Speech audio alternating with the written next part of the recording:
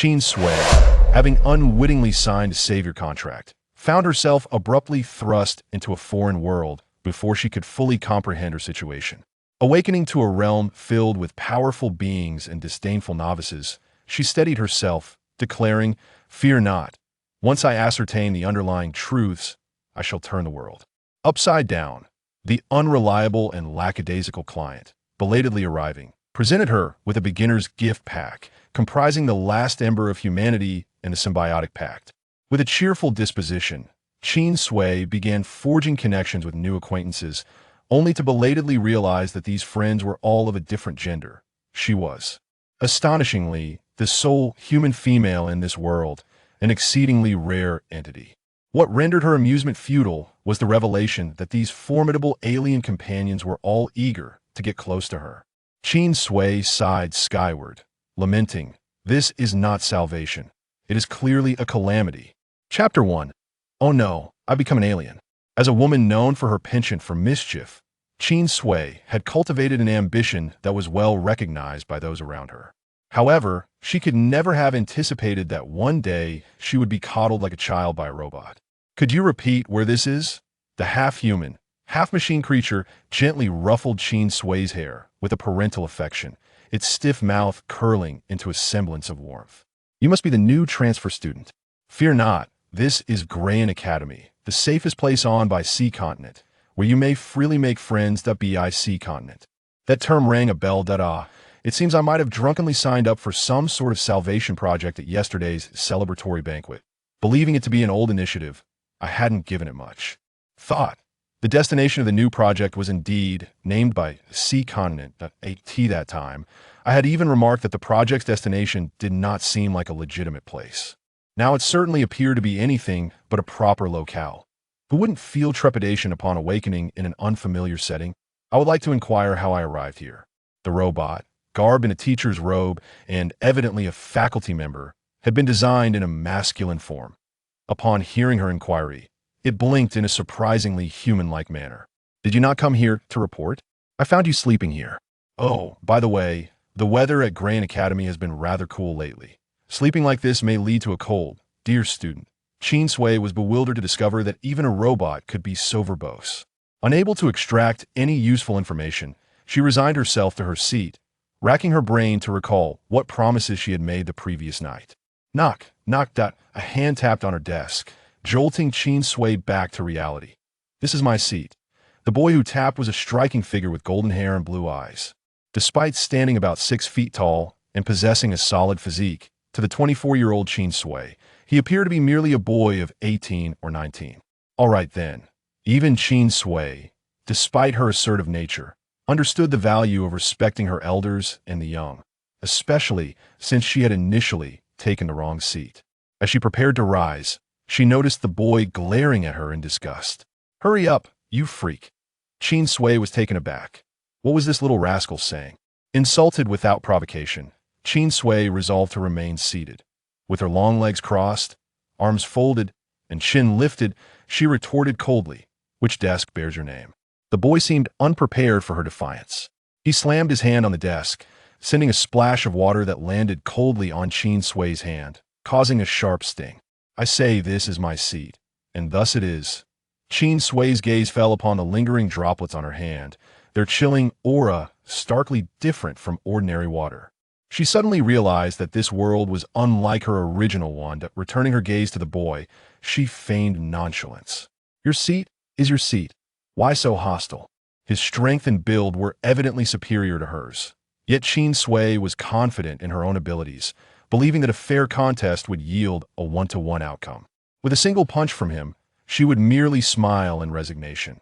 When one finds themselves at a disadvantage without absolute superiority over the opponent, humility becomes the best retreat.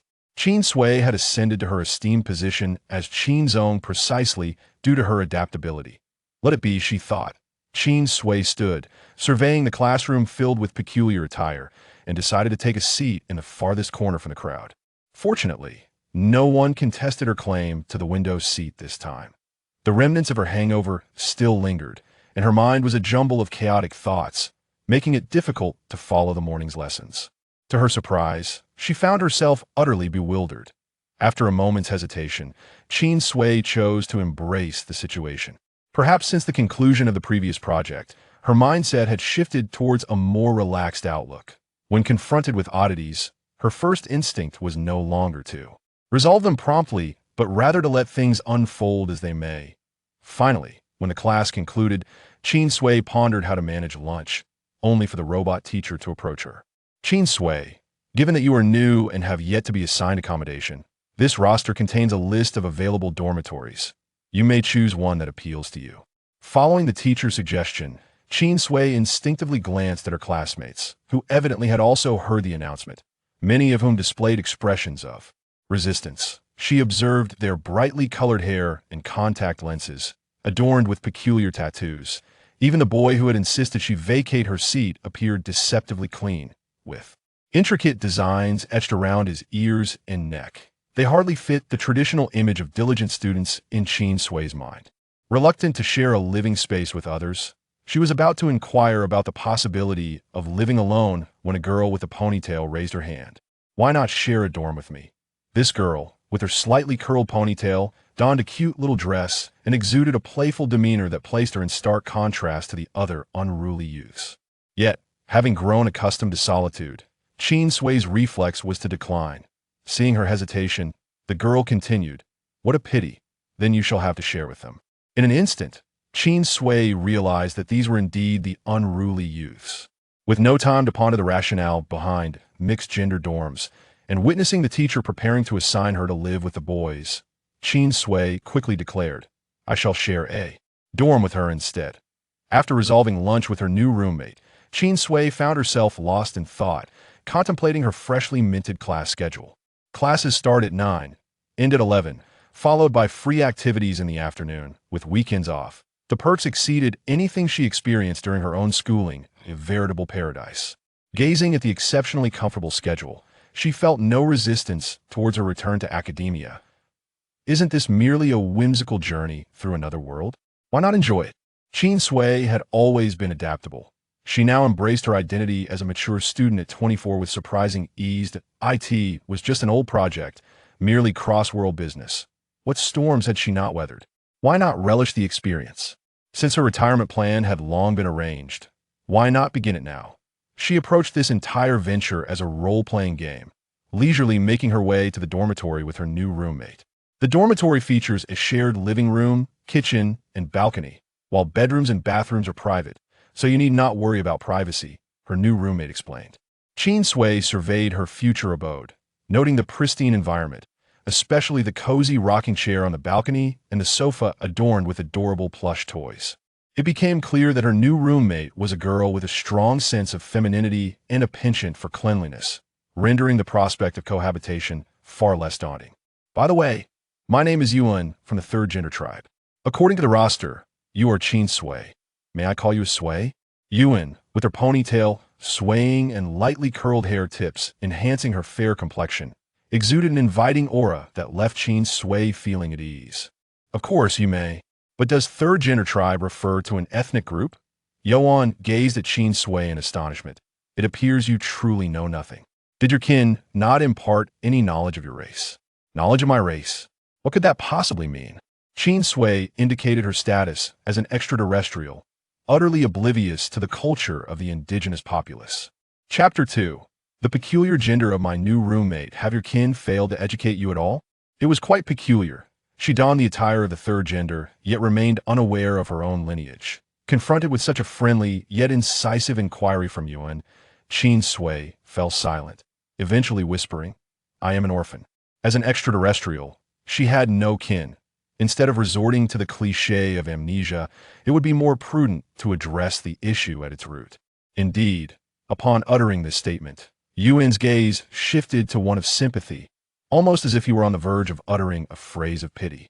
Qin Sui, maintaining her facade as a homeless orphan devoid of parental figures, feared being asked a question to which she could not respond. Since that is the case, allow me to familiarize you with the academy this afternoon. Yuan's suggestion was fortuitous, aligning perfectly with Qin Sui's desires. That sounds splendid. I'm truly grateful to you. Your tone resembles that of the elderly instructors, Yuan remarked, unzipping her skirt.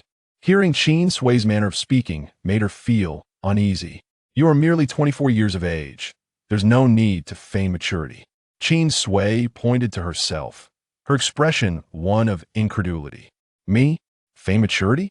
Such a statement was an unprecedented experience for Qin Sui. Yuan nodded nonchalantly. Your steps are heavy, and your physical condition and muscular development fall far below the standards expected of an adult. Judging by the Academy's graduation criteria, with your physique.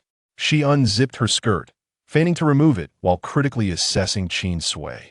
Even giving you 5 years, graduation would still be a challenge. You're merely a physiologically mature young girl. Emphasizing the term physiologically mature, Yuan let out a dramatic sigh. Qin Sui. On her first day in this new world, she was not only treated like a child but also labeled as an academic underachiever.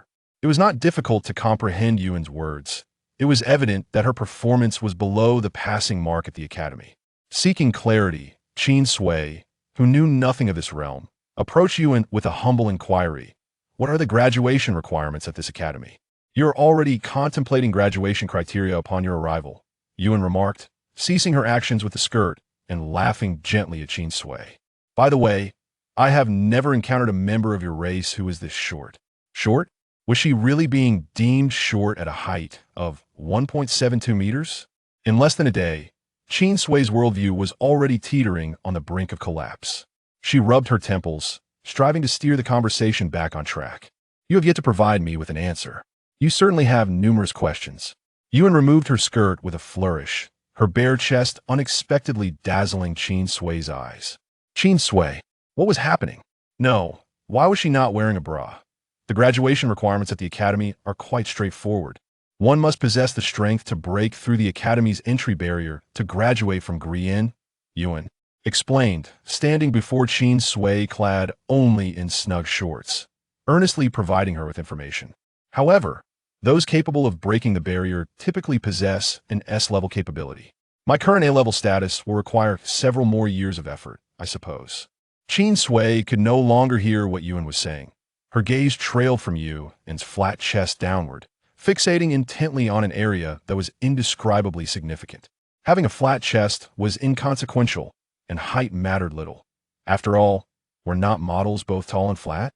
She had assumed Yuan was a long-legged model, only to discover that this individual was a cross-dressing master. Qin Sui's mind erupted in a cacophony of realization. Wait, this person was male. Her body reacted faster than her brain, and without a moment's thought, she delivered a swift kick to that area. Ack! Yuan collapsed her knees, quite literally. After delivering the blow, Qin Sui remained momentarily stunned, her gaze fixed on the crumpled figure of Yuan. This boy, with his curly ponytail, wore an expression of pain as he timidly raised his eyes to Qin Sui. Why did you kick me? No matter how robust one might be, they could not withstand such an unexpected assault. After a considerable pause, Yuan finally recovered from the pain and attempted to grab Qin Sui, but she deftly evaded his grasp. Do not touch me. Why did you not inform me that you are male? Is there any other gender here? Yuan posed a profound question. Aren't we all of the same gender? As for being so harsh, had Qin Sui's presence not felt exceedingly fragile, Yuan would have had no qualms about resisting her. Otherwise, upon her collapse, he would have been pleading for her not to perish. Qin Sui took a deep breath. No, I am female. Are you aware of the distinctions between the sexes? Yuan opened his mouth, intending to rise and speak, only to be met with Qin Sui's discarded skirt being tossed over him. He heard her cold voice declare, "Cover up." Yuan silently complied, draping the fabric over himself. I understand that the third gender does have distinctions between male and female, but in reality, when clothing is removed, everyone is the same. What is there to be ashamed of? Qin Sui grasped the implication. It seemed that within Yuan's third gender, the distinctions were only observed when donning female attire. Qin Sui's worldview was on the verge of disintegration. She exerted effort to maintain her composure. What do you mean by everyone being the same? They were not the same. Yuan muttered, females have been extinct since ancient times. What?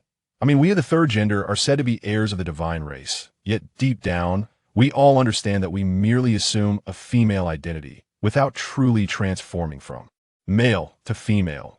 Yuan raised his voice, thus the Ling race mocks us as transgenders, and sometimes even derides us as a different gender. Qin Sui could scarcely believe her ears, but she grasped the crux of the matter. Are you saying that there are no true females in this world? Yuan nodded. At that moment, Qin Sui's worldview shattered completely. Sui, why have you fainted? I did not lay a hand on you. When Qin Sui awoke, the sun had already dipped below the horizon.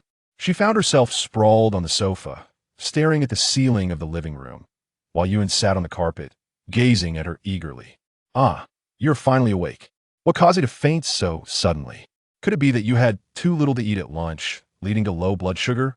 Recalling that Qin Sui had consumed less than half of her own meal, Yuan contemplated the possibility of low blood sugar. Qin Sui silently observed him, resting her chin in thought. To be frank, Yuan's features were exquisite, his youthful visage adorned with plump, rosy lips, and his slightly curled golden hair exuded a lazy charm. Clad in a light pink dress, he stood out in a crowd, resembling a delightful peach cake, leaving no one to suspect the astonishing secret concealed beneath the fabric. Qin Sui had learned the hard way to trust her judgment less. Upon awakening, she contemplated the possibility of changing dormitories, but the thought of her classmates, with their vibrant and eclectic styles, made Yuan's presence seem far more appealing. With her hands covered in metaphorical filth, she found herself reluctant to choose between them. Yuan, you mentioned earlier that there is only one gender in this world? Even after having heard it before, Qin Sui clung to an attitude of disbelief. The peach cake pouted his moist lips. Indeed, ever since the fall of the divine race in ancient times, the tree of life has ceased to bear female offspring. As he spoke, he regarded Qin Sui with a puzzled expression. These historical facts are generally taught by elders upon reaching maturity. How could you know nothing? Or is it that you are not from Pi C continent at all?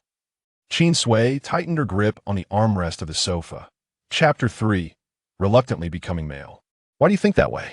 It seems no one has stipulated that one must be acquainted with such matters. Rather than self-justifying, it would be more effective to pose questions, compelling the other to validate their stance. Qin Sui was acutely aware of the adage that those not of her kin would inevitably harbor divergent hearts. Particularly, she had no intention of allowing her new roommate, whom she had met only once, to become privy to her private matters. Besides a brief moment of apprehension, she swiftly regained her usual composure. To her surprise, Yuan genuinely believed Yen Sui's words. Indeed, if you lack elders to guide you, it is only natural that you remain unaware of such things. Perhaps Yuan's age truly matched his youthful appearance, as he filled in the gaps in his flawed logic and kindly leaned closer to Qin Sui, patting her head. It's all right, it's all right. I will gradually enlighten you on these matters.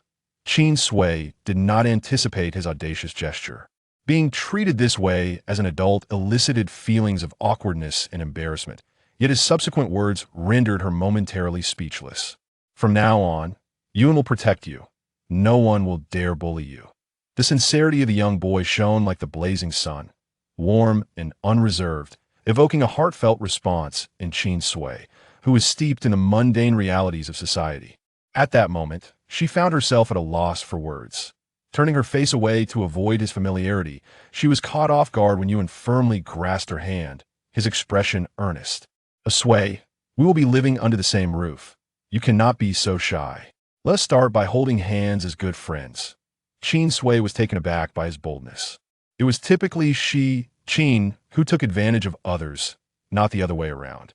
She swiftly withdrew her hand. Had you revealed your gender from the start, I would never have followed you.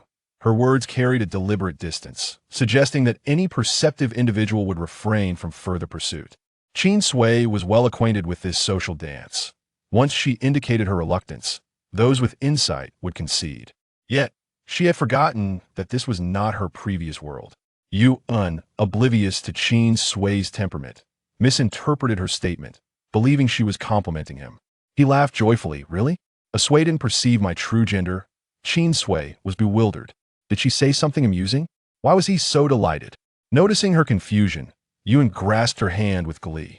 The fact that even Sui couldn't discern my true gender indicates my disguise skills are quite successful. What an absurd comparison. Qin Sui once again felt the fatigue of dealing with subordinates who failed to comprehend straightforward language. Our genders differ. Males and females cannot simply coexist. Although not particularly traditional, she had been raised in the subtly restrained culture of Huagua, and deep down, she still adhered to certain principles of propriety. She had no desire to cohabit casually with an unfamiliar man, even if Yuan appeared to be merely 18 or 19. However, her words seemed to strike a chord with Yuan, who tightened his grip on her hand, his eyes sparkling with enthusiasm. A sway. The moment he addressed her thus, Qin Sui instinctively felt wary. Yuan then displayed a sorrowful expression, his eyes glistening with unshed tears. I never imagined a Sui so devoutly believed in the oracle of the third gender, constantly, implying that she is a girl. How truly, how moving, he continued. Qin Sui thought to herself, I can't take it anymore. I am a girl. Were it not for his earlier declaration of protection that tugged at her heartstrings, she would not be here engaging in this nonsensical banter. A Sui, why are your hands so small? As Yuan continued to hold her hand to foster their bond, he noticed something amiss. Grasping her hand and comparing it to his own, which was significantly larger, he became increasingly curious. A Sui, your wrists are so slender that I feel I could fracture them with just a bit of pressure. A Sui, why do you lack muscle in your arms? You possess less muscle than I do. This will surely put you at a disadvantage in future examinations. A Sui, your bones are even finer than the smallest members of the third gender. Is it due to malnutrition in your childhood that you didn't develop well? A Sui. Qin Sui pinched his incessant mouth shut, her emotions stirred by his relentless commentary. Enough. I'm entirely different from you all. With his mouth covered, Yuan could only mumble, different from Lolly? In every conceivable way. Yuan tilted his head, pondering for a moment, then stood up from the floor and pulled Qin Sui along with him. It was then that Qin Sui noticed he had changed into a white nightgown, which was still female attire. Confused, she followed him to the dressing mirror. Standing over 1.8 meters tall, Yuan gently placed his hands on Qin Sui's shoulders, though he was cautious not to exert too much force, fearing he might cause her to faint. Having already experienced her fragility firsthand, he treated her with the utmost care, as one would handle delicate tofu. Yuan gestured for Qin Sui to look in the mirror, and as she gazed at their reflections, the disparity in their heights left her perplexed. Look, we both possess lovely faces.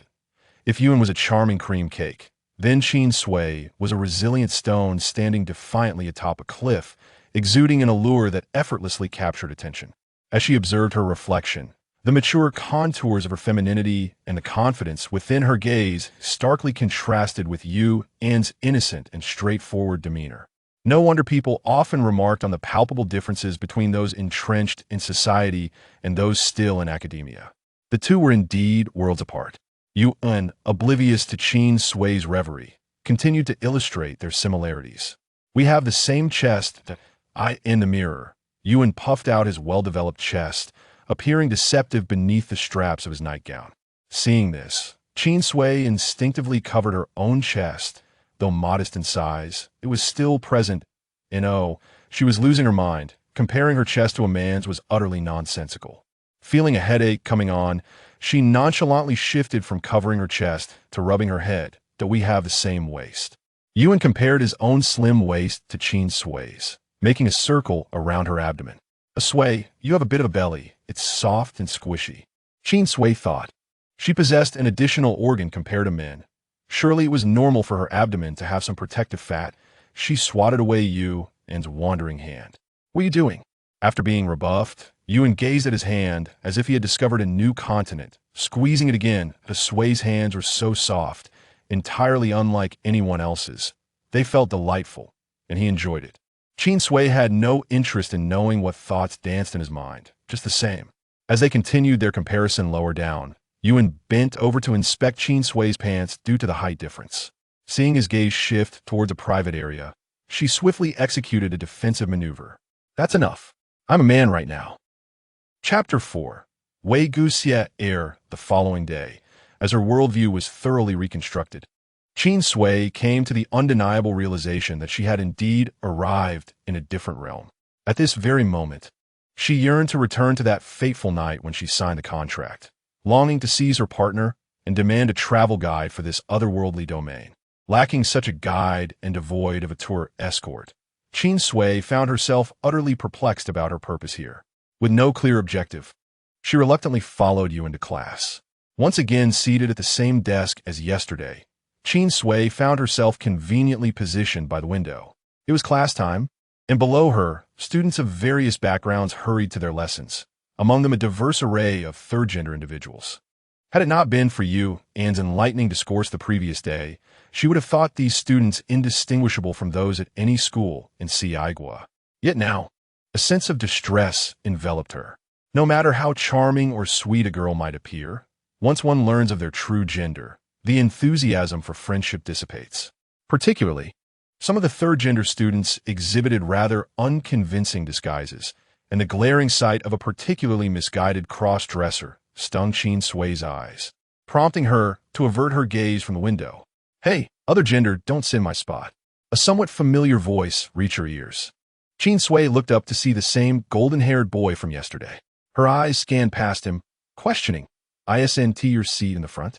The boy, with his golden locks and azure eyes, crossed his arms, asserting that while he might have wanted to rest yesterday, today was for sunbathing, and thus things were different. What an insufferable brat, Qin Sui thought. Were she of the same age, she would have slammed the table in defiance. However, at 24, she was a mature adult. What else with the attitude? Did the table write your name, or etch your family tree? She mused. Rising abruptly, she felt incensed. "You're all still calling me a child? If that's the case, then clearly I'm just ignorant." The phrase "the child is still young and doesn't understand" was one every citizen of CI was painfully familiar with.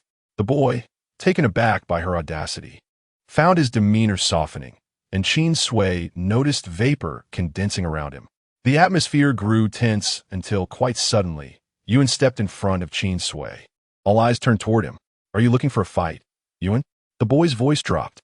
Yuan ignored the provocation and instead turned to Qin Sui. "Sui, you shouldn't speak to Wei Guxie air like that." "Why not?" In deference to you and being her roommate, Qin Sui asked, her patience wearing thin. "Because." Yuan glanced at Wei Guxie air, suddenly donning a bashful expression. "Because Wei Guxie air is someone's little sweetheart. Qin Sui, Vi Geek Xie." Furious. "Yuan, you might as well just die."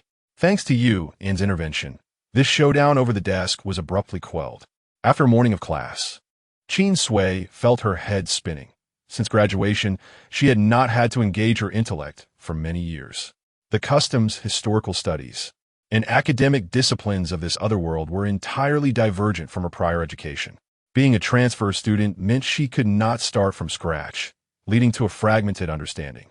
For instance, the notion that the tail of a mountain worm mixed with the dust of wind-blown grass could produce an alcoholic scent was utterly baffling to her. At last, when the bell rang, she felt an overwhelming sense of relief, akin to the joy of finally being released from school. It seemed being a student these days was no easy feat fortuitously. She had completed her studies earlier. Had she faced such challenges, graduation might have eluded her. "Sui, what do you want to eat for lunch?" Yuan inched closer to Qin Sui, his enthusiasm palpable. Had she not dodged quickly, his hand would have found its way to her arm once more. It was not a peculiar fixation. She understood his curiosity, suddenly encountering a being so unlike others. She too would have been compelled to explore the mystery. Deliberately ignoring Yuan's pitiful disappointment, Qin Sui had steeled her resolve. Her heart as hard as steel after years of hardship. "You're retreating, so anything is fine," she replied flatly. Shamefully, as a newcomer without status. Qin Sui's pockets were emptier than her face, reliant on her roommate's generosity for sustenance. Had she managed to grasp the rules of Gurue and Academy, she would have sought ways to earn her own living. "How about coriander hot pot? I've heard it's a new opening and the taste is quite good." "You decide," she encouraged, now adept at adapting to local customs. She dared to try anything unfamiliar, regardless of taste, as the experience itself was invaluable. Harai and Academy was vast, and to her eyes, the architecture reflected a harmonious blend of Eastern and Western cultures from her world. Towering castle spires stood alongside picturesque pavilions with flowing streams. The occasional cherry blossom tree shedding delicate petals, while vibrant students thrived in this nurturing environment. Spring reigned eternal here, resembling a greenhouse bonsai. Qin Sui harbored no aversion to this place. How could one dislike an environment so pleasant? As long as her living conditions were comfortable, she generally maintained a tranquil demeanor. Hey, isn't that way, Gussier? Yuan's voice brightened beside her. Before Qin Sui could catch a glimpse of the way Gussier he mentioned, she was propelled forward, moving with the swiftness of the wind. Soon, she found herself face to face with Wei Gussier at the corner of another street. Both wore expressions of indifference, save for Yuan, who fidgeted with delight. Qin Sui, maintaining her expressionless facade, raised a hand to rub her stiffened face. Having experienced Wei Gussier's water manipulation abilities and Yuan's extraordinary speed and strength, she was no fool. It was evident that many students here possessed similar capabilities. In other words, this academy was fraught with unseen dangers for her. She would need to discuss this with Yuan. She could hardly endure such speed. If it got any faster, the wind might tear her skin. Upon seeing Yuan, Wei Gussier wore an expression of palpable discomfort, wishing to escape. However, years of training compelled him to uphold politeness. Yuan, is there something you need? Yuan, shy and awkward, stammered, Wei Gussier, I made you some chocolate. I'm not sure if you like it. I don't like chocolate, Wei Gussier replied without hesitation. Then, are you tired from training?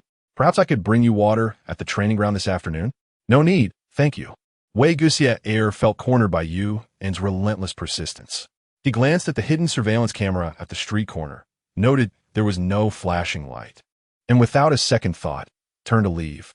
Qin Sui could even detect a hint of retreat in his posture.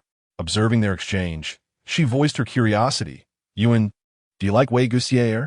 Not at all, Yuan replied, as if it were the most obvious thing in the world. Then why are you pursuing him so fervently? Chapter 5. The Marvelous Race. Why do you act this way if you don't like him? Qin Sui found it hard to fathom Yuan's behavior.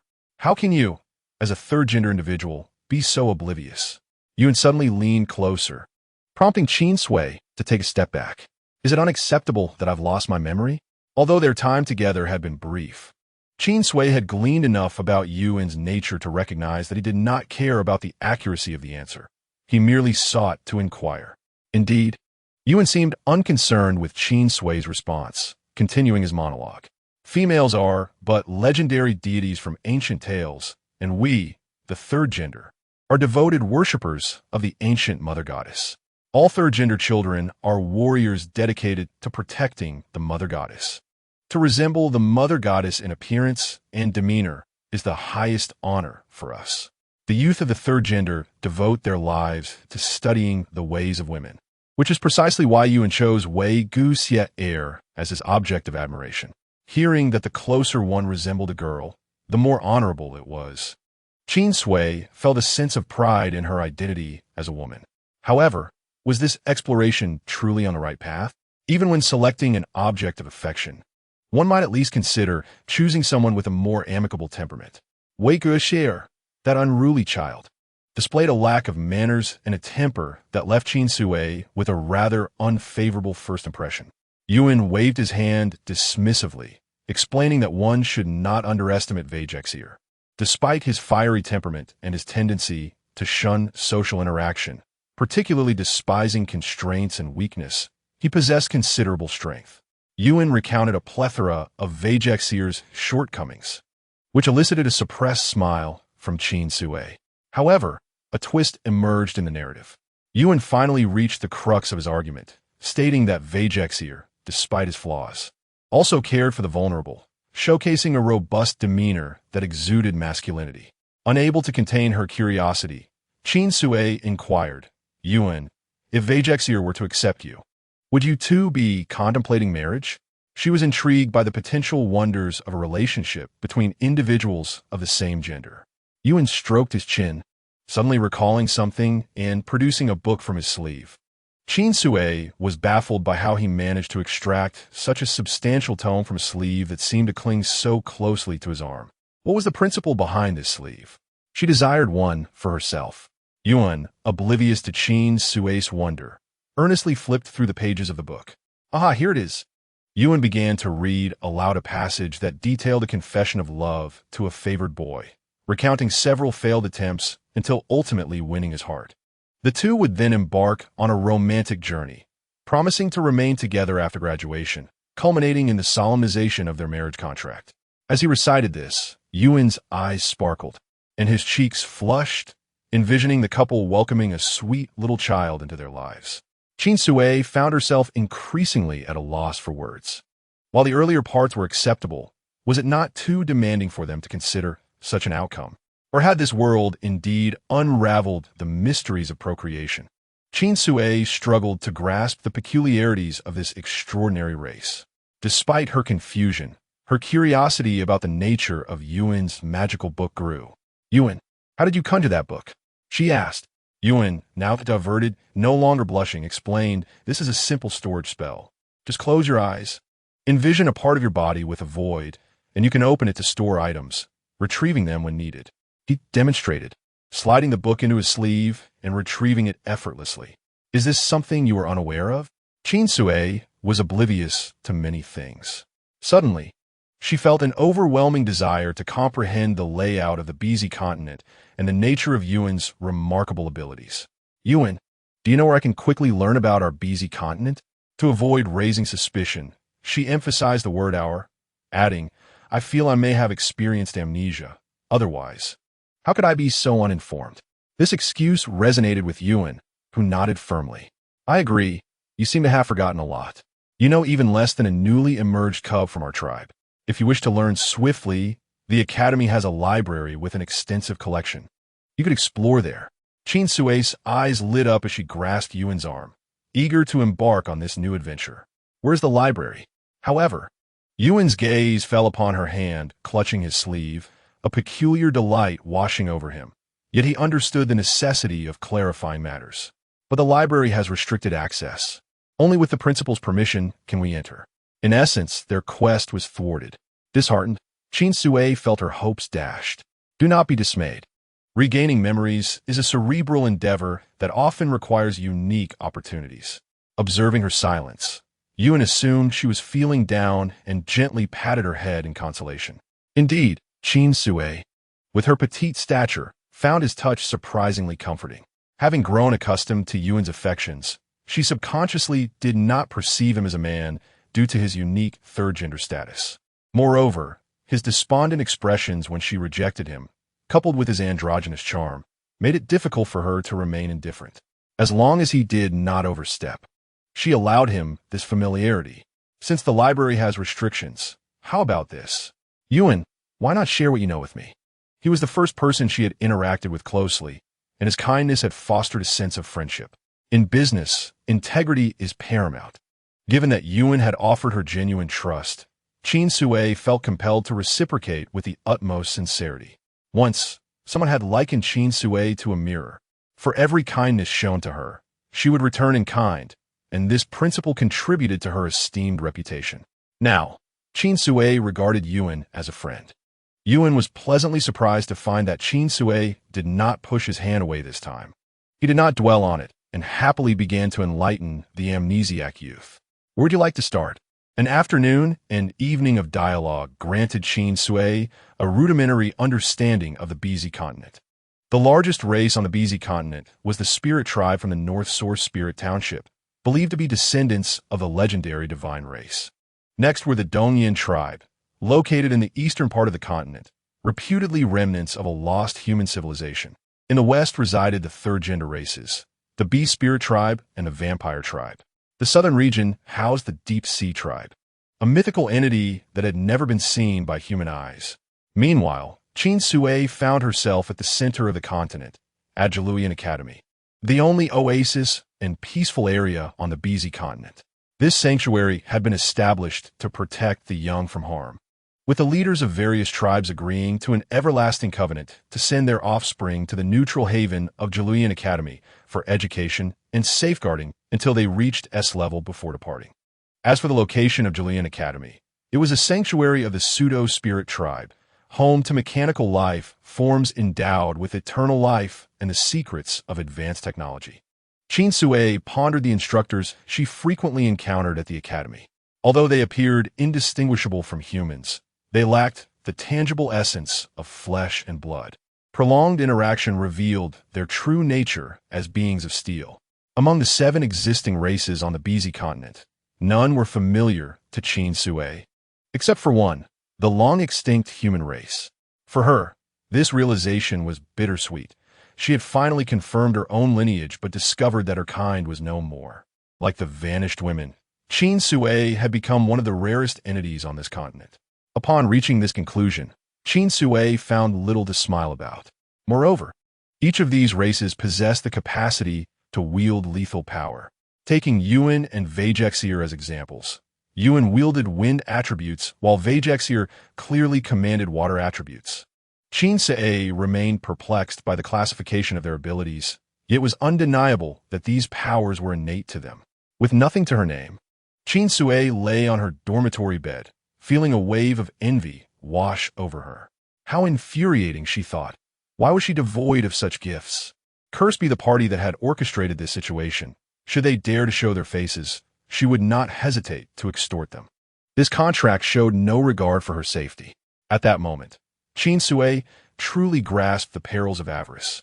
When signing the contract, she had been dazzled by the figures. But now, as she initiated the agreement, regret gnawed at her for not scrutinizing the stipulations. She admonished herself, contracts should not be signed lightly, especially considering the hierarchy among races, from the weakest E, D, C, B, A to the S level required for graduation from Jaluyan Academy. She had asked Yuan to assess her level, only to discover with dismay that she did not even qualify for the weakest E level. Yuan expressed his confusion. Qin Sui, are you really not a privileged individual? Such a weak third-gender being was truly unheard of. It is worth noting that Jaluyan's admission requirement was C level. While Qin Sui wished she were a privileged individual, the problem lay in not knowing whom she could consider as such. The disheartened Qin Sui lamented the prospect of returning to work. However, ideals may be grand, yet reality often proves to be starkly disappointing. Upon arrival, one may be filled with joy, only to ultimately discover an inability to return. Qin Sui remains oblivious to how the client managed to transport her to this alternate realm, let alone the means of returning. Gripping her troubled chest, she tossed and turned through an uneasy night. The following day, with dark circles under her eyes, Qin Sui resolved to endure the present circumstances. In light of her precarious safety, she could not afford to reveal the secret of being an exceptionally rare female human. What did you say? You want to go to the hot springs with me? In the blink of an eye, while she was intent on safeguarding her personal secret, Yuan invited her to indulge in a hot spring bath, causing Qin Sui's tone to shift. When she held the reins of power, Qin Zong exhibited calm composure. Yet now, as a fragile and helpless Qin Sui, she found it hard to maintain her poise. Regrettably, Yuan failed to grasp Qin Sui's plight. He cheerfully carried a pink bath basket and kindly prepared one for her as well. Indeed, the academy had opened its monthly hot spring baths, which promised to alleviate fatigue and enhance skin quality, especially with the accompanying level enhancement benefits that attracted many visitors. The notion that many people would attend echoed in Qin Sui's ears like a pool brimming with men. She didn't even consider it and firmly decided against going. Why? There was no reason. Yuan, puzzled by her refusal, persisted.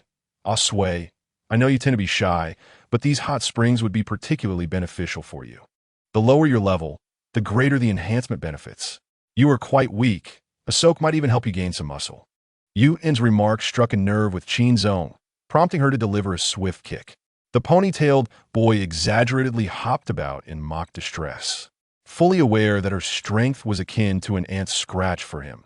Yet he feigned vulnerability, since Yuan discovered that his charm rendered Qin Sui utterly defenseless.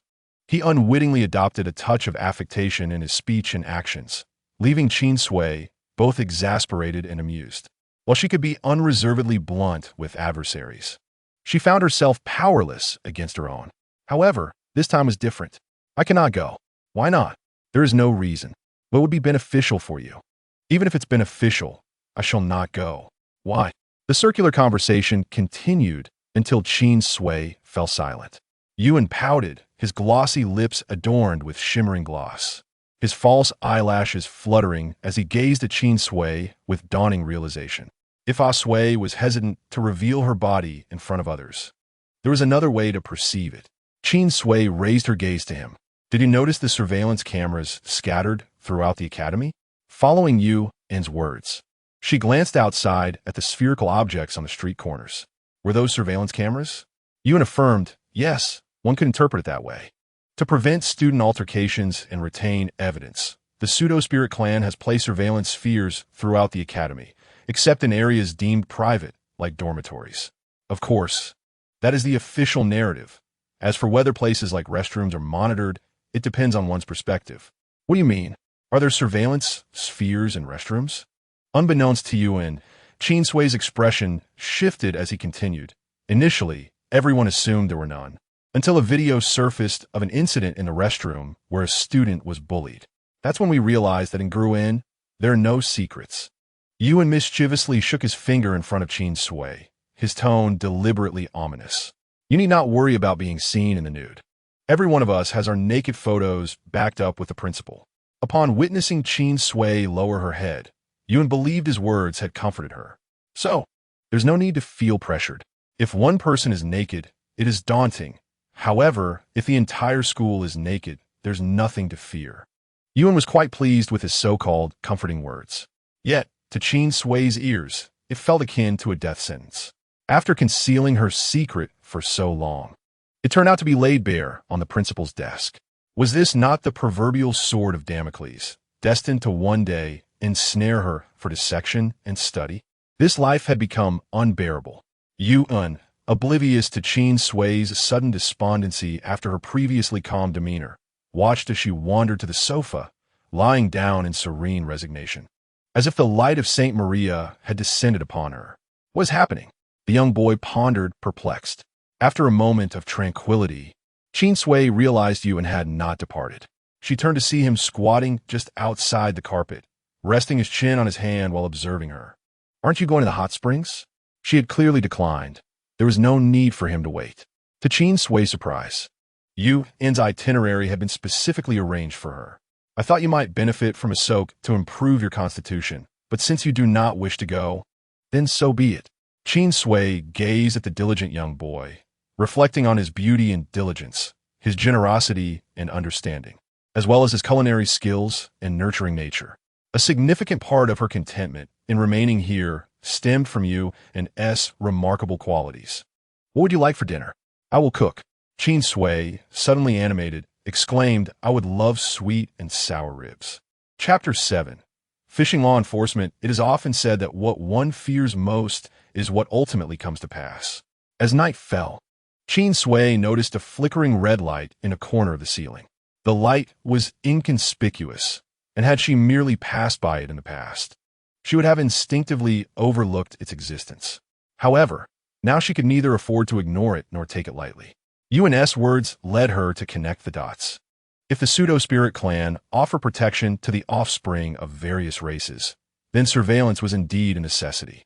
Much like the regulatory model in her world as kindergarten, surveillance not only recorded the children as play, but also served as necessary evidence to prove a teacher's innocence when required. Had Qin Sui not possessed this unique identity, surveillance would merely be an innocuous presence. But now, her circumstances dictated otherwise. Standing at the foot of her bed, Qin Sui stared intently at the pinhead-sized surveillance camera for an extended period. Then, as if unconcerned, she grabbed a towel and entered the bathroom. Unlike before when she had stripped down to wash without a second thought, now she scrutinized her surroundings, finding nothing amiss. She knew all too well that surveillance must exist here as well. In Guruan, surveillance was omnipresent. After witnessing the extraordinary capabilities of Yuan and his companions, Qin Sui had come to accept this truth. Yet, to live perpetually under such scrutiny, especially with her privacy laid bare, was something Qin Sui could not tolerate. She needed to identify those managing the surveillance, to discover the master of this academy. She could not afford to have her uniqueness exposed while she remained vulnerable. That would undoubtedly spell trouble for Qin Sui. Qin Zong abhorred trouble. Gazing at her reflection in the bathroom mirror, she unbuttoned her shirt one by one, methodically peeling away her clothing. Yuan's dormitory was quite comfortable especially the attached bathroom that boasted a bathtub. Initially, Qin Sui had only taken showers to cleanse herself. But that night, she immersed herself in the tub. The slightly warm water enveloped her body, caressing her feminine curves inch by inch. Her fingertips slick with moisture as they brushed against her soft chest. The steam rose, and the room quickly became enveloped in mist. In an unseen corner, this scene was meticulously recorded. The next day dawned bright and clear, the sky a canvas of azure with nary a cloud in sight. A gentle breeze whispered through the warm oasis garden, as delightful as the first bite of dessert on a spring outing.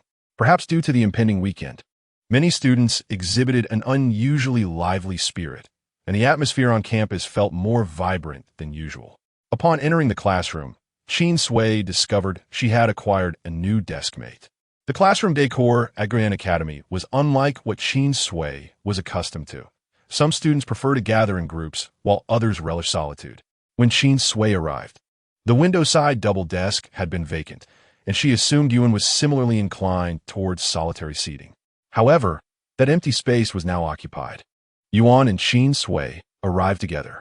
Upon seeing the individual seated next to Qin Sui, a flicker of discomfort crossed her face.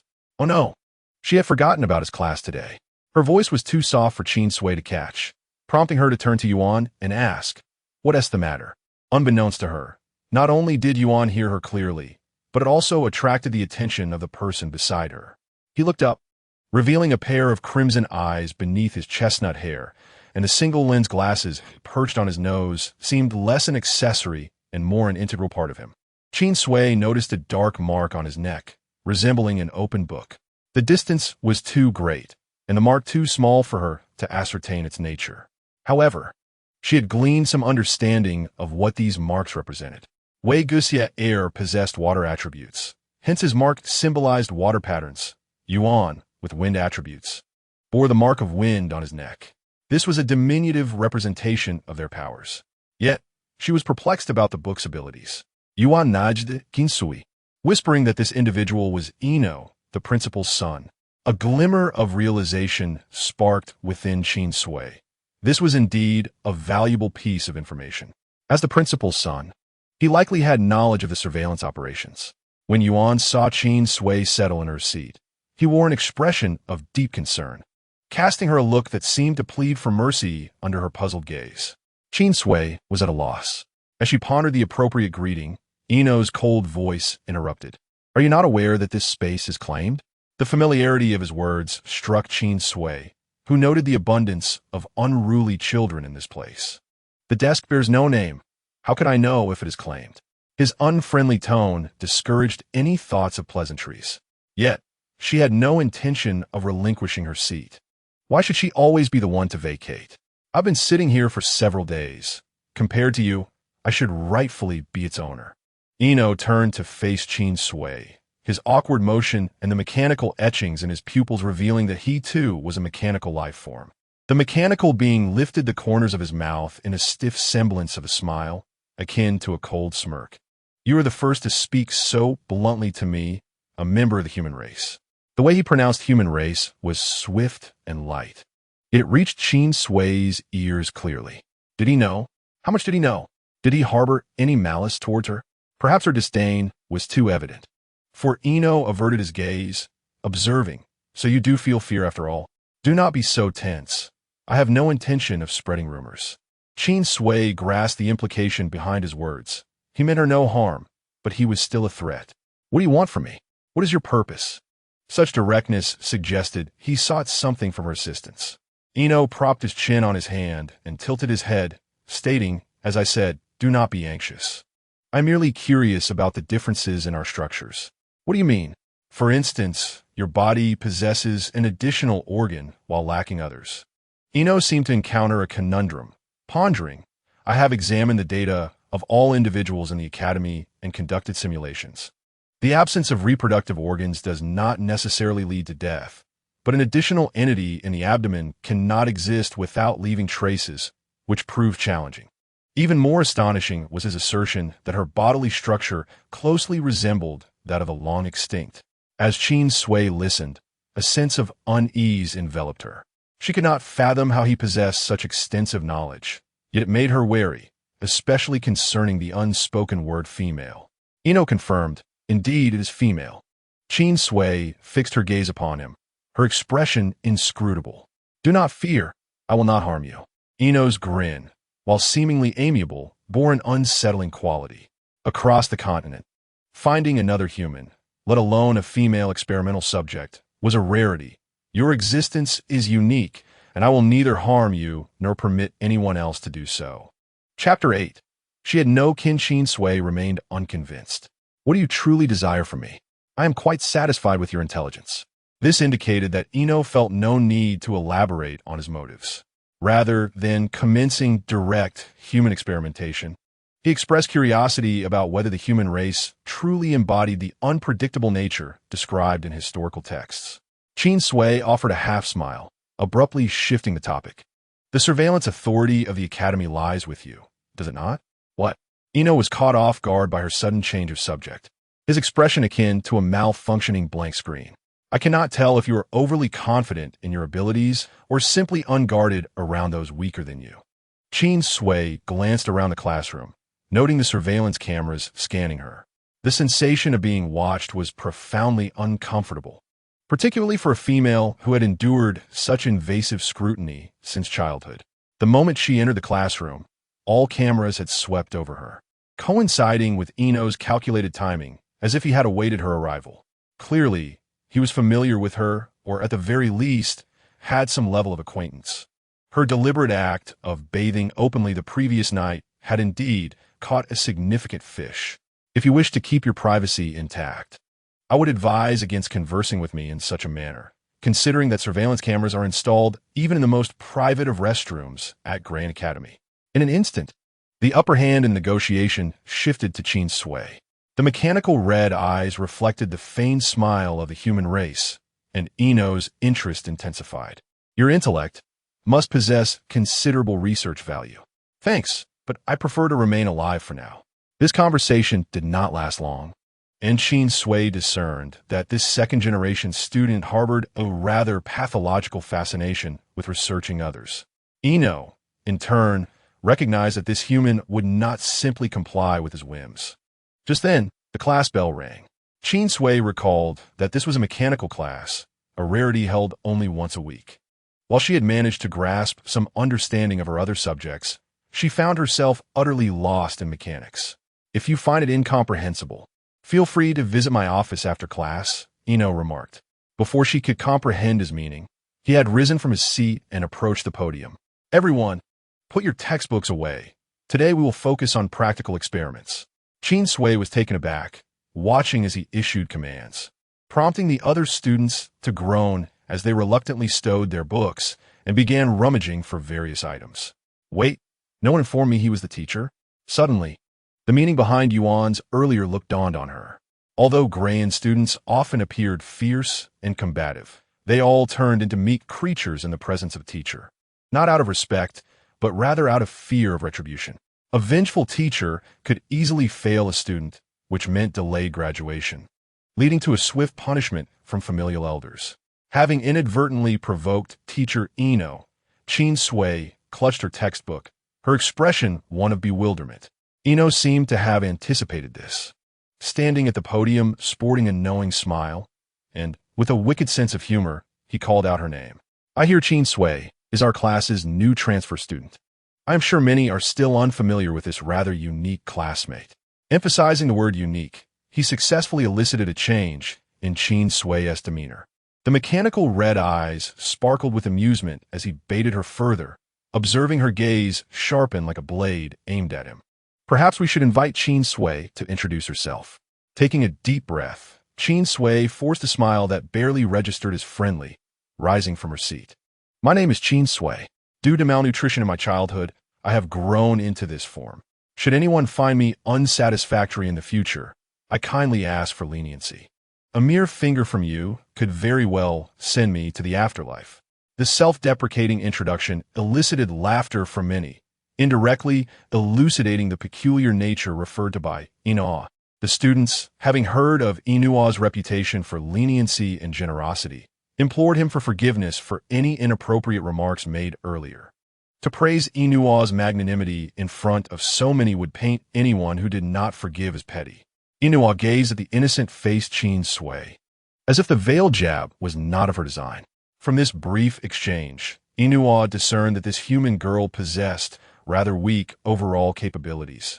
Yet her intellect was notably sharp, albeit with a tendency to hold grudges. "All right, please take your seats," he said, hastening to commence the lesson, wary of any further antics from Qin Sui. After the mechanical class concluded, Inua returned, engrossed in a book as he delved into research, utterly focused, indifferent to Qin Sui's frequent glances in his direction. Just then, Yuan approached, whispering, "Ah Sui, it seems Inua has set his sights on you. You should be cautious." Qin Sui sighed, responding, "Yuan, you ought to consume more walnuts in the future." Yuan was bewildered, realizing that speaking ill of someone in their presence was a feat only the innocent little cake could accomplish. Fortunately, Inua paid them no mind. After exchanging casual remarks, a thought struck Qin Sui. Wasn't he Inua a teacher? Why was he still here before class commenced? "Ah Sui, don't you know? Inua, like us, is a student." Yuan explained. "He is a mechanical genius whose experimental experience surpasses that of many instructors, which is why the Academy has made an exception for him to serve as a mentor." Understanding dawned on Qin Sui, and she ceased her inquiries. After a few more idle exchanges with Yuan, the lesson began. The curriculum at Grand Academy was vast, with scarcely any repetition week to week, making it challenging for Qin Sui, who was starting anew, to assimilate everything, especially given the limited instructional time that relied heavily on student-driven exploration. Initially, her inability to comprehend the lectures and the cultural disparities between the two worlds caused her considerable anxiety. Even Yuan's patient breakdown of concepts could barely assuage her unease. This world was entirely foreign to Qin Sui. Despite the temporary safety of the Academy, the unfamiliar culture, significant physical differences, and unheard-of hierarchies constantly reminded her of her vulnerability.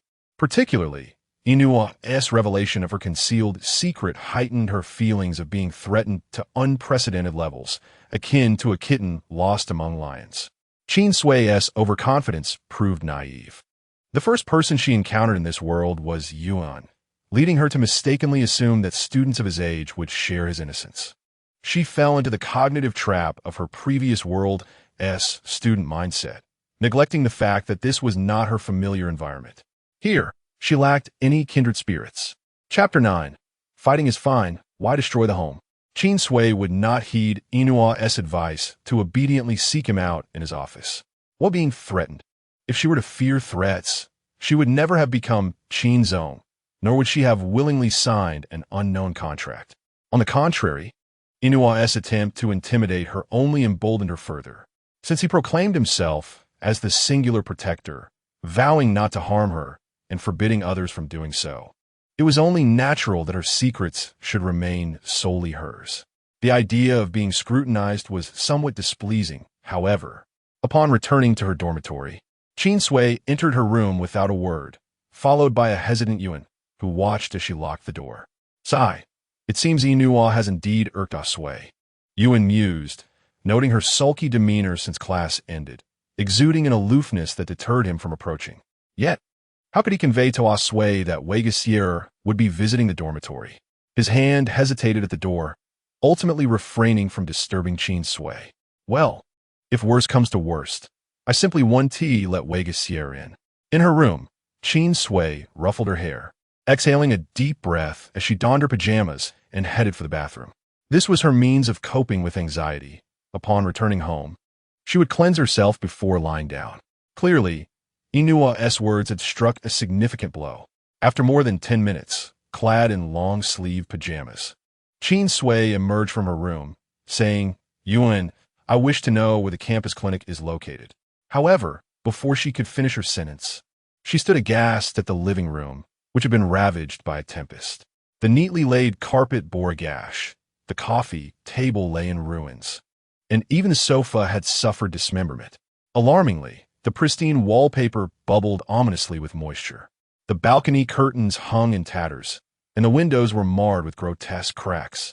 All her beloved figurines were shredded, their stuffing scattered in the air, as if a storm had violently invaded her sanctuary. The culprits, Yuan and Wei Sierra, had taken their skirmish from indoors to outside the window. Furrowing her brows, Qin Sui was about to inquire what had transpired when two contrasting voices rang in her ears, instructing her to take cover. Dodge! Sui, be careful! Was she to dodge? Qin Sui was bewildered and had no time to ponder. Almost simultaneously, a fierce gust of wind, laden with shards of glass, barreled toward her. With such brief notice, there was no way she could evade it. As she watched the whirlwind, akin to a condensed tornado, preparing to engulf her, both outside figures ceased their tussle and turned their gazes toward her. Sui, don't freeze. Just get out of the way, Yuan shouted, cupping his hands to amplify his voice toward her. Wei Sierra, noticing the rigidity of the figure within, questioned Yuan. Was her level? Surely, she can't be unable to avoid such minor harm? Upon hearing this, Yuan's expression stiffened. Sui hasn't even reached E-level. Panic surged through him as he realized he had mistakenly assessed her capabilities through the lens of a peer, forgetting entirely that she was an utterly inexperienced novice. Not even E-level? Wei Sierra's incredulity was palpable. How did she even meet Grand's admissions criteria? There was no time for Yuan to respond, for he watched in horror as his unleashed tornado completely ensnared Qin Sui. In the blink of an eye, the wind mercilessly tore through her fragile flesh, ripping her apart along with her skin. The sound of her disintegration seemed inaudible yet deafening, and Yuan's heart sank as he witnessed her body exposed to the elements. Soon stained crimson, like the blooms of hell as flowers blossoming in fervor. Yuan's gaze became blank. Wei Sierra shoved him forcefully, exclaiming, "What are you dawdling for? Save her!" With urgency, Yuan dashed into the room, but upon seeing Qin Sui, drenched in blood and unconscious from the pain, he found himself at a loss for what to do. Sui, why are you different from the others? Wei Sierra took in Qin Sui's appearance, surprised by her unique physicality, but more pressing was the need to save her. Observing Yuan frozen in place, Wei Sierra resolved to take action himself, lifting her to carry her to the campus clinic. However, once he made contact with her, the slick sensation sent chills down his spine, especially as he felt the familiar warmth of blood soaking through his fingers. In that moment, he realized that the person he held was unlike any patient he had ever encountered. With no time to contemplate further, Wei Sierra scooped up Qin Sui and, without a second thought, leaped toward the window. Yet, in the next instant, Inua appeared abruptly, delivering a powerful kick that sent him crashing back inside. Qin Sui fell into Inua's embrace. Due to the rapidity of his arrival, Inua's form had not fully coalesced, and a multitude of fragmented data whirled around him, until he finally solidified. A blanket descended upon Qin Sui as she lay cradled in his arms. Wei Sierra was taken aback by the unexpected presence of someone at such a moment. Unprepared, he was struck hard and now knelt half-heartedly indoors, clutching his chest and gazing intently at the figure of Inua hovering outside the window. What do you mean? Yuan finally comprehended the situation. Observing Qin Sui in Inua's arms, he swiftly exclaimed, "Inua, regardless of any past grievances, we must immediately take Azui to the school hospital. Her vital signs are rapidly deteriorating." "You needn't remind me," Inua replied, the reflection of his glasses shimmering with virtual data generated at an imperceptible speed. He was acutely aware of her current physical condition. The surveillance of all Grin Academy was under his watchful eye. The moment Qin Sui was injured, Inua had already detected it. Regrettably, the delay in his arrival had cost precious time for rescue. "You have harmed my rare experimental subject. I will deal with you later." With that, Inua turned and vanished with Qin Sui. Damn Inua. Not only does he recklessly pursue experimental subjects, but now he has set his sights on Azui. Yuan felt a surge of anger. Setting aside any personal vendetta against Wei Sierra, he hastened after Inua's departing figure. Left behind, Wei Sierra surveyed the chaotic scene. More precisely, the bloodstains left by Qin Sui. He had no doubt that Yuan's attack was genuinely intended to kill him. An A-grade full-force strike was something he would not dare to receive lightly, let alone the defenseless Qin Sui, who bore the brunt of it. He hoped fervently that Qin Sui was fortunate enough to receive timely medical attention. As he inhaled deeply, a peculiar scent wafted through the dormitory, neither distinctly fragrant nor unpleasant, but unique enough to pinpoint its source: Qin Sui's blood. Chapter 10. Why is Azhui different from us? Wei Guxie crouched beside the bloodstain left by Qin Sui, dipped his fingers into it, and brought them to his nose. The indescribable aroma instantly intensified in his nostrils, inexplicably enticing him to greedily savor it. Suddenly, a splash erupted, washing away the blood from his fingertips and blurring the human-shaped bloodstain. The scent seemed to grow even more potent as the blood mingled with the water. Tempted by this aroma, Wei Guxie felt momentarily dazed. Shaking his head vigorously, he retreated step by step until he reached the floor-to-ceiling window. As fresh air filled his lungs, his vision cleared slightly. His gaze remained fixed on the bloodstains, his expression shifting between troubled and contemplative. There was something amiss with Qin Sui's blood. No, there was something fundamentally wrong with Qin Sui herself. He needed to alert Yuan and Inua to the peculiarities of her blood. Turning away, he cast one last glance at the bloodstains before swiftly departing.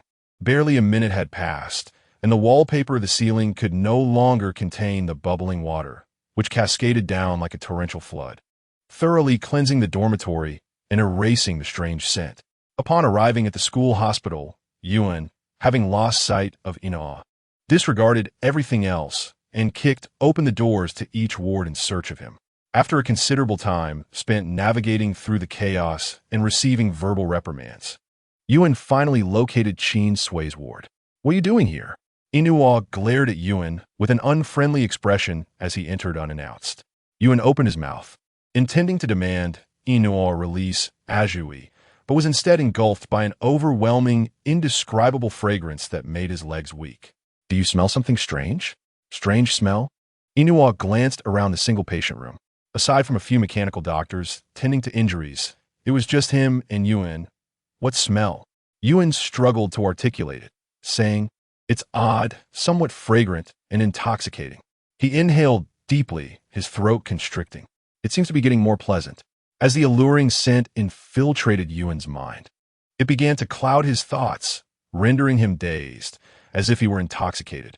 Inua observed the growing haze in Yuan's eyes, akin to someone who had overindulged. He glanced at the surveillance camera on the wall, which turned but yielded no insights. He could not comprehend Yuan's peculiar symptoms. "What is wrong with you? So delightful, so fragrant." Yuan's gaze grew vacant as he breathed deeply, unconsciously moving closer to the source of the enticing aroma. Inua quickly realized that he was heading towards Qin Sui's bedside. In a swift motion, Inua positioned himself before the bed. "If you take another step, I will sever your foot."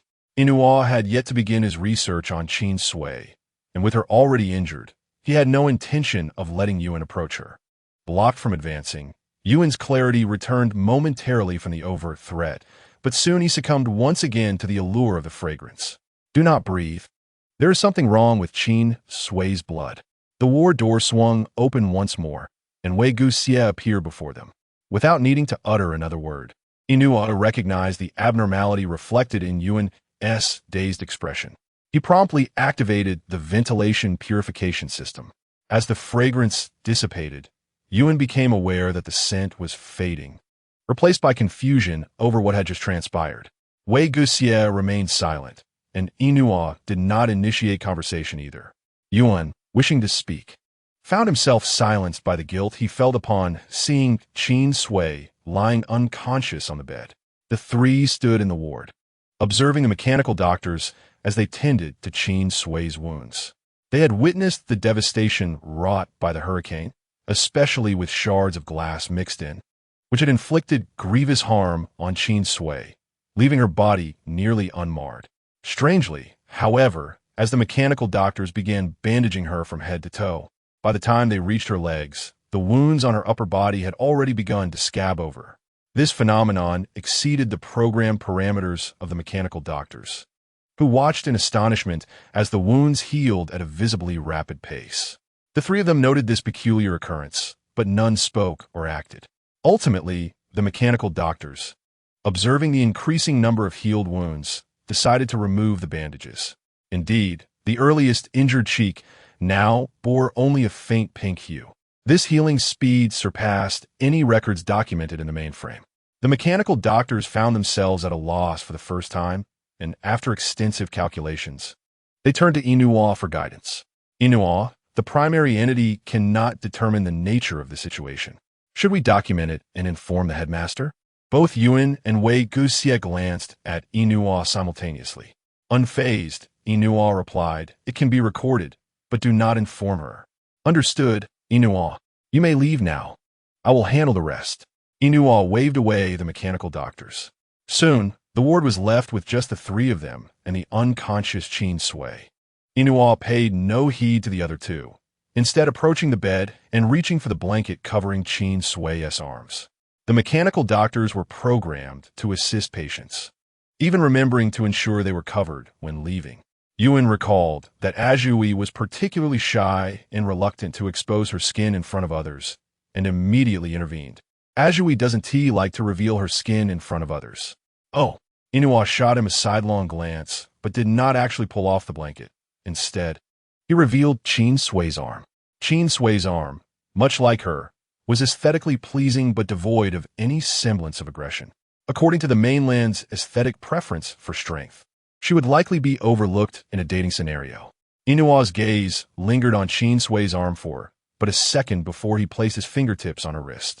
A cerulean luminescence erupted from Inua's fingertips, slowly flowing into Qin Sui's body through her veins.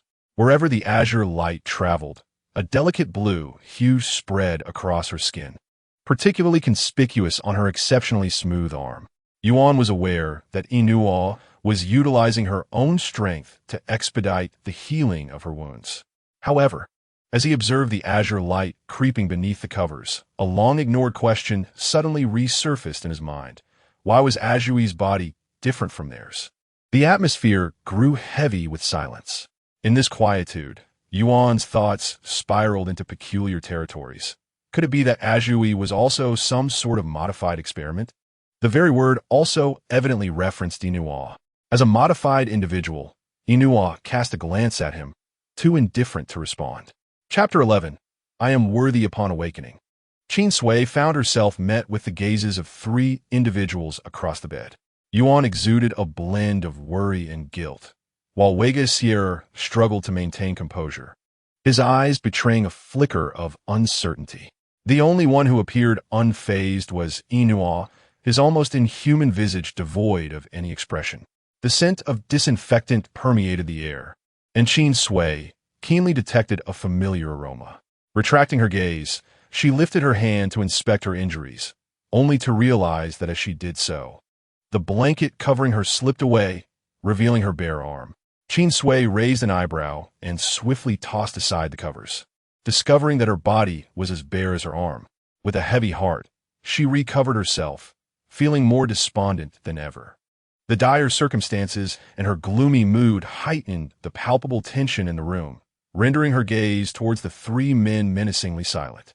The atmosphere thickened, as if the very air had solidified. Unable to endure the oppressive silence, Yuan, still clad in his cake-like attire and wearing a pair of small-heeled shoes, hurried over to Qin Sui. He instinctively reached out to her, but before he could grasp her hand, she withdrew, clearly indicating her desire to avoid contact. Taken aback by her reaction, Yuan's hand hovered awkwardly in the air, leaving him at a loss for how to respond. His gaze fell upon her expression, only to find a wariness reflected in Ajui's eyes. His expression froze. Did Ajui harbor disdain for him? Since everything seems fine, I shall take my leave, Wei Guxie remarked, observing that the injured party was unscathed and opting not to waste any more time in this place. Stop, Qin Sui interjected. She turned to Wei Guxie, asking, "What did you see? Was it her special blood or her unique identity? Or perhaps both?" Qin Sui had believed that nothing in this world could stir her emotions. Even when thrust into another realm, her curiosity overshadowed her fear, for she understood her worth and believed herself to be a guest of honor wherever she went. Yet now, The unexpected turns of events compelled her to recalibrate her perspective on this world, which surpassed her understanding. Her past experiences proved futile here, and she realized that her reliance on past successes had led her into a fatal error. She had overlooked the fact that every individual here could easily extinguish her existence. She contemplated the necessity of seeking refuge. As she scrutinized the three individuals in the room, she noted the expressions etched upon their faces. Upon hearing her question, Wei Gisier halted in his tracks. Yuan instinctively glanced at her exposed arm, while Inua's expression took on a hint of amusement. She reiterated, "What did you see?" "Azhui, it does not matter that you are different. Inua is also a modified individual, yet look how he manages to endure." Though Azhui generally maintained a low profile, she had never appeared so tense and guarded. Yuan sensed her anxiety and wished to alleviate her fear. After all, it was a rare delight to have a particularly likable roommate. If he inadvertently caused Azhui to shun him, he would have nowhere to lament. Having been overshadowed, Inua scrutinized Yuan for several seconds before shifting his gaze back to Qin Sui, ultimately remaining silent. Wei Gisier, hearing Yuan's words, turned around, questioning why such tension existed simply due to the fact of being modified. Modified? A plethora of conspiracy theories flooded Qin Sui's mind, momentarily leaving her in a stupor. Had they not recognized her as a woman? And had she unwittingly constructed a narrative around modified individuals? At a loss for words, her peripheral vision caught sight of Inua, who appeared to be massaging his temples, seemingly at a loss for words regarding this absurd outcome. Adjusting the blanket that had slipped, Qin Sui turned to Yuan, asking, "Do you have any spare clothing? I do not wish to speak to you while unclothed." Yuan, noticing that Qin Sui had relaxed her defenses, perked up, exclaiming, "Yes. I have purchased many beautiful dresses. Which one does Azhui fancy?" "Anyone will suffice," replied Qin Sui, adding, "And please turn your backs." Initially intending to have them leave the room, she reconsidered, recognizing that Inua's watchful eyes were everywhere. Thus, she opted for them to turn away, treating it as a ruse to shield herself from embarrassment. Surely, it was preferable to changing in front of three men. Why? Upon hearing her tone, Qin Sui knew Yuan was beginning to question her reasoning yet again. Perhaps it was due to the fact that their secrets were already exposed. She felt no need to conceal anything further. "Yuan, I am a girl. There is a distinction between genders." Yuan blinked, seemingly puzzled. "I understand that there are differences between men and women, but what does that have to do with us turning away?" With a sigh, Qin Sui clarified, "Yuan, I am not a modified individual. I was born this way. I am a woman of the human race, a lineage thought to have vanished from your historical records." Yuan was taken aback, his eyes widening in disbelief. "What? You are a woman?" Wei Gisier also turned abruptly, startled by this revelation, his tousled golden hair standing on end.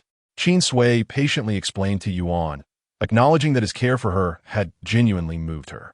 Moreover, had it not been for Yuan's innocent logic triumphing over her conspiracy theories, she would not have been able to communicate with them so calmly. As for Wei Gisier, she decided to disregard him for now. Shifting her focus to Inua, she stated, "Inua, if you wish for my cooperation, please ensure that these two understand human communication." "Is this a transaction?" Inua regarded her silently. "Indeed," Qin Sui affirmed, meeting his gaze. "I believe you understand my worth better than anyone else. Do I not deserve special treatment for my value?" Inua's mechanical red eyes surveyed her, and then a faint smile graced his lips. "Certainly. The allure of her blood and the last remaining woman of the human race. Either aspect alone warranted special consideration. Moreover, the convergence of both within a single individual was extraordinary. When Inua first encountered her through surveillance, her unique physiological structure piqued his interest. However, after their subsequent interactions, he began to appreciate her as a person. While an uncooperative experimental subject posed no hindrance to his intentions, a clever individual willing to cooperate was indeed a valuable asset. Who wouldn't cherish such a person? Chapter 12. The threat of humanity. Yuan remained oblivious to the cryptic exchange between the two, yet it did not prevent his discontent. "Hey, Inua, what are you talking about?" Azhui was free to converse with whomever she pleased, Yet the inexplicable atmosphere that had developed between Inua and Azhui vexed Yuan. After all, he was the one closest to Azhui. When had it become Inua's turn to share secrets with her? Yuan's resentment was palpable, and even more frustrating was the fact that Inuo, without so much as a greeting, seized him by the neck and forced him to turn around. Upon glancing next door, he saw Wei Guxie also being compelled to face away. Inuo, Wei Guxie's anger was cut short as a curtain suddenly descended from the ceiling, isolating them from Qin Sui. Simultaneously, Inuo's voice echoed in their ears. "Stand still. You cannot defeat me. Come on, if you have the ability. Let us see if you can actually defeat us." Yuan continued to struggle. Wei Guxie, though silent, was equally uncooperative. Inuo released his hold on the two, shaking his head, and in an instant, numerous mechanical clouds materialized, with indecipherable data flickering in the air, and soon, the two were securely confined within the mechanical clouds. Class A should obediently comply. Do not provoke the S-Class instructor carelessly. Muffled protests escaped Yuan and Wei Guxie as they glared at the audacious instructor Inuo. Just then, Qin Sui swiftly emerged from behind the curtain, prompting the trio to turn their gazes. Qin Sui's attire was always chosen for comfort, embodying a style that transcended gender and race according to the aesthetic of Pai Si de Lu. In stark contrast, Yuan preferred flamboyance. The more extravagant, the better, particularly favoring cute, frilly skirts. Thus, when the stern-faced Qin Sui donned a delightful cake-like dress, all three felt a sense of discomfort. Yuan's reaction was the most pronounced. Upon seeing Qin Sui emerge, his bindings forgotten, he excitedly exclaimed, "Ah, Sui, you look so adorable." His enthusiasm was infectious but unclear, leaving Qin Sui bewildered by his garbled words. Yuan's cherubic face, flushed with either anger or excitement, tore apart the mechanical clouds binding him, and he eagerly lunged towards Qin Sui, exclaiming, "You're just too cute." In the past, Qin Sui had always maintained a serious demeanor, and despite her beauty, her distant aura had diminished her charm. Little did they know that she unexpectedly suited such a playful dress. Yuan struggled to articulate the overwhelming joy he felt at seeing the stern yet adorably dressed Qin Sui. It was as if his heart had been grasped at that moment. "Oh, my roommate is simply too adorable. What should I do? I just want to be close to her." Oblivious to the stirrings of Yuan's heart, Qin Sui stood stiffly as Yuan clung to her, inadvertently dissipating her irritation. With a resigned sigh, Qin Sui realized that her temper, which she deemed not particularly good, was faltering in the face of Yuan's carefree demeanor. Serious matters could hardly maintain their gravity in Yuan's presence. Before Qin Sui could express her thoughts, Inuo grew impatient with Yuan's antics. He stepped forward, pulling the clingy cake away from Qin Sui, declaring, "Enough. How long will you cling to her?" Yuan scowled, retorting, "What do you care, Inuo? Sui doesn't mind. Do you think this school belongs to you?" Inuo's facade of cheerfulness concealed a chilling threat. As tensions rose, Qin Sui could no longer hold back. "Enough. Stop arguing. It's as if we're in a kindergarten debate." At times, she questioned whether she had a latent talent for teaching, as her attempts to calm the situation seemed increasingly futile. With Qin Sui's intervention, Yuan huffed and turned away, while Inuo narrowed his eyes, taking note of Qin Sui's displeased expression, choosing to ignore the childish squabble. Qin Sui had no desire to delve into the reasons behind Yuan and Wei Guxie's conflict. Her sole concern was ensuring her safety. "Inuo, can you guarantee my safety regarding our earlier transaction?" "Of course," Inuo replied. "As long as you are within this academy, anyone who harms you will be dealt with swiftly." "That may be a bit excessive," Qin Sui replied, weary of Yuan's impulsive nature and not wanting this foolish child to meet an untimely end. The terms of their agreement were straightforward. She required temporary protection, and in return, she would divulge any information he sought. Qin Sui articulated this in front of Wei Guxie and Yuan, emphasizing that her need for protection was coupled with a desire for confidentiality. "Furthermore, I hope you can keep my identity as a human female a secret." The girl in the cute cake dress smiled slightly, a juxtaposition of sweetness and danger, reminiscent of spring thawing the frost of a high mountain. Her smile, though warm, carried an unmistakable threat. After all, history recorded that humans were the most vengeful of races. As a member of the human race, I detest trouble, and I trust you do not wish for the last of our kind to perish by my hand. The nation where Qin Sui once resided treated rare flora and fauna with the utmost care. In a similar vein, she, as the last human female, demanded the treatment befitting royalty until a suitable alternative appeared. As long as Inuo remained functional, he would comply with her demands. Threatening with her very life was not a noble tactic. Yet in the face of survival, morality held little weight. Inuo glanced at Yuan and Wei Guxia, grasping Qin Sui's implication.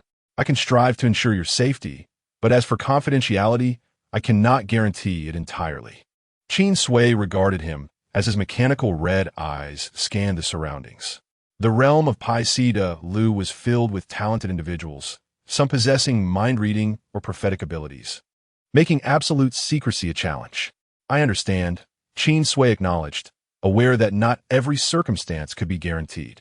She was not greedy, merely having this assurance sufficed. After all, in any transaction, risk and reward were always intertwined. Yuan, absorbing the conversation, felt overwhelmed by the information. Nevertheless, he grasped the essence of the final statement. Sui, do you not trust me? Is it because I inadvertently hurt you today that you are upset? Forgive-me, Sui. Had I known it would lead to such dire consequences, I would never have let that wind sweep by. Chapter 13. Physical fitness test. As guilt surged within him, Yuan's eyes brimmed with tears. Yet he fought to hold them back, leaving his eyes reddened. Sui, I'm so sorry. It's all my fault. You can hit me or scold me. Just please don't ignore me. It was he who had first met Qin Sui. Why should Inuo have the right to claim her? Acting as if he understood her so well? If not for his blunder, her secret would not have been revealed, drawing Inuo's attention. And she would not have needed to broker a deal with him. It was all because of him. The more he pondered, the angrier he became at himself. And a single tear slipped down his cheek. I'm sorry, Sui. It's all my fault. You can hit me. Just don't ignore me. Qin Sui found herself helpless against his tears. Yuan's sobbing was not merely crying, but a heart-wrenching display. His cherubic face exuding a pitiful charm that rendered Qin Sui unable to remain angry. In truth, while she was frustrated with Yuan's reckless behavior, she couldn't help but find his innocent side utterly endearing. After watching him for a while, she finally relented. All right, I'm not angry anymore. Please stop crying. Qin Sui succumbed to the power of the adorable, emotional Yuan. Really? Yuan's eyes, now puffy and red, sparkled with hope as he gazed at Qin Sui with his damp, pleading expression. As Qin Sui succumbed to Yuan's charm, she realized that to remain angry at such a face would be to deny her own sensibilities. Moreover, if Yuan were to leave, where could she find another virtuous Tian Luo Gunyang? A momentary display of anger would suffice. Once Yuan received the words she longed to hear, her tears ceased in an instant, and she joyfully tugged at Qin Sui's sleeve. Upon realizing that a Sui was indeed a genuine girl, he felt inexplicably hesitant to hold her hand. A Sui is truly wonderful. I will keep her secrets and protect her. Qin Sui patted his shoulder, acknowledging his understanding. After settling the two, Qin Sui turned her gaze towards Wei Guxia, although I knew disapproved of Yuan's tearful plea for understanding. He was still somewhat of an ally. It was only Wei Guxia who stood apart, hence her attention shifted to him. Naturally, Yuan was concerned about a Sui, and at that moment, he too was fixated on Wei Guxia. Under the simultaneous scrutiny of the three, Wei Guxia locked eyes with Qin Sui and suddenly spoke in a stiff tone. I want to divulge anything. Qin Sui let out a sigh of relief, expressing her gratitude. It was ideal to resolve this troublesome matter smoothly. After all, Qin Sui, laden with the burden of her unique blood, faced dire consequences if she failed to protect herself. At best, she would be relegated to research. At worst, she would become a living blood bag, suffering a fate worse than death. Should it be possible, Qin Sui had no desire for this peculiar trait coursing through her veins. The absence of inquiries was the best outcome. Wei Guxia observed her calm demeanor, seemingly catching a whiff of that special fragrance once more, and for reasons unknown. He felt an itch in his nostrils. Hey, Wei Gussier, why are you bleeding from your nose? Yuan's astonished voice echoed throughout the infirmary. As one wave of chaos subsided, another arose. Amidst the commotion, Qin Sui heard Ainu's parting words, "Come to my office when you have time." Watching Ainu's vanishing figure, she had begun to acclimate to their extraordinary abilities. She understood that her transaction with Ainu was now in effect. The course schedule for the upcoming week at Guru A, an academy, was released, and the mundane routine continued. Ever since the last transaction came into play, Qin Sui had been living a life punctuated by morning classes and afternoons spent running to Ainu's office, leading to numerous rumors. For instance, the new transfer student is so pitiable, receiving special treatment from Ainu. Or, how could the new Qin Sui not be a privileged connection? How else could one explain Ainu's individual attention? What is the new student's background that even Yuan and Wei Guxie regard her differently? As for the new Qin Sui, she was busier than ever, rising before the rooster crows and retiring later than a dog. Other than the initial few days when Ainu seemed genuinely engaged in research, the remaining time was spent either playing games or experimenting with new inventions. Qin Sui seriously suspected she had become Ainu's latest toy, currently the most fascinating novelty. Regrettably, since she initiated the transaction, she had no choice but to accompany the gentleman. Yuan, what did you say? Physical education exam? Yuan puffed out his cheeks, displeased that Qin Sui chose not to wear the dress he gifted her. Indeed, the morning class had been unexpectedly transformed into a physical education exam. But do not worry. A Sui, Yuan will assist you. Qin Sui felt a headache coming on. The last 100-kilometer physical education class had nearly exhausted her frail human form. It was only with Yuan's relentless support that she barely passed and avoided expulsion. Who would have thought the exam would come around so soon? The rigors of physical education had already tortured student Qin Sui. Now, with the non-human examination looming, anxiety gripped her heart. Since graduation, she had neglected exercise, and at this moment, the fear of the 800-meter run resurfaced. Some things would come to pass regardless of fear. Some exams could not be evaded by mere absence. Given that most individuals in this world were non-human aberrations, the grounds of Guru A, an academy, were staggeringly vast. As Qin Sui stood on the expansive field, which was 2 or 3 times larger than her expectations, she felt a familiar pang in her stomach. Everyone, warm up for 300 kilometers. The physical education instructor commanded. An entire class erupted into a frenzy. Upon hearing that number, the last student, Qin Sui, nearly fainted from disbelief. Was she truly unable to take a leave of absence? Completing that distance would either leave her dead or worse. Qin Sui felt as though time crawled painfully slow during that class. A Sui, don't be disheartened. I will accompany you. The cheerful little angel Yuan deliberately lagged behind. Jogging alongside Qin Sui. Qin Sui glanced at the instructor who was directing the dispersing students and suddenly grasped Yuan's sleeve. Yuan, could you perhaps use your wind ability to assist me? Completing 10 kilometers within half an hour was a daunting task for even the fittest humans, let alone over 100 kilometers. What could Qin Sui do but rely on Yuan's assistance? Yuan, now somewhat aware of the frailty of small humans, understood Qin Sui's concerns and readily replied, of course, a Sui. The physical education class does not restrict students from helping one another. Not only can I use wind to assist you, but I can also. As he spoke, Yuan grasped Qin Sui's wrist, and with a gentle tug, she suddenly found herself on his back. The golden-haired little angel beamed and continued, I can carry you through the 300 kilometers, you know? Qin Sui exclaimed, you should have said so earlier. You worried me for so long.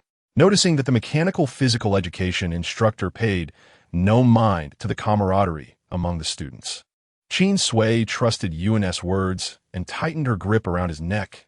Yuan, when we return, I will steal Ainu's salary to treat you to a meal. Chapter 14, Whimper. Yuan was still immersed in the joy of being in close proximity to Qin Sui when he heard those words, and his previously uplifted smile instantly faltered. After a prolonged silence without hearing a sweet response from Yuan, Qin Sui grew curious. Usually, whenever she broached similar topics, Yuan would respond with enthusiasm. Yet this time he bowed his head in silence. What's wrong, Yuan? Yuan turned to look at Qin Sui, his eyes still sparkling brightly. Nothing, Sui. Don't overthink it. Overthink? What am I overthinking? Qin Sui was baffled, unaware of Yuan's subtle retreat. Yuan himself was uncertain of his own thoughts. He simply felt a twinge of discomfort upon hearing a Sui mention I knew. After all, he was the one who had met a Sui first, and their relationship should be the closest. What was I new to him? Shoving aside his jumbled thoughts, Yuan nudged Qin Sui as Sui, hold on tight. I'm going to accelerate. By now, many students were already on their third or fourth lap, and they needed to focus on catching up, lest they fall behind and face undesirable consequences. Without hesitation, Qin Sui climbed onto his back, pressing as close as possible to minimize the risk of being blown away by Yuan's speed. Guru and Academy enjoyed a perpetual spring, so students typically donned light and convenient attire. After arriving at the academy, Yuan had discussed with his friends how, despite its shortcomings, Guru excelled in temperature control, allowing them to wear beautiful dresses without concern for the weather. However, at that moment, Yuan suddenly felt that sometimes wearing too little was not ideal, and donning a backless dress was certainly not a good idea.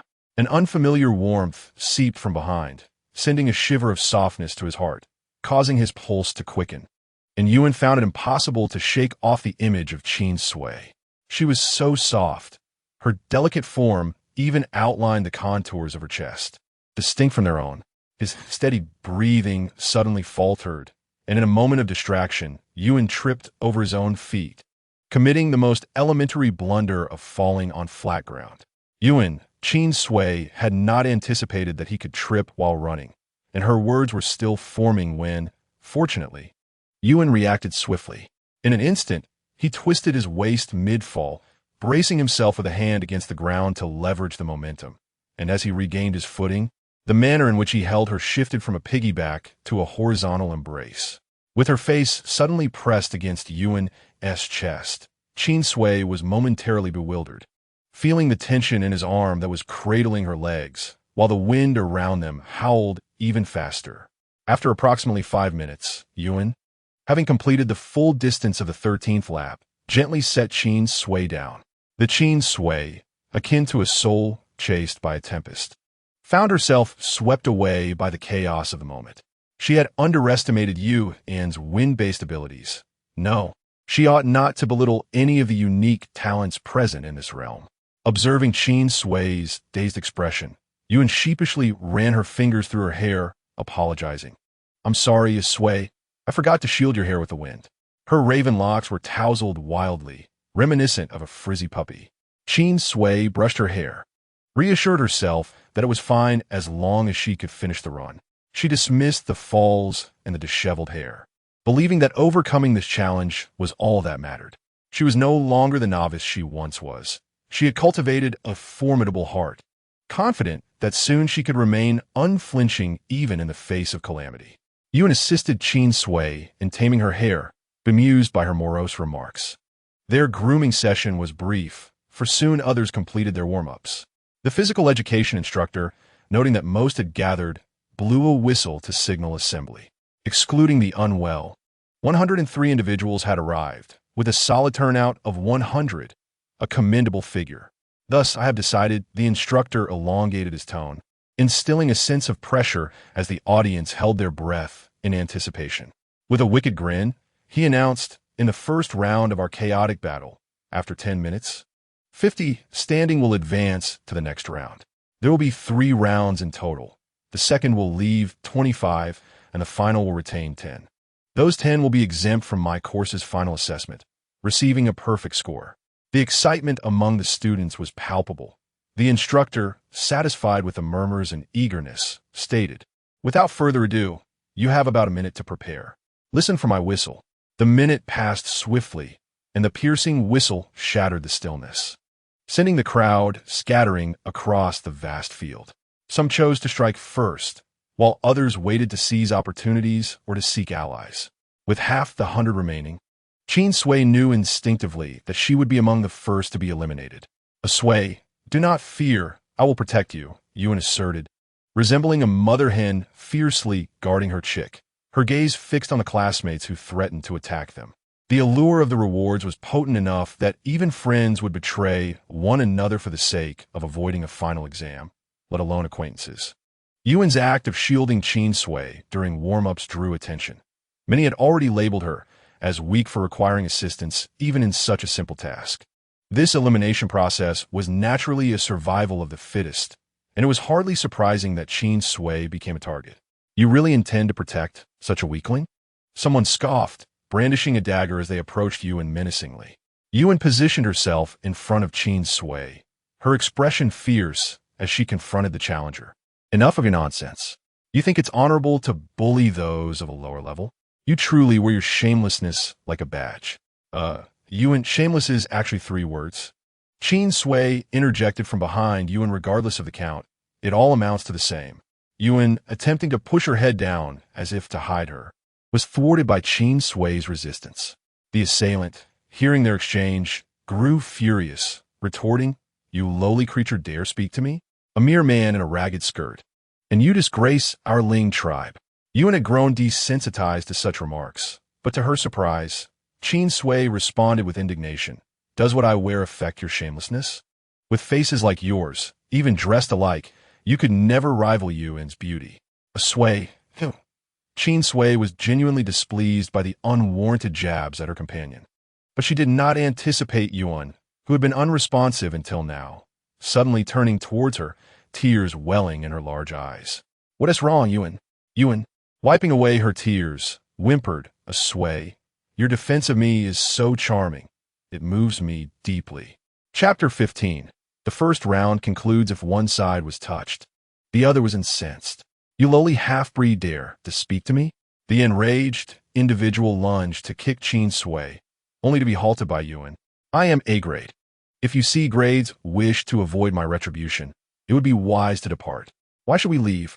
came a voice from behind Qin Sui, and Yuan, belonging to a green-haired individual wielding a feather, which he now brandished threateningly.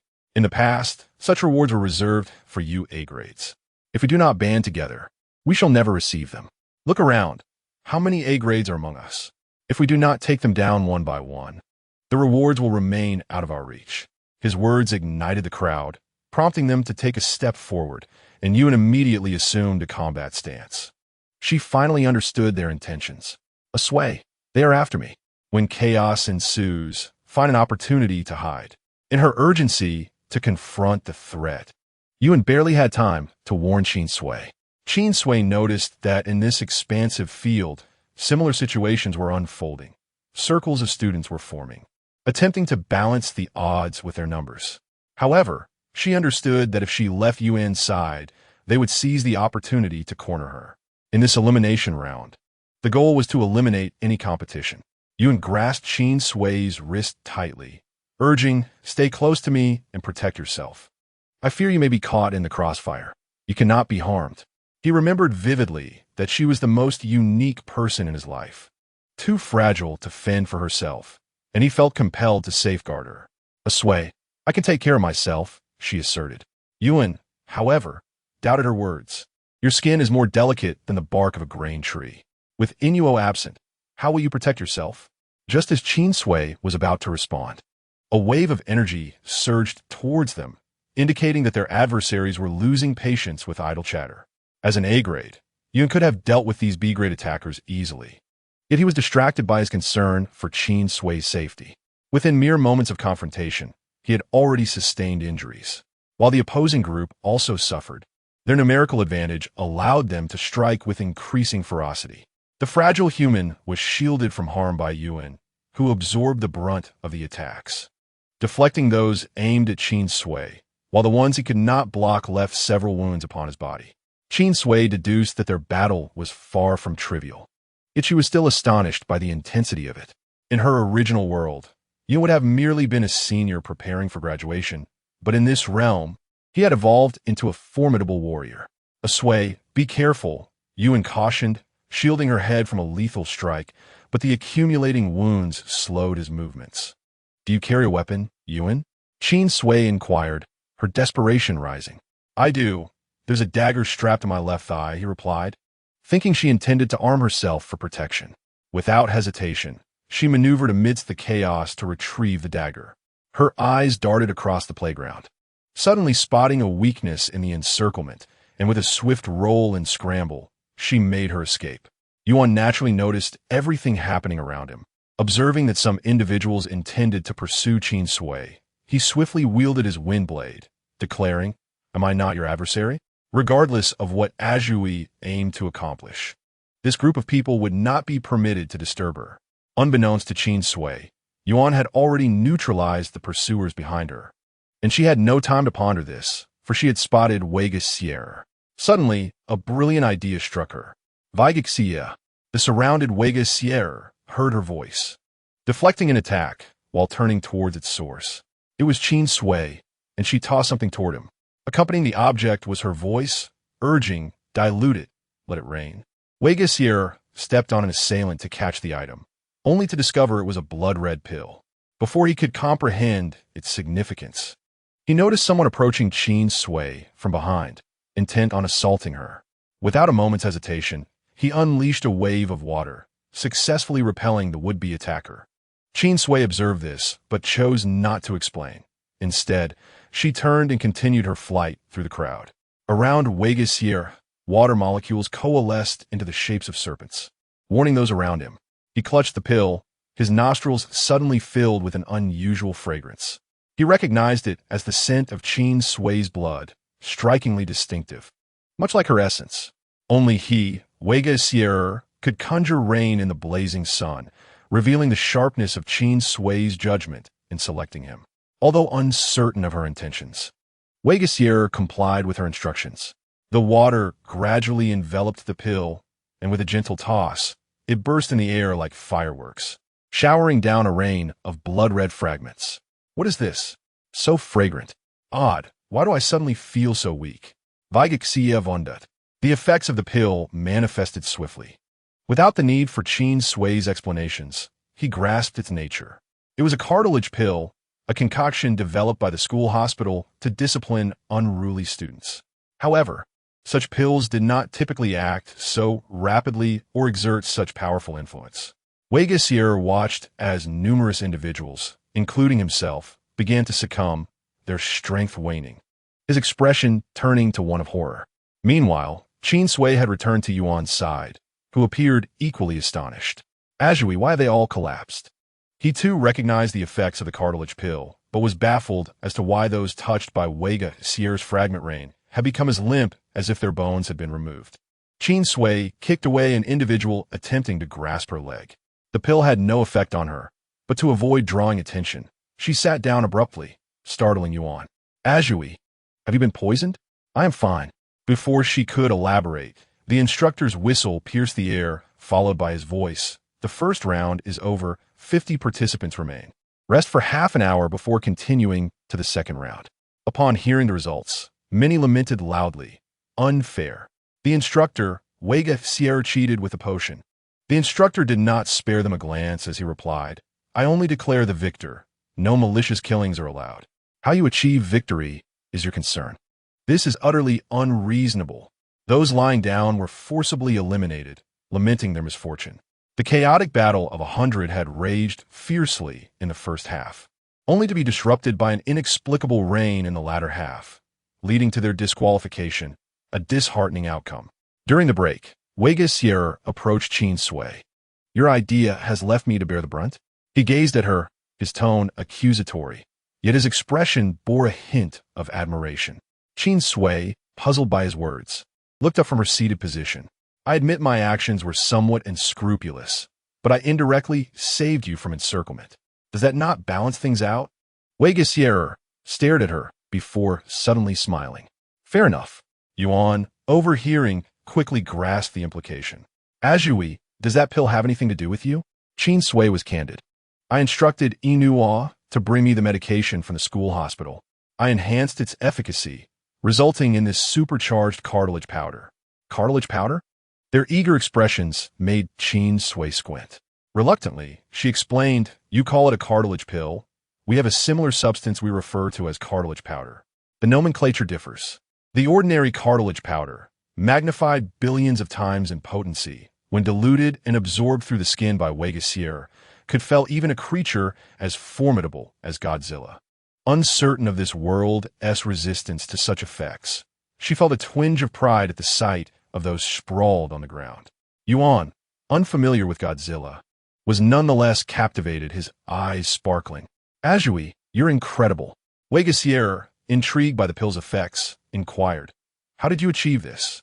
It's a secret. This was one of Qin Sui's trump cards, which she could not easily divulge. Wei Gessier understood and did not press further, shifting the conversation. Your concoction's efficacy diminishes with higher spirit levels. However, it proves remarkably useful against lower-tier mass attacks. I comprehend now. I shall modify its effects in the future. Having never tested her concoction on the denizens of this world, she was uncertain of its efficacy, but following this encounter, she would know the appropriate dosage. Azui, your hand is bleeding. Yuan, sharp-eyed, noticed the crimson liquid seeping from her palm and quickly knelt to inspect it. Before she could utter a word, her palm was pried open, releasing the familiar fragrance. Wei Gessier instantly understood. Almost before Yuan could react, he swiftly produced bandages to tend to Qin Sui, and the peculiar scent dissipated. Once completed, the three stood momentarily stunned, as if in a daze. Wei Gessier, Qin Sui began, only for him to cover his face, declaring, I know nothing. Yuan glanced between Wei Gessier and Qin Sui, a strong sense of crisis swelling within him. Damn it, Inua isn't dead yet. And now Wei Gessier is here. Why does everyone want to vie for Azui? Azui. Yuan opened his mouth to speak, but collided with Qin Sui, who seemed oblivious to his unusual demeanor, instead focusing intently on Wei Gessier. Wei Gessier, might I trouble you to collaborate with us in the second round? Wei Gessier exhibited surprise, and before he could respond, Yuan interjected loudly, I refuse. Azui, she exclaimed, mistaking Yuan's reaction for misunderstanding. You are both A-class. Wouldn't joining forces increase our odds of success? Her intentions were sincere, recognizing the unpredictability of the first round's one versus many. She speculated that many would seek alliances in the second round, as solo efforts could easily lead to elimination. The allure of securing a top 10 position, which exempted students from examinations, was undeniably enticing, even for Qin Sui, who wished to seize the opportunity given her current status as a student. Thus, her desire to partner with Wei Gessier was not a mere whim. From their first meeting, she had contemplated how to persuade him to join her. Furthermore, did Yuan not harbor an affinity for Wei Gessier? This prompted Qin Sui's inquiry. Yuan's exquisitely made-up face flashed with discomfort as he glanced at Wei Gessier, then back at Qin Sui. That may be so, but he hesitated, his unease intensifying. Qin Sui grew increasingly baffled. Finally, unable to contain himself, Wei Gessier stated, while joining forces as A-class individuals may indeed enhance our chances, there exists an inherent exclusion among those of the same level. Moreover, I do not engage in collaborations. Thus, he had effectively declined. What a solitary figure, never inclined to collaborate with others. Should Qin Sui extend her gratitude to Wei Gessier for sparing her dignity by not turning away in disdain? Very well, if both of you are unwilling, I shall consider my words unspoken. Qin Sui composed herself, beginning to contemplate how to navigate the upcoming round. In all honesty, with Yuan and Wei Gessier present, she felt a flicker of confidence in competing. However, their apparent reluctance to collaborate made her ponder whether she should simply concede. As she weighed this possibility, Yuan seemed hesitant, his gaze flickering toward Wei Gessier before quickly averting, his expression a tapestry of turmoil. Wei Gessier, irritated by the scrutiny, questioned Yuan's intentions, chiding him for his indecisiveness. Yuan pouted, clinging to Qin Sui, playfully imploring, Ah Sui, do you not trust that I can protect you?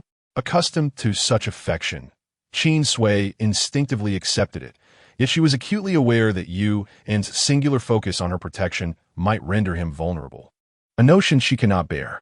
Perhaps it was the memory of her unique lineage that made her recoil at the sight of others bearing scars. Each mark evoked a visceral annoyance, a precursor to her own simmering rage. This wrath, in turn, extinguished her rationality. as she often associated injuries with memories of an unkind youth. The thought was especially distressing if the injured were acquaintances. Peaceful days were a rarity. Unlike those who sought thrills, she preferred the serenity of idleness. Yuan, being an A-ranked individual, might ascend to S rank by next year. Do not underestimate him. He would surely lead Sui into the top 10. With fervor, Yuan declared, nearly thumping his chest in assurance, insisting that even alone, he could safeguard her. Upon hearing this, Qin Sui instinctively covered his mouth, cautioning, "Do not utter such prophecies, Yuan." Such declarations often led to disastrous outcomes, and she wished to avoid a grim fate.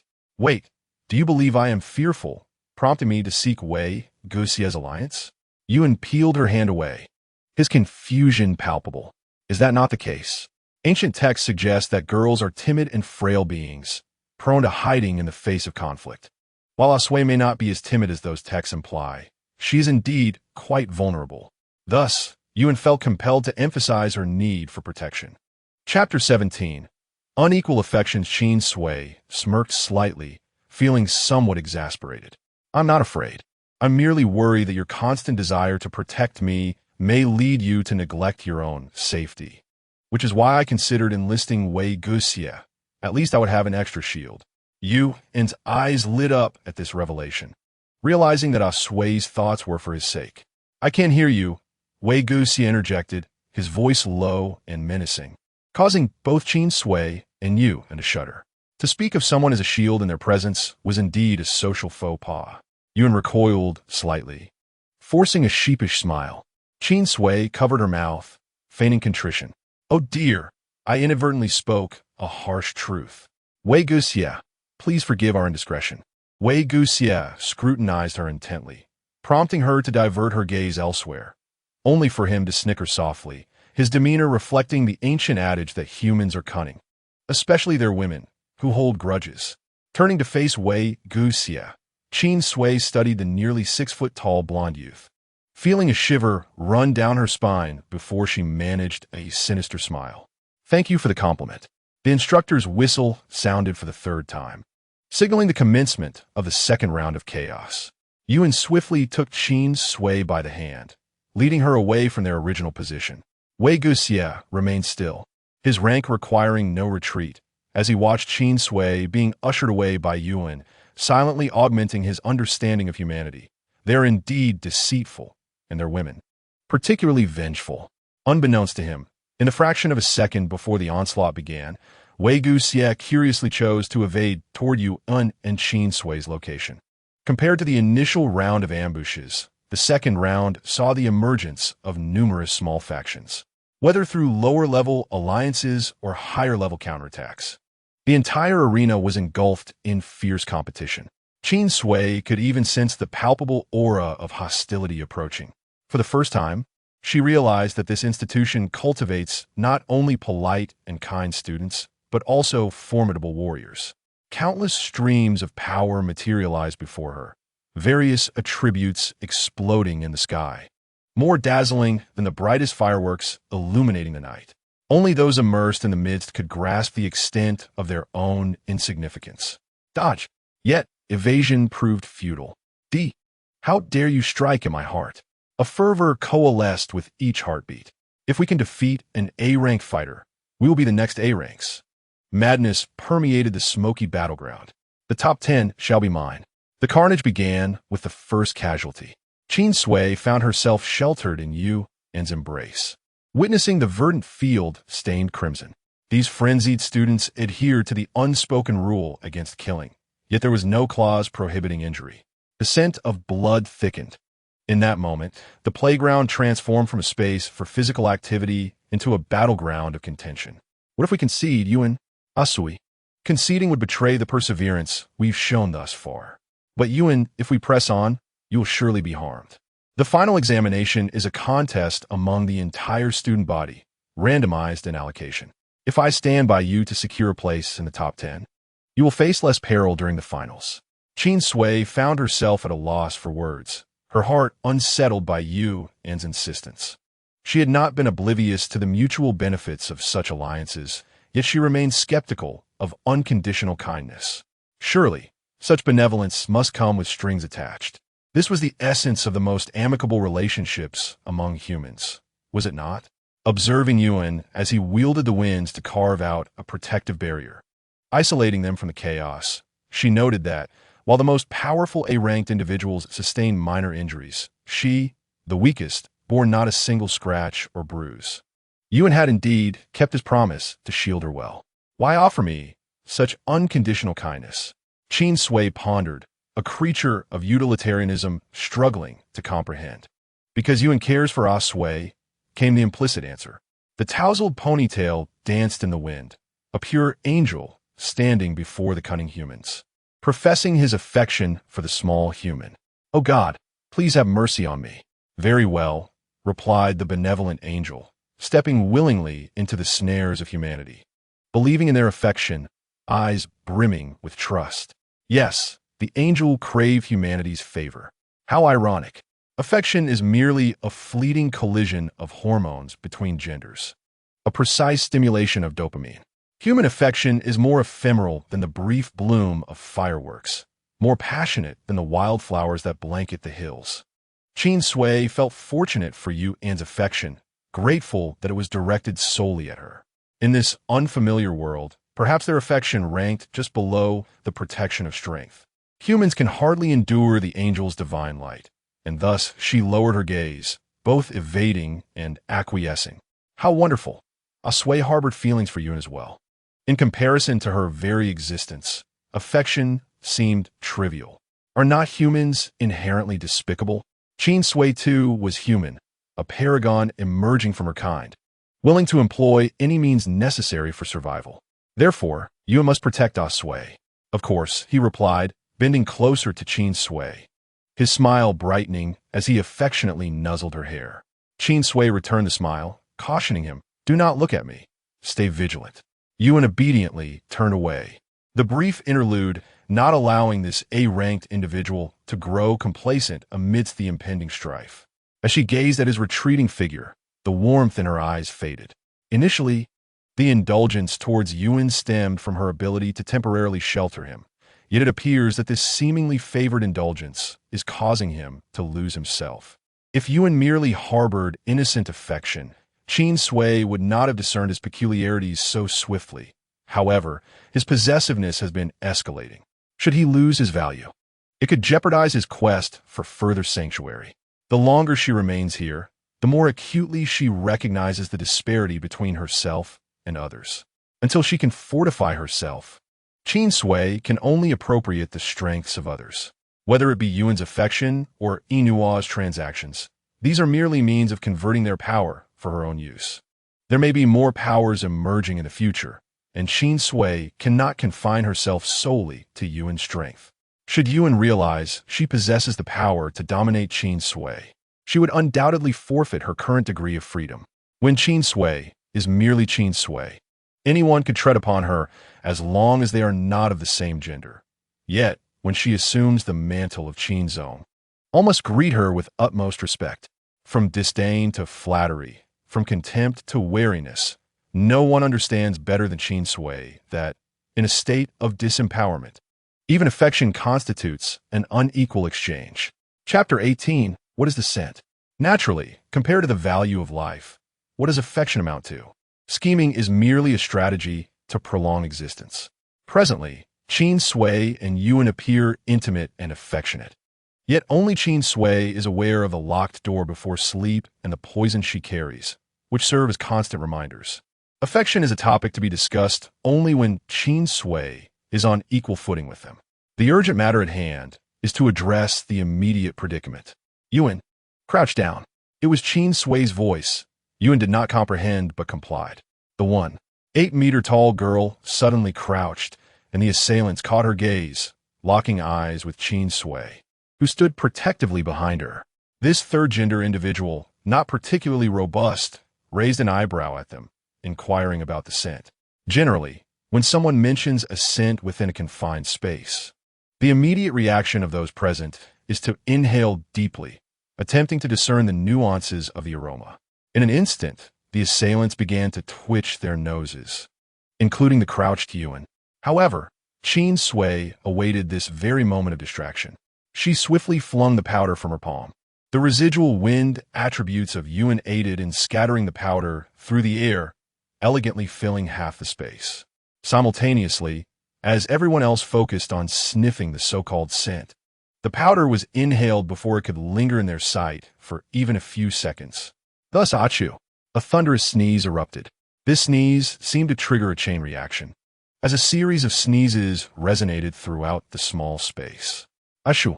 Yuan was no exception, sneezing so forcefully that the wind around him became unstable.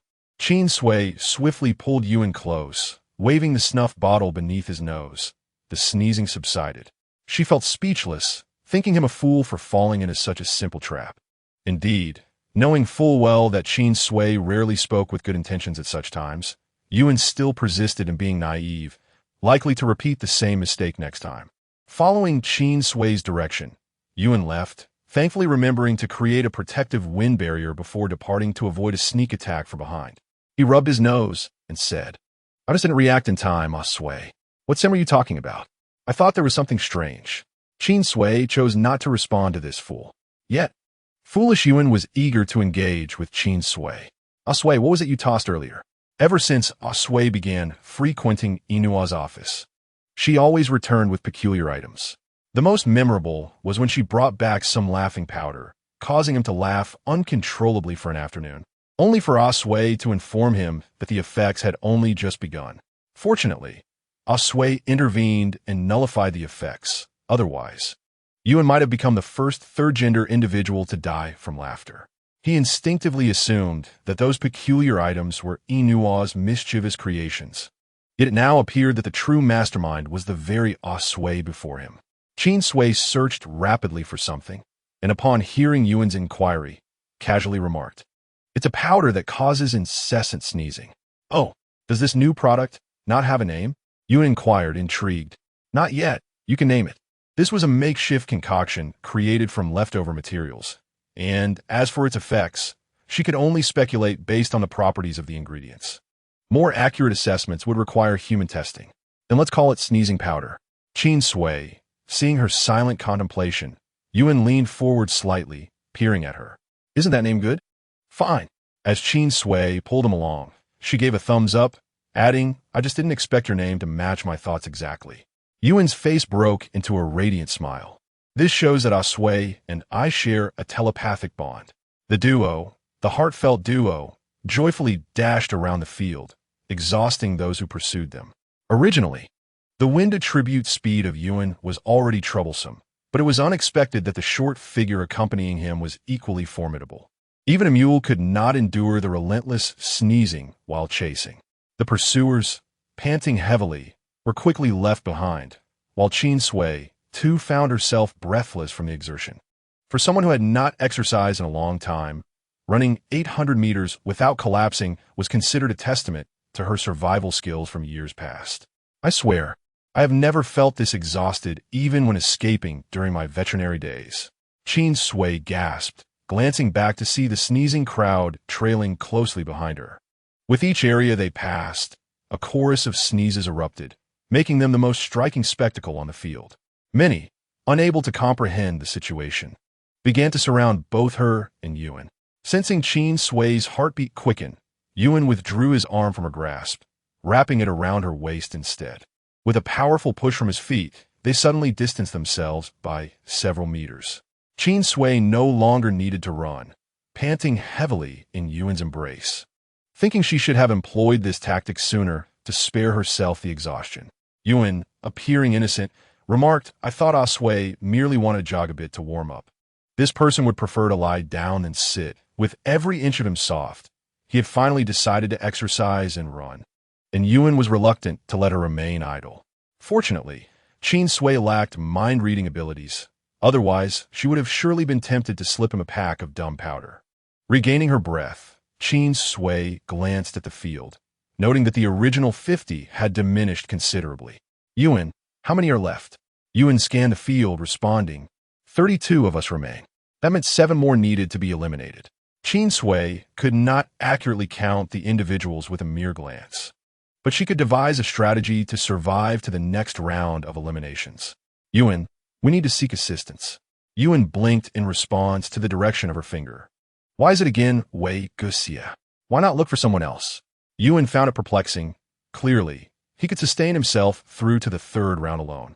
Qin Sui, well acquainted with Yuan's demeanor, recognized his furrowed brow and tilted head as a sign of contemplation. I believe Yuan will be among the last 10, but Yuan, you must focus on protecting me. With me as your burden, we are likely to become 2 of the 107. If we can secure Wei Guxia's assistance. With 2 A-level individuals among us, our chances of success are significantly higher than if you were to go it alone. Yuan pursed his lips. Wei Guxia has stated he would not cooperate with us. Qin Sui had already caught sight of Wei Guxia's figure, the shimmering droplets of water floating around him, signifying his power. She fixed her gaze on the boy with golden tousled hair and replied to Yuan, I will persuade him to agree to collaborate with us. Yuan, I do not wish to let down the protection you have offered me for so long. If we could just hold on a bit longer, victory will be ours. Chapter 19. What does threat matter? Yuan felt a pang in his heart, a mix of inexplicable sourness and sweetness. I understand now, Sui. If Wei Guxia refuses to cooperate, I will compel him to agree.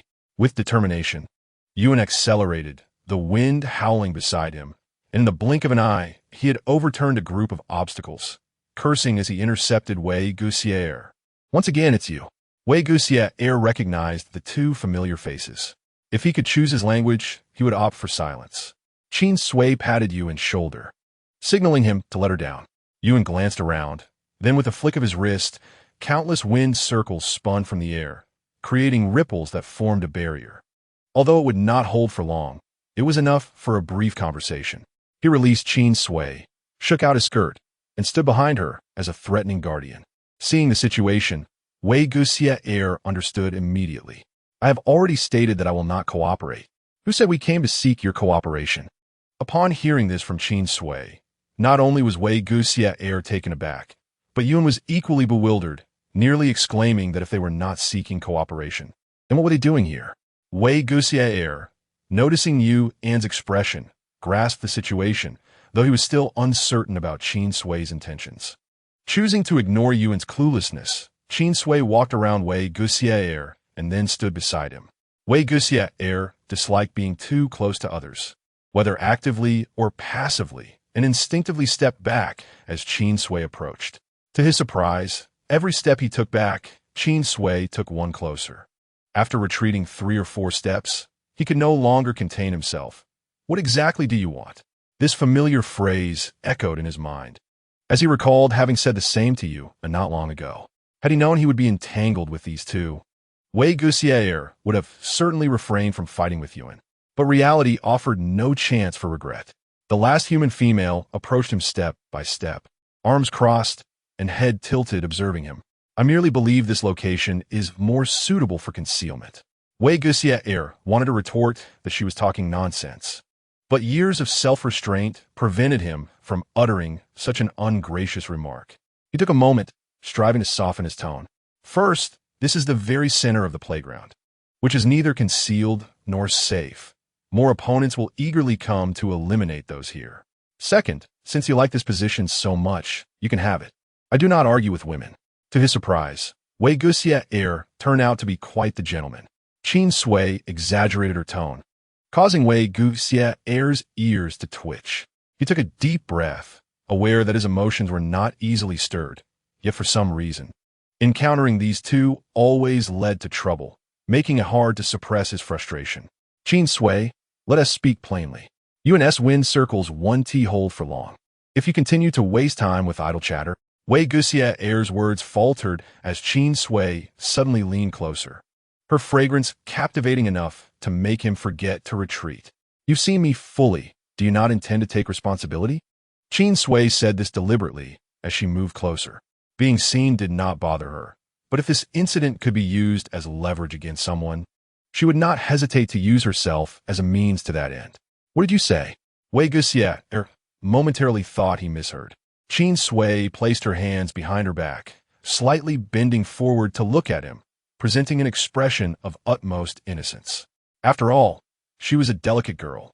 Having been seen without her consent, should he not act like a gentleman? Yuan blinked in surprise. Witnessing Qin Sui exhibit the quintessential demeanor of a girl as described in the girl's manual. When a Sui was emotionless, she always wore a stern expression, resembling a member of the Ling clan more than one of the third gender. Yuan had often thought the female archetypes recorded in books were merely fabrications. Now, it seemed that the girl's manual was not entirely fictitious. He refrained from hindering Qin Sui, fearing that Wei Guxie heir might misunderstand what rogue meant. He declared loudly, "A rogue is a bad entity that harasses and offends girls. If deemed a rogue, according to historical laws, one must strip bare and bear thorns as penance, even severing the offending parts until forgiveness is obtained from the girl. Wei Guxie heir, Qin Sui. Goodness, even bearing thorns is included. Are you certain the books you read are reputable?" Wei Guxie heir thought it might be time to switch to another language. Yuan's eyes widened. The manual described it precisely, and if Wei Guxie heir did not take responsibility, he would indeed be labeled a rogue. Having been inexplicably saddled with this label, Wei Guxie heir felt an urge to thank Yuan's entire clan. Enough! What exactly do you intend to accomplish? In the eyes of teachers and classmates, Wei Guxie heir was synonymous with politeness, strength, and protection of the weak. Even his name signified a positive influence. If these two continued, he would be branded with more than just a rogue label. Qin Sui's tone was light. It's quite simple, really. You just need to take responsibility. Perhaps influenced by Yuan, her intonation unconsciously mirrored his upward lilt, which grated on Wei Guxie heir's ears. He felt an itch in his ears as he glared at Qin Sui. This woman was the shortest in the entire academy, especially among the Ling clan, where the average height soared above 6 feet after the coming-of-age ceremony, leaving her at a significant disadvantage. She hardly posed a threat. Yet, despite her stature, Wei Guxie heir sensed a formidable threat emanating from her. At this distance, he could even discern the curvature of her neckline. Suddenly, Wei Guxie heir averted his gaze, his hand clenched into a fist at his side, his body tensing defensively. That was a threat. Are you threatening me? Qin Sui tilted her head, laughing, appearing utterly harmless to Wei Guxie heir. Yet her words carried an undeniable menace. What does it matter if you do not take responsibility? I will spread the news of your trespassing and spying on girls. Within this academy, the third gender's representation was significant, and these youths identifying as girls equated to Qin Sui's peers. If persecution against the same gender occurred, the female students would undoubtedly be furious. If you claim that you do not care about your reputation, then I suspect. The cunning human smiled wickedly. Threatening the Ling clan, you must be wary of Inuo's all-seeing eyes. Are all humans like you, resorting to unscrupulous means? Wei Guxie heir did not respond directly. Yet his retort revealed Qin Sui's threat had indeed unsettled him. Chapter 20. Cooperation in shambles. Qin Sui maintained her smile. I cannot claim to speak for all, but at the very least I do. That is not a compliment. I shall take it as one. Veuillez y concede. Is it just cooperation? I shall make an exception this once. Wei Guxie heir succumbed to the audacity of humans. I cannot guarantee a spot in the top 10, but Yuan and I can certainly survive the second round together. As Wei Guxie heir agreed to collaborate, Yuan's wind circles faltered. In an instant, a tempest surged, the ferocious winds whipping up water splashes, causing Qin Sui's hair to become disheveled. Yuan instinctively shielded her, and hearing Wei Guxie heir's words, she brushed her hair aside and called out to him, "Do not worry. Both Yuan and I believe you can contend for first place." Believe? Wei Guxie heir turned away, deliberately positioning himself back-to-back with Yuan, creating a safe zone between them. Perhaps it was the shared instinct of being in the A-level category that led Yuan to immediately comprehend Wei Guxie heir's intentions the moment he acted, carefully placing Qin Sui between them. This movement did not escape Wei Guxie heir's notice. Since meeting Qin Sui, every action she took had opened his eyes to new possibilities. It became apparent that women were not merely the delicate, helpless beings described in books. They could be bold and meticulous, skillfully manipulating the hearts of others. To be frank, it was the first time Wei Guxie heir had encountered an opponent who dared to threaten him without fear of retaliation. The frailty of the human race had long been ingrained in the hearts of everyone on Pi Sea continent. Yet here stood a living embodiment of humanity before him, igniting his curiosity. However, he set this curiosity aside for the moment.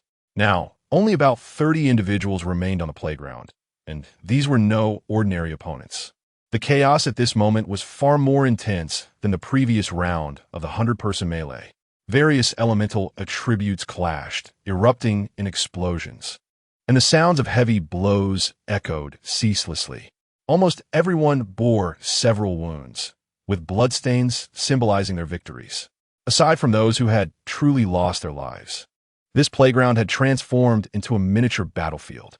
During the first round, Qin Sui had been able to navigate the chaos, but in the second round, she couldn't even afford to be passive. Had it not been for the occasional aid from Yuan and Wei Guxier, she would have been eliminated long ago.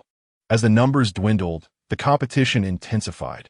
Even with two protectors, Qin Sui found herself struggling to evade attacks. Suddenly, someone outside the arena noted an anomaly.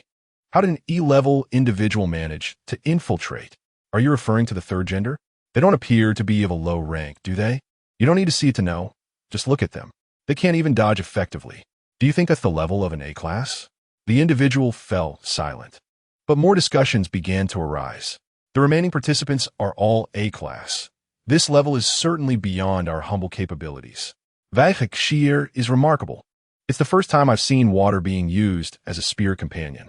That water serpent seems almost alive. What a pity for Yuan. Had he not insisted on joining the third gender, he could at least have matched Wei Guxier. Lu's AI, he hasn't even used his true form this time.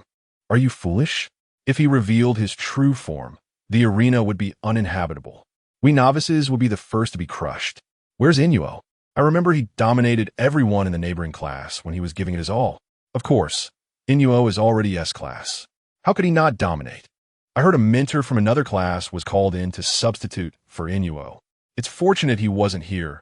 Otherwise, we would have been eliminated instantly. Aside from Inuo, it seems all the top A-class competitors are present. What about Gulu and Wushi Lan Xianjiao? Did those two take sick leave? It's a shame we can't witness the clash between Gulu and Lu's AIC. Don't lament just yet.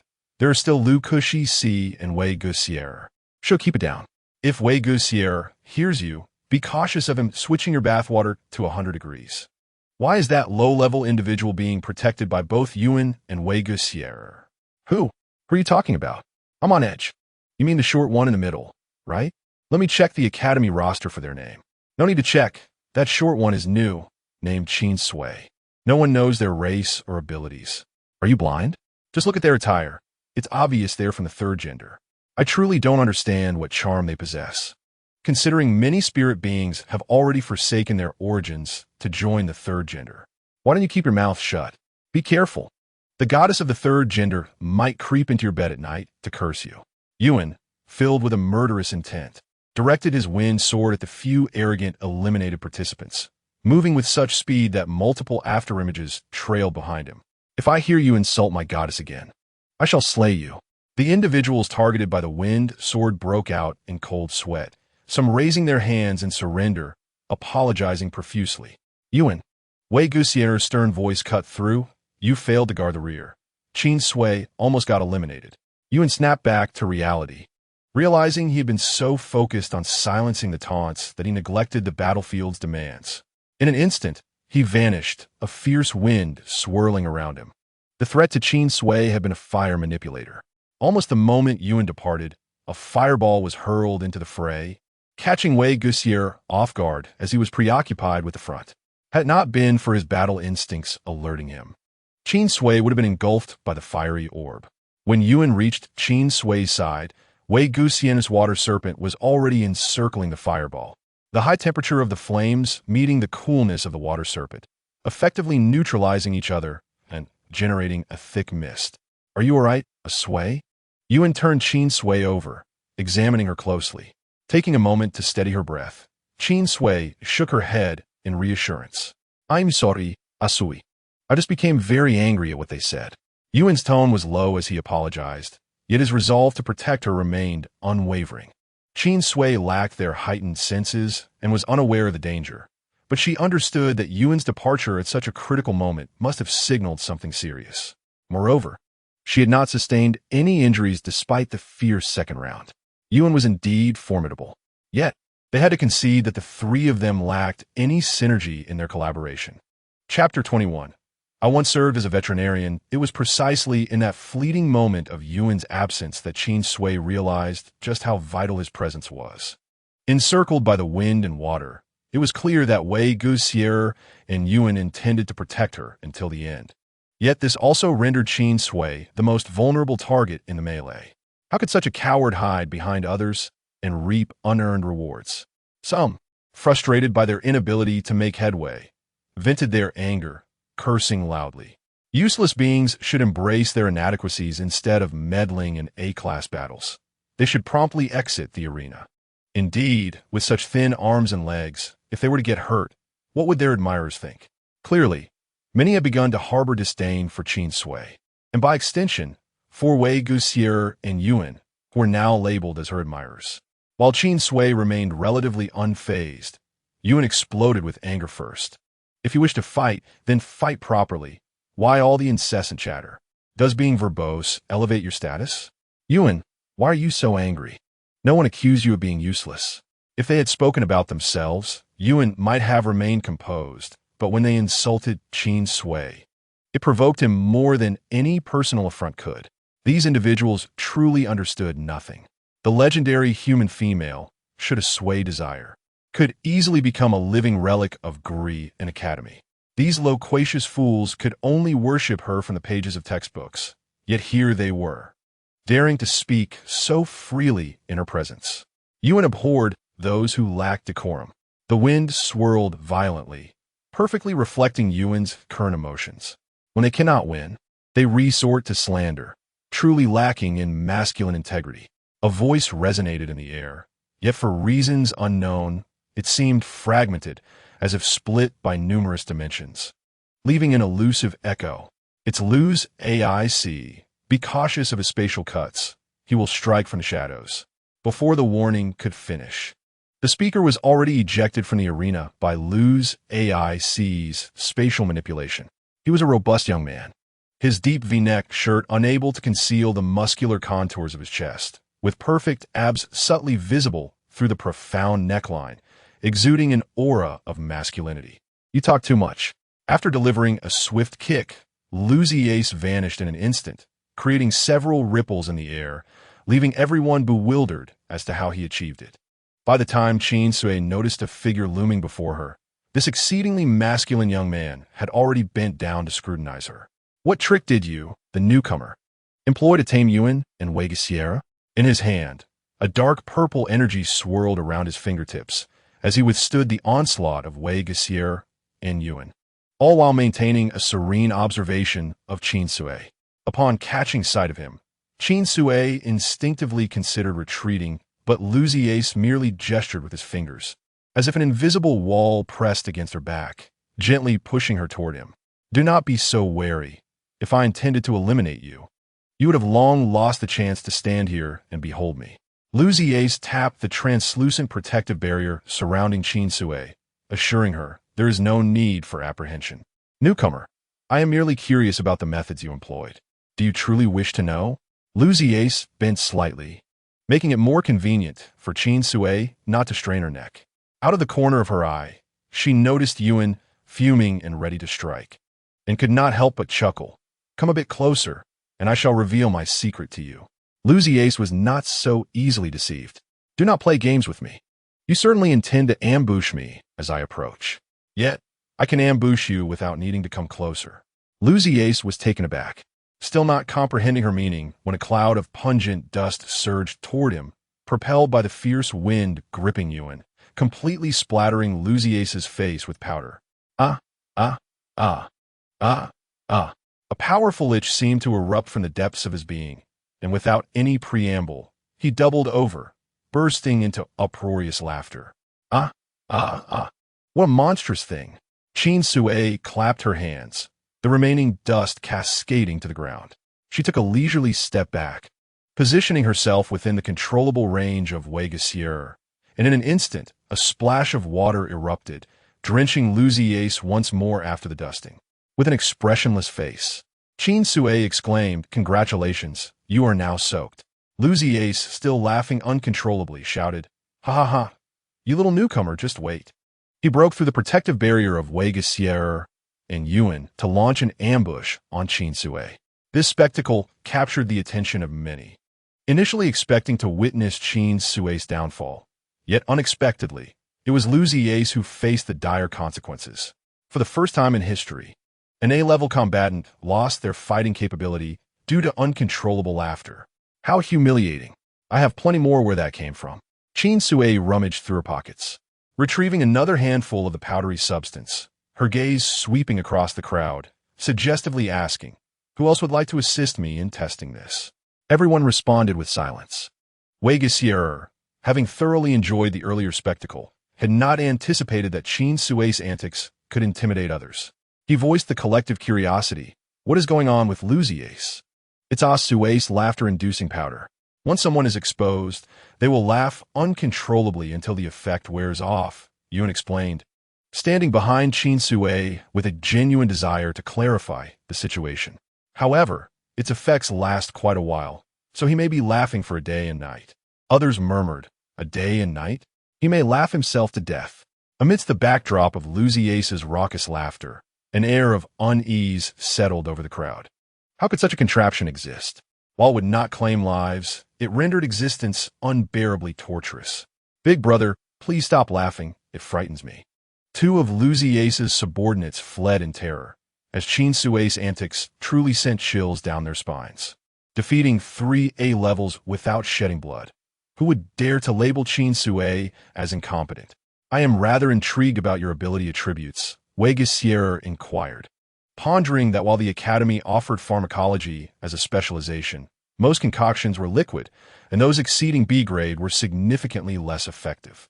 "I have yet to encounter a substance capable of injuring an A-level." Qin Sui ground the powder in her hand, casually responding, "The reason I do not produce it in liquid form is that carrying too much is cumbersome. Powdered form is lighter and more convenient. As for the attributes you speak of, I cannot say what they are. I can only tell you." Her gaze remained steady and unwavering, her posture straightened, exuding an undeniable presence that demanded attention despite her stature. Everyone involuntarily held their breath. Even those still engaged in combat diverted their curious glances toward Qin Sui, eager to hear her revelation. "I once worked as a veterinarian." Wei Xier. "Yuan, huh? What?" No one had anticipated such a response. An entire playground fell into a profound silence, momentarily stunned. Chapter 22. What is destiny? As the saying goes, take advantage of the moment when your opponent is vulnerable. Qin Sui scattered a handful of the powder, and those aware of its potency immediately scattered like birds and beasts. "What are you waiting for? Act." Wei Xier and Yuan were not ones to falter easily, and with Qin Sui's clear directive, everyone on the field took action in that fleeting moment. The instructor's whistle pierced the air, signaling the end of the second round. What initially promised to be a prolonged struggle was swiftly concluded, as Qin Sui captured the majority of attention, reducing the participants to merely 23 in the blink of an eye, 2 fewer than the expected number for the third round. The explosive potential of A-levels made Qin Sui acutely aware that the arena was inadequate for showcasing their true prowess. They were still holding back in their battles. This realization plunged Qin Sui into contemplation. Her clever little ploys only triumphed through surprise. If her opponents were prepared for her in the third round, victory seemed improbable. However, having come this far, with so much already invested, even the option to withdraw felt beyond her reach. Progress was neither forward nor backward, leaving Qin Sui in a state of perplexity. "Sui, what are you pondering?" During a brief respite, Yuan, tending to her wounds, noticed Qin Sui's silence and inquired. Qin Sui shook the bag containing her powder. A small amount of residue trickled out from the opening, revealing her dwindling supply. "I was merely contemplating whether I should concede in the third round.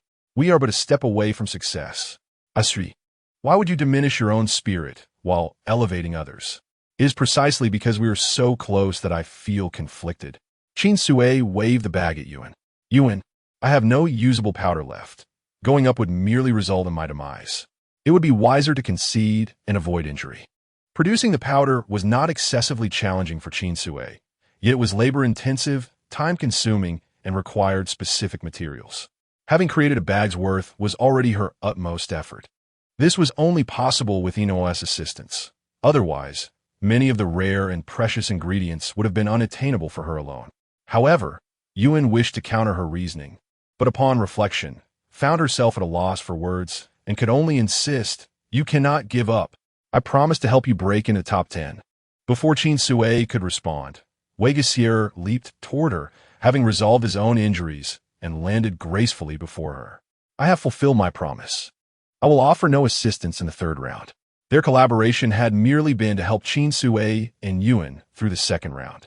With the second round concluded, what transpired in the third round was no longer Wei Geisier's concern. He took the time to clarify this. Wary of Qin Sui potentially reneging on their agreement and concocting some excuse. Having witnessed her cunning, he wished to avoid any last-minute antics during the final round. Upon hearing Wei Geisier's words, Qin Sui was not surprised. She merely turned to Yuan and shrugged. "Our chances of victory have diminished by half." Yuan crinkled her beautiful little face. "Truly, good news is scarce while bad news comes in a flurry."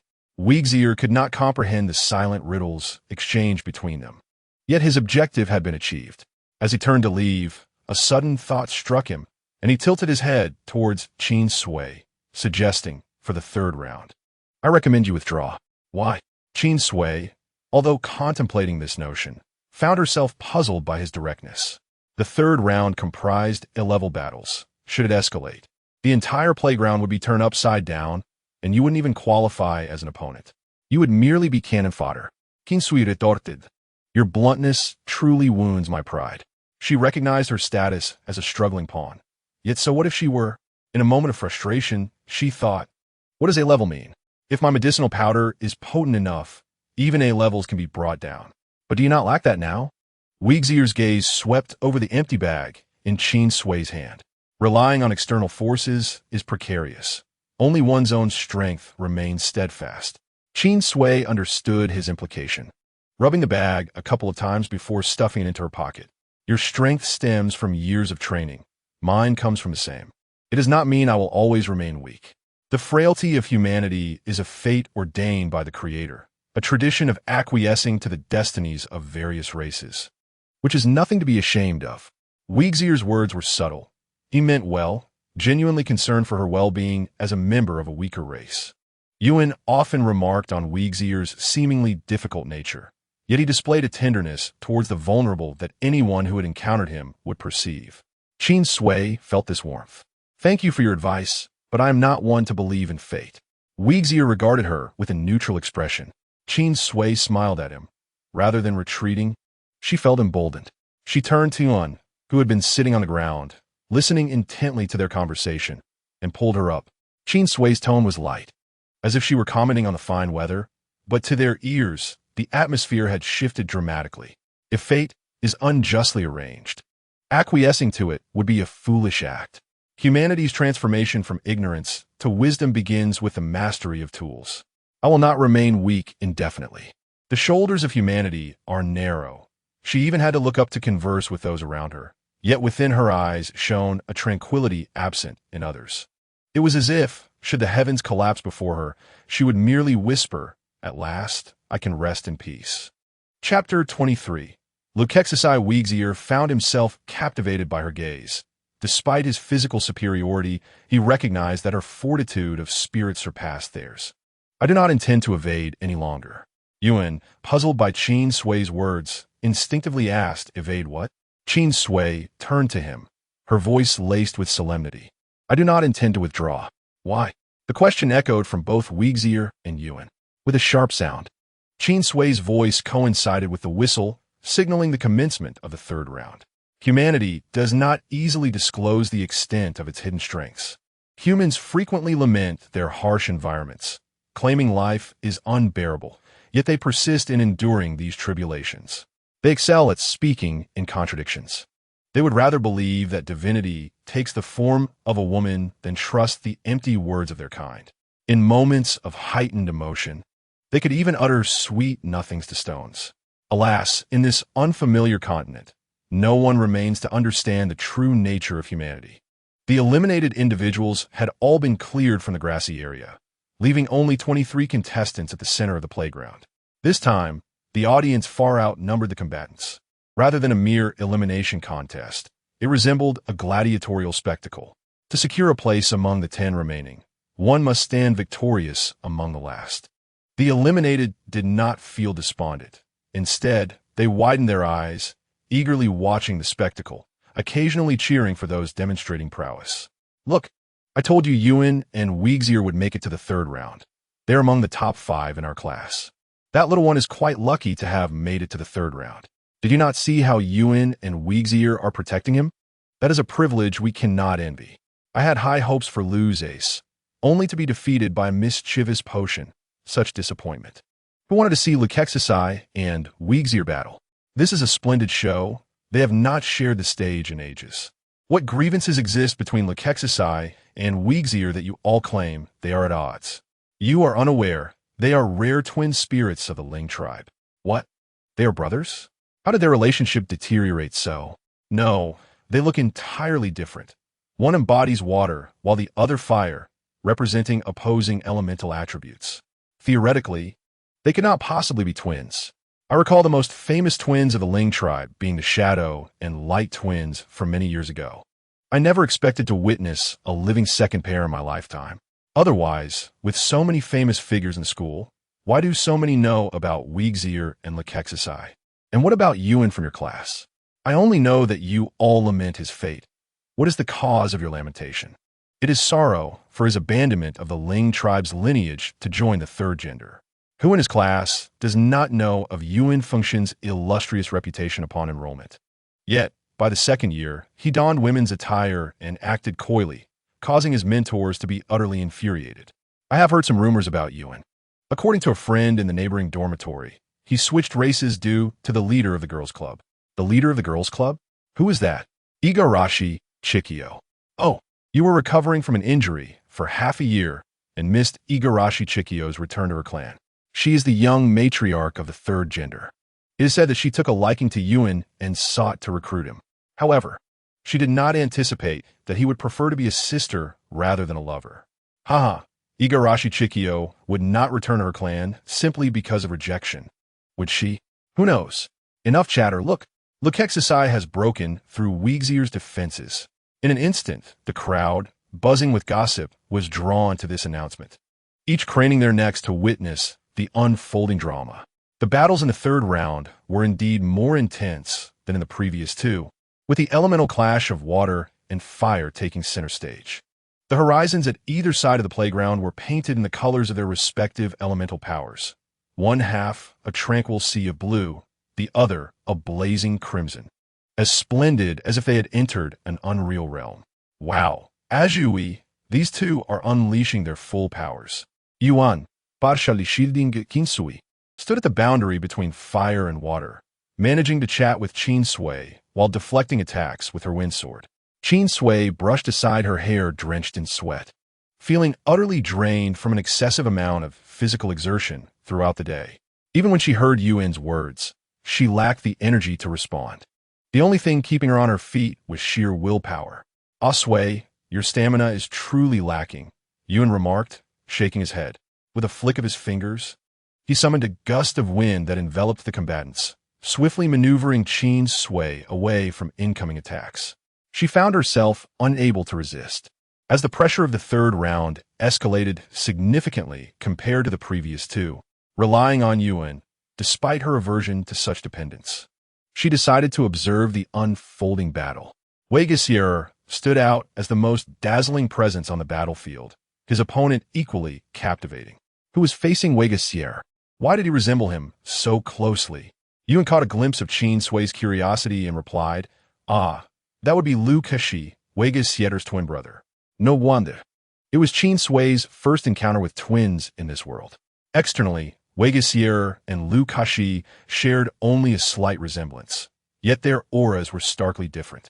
While both had golden hair, Wei Gessier often wore a stern expression, exuding an air of aloofness, whereas Lu Kashi, with his silver-gray hair and playful smile, approached combat with a carefree attitude.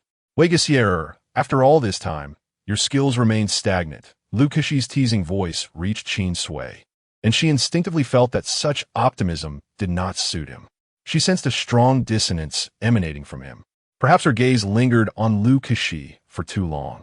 As he turned to meet her eyes, startled, she quickly averted her gaze, but in the next moment, Lu Kashi had already appeared before her, moving so swiftly that she could barely comprehend his actions. By the time her vision cleared, she found herself outside of Yuan's protective sphere. Release her. Wei Geisser's voice thundered with fury. Immediately, a surge of water splashed as Lu Kashi disregarded the commotion, conjuring flames in his palm that consumed the water before her eyes. The familiar mist rising once more. Why are you so tense? Lu Kashi casually draped his arm over Qin Sui's shoulder, addressing Wei Geisser. Yet his gaze remained firmly fixed on Qin Sui. She attempted to move, realizing she was unable to break free from his grasp, and thus looked up at Lu Kashi. However, he chose not to meet her gaze. Wei Geisser pursued Lu Kashi, frowning upon noticing the weight he was placing on Qin Sui. Do you even realize how heavy you are? Lu Kashi feigned surprise, looking between Wei Geisser and Qin Sui before bursting into laughter. Ha, Wei Geisser, look what I've discovered. Wei Geisser's frown deepened. You, like her, Lu Kashi's unspoken words hung in the air, his knowing gaze provoking Wei Geisser's irritation. He truly despised this so-called twin connection. I command you to let her go. Lu Kashi tilted his head, his silver-gray hair cascading beautifully over his shoulder as he flashed a mischievous grin at Wei Geisser. I refuse. A wave of blazing flames erupted from his hand, creating a fiery barrier between them. Lu Kashi released his hold on Qin Sui, stepping back while she maintained a stoic expression. Qin Sui was uncertain of his intentions. Observing him as he conjured a fireball, her instincts heightened by the passive aggression of the situation. Do not be alarmed. I will not harm you, Lu Kashi assured her. His tone softer than before, yet it only intensified her unease. What are you doing?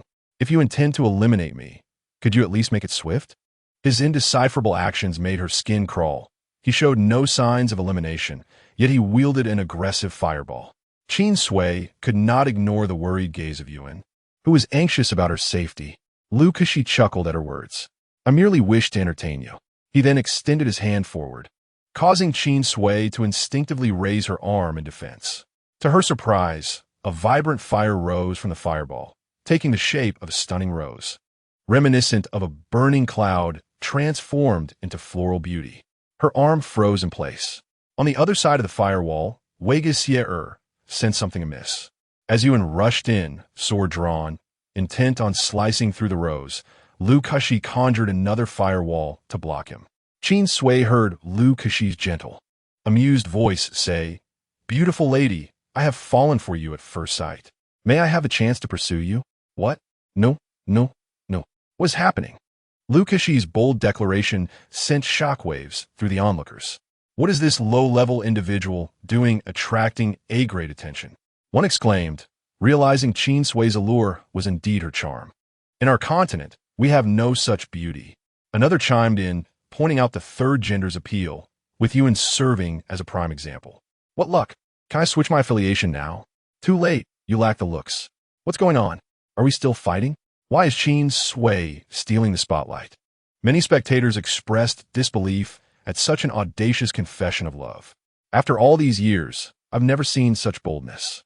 I always thought the romantic tales were mere fabrications. Yet here we are.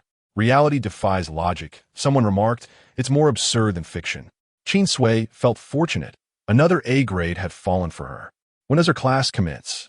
I would attend on my knees. Unbeknownst to Qin Sui, while the crowd marveled at her fortune, she sensed more trouble brewing. Lowering her hand, she gazed at the fiery rose, its fiery sparks swirling around it, radiating beauty. She raised an eyebrow at Lu Kashi. Can you help me break into the top 10? Is that a condition for allowing me to pursue you? Qin Sui did not glance at Wei Geisser or Yuan as she suddenly grasped the fiery rose. Accepting the implicit terms, her determination was unwavering. Regardless of the method, she sought to achieve her objectives. Yuan is my roommate. Qin Sui turned to face the visibly agitated Yuan. Can you refrain from harming him? Lu Kashi was formidable. She sensed his power rivaled that of Yu and Wega Sierra. That is my second condition. Lu Kashi was not one to give without receiving. Qin Sui smiled suddenly. Girls aren't so easily won over. Lu Kashi found himself momentarily flustered by her smile, eventually conceding, I agree to your terms. I have one more request. To push for more is not the act of a lady. Apologies, but I am no lady. Qin Sui fixed her gaze on Lu Kashi, rendering him speechless. This is the final condition.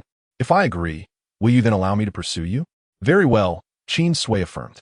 Lekexisai inquired of her what request. Qin Sui gestured towards Wygexi outside the firewall. Due to the unique identities of the three individuals, no one dared to make any underhanded attempts, which allowed Qin Sui to once again appreciate the privileges that come with immense power. Wygexi saved me. I cannot repay kindness with enmity. At that time, Yuan had caused an accidental injury, and later Qin Sui learned that it was Wygexi who insisted on taking her to the infirmary, thereby providing her with the best opportunity for recovery. He is incapable. Lekexisai immediately rejected Qin Sui without a second thought. Then you have no chance. Qin Sui directly shoved the rose back into his hands and turned towards Yuan. Lekexisai did not expect anyone to be so fickle. He gazed at Qin Sui's retreating figure, realizing that she genuinely intended to leave, and could not help but hurried after her. Don't go. I agree to your terms. After all, Wygexi has feelings for her. Qin Sui halted her steps, turned around, and once again wore a radiant smile.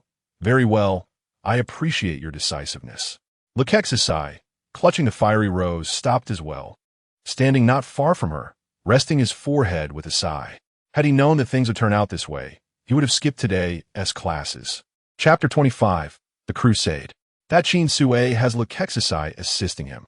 Is there really a need for a third round? Someone in the audience remarked, causing a wave of silence. Indeed, the most renowned individuals in the entire school stood by Qin Sui's side, and their numbers alone accounted for nearly 40%. Was there any necessity for this conflict to continue? It was obvious what the outcome would be. It appeared that the third round truly lacked suspense. After all, who was unaware of Wygexi and Yuan's prowess? Not to mention Lekexisai, the disparity between A and A ranks was significant. Who among the remaining could possibly compete with them? Even if they fought to the bitter end, it would only result in mutual destruction. Although that little fellow was rather weak, any injury inflicted upon him could incite disdain from Wygexi and Yuan, making it a fruitless endeavor. How utterly dull. Hey, even if I am eliminated, the eliminators also have standards. I do not wish to witness a battle with an outcome so readily apparent. That Qin Sui seems quite incompetent.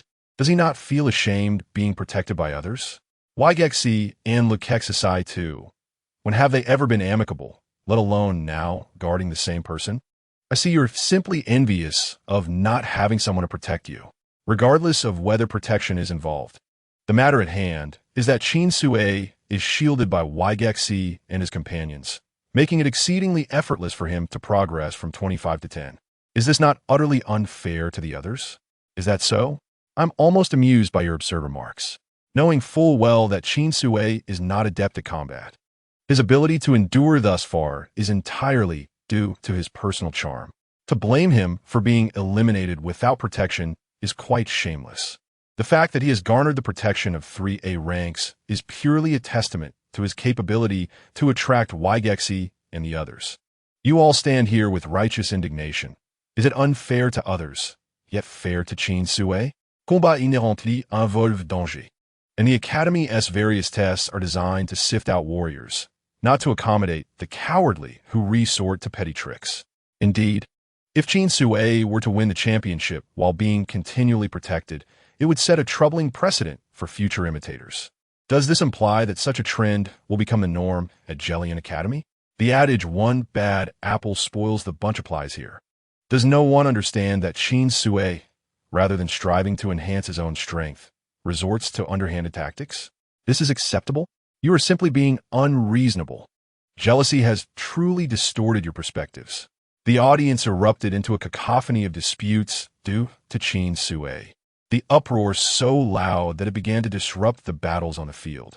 They looked towards the eliminated participants surrounding them, witnessing the escalating arguments that shifted from the issue of right and wrong to whether Qin Sui's actions were fair, ultimately evolving into a heated debate between two factions. Most of those speaking up for Qin Sui were students from the third gender, who, having faced discrimination due to their perceived weakness, easily empathized with him. As they heard the disparaging remarks from other races, they were on the verge of rolling up their sleeves to fight. Unfortunately, their limited numbers meant their combat prowess was evidently inferior to that of other races. After several rounds of argument, the entire arena had effectively condemned Qin Sui for his alleged transgressions. Qin Sui cheated. It is unjust. Unfair. Unfair. We all know the outcome of the third round. This is an insult to our warrior's honor. Yuan glared at the grand assault, her delicate features flushed with anger. How shameless. Unable to achieve anything themselves, they resort to moral coercion. This is indeed a trait of your spirit race. The last sentence saw Yuan clearly resorting to personal attacks. Yuan, you cannot say that. Not all those eliminated are from the spirit race. Lekexisai feigned surrender, but in such moments, he felt a tinge of embarrassment for being a member of the spirit race. A boy with silver-gray hair leaned against the silent Qin Sui, his tone brimming with mirth. I have decided to disassociate from the spirit race for a few minutes. Qin Sui remained unmoved, neither pushing Lekexisai away nor displaying any expression, simply listening quietly as countless voices condemned his alleged disgraceful tactics. You have done nothing wrong, Qin Sui. It was Waigexi's voice. The combat on the field halted when the crusade commenced. They were merely testing and not mortal enemies. Observing the changing situation, everyone ceased their efforts and awaited the instructor's decision. It was at this moment that Waigexi descended. Noticing Qin Sui looking over, he reiterated, "You have not erred." Qin Sui shifted her gaze, slowly blinking. Seeking external assistance when unable to cultivate oneself is hardly blameworthy. Waigexi approached Qin Sui, pushing aside the pliable Lekexisai. Ignoring Lekexisai's frown, he continued addressing Qin Sui. Resorting to any means to survive in harsh environments is not fundamentally different from employing various methods to enhance one's level. Qin Sui's lips moved slightly, yet no words emerged. Her gaze flickered, drifting away from his. Conversely, Yuan, filled with admiration, leaned closer. Waigexi, I did not expect your insight to be so profound. I have decided to continue admiring you henceforth. Waigexi felt an indelible wound in his heart, unable to bear looking at Yuan, and thus carried on with the previous topic. If, as they claim, we require Qin Sui to battle us using his own strength, that would indeed be the epitome of unfairness. His statement was not intentionally whispered. Others in the third round could hear it as well, prompting someone to respond. I have no objections. Who knows what those people think? With the first to speak, a second followed. Although I wish to be the one to eliminate Qin Sui to increase my chances of survival, I would never resort to such despicable tactics. A true man should fight honorably. Is it not the case that a low level also impacts intelligence? We have no objections, yet they're down there singing and dancing. Truly, they bring shame to our spirit race. Do not mention your spirit race. I feel embarrassed for our B-spirit race as well, so easily incited. It is utterly disgraceful. How utterly tedious. I have lost interest in continuing. Some began to sheath their weapons, casually clapping their hands as they exited the arena. Others opted to forfeit, and soon a second and third followed suit, all of whom were ranks. Individuals who had cultivated to this level were no longer concerned about final exams. However, if they were to obtain an advantage through such disgraceful means, they would prefer to engage in a genuine battle instead. They had no desire to be labeled as bullies of the weak. The audience, witnessing the continuous withdrawals from the center of the arena, was left dumbfounded, rendered speechless, and at a loss. I too find this uninteresting, Lekexisai smirked. For as long as they could pass the finals, this contest held no significant importance. It is a rare occasion for us to share a common front. Wei Guxia stood with arms crossed, chuckling softly. Lu Kushi cast him a sidelong glance, but refrained from making any sarcastic remarks this time. Chapter 26. I do not desire such a victory. Yuan hesitated for a moment, glancing towards the mentor, sensing that the mentor found the previous situation somewhat awkward, which was likely the reason for the lack of a definitive response. However, Qin Sui Feng's passive stance left him feeling uneasy. Must the weak always be subjected to bullying? Mentor, with only Qin Sui remaining in the third round, shouldn't the results be announced? He raised his hand and spoke loudly. The designated testing mentor could no longer maintain silence. He slowly stepped out of the crowd and positioned himself at the edge of the playground, a spot perfectly situated between Qin Sui and the audience. He looked at Yuan. Have you chosen a forfeit as well? Yuan nodded. Yes, I forfeit. Very well. I can announce the results. The mentor steadied himself, and silence enveloped the playground. No one expected that each contestant in the third round would choose to forfeit. Evidently, their coercive tactics had prompted disdain from the A-level students, who now stood quietly like quails, wishing to become invisible. I hereby declare that the ultimate victor of this test is Qin Sui. The mentor spoke slowly, confirming that she would not need to participate in the final evaluation for this course. The entire playground fell silent, to the extent that even the rustling of remnants on the grass could be heard. With everyone else having forfeited, only Qin Sui remained, rendering her the undeniable victor. Yet, why was it so dramatic? Why? Wasn't this unfair? Someone boldly questioned. Due to the inherent difference in levels. It was understandable that Qin Sui had leveraged her companion's strengths to achieve victory, which was not inherently wrong. The mentor maintained his usual unhurried mechanical tone. Perhaps you still emphasize individual prowess, but once you leave the academy, the comparison between personal strength and teamwork will reveal that individual power is insignificant. Qin Sui's approach was not erroneous. Your ability to question is indeed a rare merit, yet the lack of consideration in your actions has significantly tarnished her reputation. As compensation, she remains the sole victor of this assessment. Those who dissent may retake the test. With such a regulation in place, who would dare to voice objections? They were reluctant to apologize to Qin Sui, aware of their own dignity, and moreover, they could not hope to replicate her fortune in a rematch. It would be foolish to instigate a situation that would embarrass even the A-level students, knowing they were destined for elimination once more. Had they foreseen this outcome, they would have acted differently from the outset. This sentiment aptly described those who blindly followed the crowd without independent thought. Qin Sui was uncertain of her own feelings as she gazed at the audience, who were now sighing and bowing their heads. Before turning to Yuan and Wei Guxier, she had initially harbored thoughts of utilizing their strengths to achieve her own goals, which she did not even attempt to conceal. Why then did they continue to support her? Yuan protected her because a foundation of trust had been established between them. But what about Wei Guxier and Lu Kushisi? Was it due to the inherent kindness fostered by Grand Academy? Not necessarily. Was it because she was a rare entity in this world? Perhaps not. Did they all cherish the weak? She herself did not believe that. Why? Qin Sui was perplexed and asked directly, just as she could not comprehend why Yuan believed in her unconditionally. Wei Guxier appeared bewildered. What do you mean? Why? There is no reason. Lu Kushisi understood. I simply think it is rather ungracious to treat a beautiful lady in such a manner. Yuan responded as before, because I like a Sui, of course I must protect her. I see. Qin Sui closed her eyes momentarily, and upon reopening them, she took a few steps forward and addressed the mentor. I have an objection. The mentor turned to her. What objection? At that moment, Qin Sui became the focal point of the entire playground.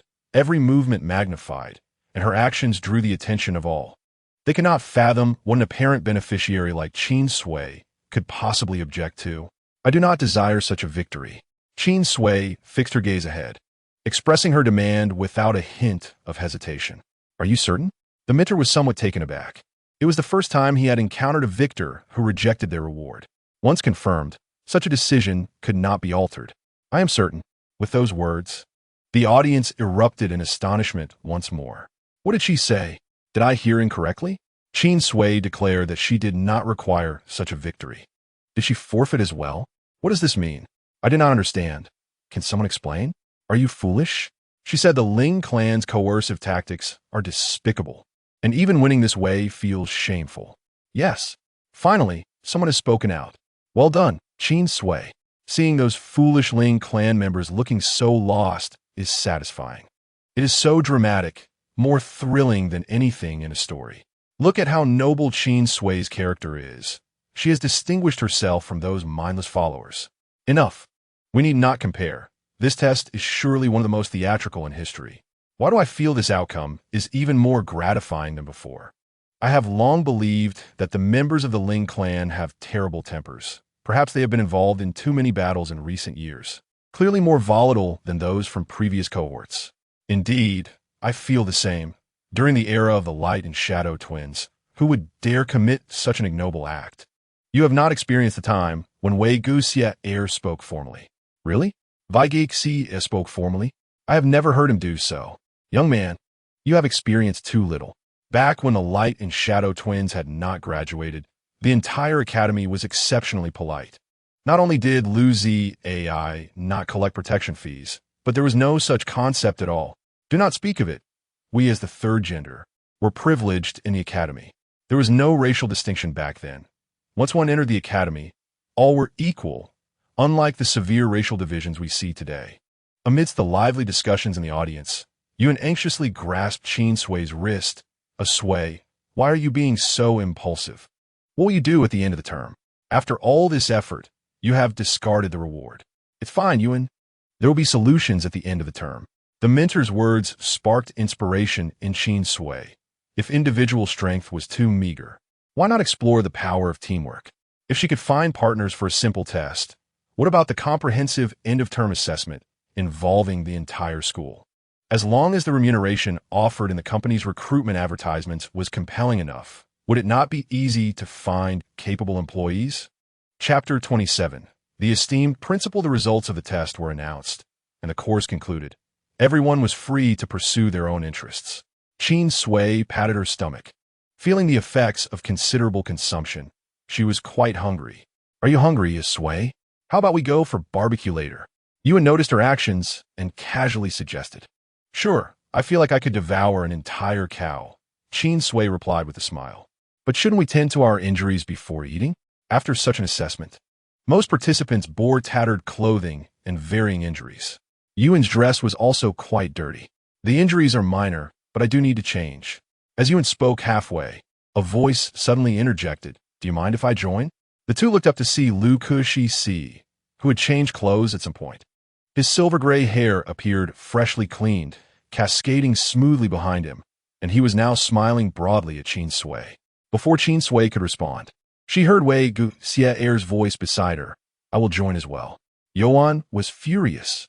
Why couldn't you all just eat by yourselves? What was the point of joining us?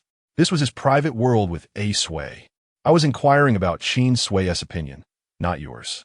Lu Kexis lightly dismissed Yuan, which only served to infuriate him further, causing his lovely face to puff up in indignation. Hearing this fellow refer to you as Sui, may I also call you that? His words elicited an utterly incredulous expression from Yuan. Before Yuan could voice his ancestral grievances, Lu Kexis had already taken it upon himself to ask, Sui, may I invite you to stroll through the commercial street this afternoon? I've heard they've released many new garments that the girls of your clan would adore. Yuan could no longer tolerate it. Lu Kexis, Sui is a title exclusive to me. You must not use it. Sui remained silent, prompting the question, why are you so upset? Wei Guxia also chimed in, incessantly referring to Sui, which was akin to setting off Yuan's temper. You all. Yuan, the little angel, was so enraged he seemed ready to draw his sword. This scene left Qin Sui with a throbbing headache. Having just been in a fight, they were now at odds again. Truly, they could not remain tranquil for a moment. Yuan, please do not be upset. They are classmates of Qin Sui. Just as Qin Sui attempted to mediate, a sudden voice emerged from behind her. She turned to see a mechanical mentor. The mentor regarded Qin Sui and said, The principal requests your presence in the office. The principal? A hint of surprise flickered in Qin Sui's eyes. Following the mechanical mentor, Qin Sui arrived at a building that bore little difference from the teaching block. The layout of the compartments inside was also quite similar to the classrooms. The only distinction being that the building was labeled as the mentor's office rather than student classroom. After passing through several floors designated for ordinary mentors, the mechanical mentor pressed the elevator button for the top floor. As the elevator ascended, it opened to reveal a spacious area seamlessly integrated with a reception room, an office desk, a private entertainment area, and a lounge. Qin Sui blinked, feeling an odd sense of familiarity with the decor. It reminded her of the style of her previous office as a CEO. "Please wait here. The principal will arrive shortly."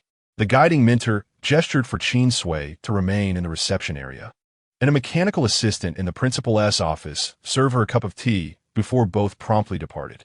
After nodding and smiling to indicate her understanding, Qin Sui quietly settled on the sofa, her gaze lowered to the rising steam of the tea, patiently awaiting the arrival of her host.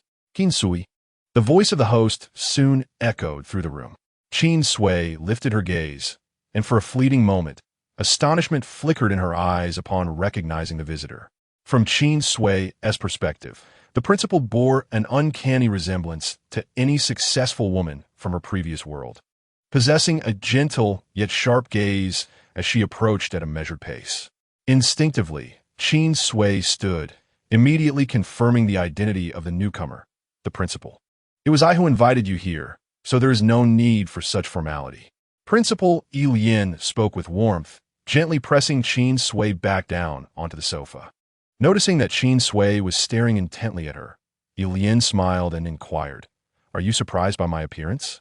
Realizing her gaze was somewhat impolite, Qin Sui felt a bit embarrassed, touching her nose and averting her eyes, indeed a little taken aback. Typically, upon hearing the title of principal, one would instinctively assume it referred to a male, especially in a world populated predominantly by one gender. The revelation that the principal of Grand Academy was a woman was truly delightful. Although the third sex clan excels at mimicking feminine traits, to Qin Sui, a genuine woman, there were still minor imperfections, the most notable being Owen's pronounced Adam's apple. In this absurd world, it was astonishing that the esteemed principal of Grain embodied such quintessential feminine characteristics, stirring waves of emotion within Qin Sui. "You truly are a sweet-tongued child. Yilian archit herburais pilaifulli." Qin Sui felt increasingly shy. Who else could be addressed as a child at this age, especially during their own zodiac year? Having previously been referred to as a cub, now the principal called her a child. Even with her thick skin, Qin Sui felt a tinge of embarrassment. "Principal, I am no longer a child. Such a title makes me shy." While speaking of shyness, her expression betrayed none, which amusingly elicited a chuckle from Lien. "You are merely 24 years old, only a few years older than that group of wild monkeys. In my eyes, you are all children." Qin Sui twirled a strand of hair around her finger, uncertain how to respond to such elder-like concern. While she could easily engage in battles and concoct powders for combat, facing this kind of warm, familial affection akin to that of distant relatives during the new year left her a loss. Lien observed the human girl before her, who was striving to appear obedient, and if not for her awareness of Qin Sui as commendable achievements within the academy, she might have struggled to reconcile the sweet student with the notorious poison fiend the student spoke of. Unbeknownst to Qin Sui, after a mere test, she had already accumulated numerous nicknames. The transfer student, the newcomer, the newly appointed leader of On and Weigexier, the object of Liu Kexis's affection, the formidable figure who eliminated Liu's AI in a minute, and so forth, yet none resonated as loudly as the infamous poison fiend. Lien found herself inexplicably eager to witness Qin Sui's reaction upon discovering these rumors. "Are you accustomed to this world?"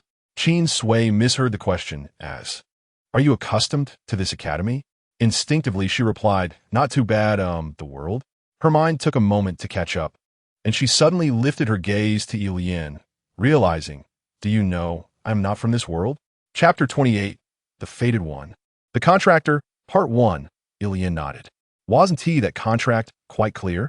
The world-saving project, fair division upon completion, and look, your name is prominently displayed at the bottom. Qin Sui watched as Lien conjured a contract from thin air, her name glaringly evident at the bottom right. She moved her lips, her thoughts in disarray. "That night, I was drunk." Why does that sound so off? The contract is binding once signed. There can be no withdrawal. Ilian retrieved the contract, which existed in duplicate. You promised me you would absolutely see the project through. Duplicate? Qin Sui instinctively reached for her belongings. But the outfit she had worn was long washed and stored away, leaving her with no evidence of a second copy, meaning she was effectively left without proof. Qin Sui wished to protest further, but how could the words of a drunken person hold any weight? A hint of hurt crossed Ilian's face. Are you having second thoughts? Or do you dislike this world? Not all. How did we arrive at the topic of disliking this world? Qin Sui massaged her temples, regaining her composure. My confusion lies in why, when everyone in your world is superior to me, you would seek the help of an ordinary human to save it? Because you are the prophesied fated one. Never did she expect to hear such fantastical words from the earnest principal, leaving Qin Sui momentarily dumbfounded. After a moment, she recollected that this was indeed a fantastical world. Qin Sui made an effort to align her thoughts with the principal's narrative. The fated one? What exactly does that entail? Before I can explain that specific title, you must first understand a bit of history. Ilian rapped the coffee table lightly, and soon, a familiar figure emerged from the depths of the principal's office. Inuo? Inuo nodded at Qin Sui before turning to Ilian. Madam Ilian, I have retrieved the book you requested. You disrespectful little brat. You should address me as mother. Ilian swiftly approached and pinched Inuo's cheeks, then playfully smacked the back of his head, causing Qin Sui to wince at the sight. Inuo seemed to have grown accustomed to the demeanor of his mother, showing no hesitation as he thrust the book in his hands before her, reiterating, "Here is the information you requested." Principal Ilian cast a disapproving glance at Inuo, retrieved the materials, and reorganized them before turning to face Qin Sui with a smile. "I apologize for the inconvenience."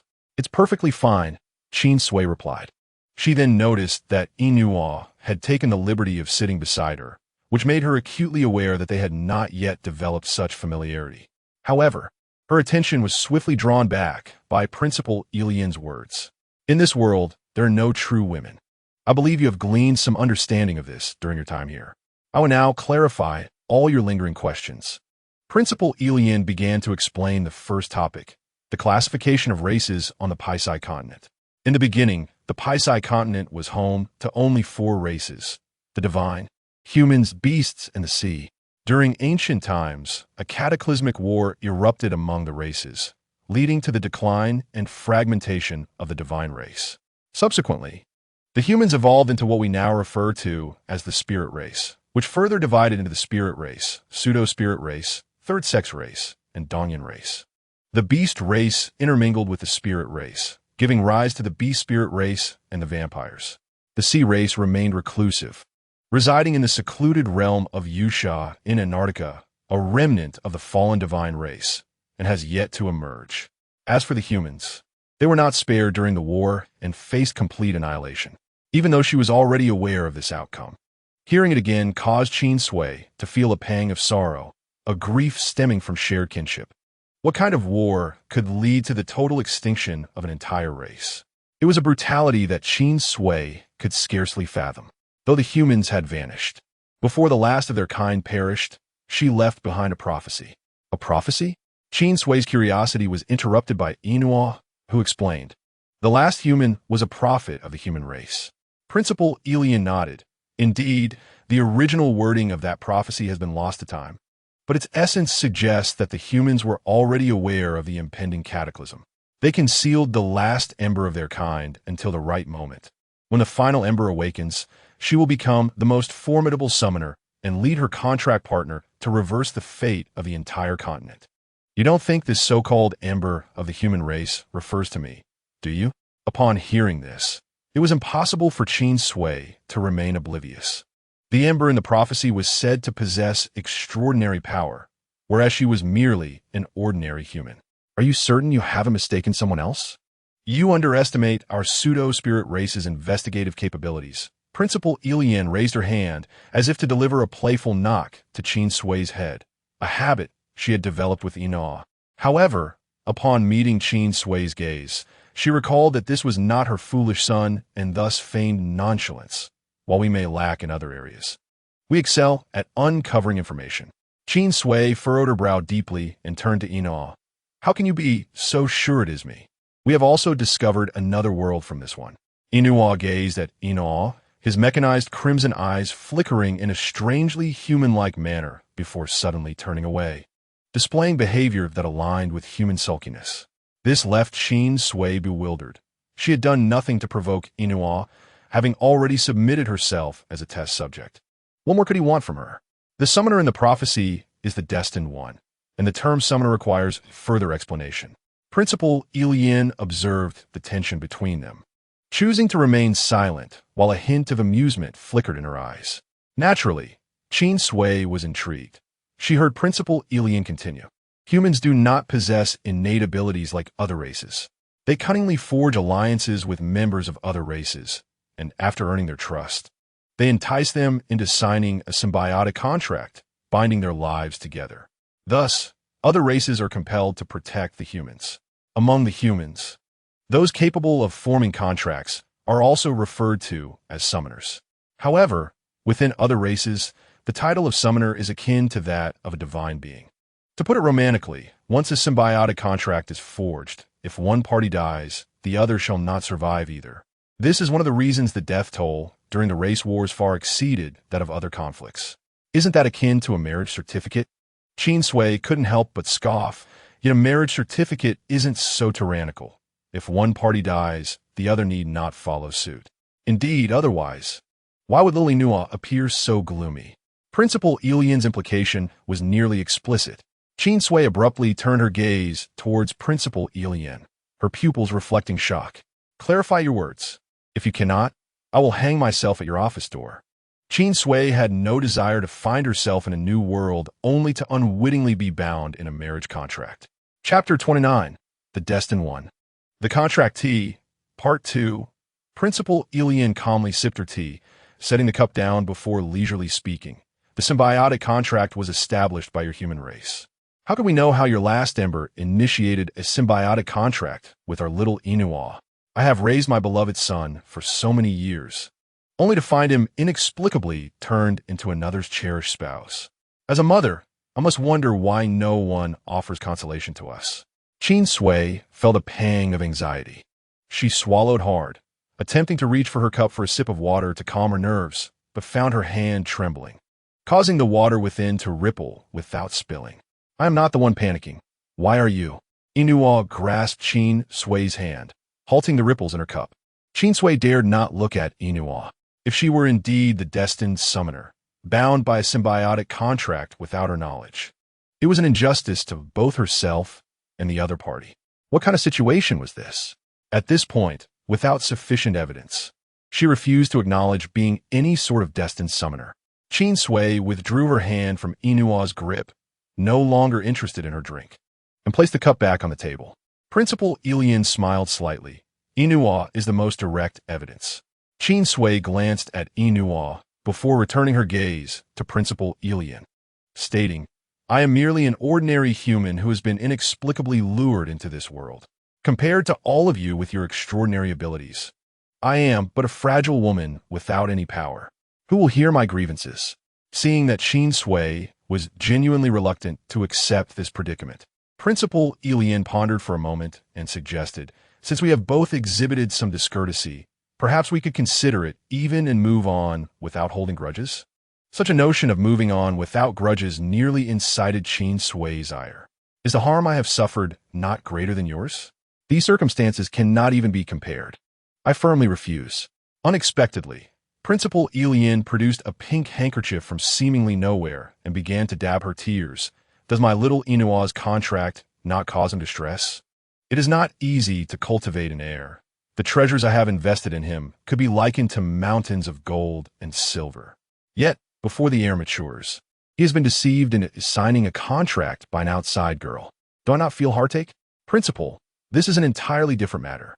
The fact of whether I am the destined one remains to be discussed. You cannot dismiss all arguments outright. Qin Sui felt as though she had unfairly bullied the beloved son of another, akin to a heartless seductress, yet she had no recollection of such events. She would never concede that she had done this. Enough, Inua interjected calmly. noticing both women looking his way. He first addressed Principal Ilian, Madam Ilian. I am grateful for your care, but regarding this matter, please refrain from meddling too much. Principal Ilian was momentarily taken aback, dropping her handkerchief. You insolent child. How dare you speak to me like that? As Inua chose to ignore her, Principal Ilian huffed and turned away to sip her cold tea to cool her temper. After dealing with Principal Ilian, Inua turned to face Qin Sui, but could not meet her eyes. Perhaps you are unaware, but I can sense all your emotions. Huh? Qin Sui uttered, expressing her confusion. It was indeed peculiar for a mechanical being, typically devoid of emotions, to suddenly possess the ability to perceive feelings. Inua, following my investigation, I discovered the traces of the symbiotic contract on my body. This is precisely why I urgently summoned Qin Sui. Qin Sui curled her lips slightly. So you brought me from my own world to this one based on this so-called symbiotic contract? Inua extended his hand and shook his finger at Qin Sui, stating that this world is indeed your original realm. You have merely become lost in the external world for certain reasons. The more he spoke, the more the evidence pointed towards Qin Sui, compelling her to resort to underhanded tactics. I did not believe it. Inua was taken aback. And Principal Ilian also paused for a moment, as Gurin Academy has always relied on reason. They had never witnessed human shamelessness before. Principal Ilian laughed in anger. Are you truly not planning to take responsibility for the mess you created? What do you mean I created it? I have no recollection of such things. Who in their right mind would accept something so inexplicable? Qin Sui's attitude was unyielding. Of course, if she did not stand firm, she would be dragged into marriage. How terrifying. All the evidence points to you. Even if you refuse to acknowledge it, when the time is ripe, you will inevitably walk the path of the summoner. Currently, the evidence is merely your claims, and those who know the truth are dead and cannot testify. How can I know if you are merely deceiving me in collusion? Qin Sui, do you still need to look at the signature on the paper? You have already sold yourself to me. Principal Ilian, words spoken under the influence of alcohol are not always true. Taking advantage of others' misfortunes is not a commendable reputation. Inua gazed at the two individuals evading responsibility, a hint of hurt flashing behind the lenses of his glasses. Sui, do you truly not want me? This seemingly murmured voice was not loud. Yet it reached the ears of the two in confrontation, causing Principal Ilian to fall silent and Qin Sui to turn her gaze. That does not sound right. What do you mean by not wanting him? No. When did she ever want him? This statement became increasingly peculiar. Qin Sui sighed. Her initial acquaintance with Inua was hardly amicable, and her approach was merely due to his identity as the principal's son and their transaction. However, as they interacted, Inua had not caused her any harm and had instead consistently protected her. Additionally, there were her own bodily concerns. Suddenly, Qin Sui recalled how Inua, upon discovering her blood's peculiar nature, could tirelessly confine himself in the laboratory to ascertain that her blood posed no threat. At that time, she believed Inua was concerned that this special blood might affect his experimental data, hence his urgency to clarify the reason. However, it now seemed that Inua might genuinely care for her well-being. Qin Sui looked at Inua and abruptly changed the subject. Inua, have you discovered the condition of my blood? Inua had not anticipated such a sudden question and could only respond in kind. Within your blood are numerous special cells, each of which possesses destructive capabilities. Yet, when aggregated within your blood cells, they achieve a peculiar balance. As long as this balance is maintained, your blood not only poses no harm, but also transforms into a highly potent medicinal substance due to these special cells. Chapter 30, The Fated One. The Contract Holder, Part 2. Principal Ilian found this strange. Is this not a very good thing? Qin Sui could fully utilize the properties of her blood to arm herself. Qin Sui remained silent, and Inua's tone grew more serious. No, this amplification may be a miraculous remedy for others, but for the holder, it offers no benefits whatsoever and may lead to an irreparable toxic cycle due to the disruption of internal balance. It is akin to a still pond. As long as the water remains calm, Sui will be fine. Once the water becomes agitated, her body will not withstand such an impact, leading to collapse. So severe? Principal Ilian was astonished, looking at Qin Sui. How did you end up like this? Qin Sui was reluctant to answer this question. Thus, she deftly avoided it. Offering another response, the entity responsible for maintaining the balance of the blood is an exceedingly rare substance. At the time, those conducting experiments on me nearly exhausted that substance to facilitate its self-growth within my body. That substance? What is it? Inua inquired. It is a trace hormone secreted by the mother during childbirth, designed to promote rapid cellular evolution, initially intended to support fetal development. Principal Elian abruptly stood up. This is outrageous. A mother in her most painful moment being subjected to such experimentation is unimaginable. The volume of this trace hormone applied to a person must be immense, and one cannot fathom the countless mothers who sacrifice their blood and tears. Humanity, driven by greed, is willing to employ any means to achieve its ends. Qin Sui lowered her gaze, her expression inscrutable. And what about you? Principal Elian tentatively asked. Qin Sui casually replied, young and ignorant, merely a subject of experimentation. Principal Elian immediately wore a pained expression. In contrast, Qin Sui sought to comfort her. The events transpired long ago. The laboratory that captured me for experiments has been dismantled, and this present situation is the best outcome possible. Successfully shifting the topic and seeing that they no longer pursued inquiries about her fate, Qin Sui seized the opportunity to take her leave. If there is nothing else, I shall depart first. My friends are waiting for me for dinner. Principal Elian, realizing she was nearly at the elevator, finally reacted, Hey, you rascal, are you trying to divert my attention? To deny the symbiotic contract. You would even use your most tragic past as a shield. Truly a disgraceful trait of humanity. Qin Sui heard the principal's words. Yet she had already stepped into the elevator and, lacking any sense of public decorum, waved her hand as a farewell.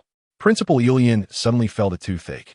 After much effort to identify the fated one, after successfully finding a summoner for her son, and after persuading him to come, he turned out to be completely disinterested. Truly a headache for Principal Elian. Inua approached Principal Elian, delivering another blow, stating that it was an unwise decision to lay everything bare today. Principal Elian gritted her teeth. Turning to face Inua's expressionless face, was it not to secure maximal benefits for you? If Sui is indeed the fated one, her contract holders would not merely be one.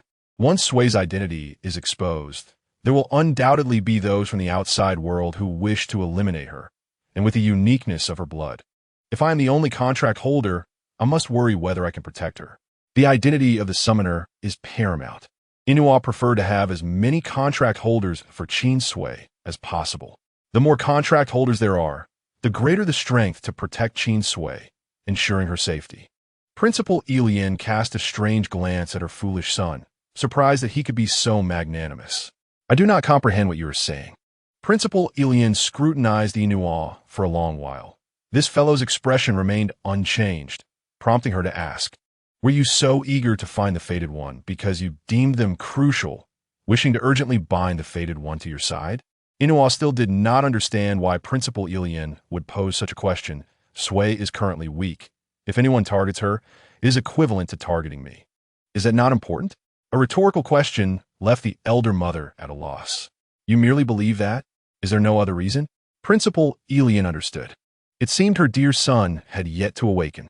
The good show could not be witnessed now. However, Principal Elian could not idly watch her son suffer. So she resorted to subtle tactics. Are you not with Qin Sui? Inua hesitated for a moment. She might not want to see me right now. In her eyes, he might just be an irritating individual who constantly coerces her into experiments. Yet, if he did not compel her to undergo examinations, she would undoubtedly refuse to reveal what had transpired to cause her body to deteriorate so severely. Under the premise that the truth had not been revealed to Qin Sui, Inua could still interact with her in the same awkward manner as before, as if nothing had transpired. Perhaps this was not the most endearing approach, but at least ensured her safety. However, now that Madame Elian had unilaterally disclosed the matter of the summoner and the contractor to her, Inua suddenly felt hesitant to approach Qin Sui. Foolish child, continue to interact as you did before. Emotions are cultivated through familiarity. Madame Ilian had always taken pride in Inua's reputation as a genius. Yet it was evident that her emotional intelligence did not match her intellect. Whatever Qin Sui did, simply follow her lead. Inua was skeptical. Wouldn't this be off-putting? Madame Ilian smiled ominously. Do you not wish to know how powerful a contractor becomes once the summoner awakens? Inua was aware of the allure of human summoners and contractors. If the contractor's ability is rated a 1 and the summoner's a 1 when their intentions align, the resulting power is not merely 2, but a multitude of that strength. This duality is precisely why human summoners are both adored and detested. They are admired for their ability to significantly enhance a contractor's attributes in a short time, yet despised for their lack of self-preservation. Once the contract is established, the summoner and contractor essentially exist in a symbiotic relationship, which becomes the contractor's greatest vulnerability. Yet, currently, there are no signs of awakening in Sui. Inua was not a summoner and was unaware of how a summoner awakens or contracts with a contractor. He only knew that a contractor could sense the emotional fluctuations of the summoner to a certain extent, and if the reaction was strong enough, it could reach a level of telepathy. Inua had no idea what those emotions were, nor had he experienced such a connection. You are indeed foolish. What is the role of a contractor? Inua retrieved the information on human contractors, understanding that a contractor is a summoner's inherent companion. After signing the contract, they must remain by the summoner's side to prevent any unforeseen incidents. So why are you still standing here? Suddenly, Inua understood and turned to leave. Madame Ilian appeared weary. Truly, must I, as a mother figure, worry about this? Chapter 31. Can you take me with you? Sui. Qin Sui had reached the front entrance when she suddenly heard someone calling her from behind, instinctively turning to look. Did Inua have something else to say? Qin Sui was not particularly surprised by Inua's pursuit. Inua stood before her, conjuring 2 cards from his fingertips, leaving Qin Sui perplexed. He explained, "The first one is your student ID card. Due to your unique background, the information has been unable to display, which is why it has not been provided to you." Qin Sui accepted the 2 cards, the first ID card resembling a human identification card, featuring her photograph, name, and species, but it indicated her as belonging to the third gender. She understood that the human identity was too conspicuous, and being classified as third gender was a form of protection. What about the second card? Qin Sui inquired. It is your personal account. Although I am not entirely familiar with the terms of the contract you signed with Madame Ilian, I believe your share is something you might need at this moment. Inua spoke this with considerable caution, fearing that Qin Sui might refuse. However, he had forgotten that Qin Sui often defied expectations. Without hesitation, she tucked the card in her pocket and shot him a look. Why didn't I think of this earlier? Do you know how much debt I am in now? Although free food and shelter were delightful, it brought a pang of guilt. Without this salary card, Qin Sui had already contemplated becoming an unregistered drug dealer. The contract she was tricked into signing left her feeling resentful. To say she was not angry would be disingenuous. While her moment of greed was her fault, who among mortals is without sin? Rather than wallow in self-recrimination, it was easier to blame others. After all, Qin Sui would never admit her own fault. Inua gazed at her, his expression still rigidly mechanical, yet his tone had softened compared to before. It is my oversight. Now that I am your contractor, I must consider your needs in all matters, and I hope we can coexist harmoniously in the future. Qin Sui had not been in this world for long, and her acquaintance with Inua was hardly profound. With the added layer of their contractor-summoner relationship, Inua did not wish for Qin Sui to harbor any dislike towards him. As a prodigy and the heir to the principal, Inua was not skilled in self-reflection or humility. Yet, in the face of Qin Sui, he inexplicably felt a pang of vulnerability. It was difficult to articulate the sensation, but Inua felt that as long as she did not despise him, everything would be fine. Qin Sui was taken aback by Inua's patience and conversation. This second-generation elite had always commanded others, unaware of how to speak gently, causing Qin Sui to feel a peculiar discomfort. But please, I do not wish to be recognized as a summoner. Inua's mechanical red eyes dimmed momentarily, but he quickly regained his composure. If you do not wish to fulfill the contract, That is permissible. However, you would lack the power to survive in the academy. Gran can still provide you with protection. Can I return to my original world? The medium that summoned you to this world is a one-way channel. Are you saying I came here in good health, but cannot return? Inua did not nod or shake his head. Perhaps if you fulfill the contract and find the fragments of the mother deity, you might be able to return. For the medium that summoned you was created by the mother deity. Qin Sui had heard tales of the mother deity, a legendary figure from ancient times who governed life and death, accompanied by 8 valiant generals, the most renowned among them being the goddess. The mother deity is the object of worship for all beings in this world. Qin Sui was speechless. Summoning people so casually is profoundly irresponsible. Thus, I am here to apologize and seek your forgiveness. With that expressionless face seeking forgiveness, Qin Sui felt as though she would suffer from indigestion throughout the night. The situation had escalated to this point, with the other party nearly ready to offer reparations and admit guilt. Even if Qin Sui were angry, she could not express it. The contract is mine to acknowledge. As for the so-called summoner, I am merely an ordinary human, not a great heroine. That is acceptable. Your decision not to breach the contract is already a commendable response. Inua and Principal Elian had prepared for the worst. If Qin Sui was unwilling, they could not force her into labor, just as she expressed a desire to be an ordinary human. Inua's mechanical gaze reflected Qin Sui's figure, his tone deliberately imbued with warmth. I will take responsibility for you. That sounded rather strange. Qin Sui pondered for a moment, unable to discern whether he was being serious or playful. Just as she was about to inquire, she saw him casually take the cards he had previously given her and merge them. With a beep, the personal account displayed a string of zeros. Qin Sui gasped in astonishment. Truly, a second-generation elite, remarkably affluent. Qin Sui, a human who is easily swayed by money, demonstrated what it meant to change one's demeanor in front of the wealthy. It's all right. It's just a salvation project.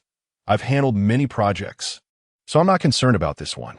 Saying this, she cheerfully tucked the card back in her pocket, her demeanor significantly more amiable. Inua had merely intended to show her the monthly remittance. At the very least, they would ensure she lacked nothing in terms of sustenance and shelter, which was a form of responsibility. To his surprise, the outcome was unexpectedly positive. He suppressed the urge to smile. Monthly remittances would be made without fail. Even if you merely wish to visit, we will ensure you have an enjoyable time. Oh dear, how embarrassing. Saying this, she feigned humility. Yet Qin Sui was quicker to accept the money than anyone else. Do you still wish to return? Inua hesitated, but ultimately voiced the question. Return where? This is my home, Qin Sui declared resolutely. Where there is money, there is home. This encapsulates the survival philosophy of Qin Zone. Inua was bewildered by the Termerung Bujin from the book, but at this moment, nothing could better articulate his sentiments. If the human race were as amusing as Qin Sui, it would indeed be a pity for their annihilation. The day was growing late. I shall escort you back to rest. After a day's worth of tumult and a delayed lunch, Inua could easily sense Qin Sui's mental fatigue. Qin Sui finally recalled that a group of people was waiting for him. No need. Yuan and the others have made plans to enjoy barbecue. I will join them directly. Inua was taken aback by this unexpected development. His expression briefly blank, and his mechanical red eyes flickered. Can I join you for the barbecue? But you lack taste buds, don't you? Qin Sui was quite straightforward. Do you comprehend the nuances of barbecue? Upon noticing that Qin Sui's initial reaction was not a refusal, Inua, unbothered by Qin Sui's words, merely wished to become more familiar with her. I simply do not want you to dislike me. Chapter 32. An unfathomable barbecue in the end. Qin Sui decided to bring Inua along. Beautiful women indeed possess a soft heart. Qin Zong cleverly justified his shameless capitulation to the allure of wealth. The two exited the faculty office building, and from a distance, they spotted several individuals standing at the street corner. Golden sunlight cascaded down, illuminating an oasis that eternally retains the gentleness of spring, free from the extremes of heat and cold. Qin Sui noticed a little cake in a newly flouncy skirt energetically waving her arms to greet her, her radiant smile bursting with youthful exuberance. It seemed as though all worries melted away under the sun's warm embrace. Observing this scene, Qin Sui suddenly recalled a long-ignored question. Inua, given the advanced technological prowess here, shouldn't there be some form of communication devices? No wonder I felt something was amiss. I was missing my phone. Inua turned his head to look at her, satisfaction evident as he achieved his objective, his tone returning to its usual formality. Yes, there's such devices. Where? I have not seen any. Previously, a communication device room was established for the convenience of online interaction among students. However, it was later abolished. Why? Because they were too noisy. Inuo replied, with a blank expression. No matter how expensive the materials, they would only be used once in their hands. Even if subcutaneous injection devices were employed, they could be destroyed during combat. Rather than considering the convenience of communication, it would be wiser to lament the costs incurred in producing such devices. After all, this group of indomitable cockroaches could survive in the depths of the mountains, rendering the absence of communication devices inconsequential. So that was the reason. Qin Sui inexplicably felt a wave of resentment from the creators. No wonder Ina looked at Wei Gessier and the others with disdain. Inua, what are you doing here? Yuan's joyful smile faded, revealing that he also harbored a dislike for Inua's presence. Although displeased by Inua's appearance, upon seeing Qin Sui, he brightened up again. Sui, let us go. We'll enjoy barbecue together. Qin Sui quickly tidied herself, pulling out a wet wipe to clean her hands. Yuan glanced at Qin Sui, then at Inua, his face displaying incredulity. Sui, he isn't planning to join us, is he? We are all classmates. Let us have a meal together. Qin Sui playfully dashed, Yuan es splendid skirt. Now that I have money, I shall treat you. Although Yuan's capacity for understanding the dynamics of this duo turn 5 was evidently lacking. Upon hearing that Qin Sui would treat him, his thoughts drifted away. Sui, did you really sell medicine? Otherwise, where did the money come from? Qin Sui pondered the source of her funds, reflecting for a moment before decisively claiming, yes, my poison powder is indeed quite popular. The details of the contract project are too convoluted. It's simpler to attribute it to the medicine-selling aspect. After all, when funds run low, selling medicine becomes inevitable. Sui, that's fantastic. Yuan exclaimed, moving to give her a big hug, but was promptly curtailed by Inua. You are too heavy. You will crush Sui. Yuan laughed in annoyance. I haven't criticized your artificial person-s learning. Why are you interjecting during our barbecue? That familiar phrase prompted Inua to glance instinctively at Qin Sui. She turned her head, pretending not to hear. She was disinterested in their grievances. She only mentioned treating to a meal, and as long as food reached her mouth, she was content. Wei Gessier, Lu Kexis, which barbecue place do you think is superior? Wei Gessier, bored, tossed a water balloon around and, upon Qin Sui's inquiry, had no particular preference. I am here to enjoy a meal, so it doesn't matter what we eat. Qin Sui, unsure of which place was best, turned to Lu Kexis. Don't tell me you are indifferent as well.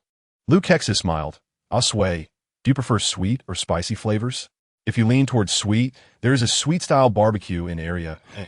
If spicy, the clay oven barbecue in Area C would be more suitable. Observing this level of thoughtfulness, even though it was Qin Sui's first encounter with Lu Kexis, she couldn't help but feel a degree of fondness. I prefer spicy. Lu Kexis continued to smile. What a coincidence, my taste aligns with yours. Qin Sui was quite pleased with Lu Kexis' attentiveness. What about the others?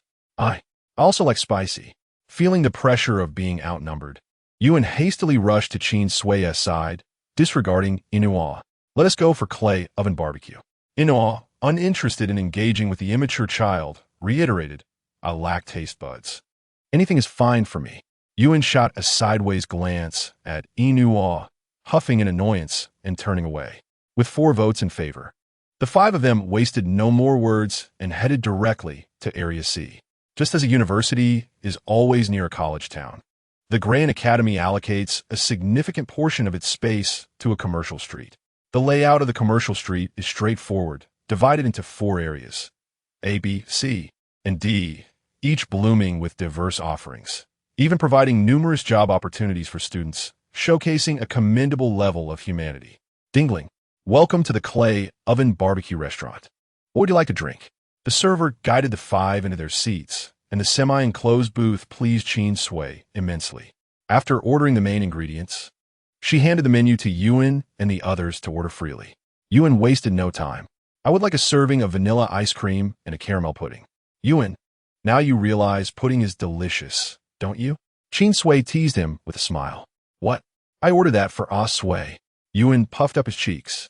Ah Sui loves pudding, doesn't she? Previously, dessert had always been pudding. Why is there none this time? The menu made its rounds, and finally, Wei-Ge-Sier, the last to order, handed the menu to the server. I'll like a cup of hot milk, please. Perhaps coincidentally, Qin Sui's playful banter with Yuan was unrestrained, causing her voice to overlap with Wei-Ge-Sier's. This time, I'll like a cup of hot milk. As soon as the words left her lips, silence enveloped the booth. Wei-Ge-Sier looked at Qin Sui in surprise, and she too was slightly taken aback. 2 cups of hot milk, is that correct? Very well. Please wait a moment. The server's words shattered the stillness, and the small booth returned to life as they entered the kitchen. I didn't expect Wei-Ge-Sier to enjoy something as typically feminine as hot milk. Lu Kexis twirled a strand of hair, his tone oscillating between mockery and teasing. Wei-Ge-Sier turned his head, dismissing him. Although I may not be the best brother, it is only right to show concern for my younger sibling occasionally. I senti it? Lu Kexis propped his chin, observing Wei-Ge-Sier. Just as Wei-Ge-Sier was about to retort, his peripheral vision caught the sparkling eyes of 2 individuals across the table. Qin Sui and Yuan, each cradling a cup of tea, gazed intently, one eye expressing curiosity, the other intrigue. Qin Sui sipped a mouthful of hot water. Why the silence? Continue on. Chapter 33. Indigestion. What could Wei-Ge-Sier possibly say under such inquisitive gazes? He found himself at a loss for words, opting instead to turn away and sip his warm milk in silence. On the other hand, Lu Kexis, undeterred by the awkwardness, leaned his face on his hand and turned towards Qin Sui, revealing that Ah Sui had a penchant for sweet treats. Qin Sui stammered, surprised that the conversation had shifted back to her. She began to hedge her response, admitting that it was acceptable to indulge occasionally. Before she could finish her thought, Yuan chimed in excitedly, affirming that Ah Sui adored sweets, particularly caramel pudding. If it weren't for the need to monitor her sugar intake, Ah Sui might very well consider putting a meal. Ever since they discovered a dessert shop while out one day, their dormitory had been transformed into a haven for pudding. Yuan had even teased Qin Sui for hoarding sweets like a hamster. Is that so? Then it stands to reason that Ah Sui would surely enjoy the Sweetheart Dessert Shop in District D. Lu Kexis remarked, maintaining his ever-present smile. Oblivious to the subtlety of his probing, Yuan began to divulge details. How do you know? Ah Sui always takes a detour after class to buy pudding. Why are you looking at me like that? Qin Sui gazed at Yuan, exhaling a sigh. This fool. She glanced back at Lu Kexis, who remained silent but playful, casting a flirtatious glance her way. His movements flowed gracefully, making it difficult to discern any deliberate attempt at provocation. Qin Sui understood that his intentions were intentional. Her response was a clear rejection of Lu Kexis's advances, a reminder of how they had met.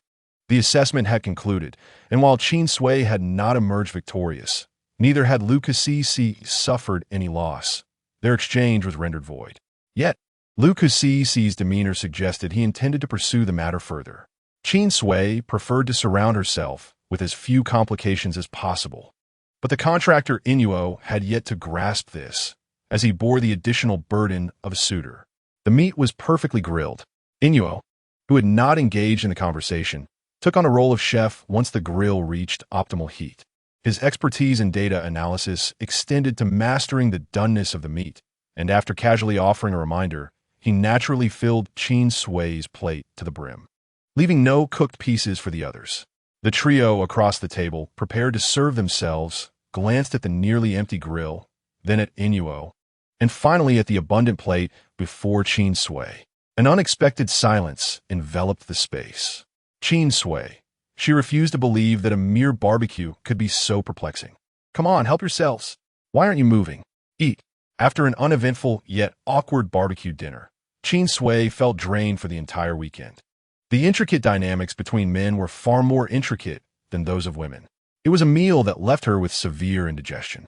It was evident that a person capable of being a sea king was no ordinary individual. Qin Sui noticed that Yuan had feelings for her, and despite the unspoken thoughts lingering between them, their roommate relationship remained relatively peaceful. Since the contractor incident, Inuo had been persistently by her side. Had Qin Sui not firmly rejected him, he might have even attempted to guard her while she slept.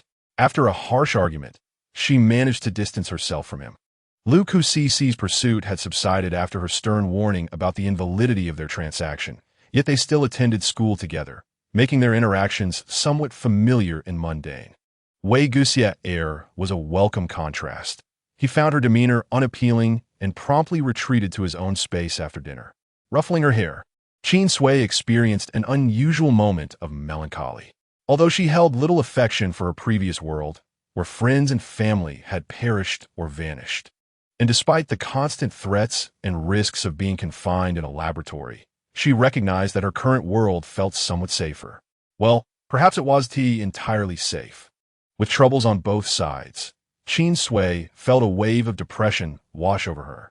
She and T realized how grim her situation was until reflecting on it. It was fortunate that her mentality remained resilient. Otherwise, she might have considered a stroll on a rooftop. Qin Sui maintained an optimistic outlook, largely due to her habit of self-reflection. I'm not at fault. Who claims I am? By what right do they assert my guilt? Woski once said, "To err is human. Who among us is without fault? Life is such that one cannot please everyone." Qin Sui's primary goal was to survive in this world by any means necessary. Thoughts of retirement could wait. She found herself more intrigued by Yuan and his innate abilities. If only she possessed such talents. Self-preservation was paramount. Everything else could be secondary. With determination, Qin Sui flipped out of bed, acknowledging her failure but refusing to be disheartened.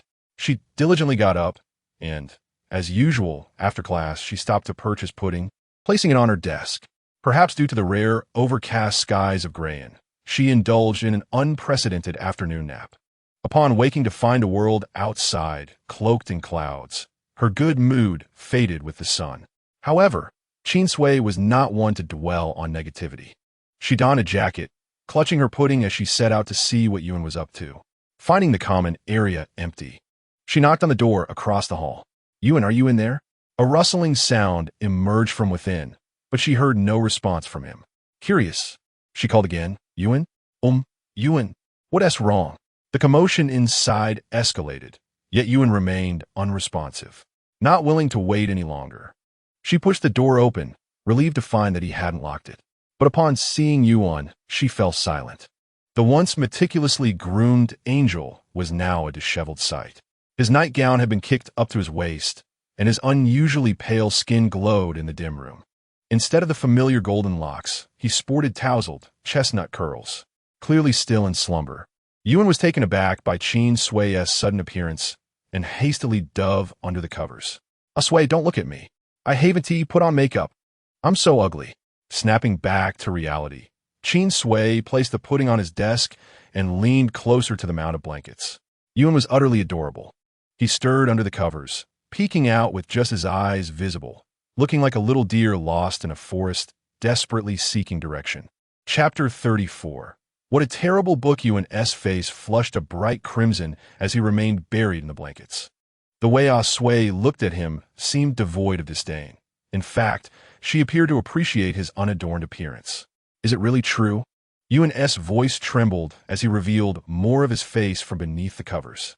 Qin Sui felt a wave of affection wash over her.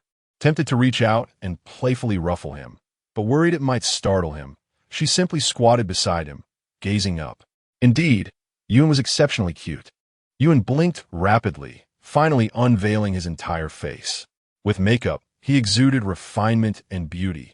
Stripped of heavy foundation, his natural complexion revealed distinct features, and the faint freckles on his cheeks accentuated his youthful visage.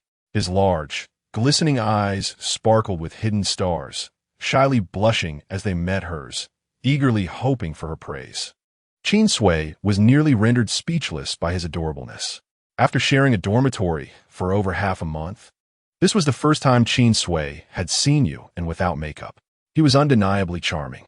Why did he feel the need to mask his true self with such heavy makeup?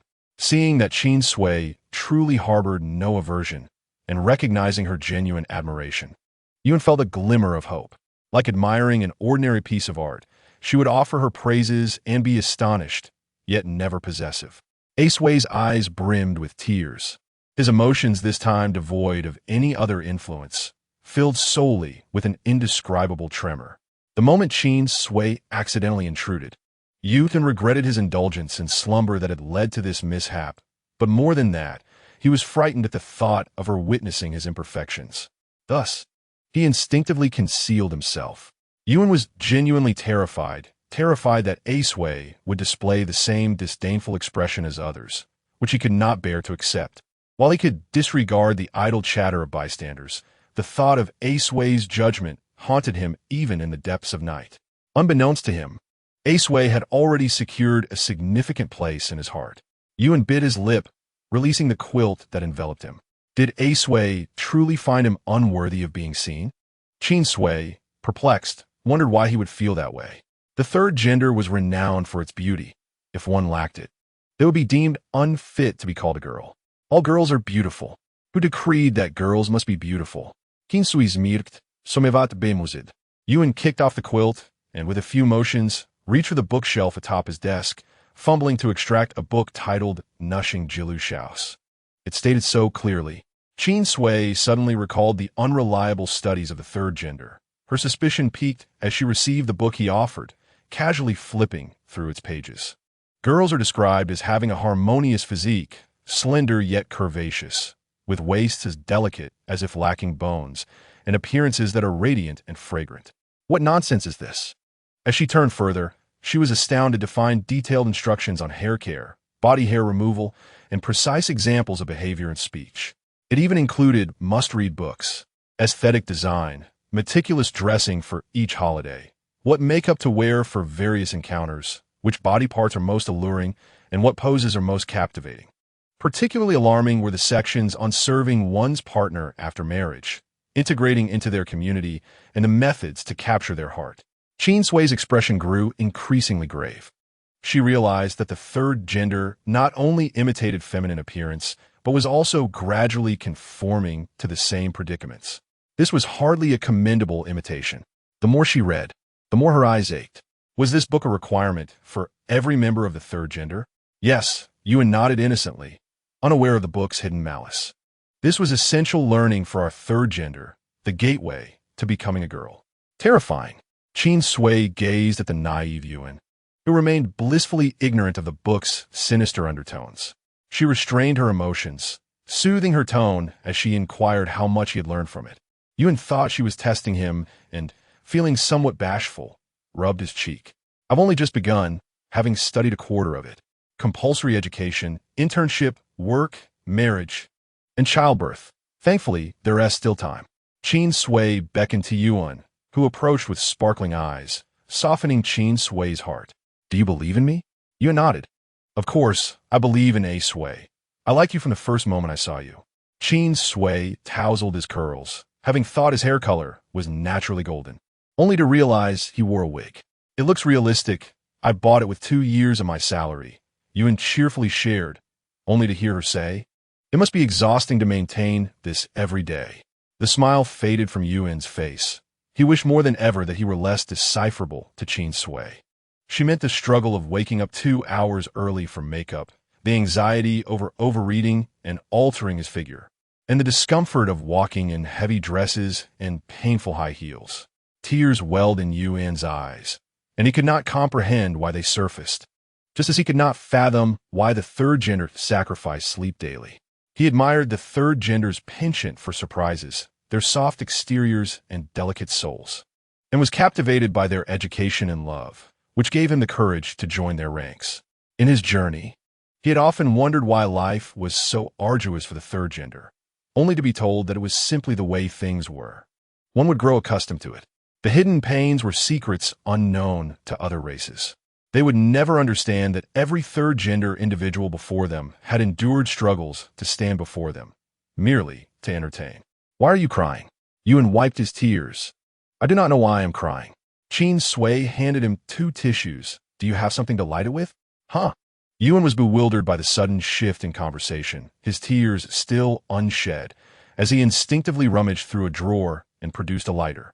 Qin Sui stood up, gazing at Yuan on the bed, asking, do you trust me or this book? Yuan tilted his head, confused. Qin Sui pointed to herself. I am the true woman of this world. I know better than this book how to be a girl. So do you trust me or the book? I trust you. Yuan replied without hesitation. Very good. Qin Sui felt satisfied. Yuan had not yet been fully conditioned, and all was still salvageable. Let us create a protective wind circle to avoid burning the house down. Last time, a mishap in the dormitory forced them to wander outside until the repair crew finished their work overnight. Chapter 35. Emotionally unstable. Yuan did not comprehend Qin Sui's words, but was obedient enough to follow her lead. At the moment, the wind circle formed. Qin Sui ignited the book before Yuan's bewildered gaze. Huh? Yuan's eyes widened in shock, uncertain whether to save the book or merely watch. Flames danced, the book wildly flipping its pages in the searing heat, as if malicious screams echoed the bitterness of failure. From now on, I will teach you how to be a girl. The flickering sparks painted half of Qin Sui's face red, the remnants of the wind circle tousling her hair. Unbeknownst to him, Yuan's heart began to resonate with the rhythm of the flames. Oh, goddess, it seems I have found my soul. The reflection of his soul mirrored in his eyes. Yuan's unspoken words lingered on his lips, his gaze gradually losing focus, entranced by the arrival of soul. The book of conditioning was consumed by the flames, turning to ashes, and with a final flicker of fire, the sky darkened. Another night descended. Qin Sui gathered the remnants, disposing of them in the trash, washing her hands afterward before rousing Yuan from his slumber. Let us think about what to have for dinner tonight. Oh. Yuan clearly remained dazed. His first reaction upon rising was to sit at the makeup desk. Muscle memory had not yet faded, and a makeup brush was already clenched between his fingers. It is evening. Why would one still apply makeup? Qin Sui leaned against the doorframe, arching an eyebrow at his preparatory stance. It would be better to sleep early tonight, apply a beautiful makeup tomorrow, and accompany you to shop for lovely skirts after class. Qin Sui refrained from telling him to stop wearing makeup, knowing that relinquishing old habits was not an overnight endeavor. One must proceed gradually, as the saying goes, like boiling a frog in warm water. Yuan glanced at Qin Sui through the makeup mirror, suddenly flinging the brush aside and throwing himself into her embrace. Sui is truly wonderful. All right, what do I want to eat tonight? This time, Qin Sui did not push him away, but instead comfortingly patted Yuan's back. Due to the height difference, Yuan leaned down, rubbing against Qin Sui's shoulder, his voice muffled. I want sweet and sour fish and mushroom soup. For dessert, caramel pudding. That can be arranged, Qin Sui replied, gently pushing away the increasingly persistent Yuan, smiling as she refused his longing gaze. You go make it. Yuan pouted. Lacking any defiance, I'll go make it. Upon entering the kitchen, Qin Sui proceeded to the living room to fetch hot water. Just as the water was about to touch her lips, she caught a glimpse of a head peeking from the kitchen. Yuan, with wide eyes, fixed her gaze on Qin Sui, who inquired, what is the matter? Yuan's eyes flickered, and suddenly she exclaimed, Ah, Sui, so soft, especially soft. Without waiting for Qin Sui's reaction, she swiftly closed the kitchen door with a decisive snap, causing the chopping board to thud under the relentless rhythm of the knife. As the morning mist dissipated and the sun rose in the east, if indeed this world's east was in that direction, Qin Sui bit into a slice of bread, glancing up at the distant sun. She awaited Yuan to tidy up before heading out. Over the past few days, she had gradually acclimated to the familiar yet distant life of university, discovering more and more about her surroundings. Though this world appeared vastly different from her prior understanding, the nuances of daily life bore traces of her previous existence, much like the method of preparing pudding. Was it true that regardless of the world or race, the cycle of sustenance remained inescapable? This left Qin Sui pondering. Ah, Sui, I'm coming, Yuan called. Qin Sui acknowledged her and turned, walking side by side with Yuan toward the teaching building. She decided to set aside her perplexities, for perhaps one day they might resolve themselves. As a new week-S schedule was distributed, Qin Sui, as expected, noticed mechanical engineering among her subjects. Are you so free now? Wasn't he at once every other week? She remarked, noticing that they would now have classes for 3 consecutive weeks. Her desk mate, shot her a sidelong glance. His tone curt. Given that some classmates are struggling to keep up, I must exert myself further to prevent them from failing the final assessment. Some classmates had suffered defeat when facing Qin Sui, who absent-mindedly touched her nose in frustration. Ever since their argument, had reverted to his former caustic demeanor. While Qin Sui wished for a more congenial rapport, enduring his barbs daily was hardly a pleasant affair, especially since they were seated so close together. Your bodily data has shown some changes recently. Have you experienced anything like this before? Abruptly shifted the topic. Qin Sui momentarily struggled to grasp his meaning. Isn't all my data with you? What changes? Regardless of the myriad issues stemming from their initial transaction or the contract events. It ultimately circled back to Ino's research on Qin Sui. Since the secrets had been laid bare, and Ino had promised to keep her safe, she allowed him to pursue his studies, occasionally cooperating with his examinations.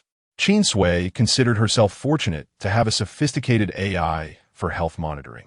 Indeed, the walking super AI, was quite impressive, a true amalgamation of the highest technology of the pseudo-spirit race. There was nothing he could not uncover, provided he wished to know. Your hormone levels have decreased. Breast tissue is engorged. Serotonin levels have fluctuated. Sleep quality has deteriorated. Pelvic congestion has increased prostaglandin secretion, and appetite has surged. The string of professional terminology left Qin Sui momentarily speechless. She struggled to formulate a polite request for simpler language. Though she could comprehend, it did not mean she found it easy to digest. I wanted to hear about work-related matters during their downtime. Paused, having detected the obvious shift in Qin Sui's emotions. Aware of her current instability, he spoke plainly. There are notable changes in your body and hormones. Your appetite is heightened. Sleep patterns vary significantly at night, and your emotions are unstable. Indeed, emotions are unstable, Qin Sui replied. Artificial beings lack empathy and show no regard for one's dignity. I understand. You need not remind me, she retorted, feeling a twinge of embarrassment at having her private matters so ruthlessly exposed. Adjusted his glasses, reflecting a momentary gleam in his mechanical eyes as he regarded Qin Sui earnestly. My database lacks information regarding benign changes of this nature. Since you are aware, could you elucidate whether these changes are beneficial or detrimental to you? You mean to say your database contains no data on menstruation? Qin Sui was taken aback. How could the most advanced mechanical life form lack such fundamental knowledge? Menstruation? Quickly scanned his records, discovering no mention of the term, and shook his head. No, I acknowledge your unique physiology. I have updated my knowledge on female-related matters, yet detailed data about women's bodies appears to be missing. Qin Sui sighed, realizing how little this world truly understood about women. The third gender race may mimic femininity, but they merely sketched the surface. I am merely approaching my menstrual cycle, which is a beneficial change for my body. What is that? Always eager to learn, inquired. How to explain this unique privilege exclusive to women? The human body is a wondrous entity, continuously adapting to environmental changes and evolving to the most suitable levels for survival. Particularly, a woman's body undergoes various hormonal changes each month, strengthening endurance and adaptability to enhance survival rates in adverse conditions.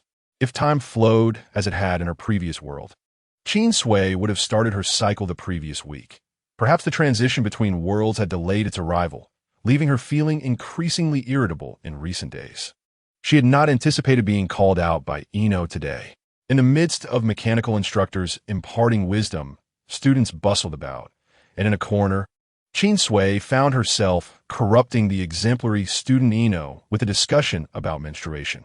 I'm pondering how to explain this to you, she mused, lightly tapping the table as she contemplated how to instill a proper understanding. The introductory text from the third gender revealed how skewed this world-esque research on women had become. Were it not for the need to educate Yuan, she would have preferred to remain uninvolved.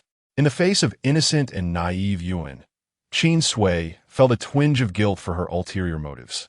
She did not view herself as a heartless capitalist, but rather as someone possessing kindness. Menstruation is a natural physiological phenomenon characterized by the cyclical changes in the reproductive system of an unpregnant woman. In simpler terms, it is the shedding of the thickened uterine lining due to decreased hormone levels, expelled alongside blood and mucus. This process is commonly referred to as the menstrual period. You may understand it as a monthly occurrence, or rather, a cycle of 21 to 35 days, during which a girl's body spontaneously expels waste from the uterus, lasting between 2 to 7 days. Continuous bleeding for 2 to 7 days? Eno adjusted his glasses, though the frame required no such gesture. I find it hard to believe that a body can endure such prolonged bleeding without becoming anemic. Sometimes I marvel at how remarkably women have evolved, Qin Sui replied, spreading her hands in a display of pride.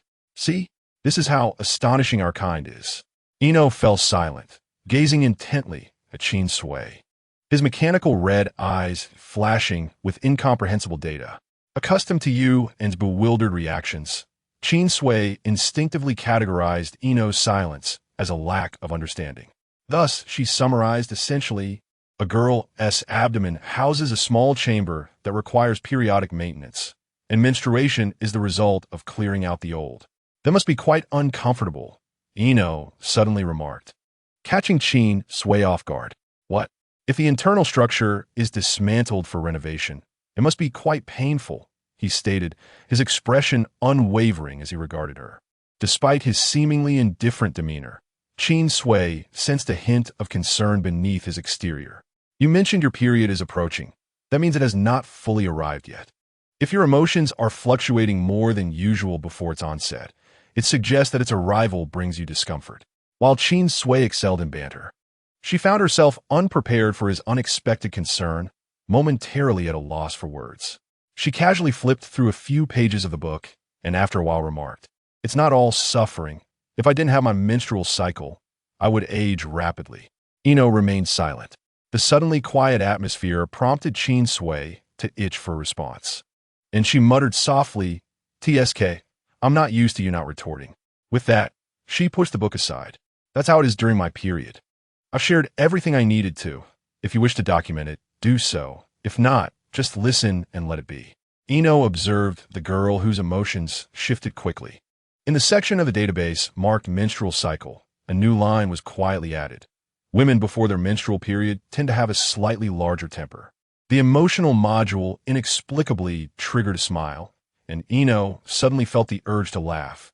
For at that moment, Qin Sui seemed genuinely human, vibrantly alive. "So, this place is called disdain, right? I've noted it down." Qin Sui replied, "Do as you wish. Your presence is truly significant to me." The abrupt change left Qin Sui momentarily stunned. Huh?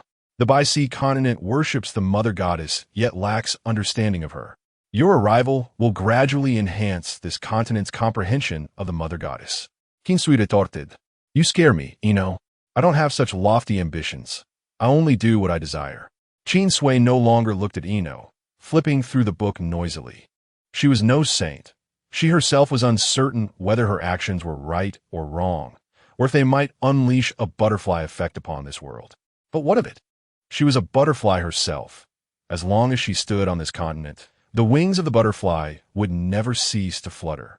Having already changed, it was better to take the initiative rather than passively await change, steering the butterfly effect in the direction she desired. Suddenly recalling something, Qin Sui looked up at Eno again, which gave Eno an inexplicable sense of foreboding. Since Eno was aware of menstruation, she might as well assist in researching how to handle its onset. "Indeed, I don't quite grasp your meaning. What I mean is, I need materials that are non-absorbent, yet harmless to my body." Qin Sui propped her chin on her hand. "I have inquired at the campus clinic, and they have never encountered such items as sanitary pads. Furthermore, due to my unique physiology, I also need sanitary tampons and menstrual cups to avoid any odor." The implication was clear. "I've assisted you with research, so you ought to help me explore feminine hygiene products." Eno anticipated this. He knew that if she patiently answered his questions, he would inevitably demand compensation. Very well, I will return this afternoon to research what materials you require. Ino closed the book for the lesson, and a glimmer of light flickered behind the mechanical red lenses. However, you must draw a representation of this item, and you'll also need to set aside time to visit my office to carefully select the materials you desire, lest they fail to meet your satisfaction. He emphasized the word carefully. Qin Sui maintained a smile, though it was a facade. Excellent. Still the familiar formula, the familiar Ino. Oh no, Sui. Meanwhile, Yuan's hushed call coincided perfectly with the dismissal bell. Qin Sui heard it and turned her gaze toward his direction. Chapter 37. Shopping is also a laborious task. Yuan, usually bright and cheerful, wore a troubled expression, shielding his face with a book, his meticulously drawn eyebrows furrowed. Gazing pitifully at Qin Sui. Class is over. Ino, perceptively, stood up, vacating his seat. Go find him. Qin Sui did not hold back, seizing her bag and marching toward Yuan. What is wrong? Yuan pouted, looking forlorn. I forgot about the Tide Day. Qin Sui was unfamiliar with what Tide Day entailed, yet she knew to remain calm. Fear not, Yuan, if the sky were to fall. I would be there to support you. Whether she could withstand it was another matter, but at least she would try. Sui, you're so kind. Don't be so overly affectionate. Yuan pinched at the cheeks, felt the urge to whine again. As classes concluded, the crowd surged outward, and Qin Sui and Yuan joined the throng in search of lunch.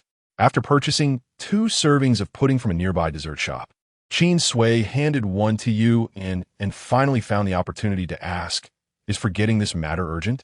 With his cheeks full, Yuan replied, "It's urgent, but not urgent." Qin Sui was left speechless, simply observing him.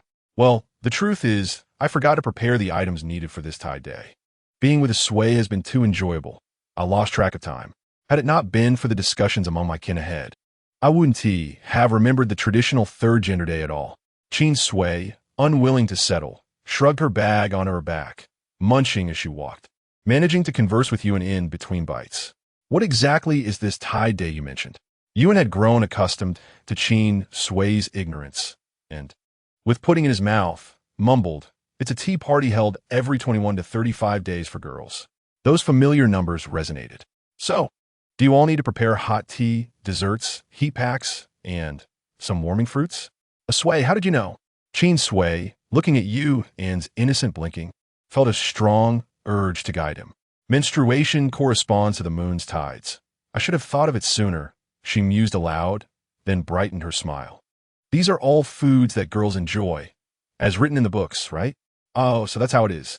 Yuan accepted her explanation with a mouthful of pudding. He continued, I heard from the elder sisters of my kin that Tide Day is to celebrate a girl's renewal after enduring hardships. I understand what enduring hardships means, but I don't quite grasp why we should celebrate it every 20 days or so. Qin Sui exclaimed softly, having already discussed this with Ino. Could she really explain it again? Yet, Yuan seemed far less receptive than Ino had been. Qin Sui believed that if she repeated to Yuan what she had told Ino, he would bombard her with 1,000 questions. For instance, Sui, why do girls have this physiological cycle? Why don't I have one? Sui, how can one bleed for 7 days and not perish? Isn't that monstrous? Sui, what about those who are anemic?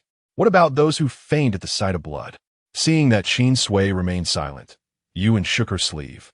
Why aren't you saying anything? Qin Sui recalled the terrifying scenario she had conjured in her mind. Perhaps it was due to happiness. She concocted an excellent rationale. Girls should do as they please. If they wish to hold a celebration every few days, then so be it, depending on their mood. This reasoning left Yuan momentarily stunned. Is that so? Of course. Qin Sui was nearly ready to thump her chest in assurance. I am indeed a true girl. Isn't that convincing enough? Yuan pondered, it feels like something is off, having promised the little angel to accompany him shopping for dresses. Qin Sui found herself exhausted after an afternoon of wandering. She traversed the entire commercial district from east to west and back again. The clothing in Area A was unappealing. Area B's prices were too high, C's styles were unsuitable, and D's colors were overly gaudy. After deliberating in Area D, she returned to the first shop in Area C, haggled in Area B, and finally circled back to Area D. Qin Sui trudged on, her feet aching from the countless steps. Watching Yuen blissfully pose before the mirror, she had never realized shopping could be so exhausting. Sui, does this look nice? Does it suit me? Qin Sui could hardly move, plopping down onto a sofa in the clothing store. Upon hearing Yuen's question, she offered a weary smile. Try it on. At least trying on clothes would give her feet a moment's reprieve. Day by day, she marveled at where Yuen found such boundless energy. Hearing this, Yuen pouted. But don't you think this color is a bit dull? I prefer something brighter. Qin Sui was too fatigued to respond. Fortunately, Yuen did not require her to speak and directly inquired with the shop assistant about other colors. Qin Sui leaned back on the sofa, observing Yuen's indecision regarding which color to choose. Suddenly, she felt as though this scene resembled a girlfriend dragging her boyfriend shopping, while the ineffectual boyfriend kept finding places to rest. Qin Sui momentarily immersed herself in the role of the ineffectual boyfriend, silencing the disconcerting thoughts. During lunch, they had already discussed their itinerary for the afternoon. The first half would be spent shopping, while the latter half would involve procuring items needed for the Chao Shiri. Now, as sunset approached, Qin Sui estimated that once Yuen finished trying on this outfit, they would head to the merchandise area. She pondered whether to detour to Inua's studio afterward. Inua's studio was a straight path from the commercial street, allowing her to go directly to him after shopping to work on the drawings. The sooner she finished, the sooner she could complete her tasks. With this determination, Qin Sui felt her execution was exceptional, and as she prepared to speak upon Yuen's return, Yuen preempted her. Sui, I have something to attend to later, so I might not accompany you to buy the Chao Shiri items. Qin Sui was taken aback by this response. Since Yuen had clearly expressed her desire to act independently, she would not impose. It's fine. I was planning to visit Inua anyway. Inua. Yuen paused for a moment, instinctively questioning, what do you need to see him for? I have some unfinished business from the morning, and it's not far, so I thought I would stop by. Qin Sui stood up, picking up the paper bag containing Yuen's purchased clothing, and scrutinized the lovely canary yellow dress she wore. Very beautiful. Let's pay. As Qin Sui was always generous to those close to her, she swiped her card without giving Yuen a chance to react. By the way, if I return too late, don't wait for me to have dinner. After completing the payment, Qin Sui added, just remember to leave the door unlocked for me. The dormitory had a password-locked door, so it wasn't necessary to leave it open, but the underlying meaning was clear. She would not be spending the night outside. Chapter 38. What's wrong with visiting Inua? Oh, Asui. Yuen was still mulling over whether to retract her earlier statement when she noticed Qin Sui had already reached the door. Unable to change out of her clothes in time, she hurriedly chased after her. Wait a moment, Sui. Qin Sui turned back. Is it too late for me to take back what I said? Having spent so much time together recently, with their schedules almost synchronized, this was the first time they would be apart. Yuen suddenly felt quite unaccustomed to it. Qin Sui couldn't help but chuckle. What's the matter, Yuen? I'm not disappearing forever. Besides, you have your own matters to attend to. Are you truly reluctant to part with me? This was a teasing remark, but Yuen felt as though it struck a chord deep within her. It seemed that, indeed, she was a bit reluctant. Shaking her head to dispel these unreliable thoughts, she stammered, but you're going to see Inua. What's wrong with visiting Inua? He might not be pleased. The notion came out of nowhere, and Yuen found herself at a loss. She opened her mouth, but had no justification to voice her concerns. So she merely said, I'll just take the clothes back myself later. It's too heavy for you. Qin Sui raised an eyebrow. Weren't you the one who asked me to carry it, because you couldn't manage? How could I not manage? Suddenly, like a small cake that had stepped on a tail, she snatched all the items from Qin Sui's hands. I can manage. Qin Sui couldn't help but laugh. All right, I won't tease you anymore. Since we both have things to do, I'll take my leave first. Yuen stood at the door, watching Qin Sui wave goodbye, her heart inexplicably heavy. The shop assistant packaged Yuen's old clothing and approached her, saying, It hasn't been long, but your heart is already with someone else. Upon hearing the assistant's words, Yuen's expression hardened, revealing a coldness that Qin Sui had never seen before. She grabbed the packaged paper bag, lowering her head to arrange the remaining bags in her hands. When are you returning to the academy? Soon, after hearing that you have a follower. Yuen froze for a moment, realizing how they misunderstood her relationship with the Sui. When I recruited you, you were adamant about not being my follower. Why are you willing to be an E-level one now? Yuan finally looked up at the assistant. Jiao Jiao, you know very well the reasons from back then. Why must you mock me now? Besides, a Sui is not even an E-level. The assistant drew a sharp breath, anger suddenly flaring. You still won't admit you're following her? You can't stop talking about her. Take off the clothes. I want to sell them to you. Yuan immediately hugged her shoulders, twisting the paper bag in her hands, nearly hitting the assistant. No, a Sui has already paid for them. I want to take them off. You, and Usilan Qian Ziao. The louder you shout, the less I'll take them off. Do you believe that tomorrow during the Chao Shi team building event, I'll make you go barefaced? So what? I'm not afraid. This was not Qin Sui's first time knocking on Inua's studio door, but this time Inua did not come to open it for a long while. As her impatience grew, Qin Sui began knocking loudly, nearly hitting Inua on the head when he finally opened the door. Inua, nearly struck on the head, had yet to speak when he turned the tables. What are you doing? Knocking for so long without a response? I've been meaning to ask. Why does a fully automated place have a manual door and no doorbell? Inua stood inside, mimicking a blinking motion. Because I don't like being disturbed while I'm conducting experiments. Oh, so I'm the one disturbing you. The one who disturbed him didn't buy into that reasoning and turned to leave. You are the exception. Qin Sui turned back, quietly observing him. Despite his cold, metallic exterior, devoid of any awkward simulated expressions, Inua's internal components seemed to be overheating under the playful atmosphere. Yet, this top-tier AI brain couldn't quickly and accurately express what kind of emotion that was. What? Aren't you going to let me in? Seeing Inua standing still, Qin Sui couldn't comprehend his intentions and finally asked, if you don't welcome me, I'll leave. She was still feeling the remnants of her shopping excursion. Inua immediately stepped aside, allowing Qin Sui to stroll in confidently while the door closed behind her. Various intricate mechanisms adorned each surface, alongside some indistinguishable plant ornaments, nearly surrounding the cluttered yet organized desk piled with files. No matter how many times she visited, Qin Sui always encountered something new. Unlike other mentors, Inua seldom visited the mentor office building. Instead, he had a studio situated centrally between the commercial street and the teaching building. As Inua had mentioned, this was his birthplace and laboratory, although none of the Grand students could discern its appearance, including Qin Sui, for Inua's studio resembled an oversized head of himself. The location of his monocle served as the door, while the position of his other eye was the only window in the entire studio.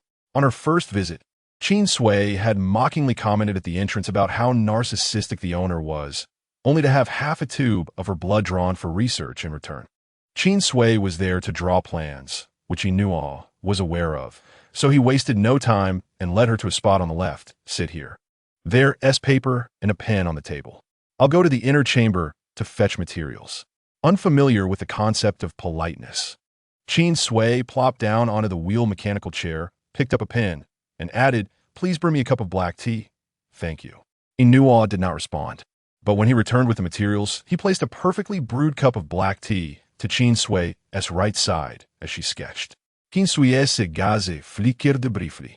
Then she immersed herself in her drawing. Time passed slowly, and it wasn't until the cup of black tea had cooled that she finally lifted her head. The drawing was not complex, though the proportions were somewhat challenging to determine. The ratio of sanitary pads to tampons had never been a subject of Qin Sui's study. How could she have anticipated that one day she would need to research the styles of sanitary pads herself? After completing her sketches, she briefly glanced in the direction of Inua, only to find him engrossed in observing a pot of uncertain contents in the corner. Choosing not to disturb him, she immersed herself in the material selection process. When the cooled red tea was replaced with a freshly brewed, scalding hot cup, and the temperature became pleasantly warm, Qin Sui finally settled on the material she desired. Lifting her teacup, she took a sip and exhaled deeply. Ready? Unbeknownst to her, Inua had quietly positioned himself beside her, silently waiting. How long until we have a finished product? She inquired. Tomorrow. I have never researched this before. There may be instances of failure. Based on my past experimental data, I anticipate a maximum of 2 failures, Inua replied. When I say tomorrow, is to allow for the possibility of failure. Qin Sui raised her eyebrows. That was rather swift. Perhaps it was the result of sitting for too long, as her lower back was aching, and she hoped not to begin her menstrual period tonight. Her blood composition was rather unique, and the members of UN possessed an acute sense of smell. If she did not take precautions, trouble was likely to ensue. Now that my task is complete, I shall take my leave, she declared. Inuo poset, sudendi interjiptinker. You should have dinner. Huh? Qin Sui was momentarily taken aback. Your gastric acid pH has dropped to 15 to 20, secretion of pepsinogen has increased, your basal metabolic rate has decreased by 5 to 10, palm temperature has lowered by 0.5 to 10, and blood oxygen levels are relying on signals that have diminished by 15 to 20. The release of dopamine has increased by 30 to 50. So, inuo blinket slowly. So, you should eat dinner. All right, I will go out for dinner now. With that, she turned to leave. Inua intercepted her once more. No need. I have prepared it for you. Oh, you should have mentioned that sooner, Qin Sui said, returning to her seat.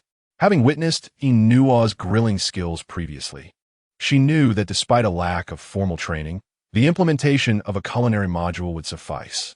Even if it was not gourmet, it would at least not be inedible. Inua pressed something on the wall, and shortly thereafter, a small robot emerged from the inner room. Its hands are designed to resemble a tabletop, upon which steaming hot dishes were placed. Qin Sui propelled her wheelchair forward, gliding to the robot.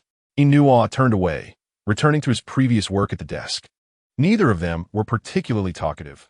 One focused on eating, while the other resumed his research, and the studio once again fell into a tranquil silence. A faint rustling sound caught Inua's attention. He glanced in Qin Sui's direction, observing her with one hand clutching the drawings while the other stuffed rice in her mouth. Blissfully unaware, he set down the documents and walked toward the source of the sound. Although Qin Sui was engrossed in her sketches, she could sense Inua's movement. Noticing him approach the wall, she inquired out of camaraderie, "What is it?" "The fungi seem to be hunting prey," Inua responded. Qin Sui was puzzled by the notion of fungi hunting prey. She quickly finished her meal and stood up. However, the moment she rose, her expression shifted to one of alarm. As Qin Sui stood, the rustling noise Inua had detected magnified exponentially, to the point where the fungi he had mentioned seemed to have enveloped the entire wall in the blink of an eye. The emerald green mycelium spread like a dense web, consuming the bright glow of the ceiling lights, rendering the space half in darkness and half in light, akin to witnessing the sunset with one's own eyes. This rapid transformation caught her off guard, and by the time Qin Sui comprehended what was happening, the vast expanse of green mycelium surged toward her. It was as if the fungi were indeed capturing prey, and she had unwittingly become their target. What is happening? Before she could finish her question, her vision was overwhelmed by the encroaching green mass, and her body's instinct for self-preservation had no time to engage. Just as she was about to be engulfed, the mechanical chair behind her suddenly activated, its limbs bursting forth simultaneously, while a mechanical cloud disk, larger than the mycelium, illuminated the space. The obstructing mycelium disintegrated instantaneously, and cold beams of light pierced through the gaps, striking Qin Sui's eyes. Before she could comprehend the situation, Inua had already positioned himself in front of her. "It's all right," he assured her. Blinking against the harsh glare, Qin Sui felt a liquid trickling down her thigh, and she began to understand the cause. Just as one can never predict whether tomorrow or an unexpected event will arrive first, she had also not foreseen the arrival of her menstrual period. The shrill sound of an alarm rang abruptly in her ears, as if it were right before her eyes. No, it was indeed before her eyes, emanating from Inua's wrist. Qin Sui looked at him, and he met her gaze, pressing the source of the alarm, seemingly deciphering her confusion. "Inua," spoke in a calm tone, "I detected the presence of blood in your scent. Were you bleeding?" Though he believed that olfactory and gustatory senses held no relevance to his research, Inua had developed a blood scent detection feature due to Qin Sui's unique physiology. However, she was unaware of this, and upon hearing his query, she responded blankly, "My period started." Inua's expression remained unchanged, yet his body language exhibited a moment of surprise. This astonished demeanor was swiftly replaced by composure. I will expedite my research on what you need. I appreciate your promptness, Qin Sui replied, pointing at the now dimmed ceiling. But before that, shouldn't you address your research subject?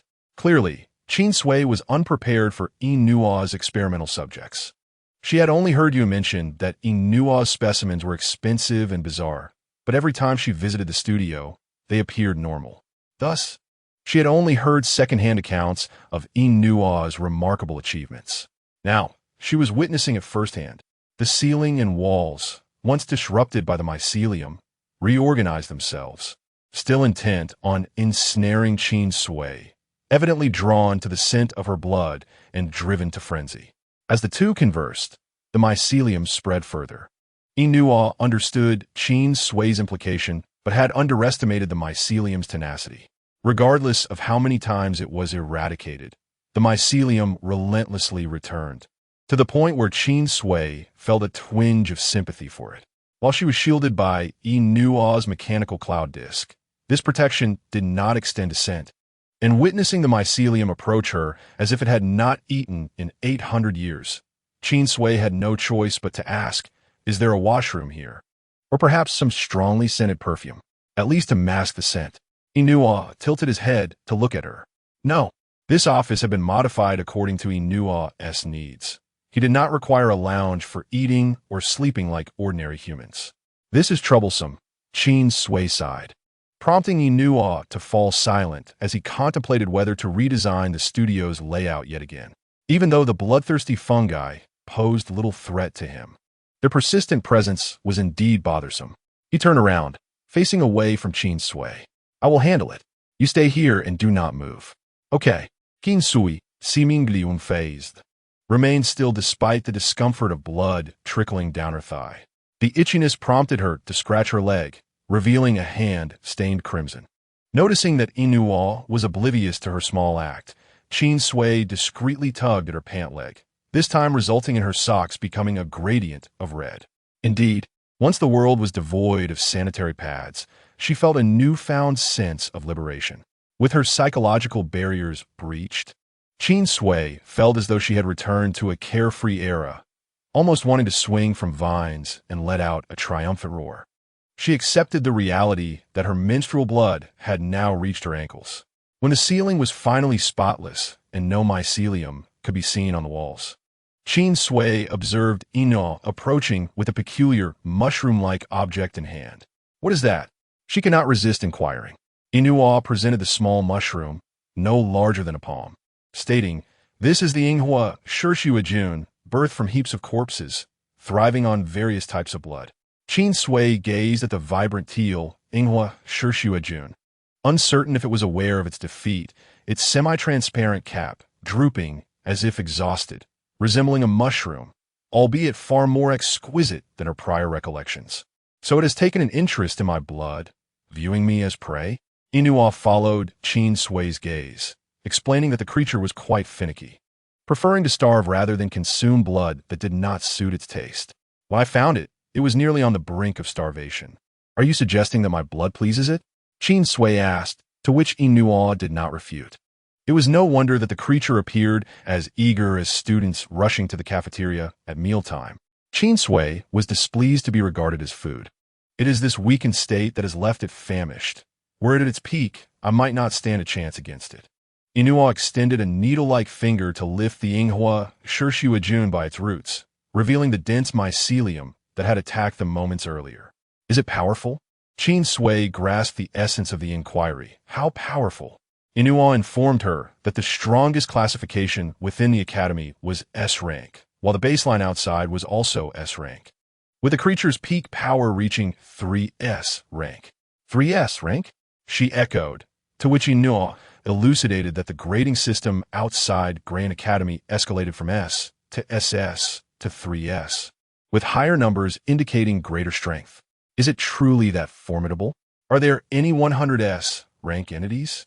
Inua paused, taken aback by her jest, clarifying that the most powerful being on the continent was currently 9S rank. "Oh, I see." Qin Sui mused before suddenly asking, "Can I have it?" "What?" The abrupt shift in conversation momentarily flustered Inoa. You wish to possess it? Am I not allowed? Qin Sui countered. You claim it is so powerful yet so particular. Would it not follow that if I offered it something to eat, it might choose to accompany me?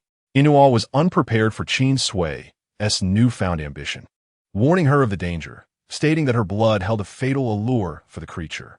If the Academy's bloodborne students took notice of her, her situation would become even more perilous. You have stated it is dangerous. If I do not grow stronger, will I not become prey?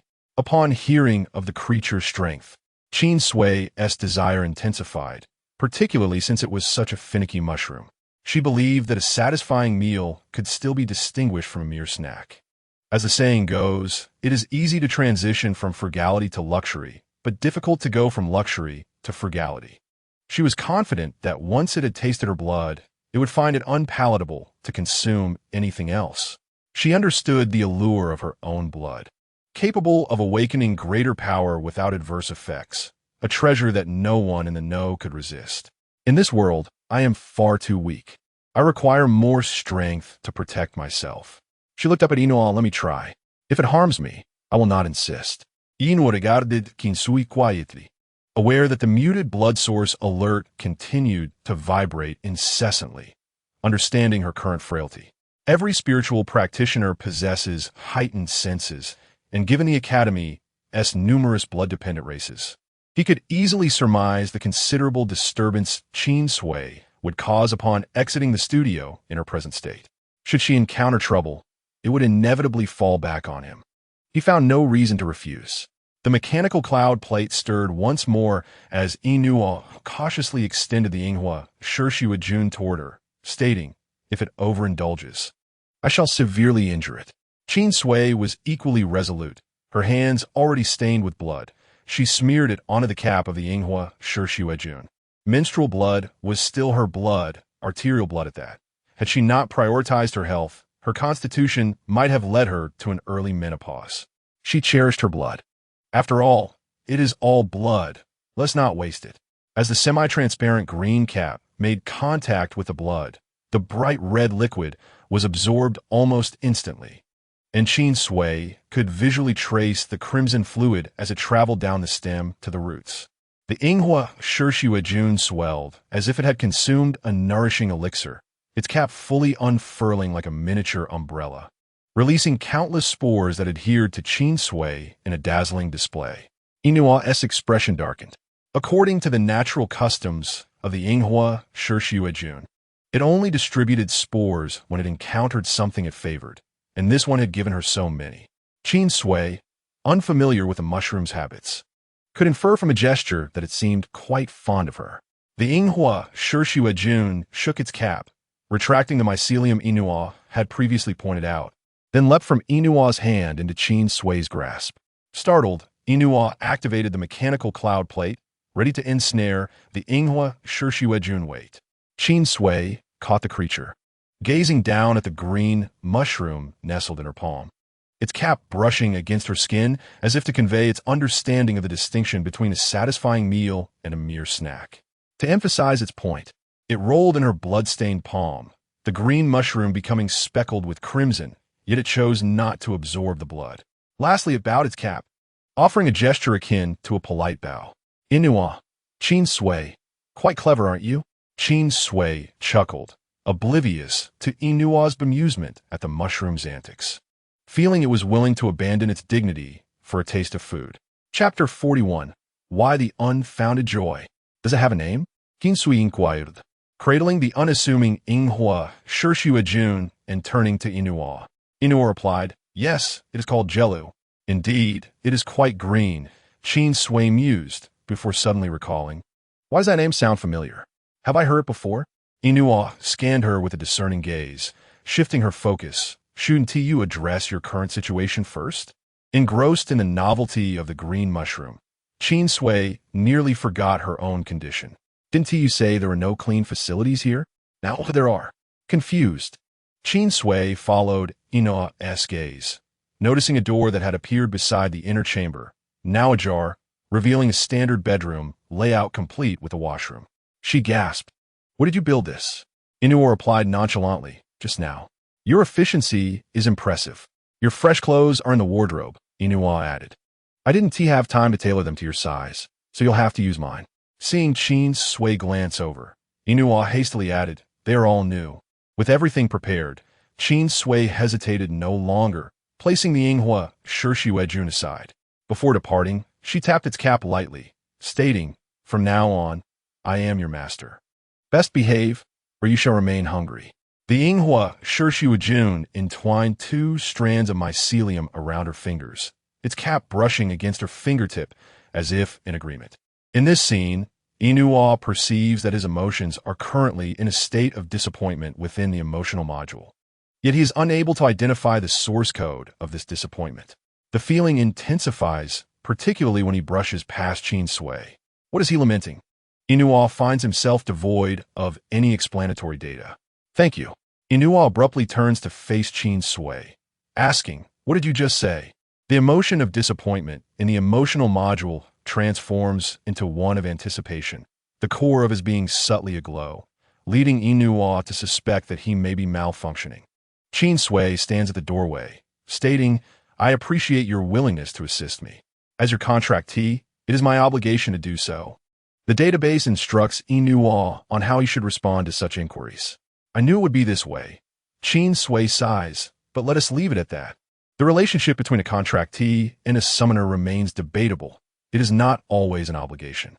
Faced with the denial of his intentions, Inua remains silent. We both require something from each other. Perhaps our initial interaction lacked warmth, but having met, we can at least consider ourselves friends. A friend who is willing to help me deserves my gratitude. Friends? For the first time, Inua witnesses a disturbance in the data of the emotional module. Observing Inua standing there, with his expressionless mechanical face growing even more impassive, Qin Sui wonders what thoughts occupy his mind. Do the flesh and blood formed from cold data dream at night? This fleeting thought crosses Qin Sui's mind, and without waiting for Inua to respond, she closes the bedroom door. Inua returns to his senses, glancing at the quietly nestled Huashing Shiligen on the desk, and, bypassing it, retrieves the drawings created by Qin Sui. Jelu, should I discover any intent of harm towards her, you shall not cross the boundaries of Grayan. Leaving behind a warning, Inua disregards the thoughts of Huashing Shiligen, merely stating the fact of his threat. The blue-green mushroom on the table trembles its cap, producing a sound akin to a pop, indicating its hunger. Inua hears it, but chooses to ignore it. 10 minutes later, as Qin Sui opens the bedroom door, Inua is ready with the completed item in hand. Upon seeing the soft cup encased in sterile glass, her eyes brighten instantly. You actually made this first. It's a menstrual cup, she exclaims, having not anticipated its creation given her casual addition to the corner of the drawings. The quality of the materials Inua used is evidently the finest. Inua, you are simply remarkable. Qin Sui is never stingy with her praise for capable individuals. I want to keep you. I must try this out. The paper towels 1T last much longer. Once again, the bedroom door closes before Inua, and he belatedly realizes he should have blinked. The emotional module has indeed malfunctioned, inexplicably collapsing into a state of joy. Why is he feeling this joy? When Qin Sui re-emerges, the streetlights outside have illuminated. Now that the task is complete, I shall return. She declines Inua's offer to escort her back to the dormitory, stating that the menstrual cup effectively neutralizes odors better than tampons, and she's perfectly capable of walking alone. Perhaps the materials in this world are softer and more accommodating than those in her previous world. Qin Sui hardly perceives the presence of an intruder within her body. If it were not for the familiar cramp, she would hardly notice the inconveniences of her menstrual period. She nearly confides in Inua her desire for more menstrual cups and discs instead of pads or tampons, as these items bring her more joy than rare herbs. Having resolved the new physiological issues of this world, Qin Sui reveals a rare glimmer of happiness as she bids farewell to Inua, collecting the newly acquired green mushroom and departing his studio under the glow of the streetlights. You still emit light? Why does it resemble the green glow of an emergency exit? She muses, never mind, I'll place you by my bedside as a nightlight. I hope you truly can protect me. While traversing the street corner with her green mushroom, Qin Sui notices the surveillance cameras shifting their gaze to follow her until she arrives at the dormitory entrance. Standing at the door, she gazes up at a corner of the ceiling. No need to look. I've arrived at the dormitory. A red light flickers in the corner before extinguishing, reverting to an indistinguishable state. Retracting her gaze, Qin Sui pushes open the dormitory door. Since the matter was clarified, Inua's surveillance has been withdrawn from her dormitory, thanks to Qin Sui's objections. Yuan, I'm back. As the first rays of morning sunlight peek through the curtain, Qin Sui is awakened by the pain of menstrual cramps. The unique trace elements in her blood render her invaluable, yet they also subject her to monthly agony. A tumultuous ache within her abdomen abruptly dispels her drowsiness, and Qin Sui, feeling despondent, stares at the ceiling, takes a deep breath, and kicks aside the blanket to head to the bathroom. Azhui, rise and shine. If you linger in bed any longer, we'll be late. Yuan's customary knocking resonates sharply against the door, arriving more punctually than any alarm clock. The door swings open, and Yuan, gazing at the already dressed Qin Sui, reveals a look of surprise. Oh, Azhui, you're up so early today. Typically, she had only managed a couple of early mornings upon her arrival, later resorting to rushing out at the last moment. Had Yuan not been aware of Qin Sui's unique circumstances, she could easily be mistaken for any other student based on her punctuality. Chapter 42. Yuan's peculiarity. Azhui, what do you have the gourd for? Following his question, Qin Sui looks down at the gourd bottle she is holding, expression unchanged as she places it behind her back. I don't want to drink cold water these days, so I brought some hot water for convenience. But isn't there hot water available everywhere in the academy? Yuan contemplates asking, but as he observes the entirely porcelain-white gourd with a hint of red, it strikes him as somewhat peculiar. It even carries a faintly unique scent reminiscent of Azhui. However, upon closer inspection, the scent dissipates entirely. Azhui, did you wear perfume today? He inquires. Qin Sui, busy organizing the books she needs for class and casually stowing away the Huoxing Shiligen that serves as her nightlight, exaggerates her response. Yuan, your nose is truly keen. Remember that perfume we both admired while shopping together? I decided to give it a try today. Does it smell good? Indeed, it does. Wait, what did you just tuck into your pocket? Yuan's keen eye catches sight of her possession, and his expression shifts to one of shock. Isn't that Jello? Why is Jello at your bedside? Yuan appears as if the sky has fallen, embodying disbelief. You recognize this? Qin Sui pulls out the green mushroom again, inquiring, is it famous? Famous is an understatement. Yuan, sensing that Qin Sui is entirely oblivious, feels a wave of fatigue wash over him. How could she dare to bring anything into the dormitory after being absent for just a short time? He is the academy's most notorious picky eater. If he and frequently starve himself into a state of weakness, Inua Wuden T have been the first among their cohort to achieve an S rank. So what? Now, he has to listen to me. Qin Sui is unconcerned with the past. The green mushroom sold itself to her for a meal, and regardless of its prior identity, it now serves as her subordinate. Yuan's eyes widen in disbelief as he glances between Qin Sui and her pocket, realizing she has once again tucked Jello away. Struggling to find words, he finally stammers. So what is your relationship now? I am his master, adhering to the rules of this world. Those who willingly follow another being are generally regarded as acknowledging their master, and Qin Sui feels quite capable of integrating into this new environment. Master? Yuan's expression fractures completely. Wait, he was only gone for a moment. How could Jello recognize Azhui as its master? Azhui, hearing the pitiful tone in his voice. Qin Sui instinctively flinch. What's wrong? Yuan sniffs, a hint of tears glistening in the corners of his eyes. Qin Sui immediately feels a shiver run down her spine. What happened? Why are you crying? Yuan, the little angel, whimsically remarked, Azhui, if you had spoken earlier, you could have been my master. Why choose that hideous green mushroom? Qin Sui, utterly perplexed, could not fathom what had possessed Yuan so early in the day. As another day of classes concluded, she noticed that the third-gender students around her were significantly more lively than usual. Even Yuan exhibited an unusually heightened excitement. evidenced by her lack of focus during lessons and frequent whispering with fellow classmates.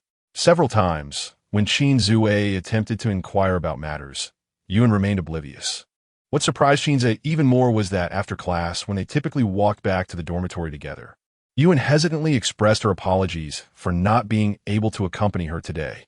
Since Qin Sui's arrival in this world, she and Yuan had been inseparable, sharing meals, living together, and returning to their dorms as ordinary roommates would. This marked the second occasion that Yuan had declined her company.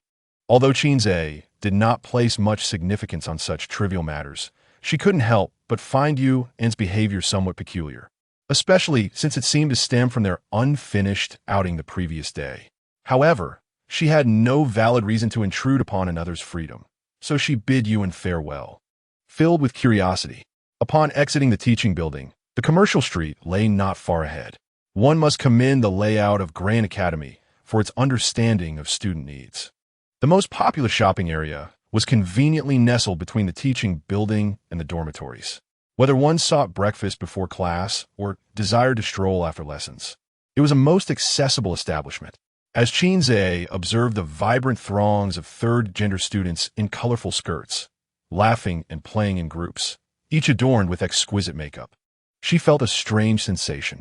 Although the scene should have been visually delightful, the thought of these individuals, including Yuan, rising several hours earlier each day to prepare themselves, sacrificing precious sleep for the sake of beauty, and enduring fatigue during classes without daring to rest, as they feared smudging their makeup, struck her as unsettling. While her previous world also grappled with beauty anxiety, it did not manifest in such an extreme manner. It appeared as though the very essence of the third gender's existence was to uphold the definition of beauty, willing to sacrifice everything in its pursuit. Her gaze caught sight of Yuan, whose smile was impeccably charming. Today, the little angel donned an even cuter dress, reminiscent of a young girl just beginning to experience adolescence, exuding a fragrance of youthful innocence. This feeling was even more peculiar, inciting a peculiar itch in her palm. Indeed, Qin Sui felt a genuine itch in her hand. Upon withdrawing it from her pocket, she discovered the mycelium of the Yinghua Shixujun drawing circles in her palm.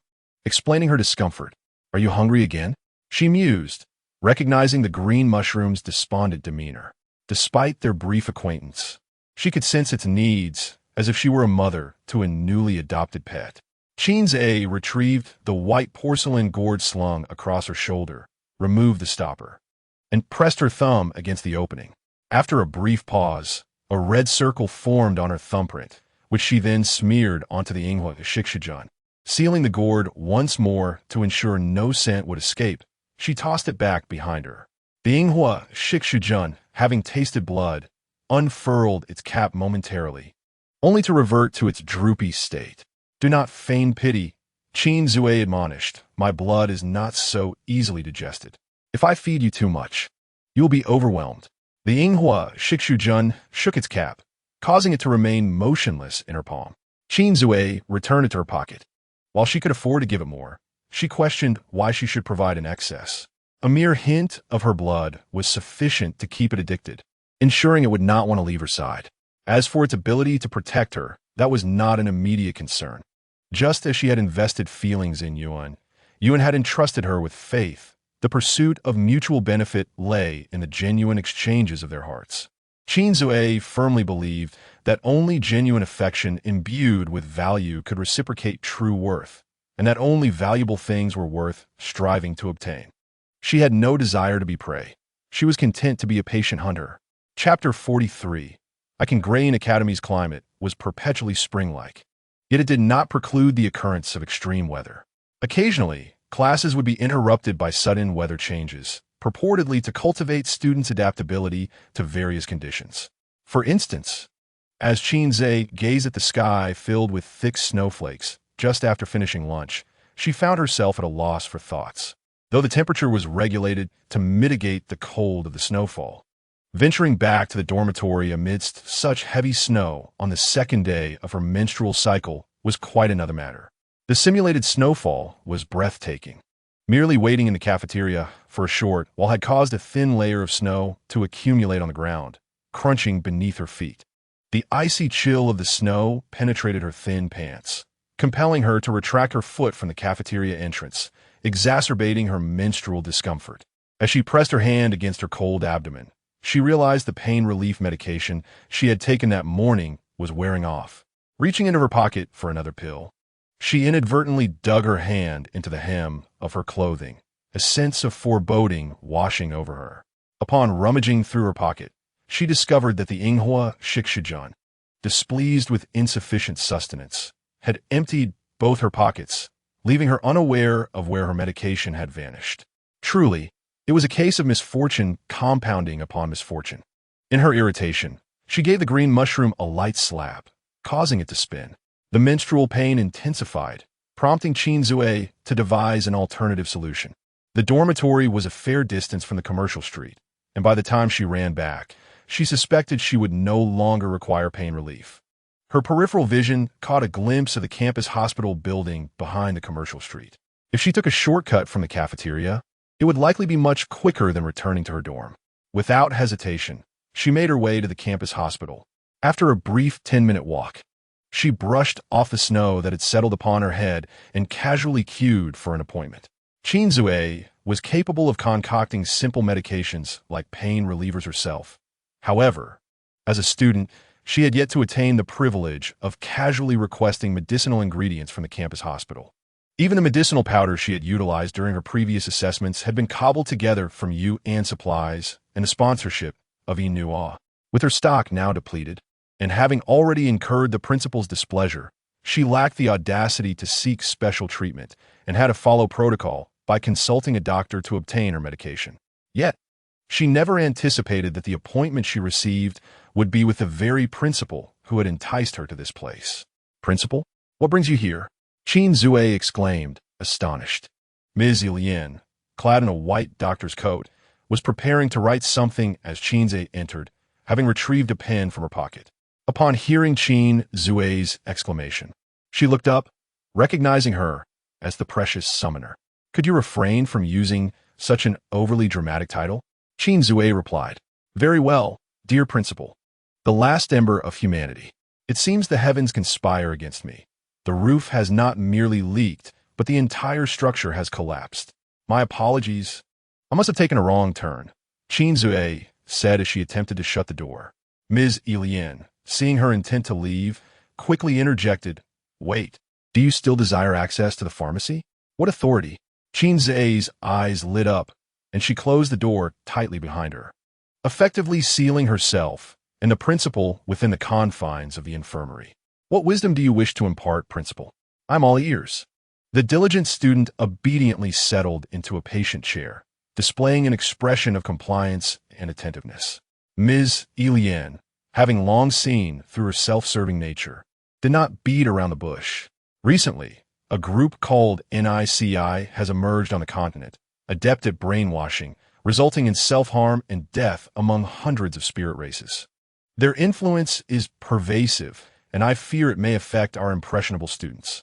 I wish for you to identify the peculiar propagators of their actions. If it's a matter of locating individuals, Inua surveillance is widespread throughout the academy.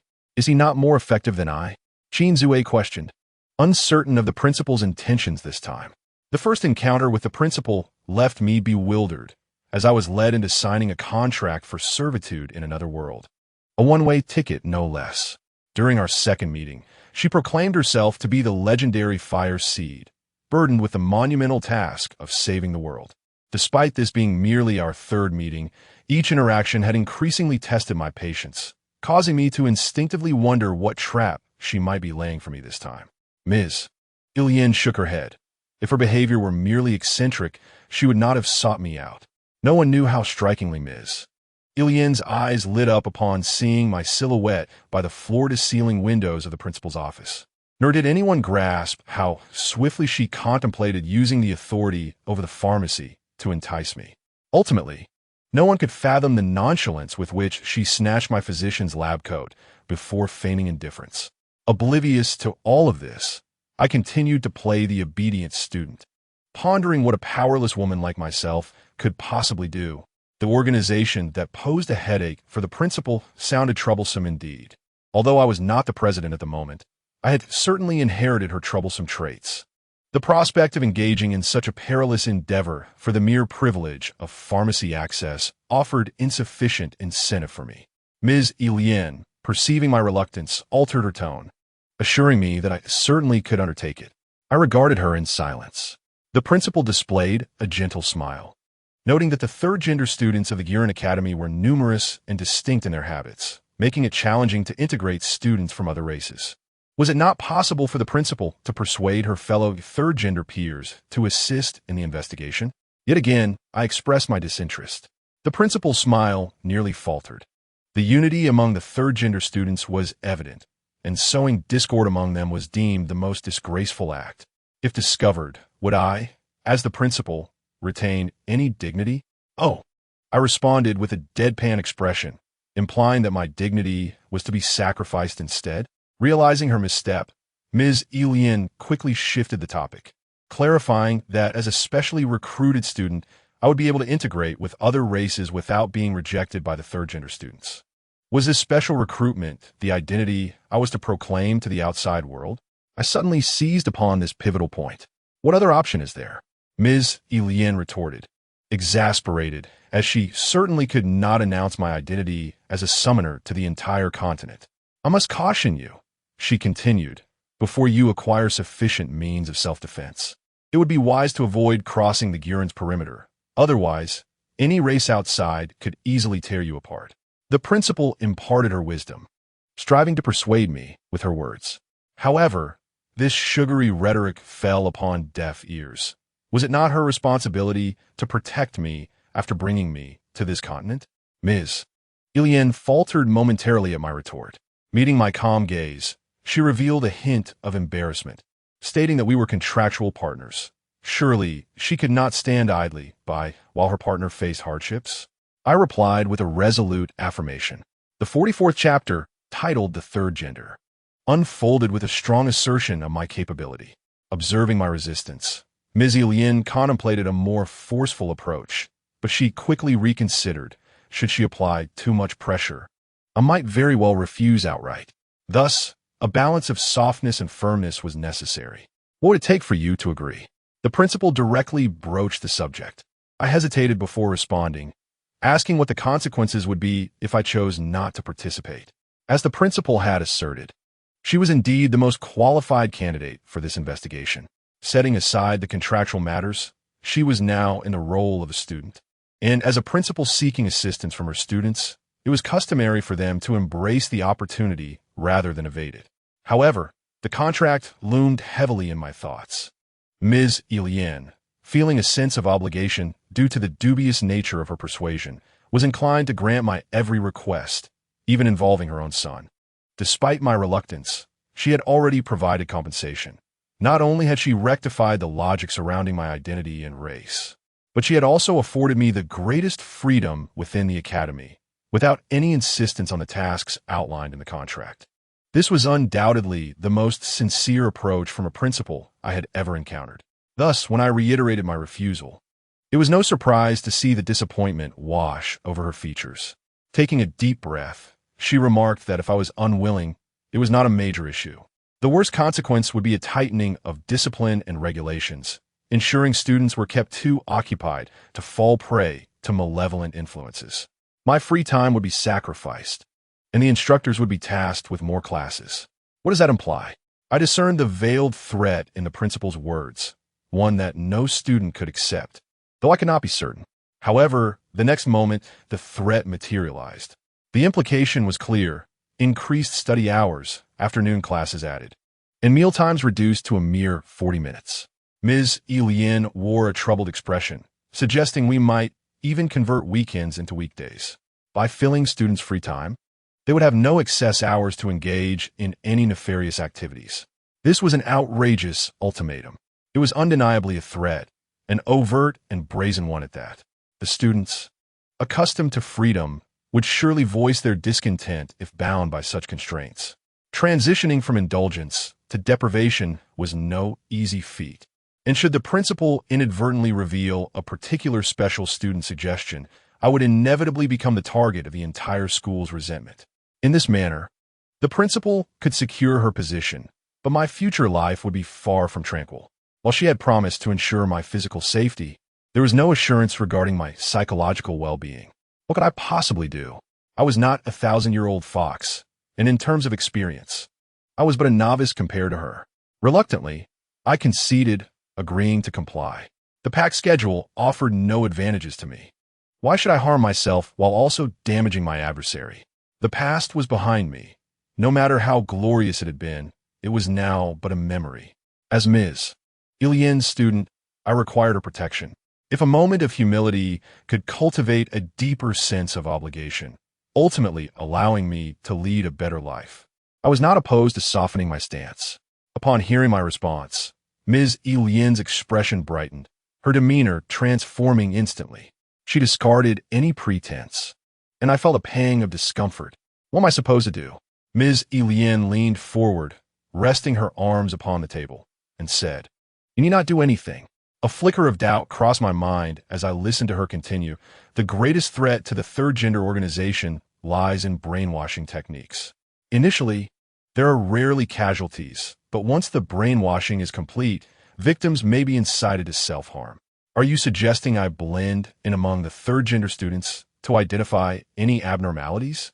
I queried, attempting to grasp her intentions. "Clever," she replied, snapping her fingers and praising me. "I have long heard that summoners from the human race are exceptionally astute. You certainly do not undermine your reputation." I maintained my silence, pondering whether summoners could truly be classified as such, and urged her not to hastily draw conclusions. "Were you planning to use me as a tool to detect danger? If a more suitable candidate existed, I would undoubtedly not select someone with such a troublesome disposition." In an instant, the praise turned to scorn, and Ms. Ilien quickly adjusted her tone. "Other races are directly involved, while you are an outsider. The participants are often blinded by their own perspectives, while outsiders can see clearly. All you need to do is document any peculiar phenomena you observe and report them to Inua. Of course, navigating between two races would not be a simple task. Inua would provide you with all necessary assistance." "Is it really that simple?" I questioned, skeptical. Indeed, it is that simple. As I regarded Ms. Ilien's calm demeanor, I was struck by how closely her appearance matched my preconceived notions of a lady. When faced with her directly, I struggled to reconcile her true identity as a male. His identity can no longer be defined solely by the pronoun. Externally, he is transformed into she. Are you truly at ease with this? What if I make an erroneous choice? Qin Sui lacks the confidence that Ms. Ilien possesses. The principal, with a contemptuous smile, gestured toward Qin Sui, declaring, "You are indeed a genuine woman." The third gender, known to be the closest to femininity, cannot truly embody womanhood despite their extensive studies, especially when compared to the counterfeit beings of the pseudo-feminine organization. When authenticity emerges, the falsehood will inevitably falter. There may be no need for direct confrontation. Their true nature will reveal itself. Qin Sui, with sudden intensity, locked eyes with the principal. "Is the pseudo-feminine you refer to the one I comprehend?" "Indeed, it signifies the imitation of femininity," the principal responded. "They are even more radical than the third gender, having reached an extremist level. If we allow their madness to persist, it will severely impact the psychological well-being of the students." "What kind of extremism?" Qin Sui inquired. "They propagate the belief that this world was created by the mother deity, asserting that all newborns are birthed from the maternal body. Most absurdly, they believe that all former women possess the exclusive right to bear life. Yet the truth is that this world was fashioned by the father deity. With the mother deity being formed from his rib, only the tree of life possesses the authority to nurture new existence." Noticing Qin Sui's silence, Ilian paused. "Were you pondering?" Qin Sui blinked. "I am attentively listening to your discourse." "Is that so? What do you imagine I am contemplating?" Qin Sui maintained a composite demeanor, as if genuinely engaged in a historical lecture. Ilien might truly believe she misjudged Qin Sui, as her character seemed too placid to be shocked to the point of tension. Observing the relaxed posture of Qin Sui, Ilien felt her initial judgment was indeed flawed. The normal state of a pseudo-feminine resembles that of the third gender, and only through deeper understanding can one discern the distinctions between the two. If you encounter a pseudo-feminine, do not attempt to alter their mindset. Avoid them and devise alternative plans. Chapter 45. The principal's intentions upon returning to the dormitory. Qin Sui noticed Yuan busily engaged in the kitchen. Abruptly, she pulled open the half-closed kitchen door and posed a surprising question. Yuan, how do you think children come into this world? Yuan, having heard Qin Sui's return, was momentarily taken aback by her inquiry. However, his obedient nature prevailed, and he replied, by praying to the tree of life, of course. Yet, the tree of life is temperamental. It may not grant even two pairs of lovers their desires, despite 10 seeking its favor. Who truly possesses the privilege of birthing life from the tree? If it were amiable enough to grant everyone's wishes, the world would face an explosion in population. Yuan murmured, why is a Sui asking this all of a sudden? Qin Sui affectionately ruffled Yuan's curls, and now he, like her, had changed into casual attire upon returning to the dormitory, having long ceased applying makeup. So, this is your collective belief? She remarked softly, causing Yuan to miss her words. Just as he was about to inquire further, he saw Qin Sui retreat to her room with her bag. Why does a Sui seem so peculiar? Puzzled, Yuan waved his spatula and prepared to continue his unfinished tasks. Yet, before he could enter the kitchen, he heard Qin Sui's voice again. By the way, Yuan, the principal, intends to host a performance. It is said that these days coincide with the third gender's title day, and it will be held on the last day of that period. A performance? Does this mean we, the third gender, will have to perform again? Yuan grumbled, only to realize belatedly, shouldn't such matters be announced by the girls' club first? How did you come to know? The response to Yuan was the sound of Qin Sui closing her door.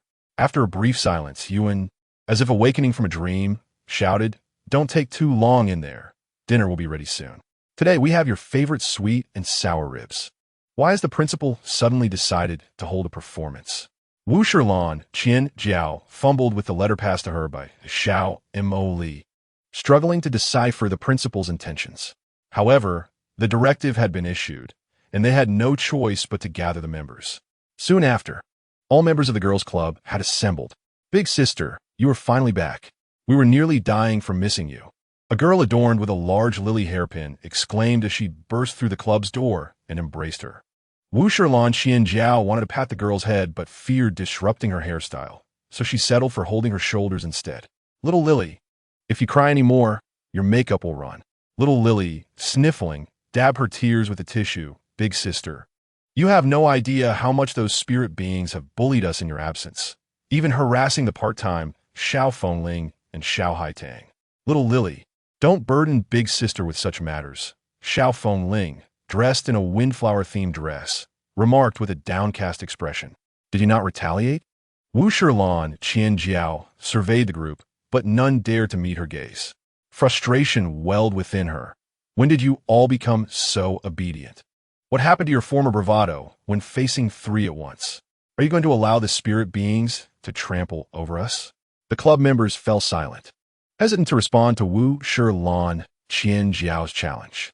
Ultimately, it was Xiao Mo Li, her assistant, who broke the silence. Big sister, you always teach us to be understanding. It's merely harmless banter, nothing serious. And we should continue to be understanding even when wronged? Why must we always be the ones to retreat? Wu Shilan Qian Jiao retorted angrily, her words striking with clarity. Yet she was met with astonished expressions from her members.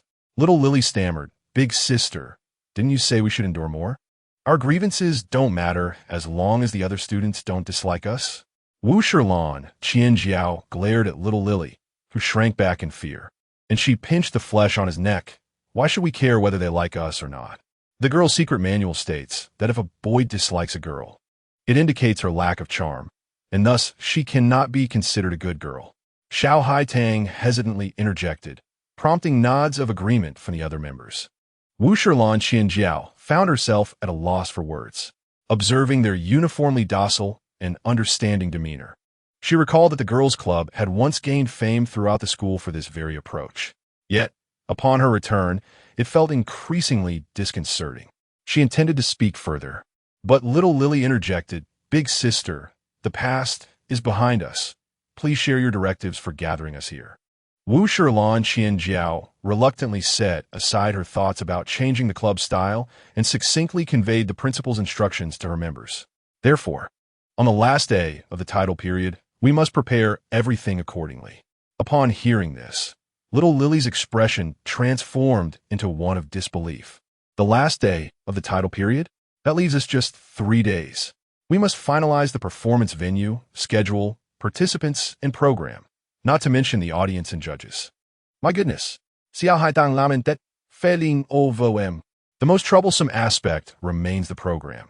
Even if someone wishes to participate now, there won't be sufficient time for rehearsals. Not to mention the myriad of overlooked details involved in organizing a large-scale performance. Xiao Imoli clutched the principal's letter, furrowing her brow. Indeed, we bear the burden of labor while the spirit beings, who merely spectate, reap the rewards. It feels utterly unfair. What can we do if we let those barbaric beings, who only know how to fight, organize the performance? Are you certain we will even witness it? Well, you have a point. The principal entrusted us with this responsibility because she values our capabilities and we must not disappoint her. Wu Shilan Qianjiao gazed at her glum members, striving to uplift their spirits, unsure whether to feel elated or disheartened. She found joy in the girls' club's unwavering determination not to give up easily, yet sorrowful that such entertainment activities were invariably assigned to them. Xiao Imoli noticed Wu Shilan Qianjiao's tense expression and approached. Crouching beside the sofa to look up at her, "Big sister, you need not worry. After all, we have undergone countless performances. This minor inconvenience will not deter us. Just look." His words prompted Wu Shilan Qianjiao to look over, only to discover that the members had already divided the entire performance into distinct tasks, each assuming their roles. Although they grumbled, they nonetheless took on the heavy responsibility. Xiaobei stated, "I will be in charge of gathering the performers and drafting the program." Xia Heitang added, "I'll handle the arrangements for the performance venue and rehearsal space. I'll also maintain discipline and manage the backstage. Let me take care of costumes and makeup, and I will invite the judges. Then I will manage the lighting and music." With just a few exchanges, the urgent performance was promptly organized. When it came time to make the final decision, they all turned their gaze towards Wu Shilan Qianjiao, seeing him at a loss for words. Xiao Mei thought he was moved. "Big sister, we are no longer the clumsy fools who were panicking when we first entered school. Leave the performance to us." Wu Shilan Qianjiao wanted to say something, but after a moment's hesitation, he sighed and placed his hand gently on Xiao Mei's head. "You all truly are remarkable." Chapter 46. The grand title day, the news of the performance brought joy to the entire academy, freeing students from classes. Especially on the last day of title day, the atmosphere buzzed with excitement from early morning. No classes are the best. Even if we have to be forced to watch the performance, I can accept that. Wait, let me yawn. I thought it didn't matter if I went or not. I was up all night gaming with my neighbor, who knew we had to be forced to attend. What are you thinking? The mandatory attendance is to prevent you unruly ones from skipping out. After all, it's the hard work of the girls' club. It's fine if I can't stay awake. I'll just sit in the audience and doze off. Hey, what performances are there? Who has the program? Let me take a look. Same old, same old. An energetic song to start, followed by a comedy speech, and then more positive recitations. I can recite them by heart. The same routine several times a semester? How boring. This time there's one difference. What is different? This time, the head of the girls' club is personally directing it. It will definitely be different from before. Wasn't Wu Shilan Qianjiao directing before? You really don't care about the third gender, do you? The head can't be in charge every time. I don't have time to waste on that group of girls. I'd rather train. Strength is the most important thing. You're right, but we are required to attend. Your training dreams are shattered. Laughable, talentless efforts are futile. It won't matter for a short while. What are you saying? Come at me one-on-one. Laughter echoed throughout the campus as countless small groups made their way toward the grand auditorium. There were groups of the third gender, clusters of beast spirits, vampires hiding in the shadows with umbrellas, the proud and aloof spirit tribe, and various other races. They all headed toward the same destination. Did you hear? Recently, Wei Guxie and Lu Kuxi had a fling with the new arrival, Qin Sui, but it seems they had a falling out. What gossip? Tell me, I've heard about this too. A friend from my class saw Qin Sui and Wei Gu Xie fighting over the same weight. And Qin Sui snatched it away. My friend thought there would be bloodshed, but Wei Gu Xie just turned and left. I also know Lu Ku Shi once stood under the girls' dormitory to give Qin Sui flowers, only to have them thrown in the trash. Another time, he wanted to follow Qin Sui for some reason, but was rebuffed, and since then, they've never been seen together again. This poison crazy demon truly is a femme fatale, stealing a wind god, and I hear even Inua is giving him special treatment. No wonder he's a special recruit. Isn't it precisely because the femme fatale attribute is so powerful that he attracts attention? Haha, now that you mention it, several famous A ranks are all entangled with Qin Sui. I'm nearly stuffed from all this gossip. What are you all talking about? We're discussing Qin Sui, who became a prominent figure upon entering school. A few gossipers, taken aback, turned to see Qin Sui standing behind them, listening in. The renowned figure Qin Sui, with her white porcelain gourd and a mushroom-shaped plush toy perched on her shoulder, stared at them with a blank expression. The gossipers quickly reviewed their words, realizing they hadn't said anything particularly offensive and felt less anxious. One particularly tall and slender individual greeted her. "Oh, isn't this the new student Qin Sui? Are you also going to watch the performance in the grand auditorium?" "You're mistaken. Qin Sui will be performing on stage. That's how the third gender operates." "Don't be so surprised," another individual in a white shirt chimed in with a grin. "All right, the girls' club is performing for us." Their unsettling laughter surrounded her. And suddenly, Qin Sui smiled.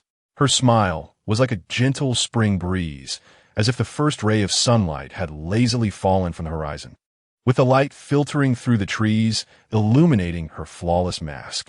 Suddenly, the facade of her smile shattered, and the expressions of those mocking her froze on their faces as they realized they could not move. "Since you love to laugh so much, go ahead and laugh to your heart's content." Qin Sui's figure brushed past them, followed by a piercing, sharp laugh that echoed, causing many heads to turn. Having scattered a handful of giggles, Qin Sui nonchalantly walked towards the grand auditorium, following the signs, sighing as she noticed the crowd. Oh no, someone might have a fear of crowded places. Qin Sui understood that Grayan was the most prestigious academy on the continent, and the number of students must be significant. However, seeing the throng of students pouring out, she felt overwhelmed by the sheer volume. "Ugh," she gasped, having just lamented the crowd when she was unexpectedly stepped on, causing her features to contort in pain for a moment. If she hadn't known they were all heading to the grand auditorium, she would have thought those laughing behind her were seeking revenge. Qin really dislikes crowded places. "Who is pushing in front? Can you show some manners?" Someone shouted. Qin Sui wanted to echo the sentiment, but was frustrated at the chaotic line to enter the grand auditorium, despite its large entrance. Given her height disadvantage, she feared being trampled if she was pushed further inside. Without hesitation, she pivoted, moving against the flow of the crowd. "I should have followed you in schedule." Although he left before dawn to perform, at least I would have to squeeze through this throng at the entrance.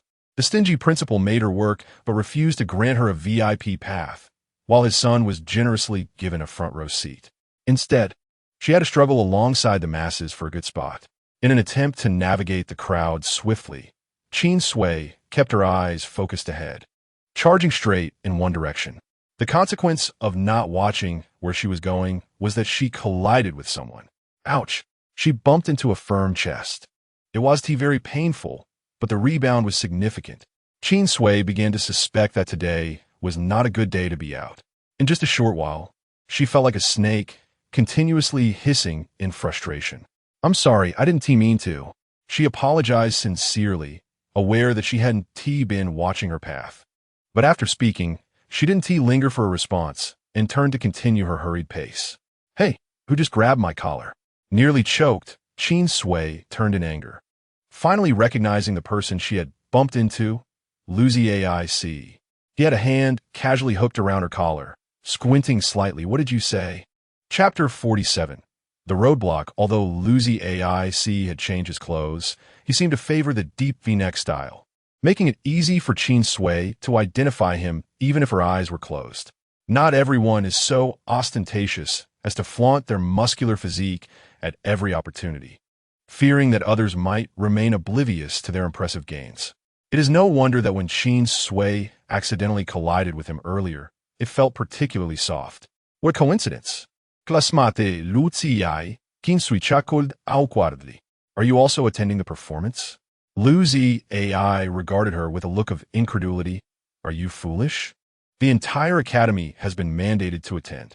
He scrutinized Qin Sui from head to toe, suddenly bending closer. Why are you walking backward? Are you trying to escape? Qin Sui remained silent, tugging at his hand that was gripping her collar. It was my fault for bumping into you. But your refusal to let me leave is certainly your fault. Luzi AI not only refused to release her, but pulled her even closer. Had Qin Sui not raised her hand in time to shield her face, she would have nearly collided with his chin. Before she could retort, Luzi AI spoke first. Did that little rascal of yours sprinkle my little brother with your powder? Qin Sui instantly recalled those obnoxious individuals. She stepped forcefully on Luzi AI's foot, taking advantage of his pain to twist away from his grasp, retreating a few steps to widen the distance before speaking. So it turns out they are your people. They spoke ill of me behind my back. The fact that I did not poison them is already a testament to my kindness. They spoke ill of you behind your back? Luzi AI paused, clearly unaware of this matter. Observing his reaction, Qin Sui narrowed her eyes. What? Didn't your little brother inform you? He averted his gaze from Qin Sui, his expression somewhat awkward, yet it was a fact that he had received her powder. As if having found evidence, he pointed at himself. You've also sprinkled me. Qin Sui stared at him. What do you intend to do about it? At this moment, Qin Sui had already tucked her hands into her pockets. If Luzi AI dared to make a move, she would ensure that he would be left scratching and sneezing uncontrollably while struggling to contain his laughter. Luzi AI appraised Qin Sui. Last time you eliminated me, I was careless. However, I, Luzi AI, am not one to shy away from defeat. So, Qin Sui continued, following his lead. So I want you to share some of those peculiar powders with me. He snapped his fingers, clearly pleased with his own proposal. In Grand Academy, mutual harm was strictly prohibited. As a campus bully, he could not claim to have a smooth sailing reign and felt somewhat constrained. What kind of leader cannot shed blood? Thus, he pondered what could torment others without taking their lives. And just then, Qin Sui appeared. Upon first encountering Qin Sui, who was placed among a multitude of lower ranks, he became intrigued. Initially, he thought to get closer and see if he could deceive her into sharing some, but he ended up being eliminated due to his carelessness. Nevertheless, this inadvertently made Luzi AI fixate on Qin Sui's powders. Regrettably, he had not found an opportunity to approach her until today, when he witnessed the dismal state of his little brother, which mirrored his own during the test. Without collecting his protection fee, he hurried to confront Qin Sui.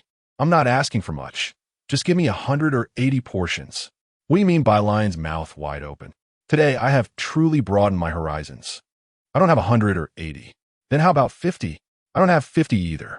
Luzi AI stared at the seemingly impoverished Qin Sui before him. As if fearing he would not believe her, he even pulled out 2 pockets for him to see. It was as if he were saying, look, I am devoid of wealth. He wore an incredulous expression. Then how much do you have? Just give me a bit. Qin Sui ignored him and turned to leave. She walked right up to Luzi AI. Out of the corner of her eye, she caught sight of the still fading spatial vortex and glanced at his smug face. Why aren't you moving? It was evident that it was a spatial shift. The coordinates were already set, and no matter which direction Qin Sui chose to walk, she would ultimately end up before Luzi AI. Taking a deep breath, Qin Sui recognized that Luzi AI's strength was not inferior to Wei Guxie, and as a notorious campus bully known for collecting protection fees, antagonizing him would clearly not bode well for her. She endured, saying, I only brought a bottle of powder with me today. One cannot possibly possess only one thing that they like. Luzi AI fixed his gaze on Qin Sui. Do you think I would believe your nonsense?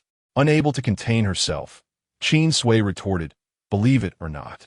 As she noticed that the crowd outside had dwindled and the performance was drawing nearer, her patience, barely perceptible, began to wane. How long do you intend to block my way?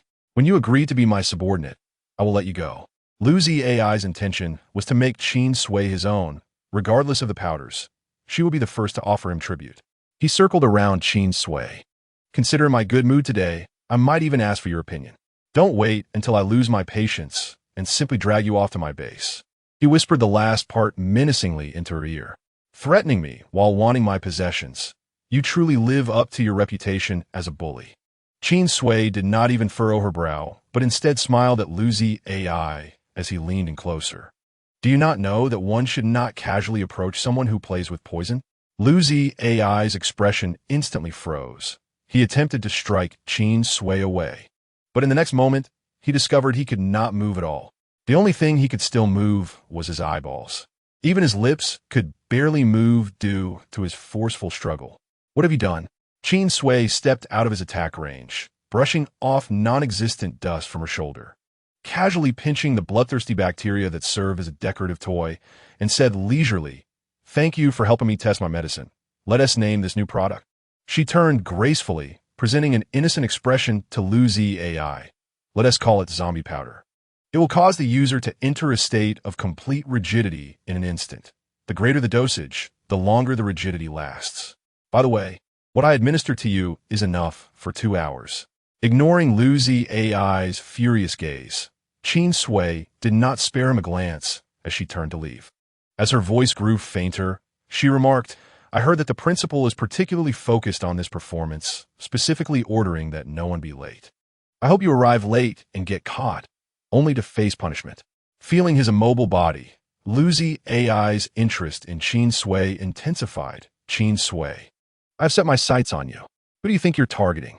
The sudden voice startled Luzi AI, and he instinctively turned his head to look, forgetting that he had been poisoned and could hardly turn.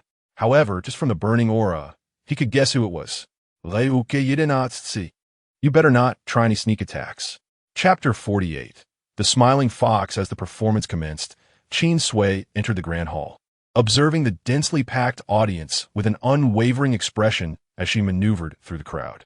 The one who just walked past is the Qin Sui I mentioned, the one with the gourd on their back, who is shorter than average. They certainly do not resemble someone capable of taking down a multitude during a physical test. Of course, you didn't see it since your class didn't have a physical test. I tell you, I've never seen a pharmacologist who plays with poison as skillfully as they do. I know them too.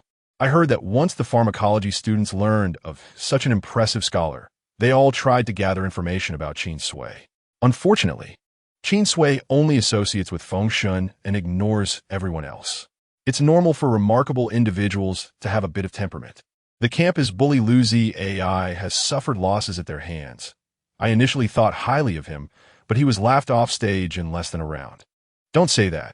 Be careful, or the campus bully will hear you and compress the space around you. As long as I speak quietly and prevent him from hearing, it's fine. The first person ever eliminated for laughing too much. That infamous reputation has already spread throughout the school. He has the ability to silence the entire school. Hey, where is Qin Sui heading? It seems she is looking for a seat, but the closer she gets to the front, the higher the ranking.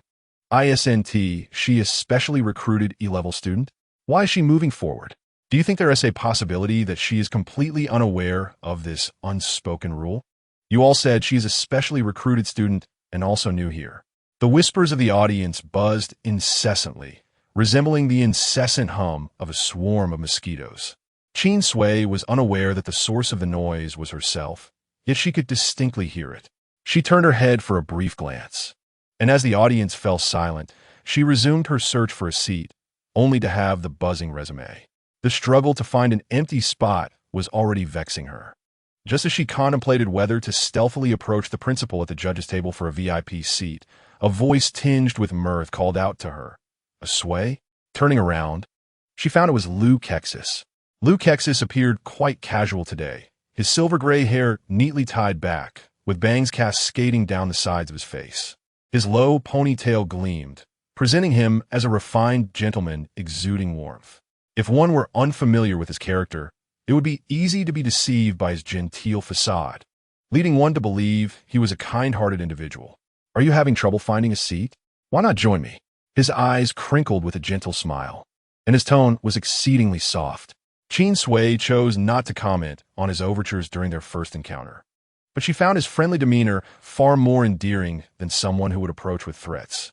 She smiled back, expressing her gratitude toward Liu Kexis. His seat was situated prominently, offering an optimal view, which made Qin Sui wonder how such a spot could possibly be unoccupied. The next moment, she caught the gaze of Wei Xier from the adjacent seat. Glancing between Liu Kexis in row 5, seat 6, and Wei Xier in row 5, seat 4, she found herself unexpectedly nudged into the empty seat between the two. A sense of unease washed over her. Liu Kexis maintained his charming demeanor, saying, "A sway. Do not mind it. My ranking is not too far off from Wei Xier's, so our seats are close. It is a pity that Wei Xier seems unwilling to sit beside his elder brother." So, the vacant spot between the two was merely a product of their brotherly rivalry? It appeared that the benevolent invitation had masked a more cunning intention. No wonder he was so generous. It seemed she was merely the filling in an Oreo cookie. Without needing to turn, Qin Sui could feel the piercing gazes of the audience. The reputations of these two were no less than that of Liu's AC, and sitting between them today could easily lead to rumors of a romantic entanglement. The seat was uncomfortably warm. Qin Sui, with her delicate sensibilities, could not endure such discomfort. "Liu Kexis, I appreciate your kindness, but I just remembered that I left my little night lamp on. I should return to turn it off." Before she could finish her sentence, the announcement of the commencement of the performance resonated throughout the grand auditorium, abruptly silencing her. Amidst the welcoming background music, Liu Kexis smiled slyly. "Qin Sui, it seems you cannot escape now." This was deliberate. He was not merely a smiling fox, but a cunning trickster. Qin Sui had anticipated that Liu Kexis would not be easily dismissed. Upon glancing at Wei Xier, who feigned indifference, she could clearly see the hint of a suppressed smile, making her suspect he too was complicit in this plot. Qin Sui ground her teeth in frustration. It appeared both were intent on toying with her. Suddenly recalling something, she relaxed, adopting a comfortable posture, and casually greeted Wei Xier. The audience behind her, eagerly awaiting a spectacle, suddenly found themselves bewildered as the anticipated drama seemed to fizzle out. To her left, Wei Xier shone like gold, radiating an aura that warded off any approach, forever the focal point in any crowd. To her right, Liu Kexis possessed enchanting silver-gray eyes that sparkled with mischief, making it difficult to forget such a captivating hue. In contrast, Qin Sui sat in the middle, her long legs crossed casually. Though her attire was that of an ordinary person, her striking features were anything but mundane, exuding a relaxed charm that was irresistibly magnetic. Her very presence elevated the two accomplished individuals beside her, transforming the scene into one reminiscent of a wealthy magnate surrounded by charming companions at a car exhibition. The atmosphere was charged with an unspoken suggestion of indulgence. Unbeknownst to Qin Sui, she had unintentionally become the center of attention among the onlookers, her gaze drifting aimlessly toward the stage where a dance performance was about to unfold. Though termed a performance, it was merely a pretext to gather the masses into the grand auditorium, akin to herding sheep into a pen.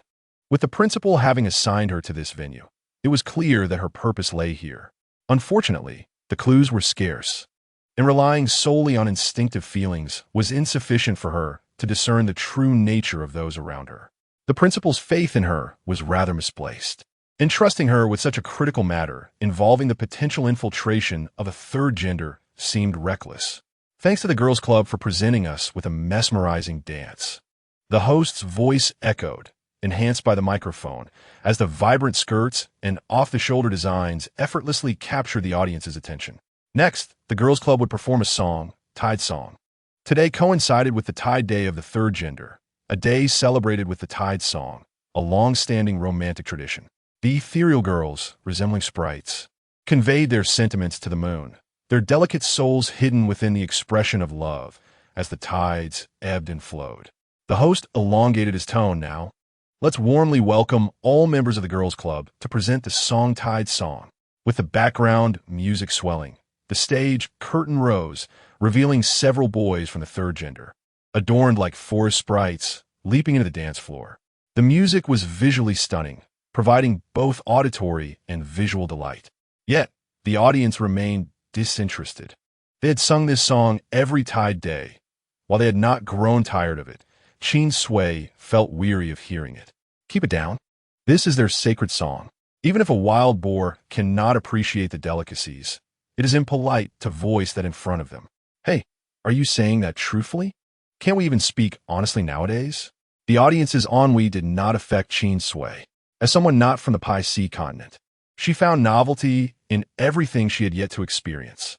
The tide's song, which bored others, was a fresh encounter for her. As the music began to play, she listened intently. The grand tide approaches, shells crack open beneath the moonlight, coral reefs tremble, whispering in pain, scarlet tides wash over 12 coral palaces. Mother of pearl gently unveils deep crimson flames. Jellyfish dye the seaweed curtains in red. Pearls and shells grow warm. Tides sweep over the sandy patterns.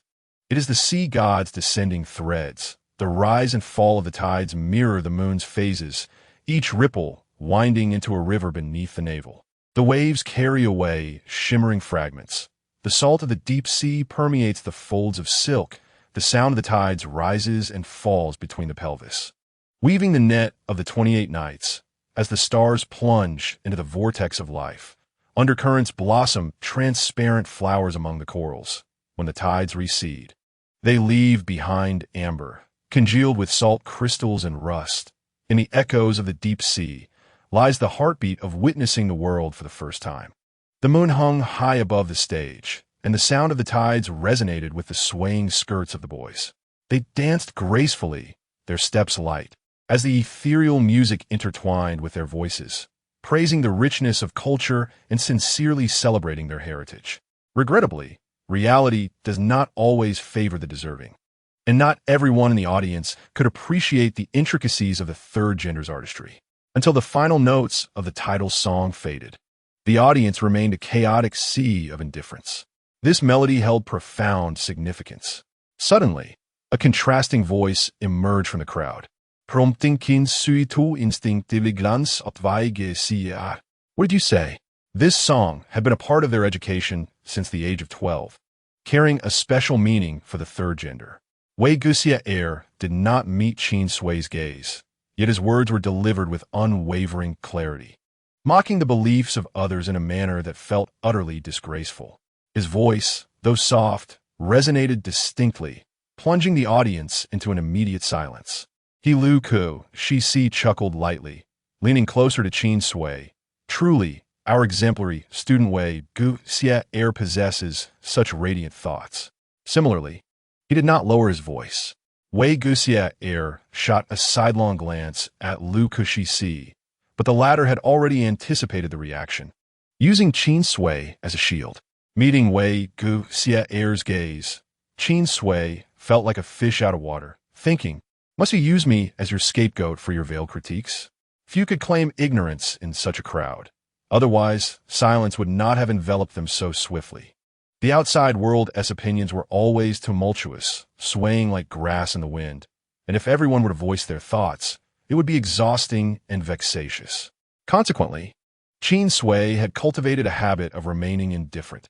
Even if she found some comments intolerable, she chose to ignore them. Yet, she had forgotten that this was not a callous society, but a university brimming with benevolence, where brave and passionate students would never cease to exist.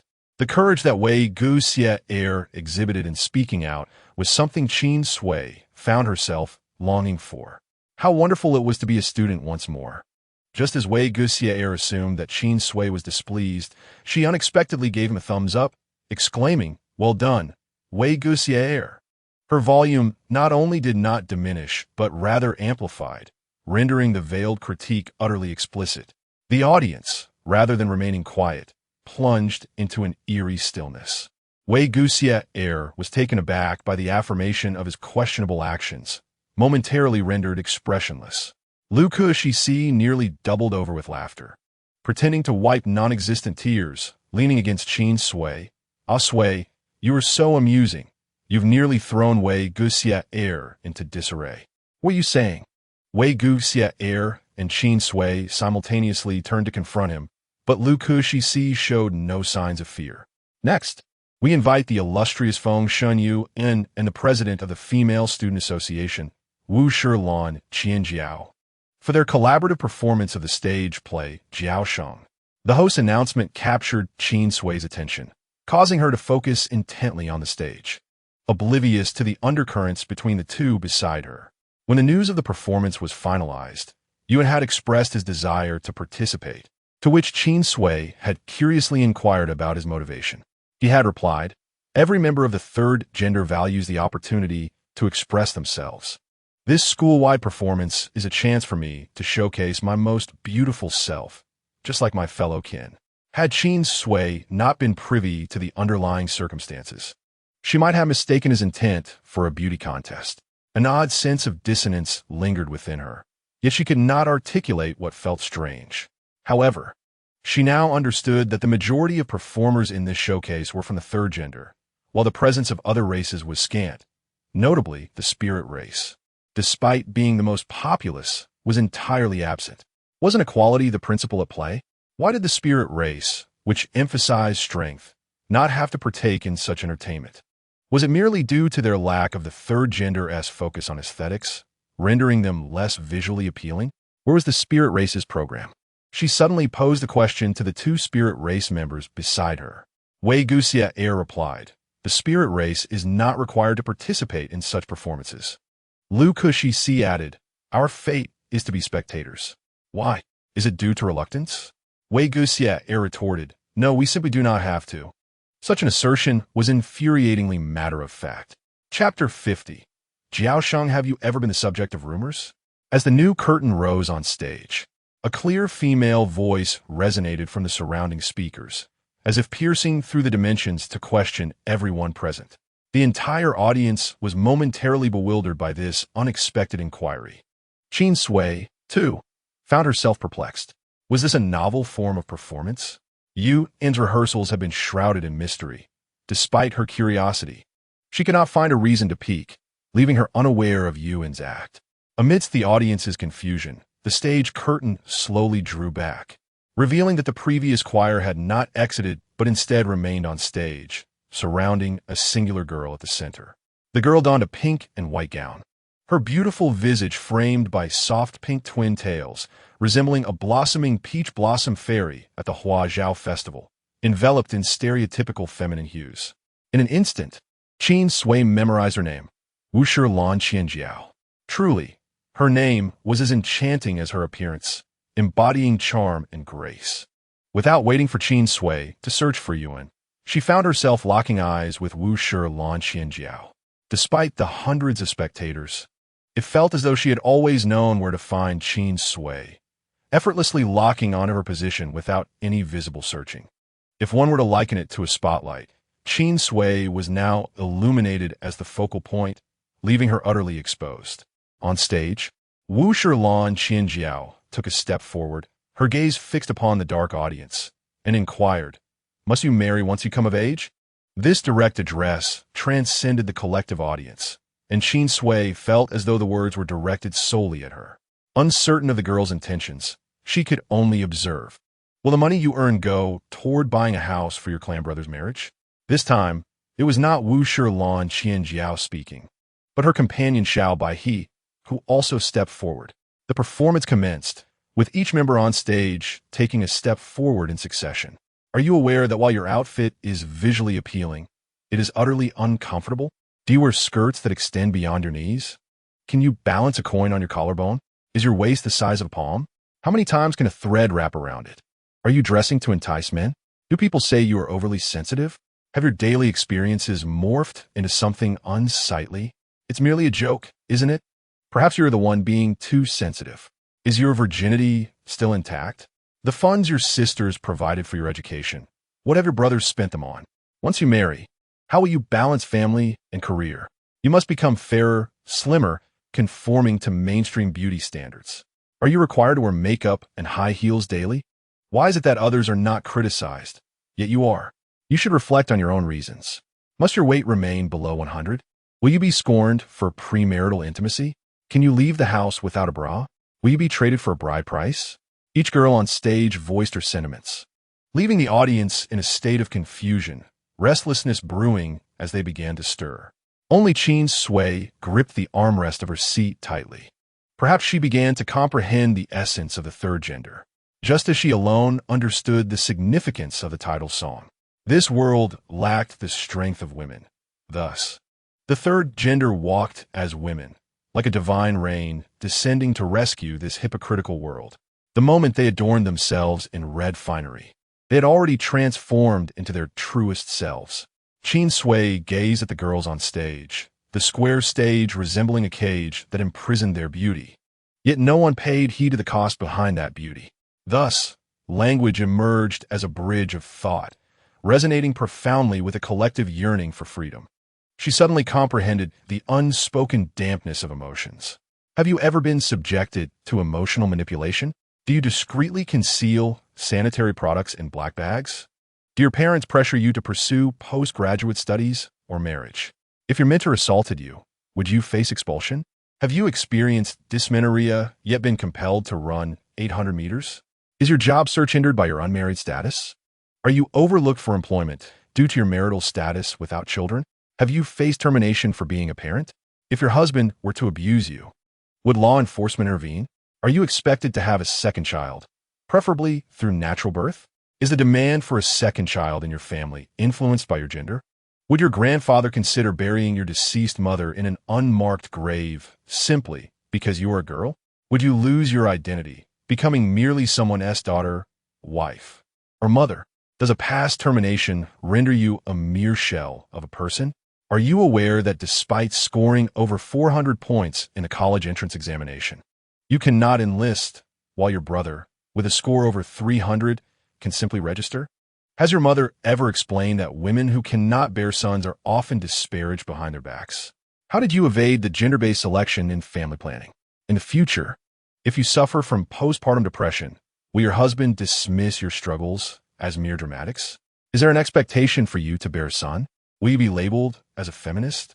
Do you possess the right to decide the name of your child? Have you ever experienced an orgasm in your lifetime? Did you attain your position through inappropriate means? Can the women from your hometown dine at the same table? After a divorce, are you viewed as secondhand? Have you been called your father's past lover? Have you ever been told that a life without children is incomplete? How did you escape from being abducted to the mountains? If your brother were an older sibling, would you still exist? Is your name arbitrarily chosen, or does it carry special significance like your siblings? Has your mother ever mentioned that you had a sister or brother who was terminated? Have you faced obstacles in your education, treated as an object sold to older men? Do you surrender 2/3 of your salary to your family after employment? Have you experienced unwanted physical contact in crowded places? Have you ever been violently attacked for rejecting advances while out with friends? Do you dare to walk alone at night? Have you ever been so afraid while living alone that you found it hard to sleep? Are you being pressured into marriage by relatives? Have you succumbed to societal expectations of marrying and having children? Does your uterus still have autonomy, or are you expected to bear children until a suitable partner appears? Will the son you painstakingly bring into the world stand in solidarity with your husband? Are you awaiting a 30-day cooling-off period before filing for divorce? Do you have time to truly see the world around you? Would you cry upon reflecting on these matters? In chapter 51, Ewan finds himself manipulated. The soul-shaking questions reverberate loudly, leaving the audience exchanging bewildered glances. Even the judges in the front row are whispering, struggling to grasp the intent of the performance. However, the act of vow sung has not yet concluded. All lights dimmed, followed by a piercing spotlight illuminating a corner of the stage, revealing Yuan's figure before all. He turns in astonishment towards the stage entrance, his makeup incomplete, wig cradled in his arms, as if abruptly thrust onto the stage, leaving him in a state of shock. The female ensemble has long departed, and as the lights gradually brighten, Yuan realizes he is utterly alone on stage. Faced with the sea of darkened faces in the audience, his mind goes blank, instinctively retreating 2 steps. The music abruptly halts, catching both the audience and performers off guard, plunging the atmosphere into an unusual silence. Suddenly, someone reacts. Is it Yuan? I thought he was naturally blonde like Wei Guxier, but it turns out to be a wig. He has freckles, brown curly hair, resembling a fawn just styled, No wonder he wears such heavy makeup to hide his youthfulness. What is happening? Is this a deliberate plot twist or an accident? How amusing. I have never seen the wind god so flustered. The audience erupts into whispers, causing Yuan to stiffen. He yearns to flee the stage, yet his feet feel as though they are nailed to the ground, immobile. This was not how rehearsals unfolded. Wasn't it agreed that they would perform a play together after the duet? Why is everything so different? Did a Sui witness this version of him? Yuan is on the verge of tears. In the audience, Lu Shi fails to catch up with Qin Sui. Sui, where are you going? Due to Qin Sui's refusal of Lu Shi's familiarity, he resorts to a different address, only to find that Qin Sui remains unresponsive. As Qin Sui nears the exit, he glances at Wei Guxier. Aren't you going? Why should I? If you don't, I will go after her. He leaves behind a cryptic remark. Coward. Wei Guxier frowns but remains unmoved. He casts a glance at Qin Sui's seat, still warm with her presence. Wei Guxier understands Qin Sui's intent. She is merely displeased with you and humiliation. Yet what can she do? The principal is in charge, and the performance must proceed without disruption. Even if there is a mistake, they can only continue to the bitter end. However, why does Lu Shi question him about not following? Wei Guxier is perplexed, just as he is baffled by Lu Shi's claim of liking Qin Sui. Does he truly have feelings for her? While Qin Sui is indeed unique, she is not extraordinary enough to garner his special attention. Wei Guxier recalls his habit of glancing at Qin Sui during class and wandering to her dormitory after school, and how he instinctively perked up to eavesdrop whenever her name was mentioned. Yet these are secrets he keeps to himself. Lu Shi could not possibly know. Damn it, he has forgotten the so-called twin sense. Clenching his fists, Wei Guxier stands up to leave. He must clarify with Lu Shi that his interest in Qin Sui is merely due to her uniqueness, not affection. Qin Sui sneaks into the backstage through a shortcut and immediately spots Wu Yilan Qianjiao, who also notices her. Perhaps feeling guilty, he avoids her gaze. Qin Sui is uncertain if he was involved in Yuan's predicament, but she lacks the time to investigate and rushes into the costume area. What are you doing? Qin Sui, startled by Lu Shi's voice as she picks up a costume, asks, Why are you following me? I am merely curious about your intentions, he replies. Moving faster than her, always reaching the spot just as she notices something. Recognizing his speed, Qin Sui slows her actions, and at that moment, Wei Guxier appears at the entrance, drawing attention and murmurs about why the Ling clan is in the backstage. Upon seeing him, Lu Shi raises an eyebrow, mockingly suggesting he claimed he wouldn't come. Wei Guxier shoots him a glance before fixing his attention on Qin Sui. Quickly realizing she is selecting outfits, he comprehends her intention. You plan to go on stage to save the performance? What else? Qin Sui replies, Are we really going to let you cry on stage? As her roommate, Qin Sui was naturally displeased to witness someone being bullied in front of her. The look of shock on Xiao Dangao's face indicated a deviation from their original rehearsal. That naive, innocent girl wore her emotions on her sleeve, clearly being used as a pawn for someone else's amusement. Qin Sui should have taken a more assertive stance and accompanied her during those moments when Yuan consistently avoided her. What do you intend to do? The words from Wei Guxier prompted Qin Sui to turn her gaze. She appraised the golden-haired, blue-eyed prince like Wei Guxier, and then glanced at the seemingly gentle yet deceitful Lu Shi. A smile suddenly graced her lips. Since they were both present, they might as well assist her. The twins simultaneously sensed an ominous intent. Wei Guxier had merely intended to clarify matters with Lu Shi and had never contemplated stepping onto the stage. Instinctively, he yearned to decline, yet he found himself caught off guard as the other had already begun negotiating. I can help, but what do I stand to gain? Lu Shi began calculating the worth of various colored garments, adding, My time is precious and cannot be squandered on trivial matters. Qin Sui was not surprised by Lu Shi's insistence on conditions. In fact, she hoped he would. Such stipulations indicated an openness to collaboration, albeit with the expectation of a reward. What do you desire? Lu Shi selected a vibrant red dress, its brilliance akin to flames. Your straightforwardness is quite disarming, he said, showcasing the garment while casting a flirtatious glance. How about a date with me for a day? Agreed, Qin Sui replied. Hesitating for even a moment felt like torturing Yuan. She dismissed any lingering thoughts, knowing time was of the essence. Without even pausing to consult Wei Guxie, she thrust a grand skirt into his hands. You will have a date for a day too, right? That works for me. Ignoring Wei Guxie's reaction, she snatched a dark green gown and dashed into the dressing room. Stop dawdling. Change your clothes and join me on stage. Both Wei Guxie and Lu Qixi exchanged glances, each holding their respective voluminous skirts, and in that shared moment, disdain was evident. Lu Qixi clicked his tongue. You are just like me. How fortunate for you. Chapter 52. To save the scene or to ruin it? On stage, Yuan found himself in a predicament, and the host appeared oblivious, lacking any intention to diffuse the tension. Reluctantly, he remained on stage. In the second row, Inua glanced at Ms. Lien from the judging panel, who was intently observing the stage with a blank expression. The whispers behind them grew louder, and Inua recognized that Ms. Lien was displeased. The showcase, while not monumental, was significant enough to warrant the principal's ire when disruptions occurred in front of the entire school. He tapped his ear, speaking in a hushed tone. Ms. Lien, Qin Sui has made her move. Ms. Lien turned her head slightly to regard Inua, adjusting the jewelry on her ear, and inquired, Have you identified the potential female? No.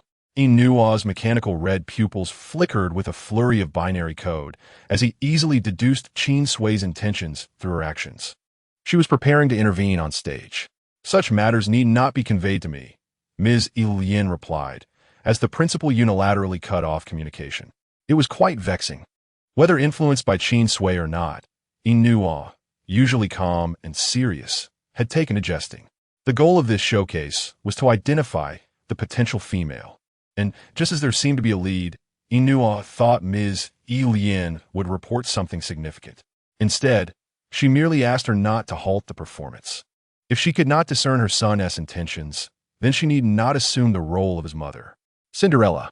Suddenly, a call resonated through the sound system, capturing everyone's attention as a richly dark green gown swept onto the stage. Yuan was drawn by the commotion, instinctively turning to the direction of the rustling skirts. The boldness of the deep green fabric approached him unguarded. He was taken aback. Asui? Qin Sui hurried toward Yuan, a velvet hat of the same hue as her gown partially obscuring her face. A light beige belt cinched her waist, swaying gently with her movements. She reached Yuan and grasped his hand, her voice rich with emotion as she exclaimed, Cinderella? Cinderella Yuan stood bewildered, incredulous as he pointed at himself, only to be met with Qin Sui's playful slap. At this hour, why haven't you gone with Little Red Riding Hood to visit her grandmother? What? Not just Yuan, but the audience was equally taken aback by this unexpected plot twist. Yet, even more bewildering events were yet to unfold. From behind the enchanting dark green figure of the mistress, a silhouette adorned with a red hood gradually emerged, revealing long hair that shone with Lu Qixi's signature color. The audience collectively gasped in astonishment. What is happening? Am I seeing things? How did Lu Qixi appear on stage, donning Little Red Riding Hood's dress? I thought that call from the mistress was part of Cinderella's tale. How did it intertwine with Little Red Riding Hood? Wait, hold on. Who is that beside Little Red Riding Hood? Am I seeing things? Isn't that way, Guxie? Weren't they just spectators? When did they rush onto the stage? My brain can't process this. When did the Ling tribe engage in such merriment? Isn't anyone puzzled? Is this truly the narrative promised earlier? The judges had not called for a halt, so it must be intentional for the sake of the performance. Regardless of whether it was staged or not, I certainly wasn't bored anymore. Indeed, I am not alone in that sentiment. What a spectacle it was to witness Wei Guxie and Lu Qixi in women's attire. Truly, longevity brings surprises. The audience erupted into a cacophony of chatter. Even those who had shown no interest before sat upright, captivated by the sudden shift in the narrative. Lu Ziaic had just managed to endure the toxic effects of the zombie powder when he, along with his subordinates, stealthily infiltrated the Grand Hall, hoping to confront Qin Sui.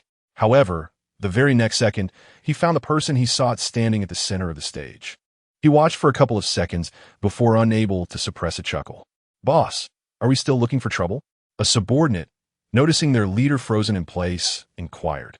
Luzi AI-C pressed his hand down on the subordinate's head. "Find a good spot. I want to capture photos of these two in women's attire." As for Qin Sui, she could wait. This was a rare delight. On stage, due to the angle, those below could not discern the expressions of the performers, only hearing a chorus of voices, indistinguishable in content. Yet, the individuals on stage remained focused on their roles. Lu Shi, portraying Little Red Riding Hood, had no script to follow. Upon hearing the mistress's introduction, he stepped forward, his pale hand gently resting on her shoulder. He intentionally softened his tone, blurring the lines of gender as he said, "Madam, if Cinderella is unwilling to go, it would not be a problem for you and me to go together, would it?" His words, delivered with a flirtatious charm, accompanied by a captivating gaze, created an unmistakable allure. This was no mere Little Red Riding Hood. She was a siren in red. Qin Sui, shielded by her hat, shot him a fierce glare, her voice lowered. "Do not alter the storyline recklessly. Just follow my lead." They were there to salvage the situation, not to ruin it. Having spoken, she lifted her smile once more, still holding on to Yuan's hand, but addressing Wei Guxie, "Daughter of Water. Did you not bring a gift for the occasion?" "A gift?" Wei Guxie glanced at his empty hands, realizing that time had been too tight. They had no chance to discuss the plot. Having changed outfits, they were hastily pushed onto the stage. How could he be aware that a gift was expected? Seeing him motionless, Qin Sui suddenly regretted bringing them along. Unable to release Yuan for fear of leaving him awkwardly stranded, she simply tugged him toward Wei Guxie. "The Daughter of Water loves to tell jokes. Isn't this a gift?" Whitaker watched helplessly as her inappropriate hand movements appeared, abruptly tearing off the decorative shawl draped over him. Madame placed the shawl on Cinderella Yuan, hesitatingly murmuring an uncertain sound, as if something was missing. What that something was, no one knew. Only Qin Sui, with the script in hand, understood the plot's direction. When Guxie saw her approach Liu Kashi, he instinctively covered his chest. "What do you want?" Miss Red Hat shyly rejected her advances. Madame swiftly lifted his red hat, questioning the peculiar stillness. "Oh dear, this is quite embarrassing." The reluctant Miss Red Hat covered her face with one hand, feigning shyness, yet her voice, laced with laughter, betrayed no hint of bashfulness as she responded to Madame. Observing the scene, Guxie thought it was truly a sight to behold.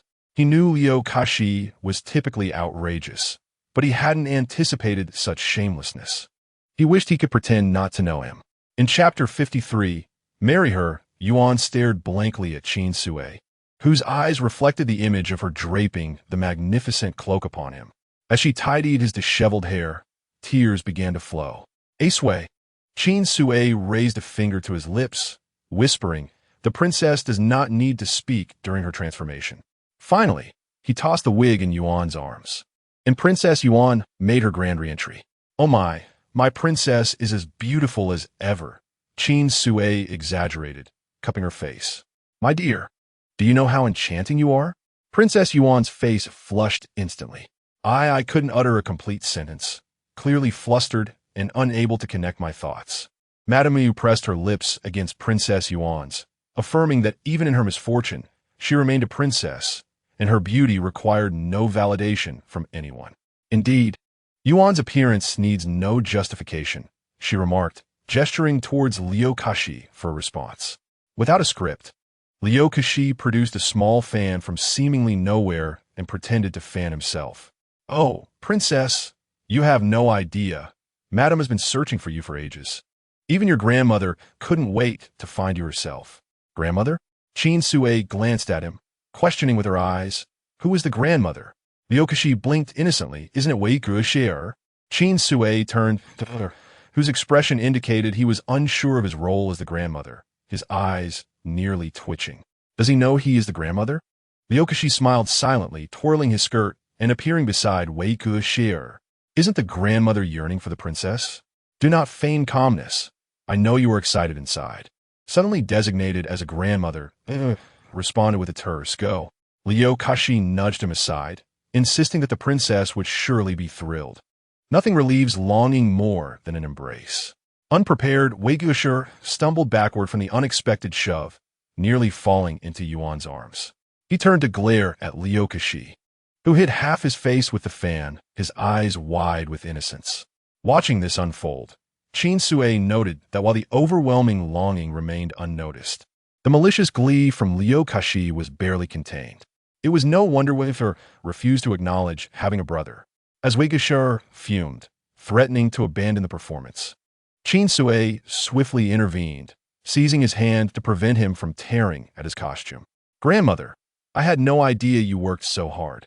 Transforming into the water daughter to visit the princess, she too was burdened, piecing together this chaotic logic. Suddenly, a pair of cool hands grasped her wrist tightly, and his gaze involuntarily fell upon their intertwined fingers. He stirred, only to find his hand gripped even tighter. The smile in Liu Kashi's eyes vanished in an instant.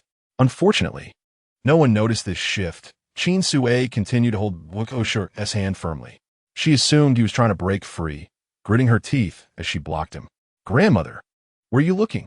The princess is right here."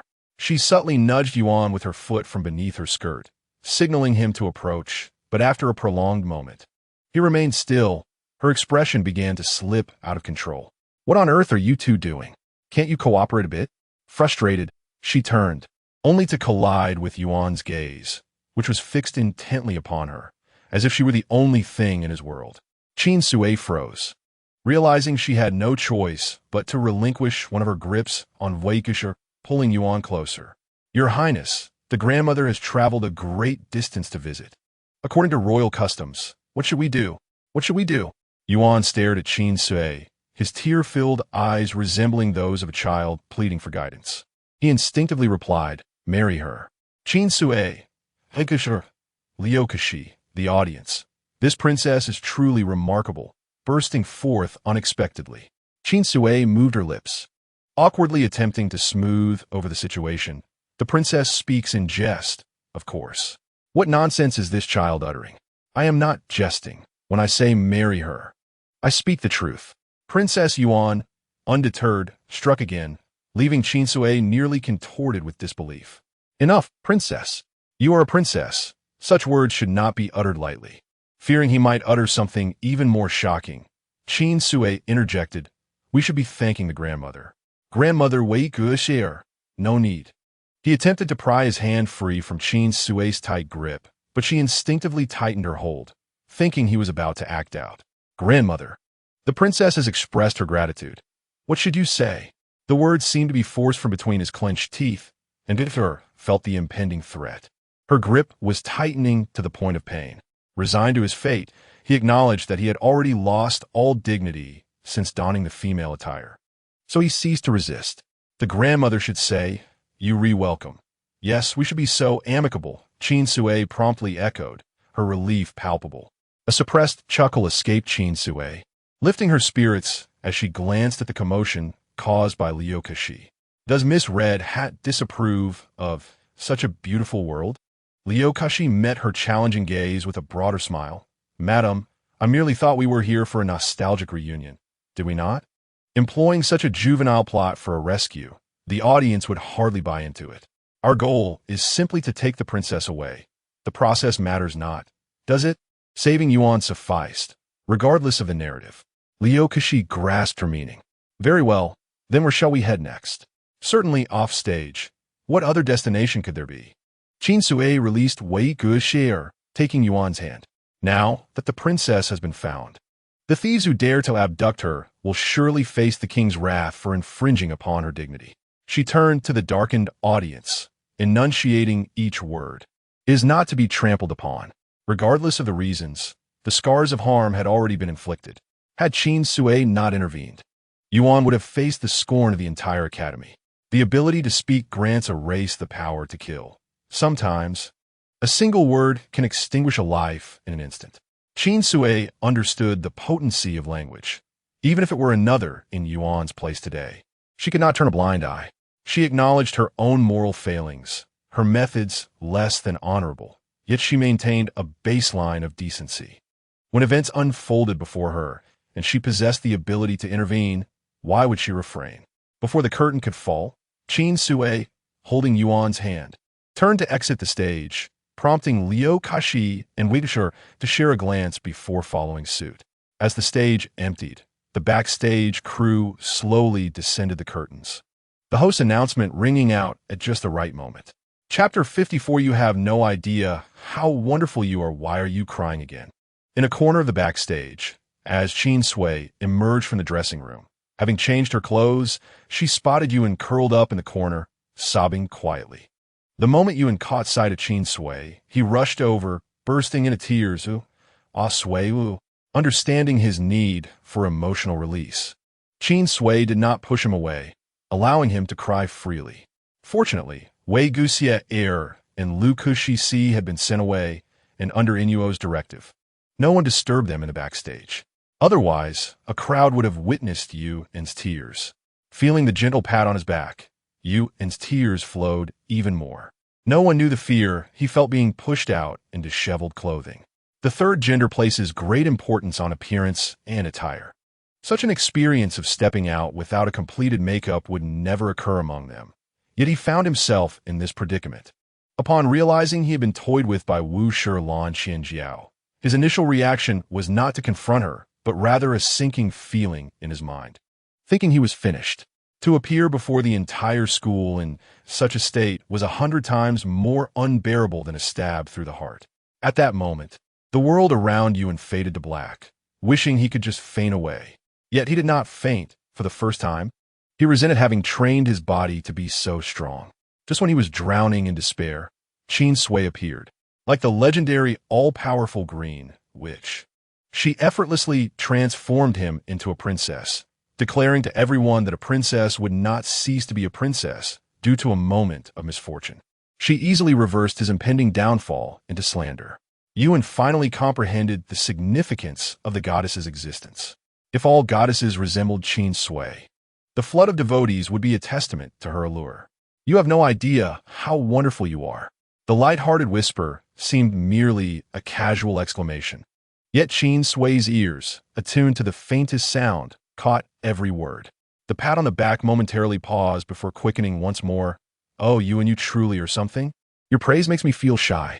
Although she feigned modesty, Qin Sui wore a proud expression, as if this were her rightful duty, reveling in the accolades. Her voice unabashedly loud, shattering the remnants of Yuan's sorrow. Unable to cry any longer, Yuan wiped his tears, yet instead of releasing Qin Sui, he clung to her even tighter. Thank you, Sui, for saving me. If it weren't for you, I would have been humiliated on stage. It's nothing at all. Qin Sui found it difficult to breathe as he held her tightly. She was hesitant to push him away for fear he would resume crying, so she awkwardly patted his back. However, she could not sustain it for long and gasped, Yuan, if you don't let go, I might suffocate. Startled, Yuan immediately released his grip, allowing Qin Sui to take deep breaths. That near-death experience from a comforting embrace almost sent her to meet her maker. Sui, I'm sorry, I forgot to control my strength. Noticing that Qin Sui was still panting, Yuan hesitated to touch her again. Are you all right? Finally catching her breath, Qin Sui leaned on him, inhaling deeply. I'm fine. I'm not that easy to take down. Sui, Yuan chuckled despite his tears. He gazed at the flushed cheeks of the girl before him, hesitating before gently ruffling her hair. The soft strands tickled his palm, igniting a warmth in his heart. How could he not realize her exaggerated demeanor was merely a diversion from his own sorrow? He knew she was more perceptive than anyone. So, can you now tell me what exactly happened? Yuan anticipated her inquiry. It was Wu Shilan Qianjiao. She suddenly changed the order of appearances and told me not to rush my makeup, to wait for her instructions before going on stage. At that point, I was nearing my performance, and, as the planner of the entire process, I had no reason to doubt her. When someone notified me to prepare my costume, I thought it was my turn, only to find Yuan's voice trailed off. I didn't expect the person who informed me to give me no time to react, directly pulling me to the stage entrance. I was so dazed that I didn't brace myself for being pushed onto the stage. What advantage does this give him? Qin Sui was particularly curious about the motive behind this action. Just as she posed the question, Yuan's expression shifted dramatically. What's wrong? Qin Sui sensed his unease. Is there something you cannot say? Yuan bit his lip. No, it's not that I can't say. Then what is it? He lifted his gaze to Qin Sui. Hesitation etched across his brow. Ah, Sui, please don't be angry. Why would I be angry? Qin Sui was puzzled. I've been avoiding you these past few days. Doesn't tea that make you angry? You have your own social circle. Why would I be upset? But I didn't let you see my rehearsals. The books say that repeatedly rejecting a girl's requests will lead to losing her trust. Asui, have I made you distrust me? Observing Yuan's tearful expression, Qin Sui suddenly felt weary. Yuan, if you make me angry, I want to come to your rescue. So stop overthinking. I asked you what happened because I want to know what Wushi Lan Qianjiao intends to do to you. If there's a conflict, resolve it. If there's a misunderstanding, clarify it. If she has plotted against you so harshly, there must be a reason. Having experienced Yuan's tendency to spiral into a myriad of questions when he couldn't articulate his thoughts, Qin Sui was well aware that he needed things broken down for his understanding. However, this time Yuan was not as oblivious as Qin Sui presumed. He grasped her meaning, yet struggled to articulate it. This matter is somewhat complicated, and I fear I won't be able to explain it clearly. Then take your time. Before Qin Sui could finish her sentence, another voice intruded. He can't explain it. I will. The pink hem of a skirt flitted before their eyes as Wushi Lan Qianjiao approached, the scent of her perfume permeating the small space ahead of her, her high heels clicking rhythmically as she swiftly closed the distance between them. Instinctively, Yuan moved to shield Qin Sui behind him. Wushi Lan Qianjiao did not miss this subtle detail. Her eyes, adorned with pink contact lenses, swept over him briefly before settling on Qin Sui. You must be Qin Sui? Now, standing face to face, Qin Sui recognized her. You were the attendant at the clothing store before? No wonder you seem somewhat familiar. We had encountered each other before. Wushi Lan Qianjiao did not expect her to remember. Before she could respond, Yuan's surprised voice interjected, Ah, Sui, you actually know? Unaware of the puzzled expressions shared by the two, he continued, I was quite surprised to see Qianjiao there working. However, she told me not to mention it to you. So, Qin Sui understood the implications of the unspoken words. It was this secrecy that had led to a series of subsequent issues. Chapter 55 Yuan's foolishness is common knowledge. Qin Sui struggled to grasp the complexity of their relationship. The exchange between them lacked the formality of strangers, revealing an intimate familiarity, yet the actions were enough to embarrass Yuan. Without knowing the full picture, Qin Sui could not make decisions on his behalf. Since Wushi Lan Qianjiao stated she would explain, Qin Sui naturally turned to her, then please elucidate the reasons. Wushi Lan Qianjiao was taken aback by her composure.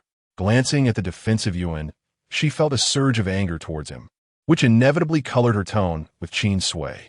I can't stand this fool trusting people so easily. I just wanted to test whether you would save him. Is that all? Qin Sui and Yuan could hardly believe their ears.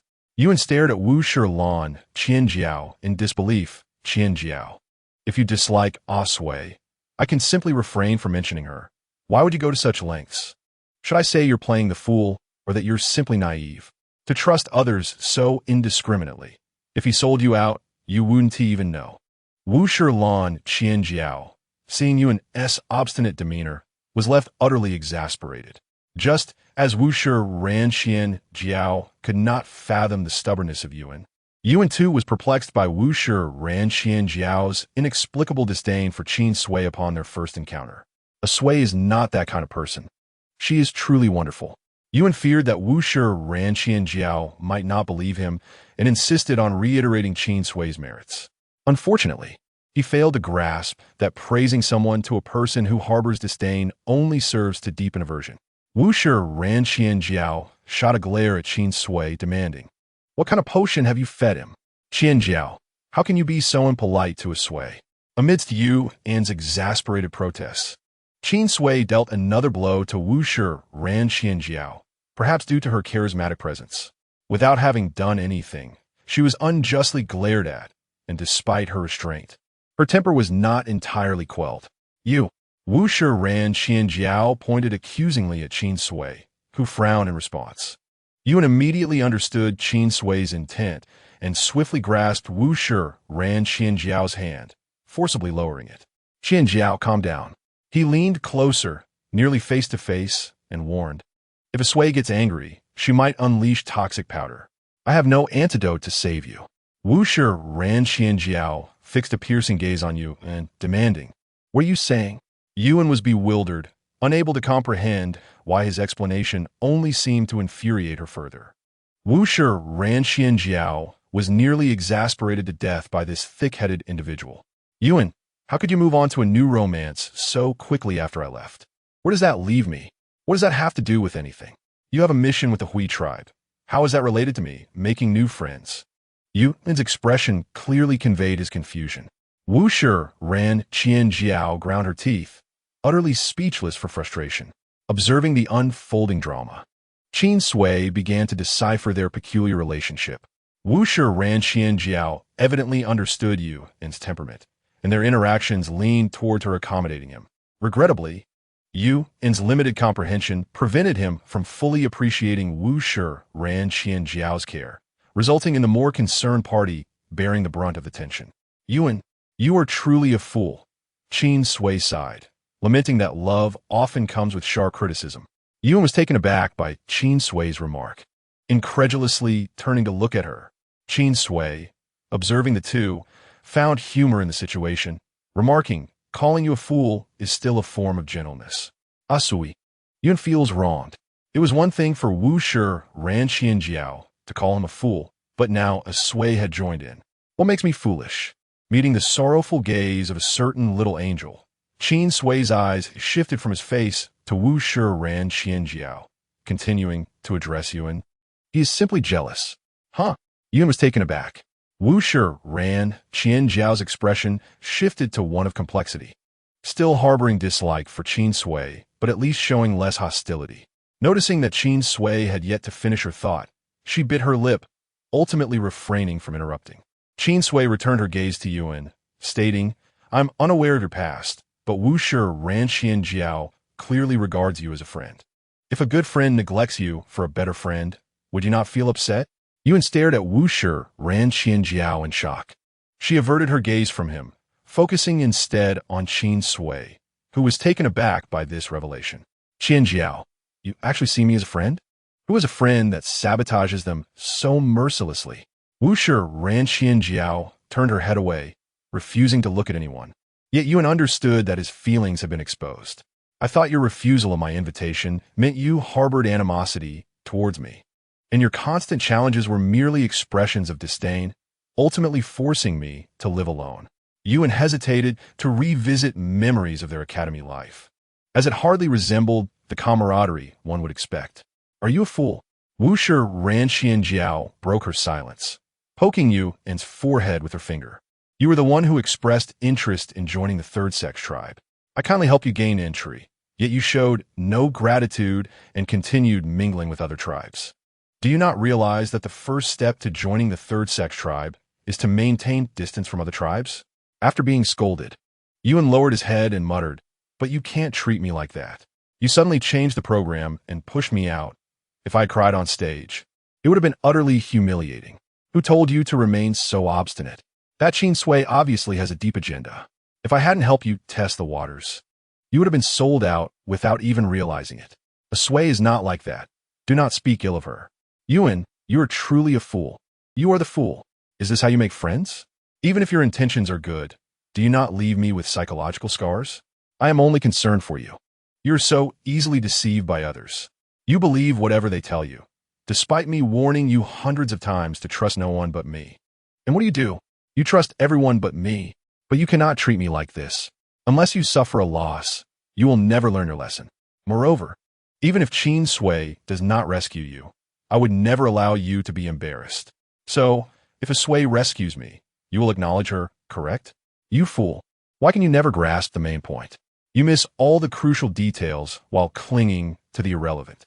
Wu Shi Ran Qianjiao was genuinely exasperated with Yuan's foolishness. Chapter 56. Empathy is the gift of the kind-hearted. The misunderstandings between the two were merely brought to light by Qin Sui's good intentions. However, as they delved deeper into their past grievances, it seemed they forgot there was a third person in this confined space.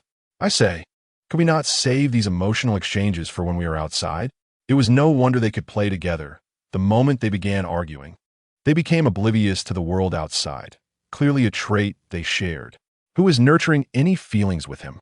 Wu Shi ran. Qian Jiao immediately retreated a few steps, creating some distance. I have no feelings for you. Yin also stepped back, but only to stand beside Qin Sui. Qin Sui, all right.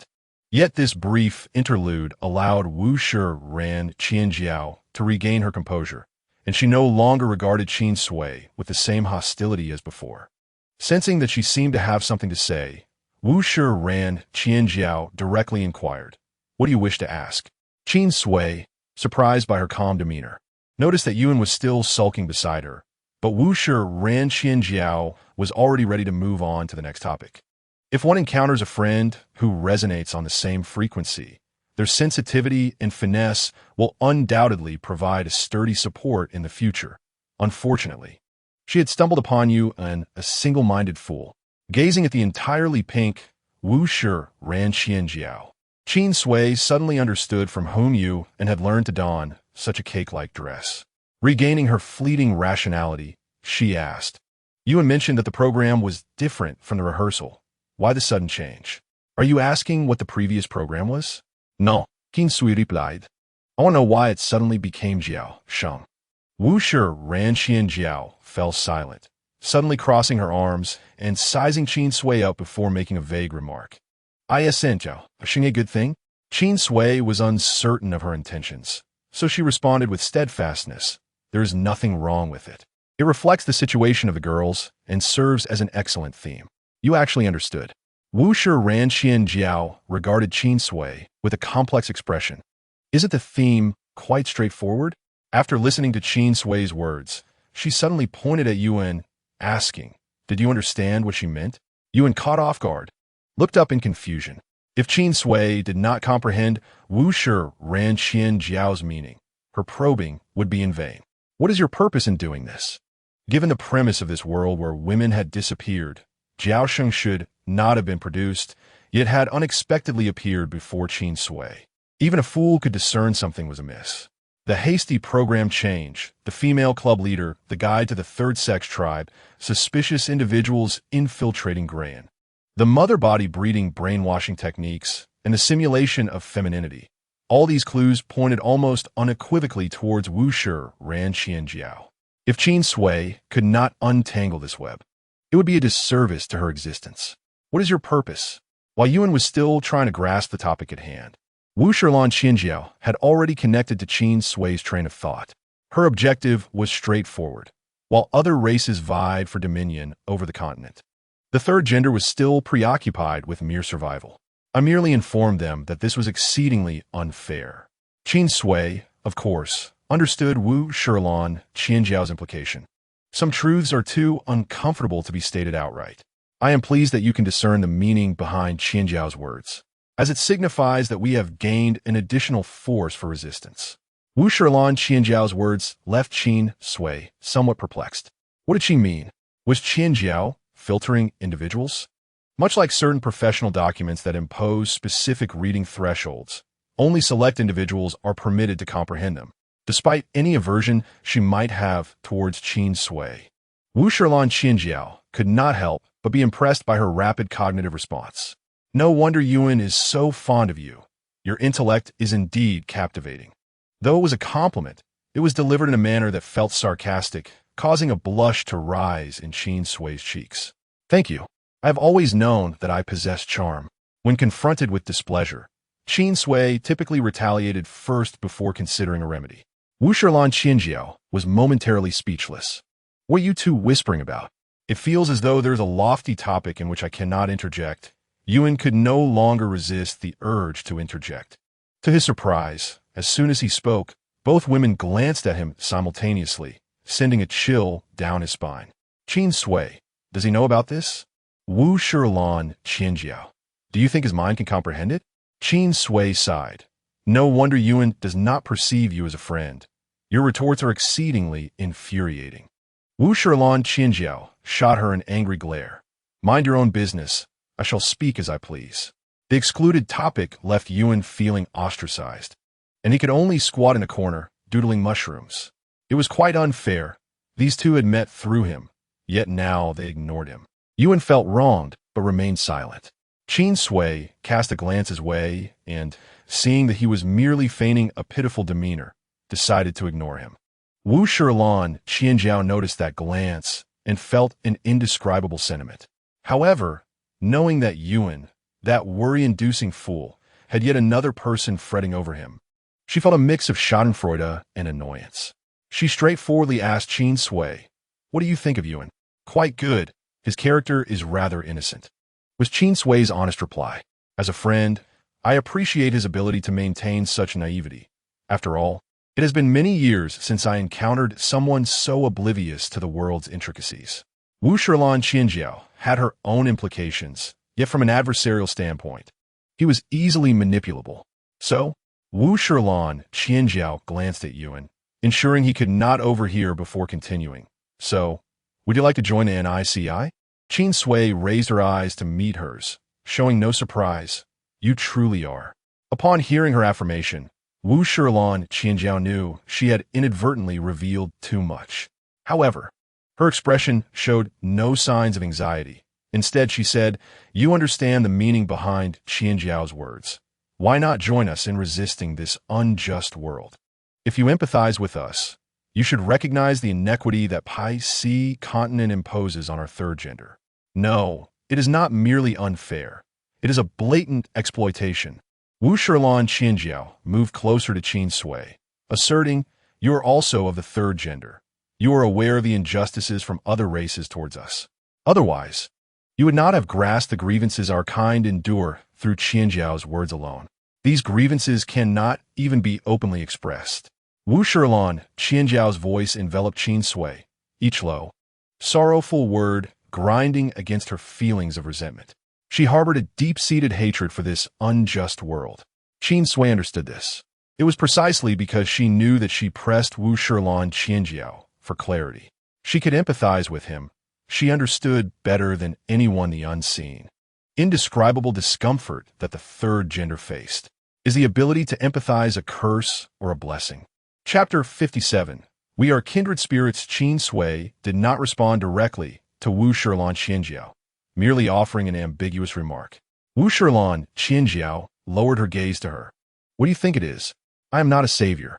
I lack the authority to judge." This statement was tantamount to a rejection. What a pity. Wu Shilan Qianjiao slowly retreated. The word pity leaving her lips raised questions about whether she lamented Qin Sui's refusal or the loss of her. Qin Sui had now confirmed that Wu Shilan Qianjiao was indeed a member of the NICI. Observing her bold recruitment efforts, she suddenly asked, "Are you not afraid I will inform the principal?" "You would not," Wu Shilan Qianjiao replied confidently.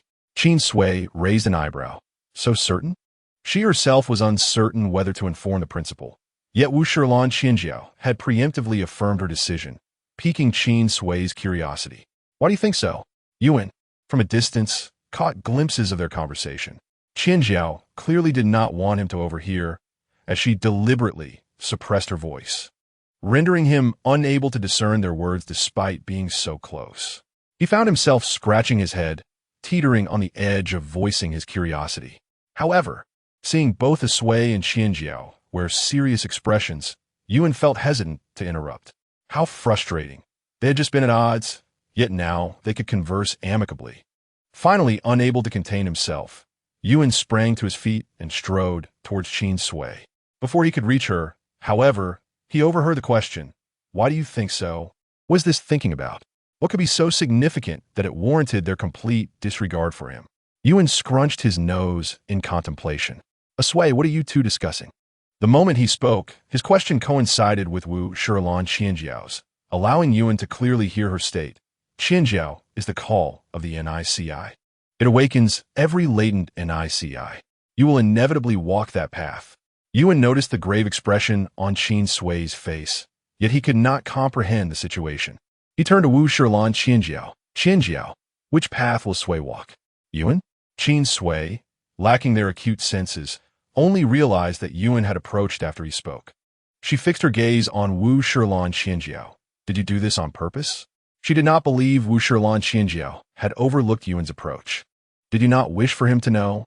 Wu Shilan Qianjiao's gaze shifted from Qin Sui to Yuan, her expression revealing an indescribable complexity.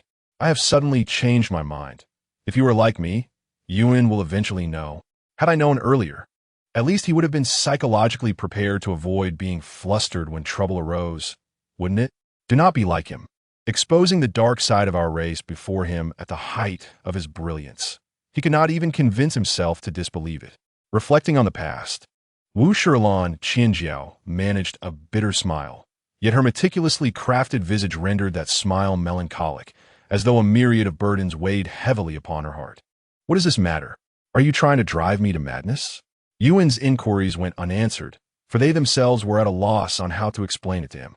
After a moment of silence, Qin Sui finally spoke. One last question. The NICI brainwashing other races, leading to the self-harm and demise of the brainwashed. What is the reason? This is what Principal Yin fears most. The NICI can indeed be eradicated, yet due to the potency of their brainwashing techniques. Even if the NICI who cast the spell is killed, their influence will silently invade the mind. It is akin to a person dying, yet their impact persists. Thus, the influence spreads and ripples, with lost NICI continuously reincarnating, gradually becoming an unquenchable wildfire. This is the true terror of the NICI. Listening solely to the principal's perspective could easily lead to viewing the NICI as enemies. However, having now closely interacted with a member of the NICI, Qin Sui felt immensely relieved that she did not place her trust in either side. Qin Sui remained merely an observer. The brutal competition among the races in this world had no bearing on her. The principal had promised her certain benefits, and thus she assisted him in gathering intelligence regarding the potential candidates for femininity. It appeared that Wu Dalan Qianjiao genuinely harbored intentions of recruiting Qin Sui, responding to her inquiries with unwavering candor. However, not every sheltered blossom can endure the harshness of reality. We had merely uncovered a fragment of the most authentic aspect of this world, and they succumbed in their fragility. Yuan, unable to comprehend fully, nevertheless deduced an answer that implied, "Does this mean I might perish from this knowledge?" Wu Dalan Qianjiao remarked, "Qin Sui, how should I put it? You cannot fathom such questions yet arrive at the correct answer. What an enviable talent indeed. Who dares to call you a fool? She is remarkably astute." Qin Sui inhaled deeply, steadied herself, and stated, "I abhor complications. Thus, I shall act as though I have not seen you today." She was still biased. Upon hearing that gentle voice, her heart had already begun to sway, regardless of the correctness of this choice. The creation of the program Jiao Sheng rendered Wu Dalan Qianjiao no longer an adversary, at least not in Qin Sui's eyes. "Will you truly let it slide so easily?" Wu Dalan Qianjiao questioned, incredulity evident in her tone. "I never envisioned you to be such a person." The first impression Qin Sui imparted was one of weakness, yet a second glance revealed her resilient spirit, not one to be trifled with. Her mention of potential candidates for femininity indicated prior interactions with others, providing her with significant clues and urging her to seek further information. Qin Sui could empathize with Wu Dalan Qianjiao, and naturally, Wu Dalan Qianjiao could decipher Qin Sui as well, though they had initially clashed upon their first encounter. This inexplicable resonance led Wu Dalan Qianjiao to instinctively feel that Qin Sui was not an enemy. It was a perplexing sensation that, upon regaining her faculties, led her to discuss numerous matters regarding potential candidates for femininity with Qin Sui. Perhaps their initial energies were remarkably compatible. In reality, Qin Sui was merely rambling. Perhaps some truly felt a sense of familiarity upon first meeting, as if reuniting with an old friend, sharing endless conversation and an unyielding trust from the very first encounter. Yet it was evident that Qin Sui was not that kind of person. She simply sought to excuse herself gently. For the first time in this world, she had encountered a kindred spirit in Wu Dalan Qianjiao. No matter how dark her heart might be, there had to exist a semblance of purity within. Even if she could not assist, she would never sabotage the mission concerning femininity, for it was a struggle for their rights and a brighter future for countless others. Chapter 58. Punishment. Qin Sui had always understood that she was not merely an adjective, but a circumstance. The plight of those striving for femininity mirrored her own past struggles. The quest for their rights to exist, even if it led to grievous actions in the future, rendered her incapable of joining forces with other races to annihilate them. Thus, she declared, "Today, I shall pretend not to have seen the candidates for femininity." Without casting another glance at Wu Daolan Xianjiao, Qin Sui signaled to Yuan to follow her. They needed to depart. Yuan hesitated, glancing at Wu Daolan Xianjiao, and though he was unaware of the unfolding events, he thought, "If we are friends, I do not wish for a day where we stand as adversaries." Ultimately, they passed each other without further interaction. Wu Daolan Xianjiao lowered her gaze, her emotions concealed beneath thick, curled false eyelashes. Her lips, adorned with lipstick, bore the marks of her teeth. The moment Qin Sui appeared beside Yuan, Wu Daolan Xianjiao had initiated her investigation into Qin Sui. She was an anomaly among the third gender, a group known for their exquisite grooming. Rarely did she adorn herself with makeup. Her utmost courtesy was merely to appear presentable. While there were whispers, those daring enough to voice them in her presence had all been silenced by her venom. Even those who questioned her compliance with school regulations were quelled by the principal's declaration that she was a special admission. Even Inuo regarded her with a newfound respect. Over time, her reputation as a formidable force grew, her companions becoming increasingly impressive, and the voices of dissent faded away. Yuan, too, underwent significant change, even daring to approach her without makeup for rehearsals. This was unprecedented among the third gender. If only I possessed his courage, Wu Daolan Xianjiao thought. The choice to participate in Jiaosheng, aside from the goal of femininity, also bore an element of gamble. He understood that altering the program without permission would inevitably expose his identity. Yet, fate played its jest, leading him to encounter the most empathetic candidate for femininity, who happened to be the principal's specially recruited Qin Sui. Qin Sui remained resolutely herself. Even her declaration of today, "I shall pretend not to have seen you," was breathtakingly audacious. That was precisely the demeanor Wu Daolan Xianjiao admired most. Yet, he could not emulate it. Admiration morphed into envy, which eventually spiraled back into admiration once more. This tumult of emotions coalesced into an unspoken complexity. He should have envied her. Yet his words turned to disdain. After her departure, he found himself unable to shake thoughts of her. Wu Daolan Xianjiao suspected she might be losing her mind. When Qin Sui emerged, the performance had yet to conclude, and they encountered scarcely a single student along the way, causing Yuan to feel increasingly anxious. "Asui, if we leave like this, will we be marked?" Qin Sui swaggered down the commercial street, where all the student workers had joined the performance, leaving only lifeless AI to oversee the area. She purchased 2 puddings, stuffing one into Yuan's arms and playfully feeding him a spoonful before saying, "What's there to fear? We'll deal with it when they catch us." "Asui," Yuan said, clutching the pudding, his gaze fixed nervously on something behind Qin Sui. "It seems we might have been caught." Sensing something amiss, Qin Sui turned sharply, inadvertently locking eyes with Inuo. With pudding still unchewed in her mouth, Qin Sui exclaimed, "Curse mouth, why do good things turn bad?" After swallowing the pudding, she turned to Inuo. "What a coincidence. You two bought pudding?" Though Inuo was familiar, it was essential to remember that he was also the enforcer for Gran. He showed no mercy towards students who violated school rules. Inuo approached Qin Sui, glancing at you and before fixing his gaze on Qin Sui. "The performance has not concluded, yet you two have left without permission. Are you aware of the consequences?" Yuan stepped forward, positioning himself protectively between them. "Inuo, if there is punishment to be meted out, let it fall on me. Asui only left early to aid me. You think you can evade this?" Inuo dismissed Yuan entirely, mechanical tendrils suddenly coiling around him. Yuan had no time to evade. In the blink of an eye, he found himself tightly bound. A mechanical locked the width of his wrist, swiftly silencing him before he could utter a word. Rendered mute, he could only whimper, tears welling in his eyes. As Qin Sui opened her mouth to speak, Inua anticipated her unvoiced query. If I do not punish you, the students will follow suit, rendering school discipline ineffective. You must understand, not a single one of these students is compliant. With a tug on the mechanical chains, the air around Inua warped, swirling into a vast mechanical formation. Without mercy, he hurled Yuan into it, instructing him to gather alchemical mushrooms from the back mountains for 3 days. Qin Sui had no time to plead before Yuan vanished into the mechanical array. She turned to Inua. Is he going to be all right? No worries. He gathered the mushrooms needed for the alchemical factory before you arrived. Inua's response remained true to his character. The matter was already settled, leaving Qin Sui with no further recourse. Clutching the pudding container, she gazed at him. And how do you intend to punish me? Inua narrowed his mechanical red eyes. A gesture indicative of contemplation. What kind of response are you seeking? After much contemplation, he uttered a perplexing statement that left Qin Sui bewildered.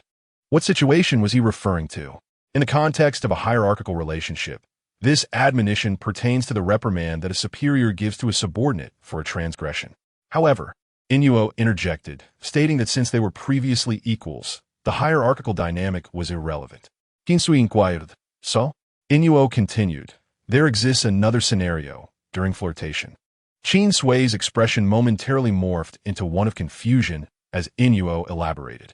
When partners utter words imbued with punitive connotations, it signifies the commencement of emotional engagement, serving as a playful means to enhance romantic interest. Inua, with a serious demeanor, delivered these risque remarks, further unsettling Qin Sui's gaze. She added, we are not partners, so your scenario is likely invalid. The juxtaposition of Inuo's expressionless seriousness with her provocative words rendered the situation indescribably comical. Inuo paused, her features momentarily reflecting a hint of regret, which Qin Sui struggled to grasp. Thus, the two exchanged glances, and an awkward silence enveloped them. Ultimately, Inuo broke the tension with a playful wink, suggesting, if you wish, we may consider the second scenario. Qin Sui found herself at a loss for words. Inuo, have you developed some adult module? She felt her appetite for pudding dissipate. Do you truly comprehend what you are saying? Chapter 59. Being oneself, Inuo's words held a weight comparable to the profound inquiry of Luxus. May I pursue you? What transformation had he undergone to express such sentiments? Qin Sui was no naive novice. Throughout her quest for strength, she had employed various means to achieve her objectives. Surviving the laboratory that had once transformed her, she had long shed the typical shyness of an ordinary girl. Thus, whether in matters of the heart, body, or other realms, these were merely tools for her advancement. Particularly given that most students at Jelen Academy were still blank slates, Qin Sui had not contemplated binding herself to any so-called romantic relationship for the sake of power, viewing Luxus merely as a convenient distraction. Yet, she never anticipated that one day Inuo would confront her, subtly requesting a designation.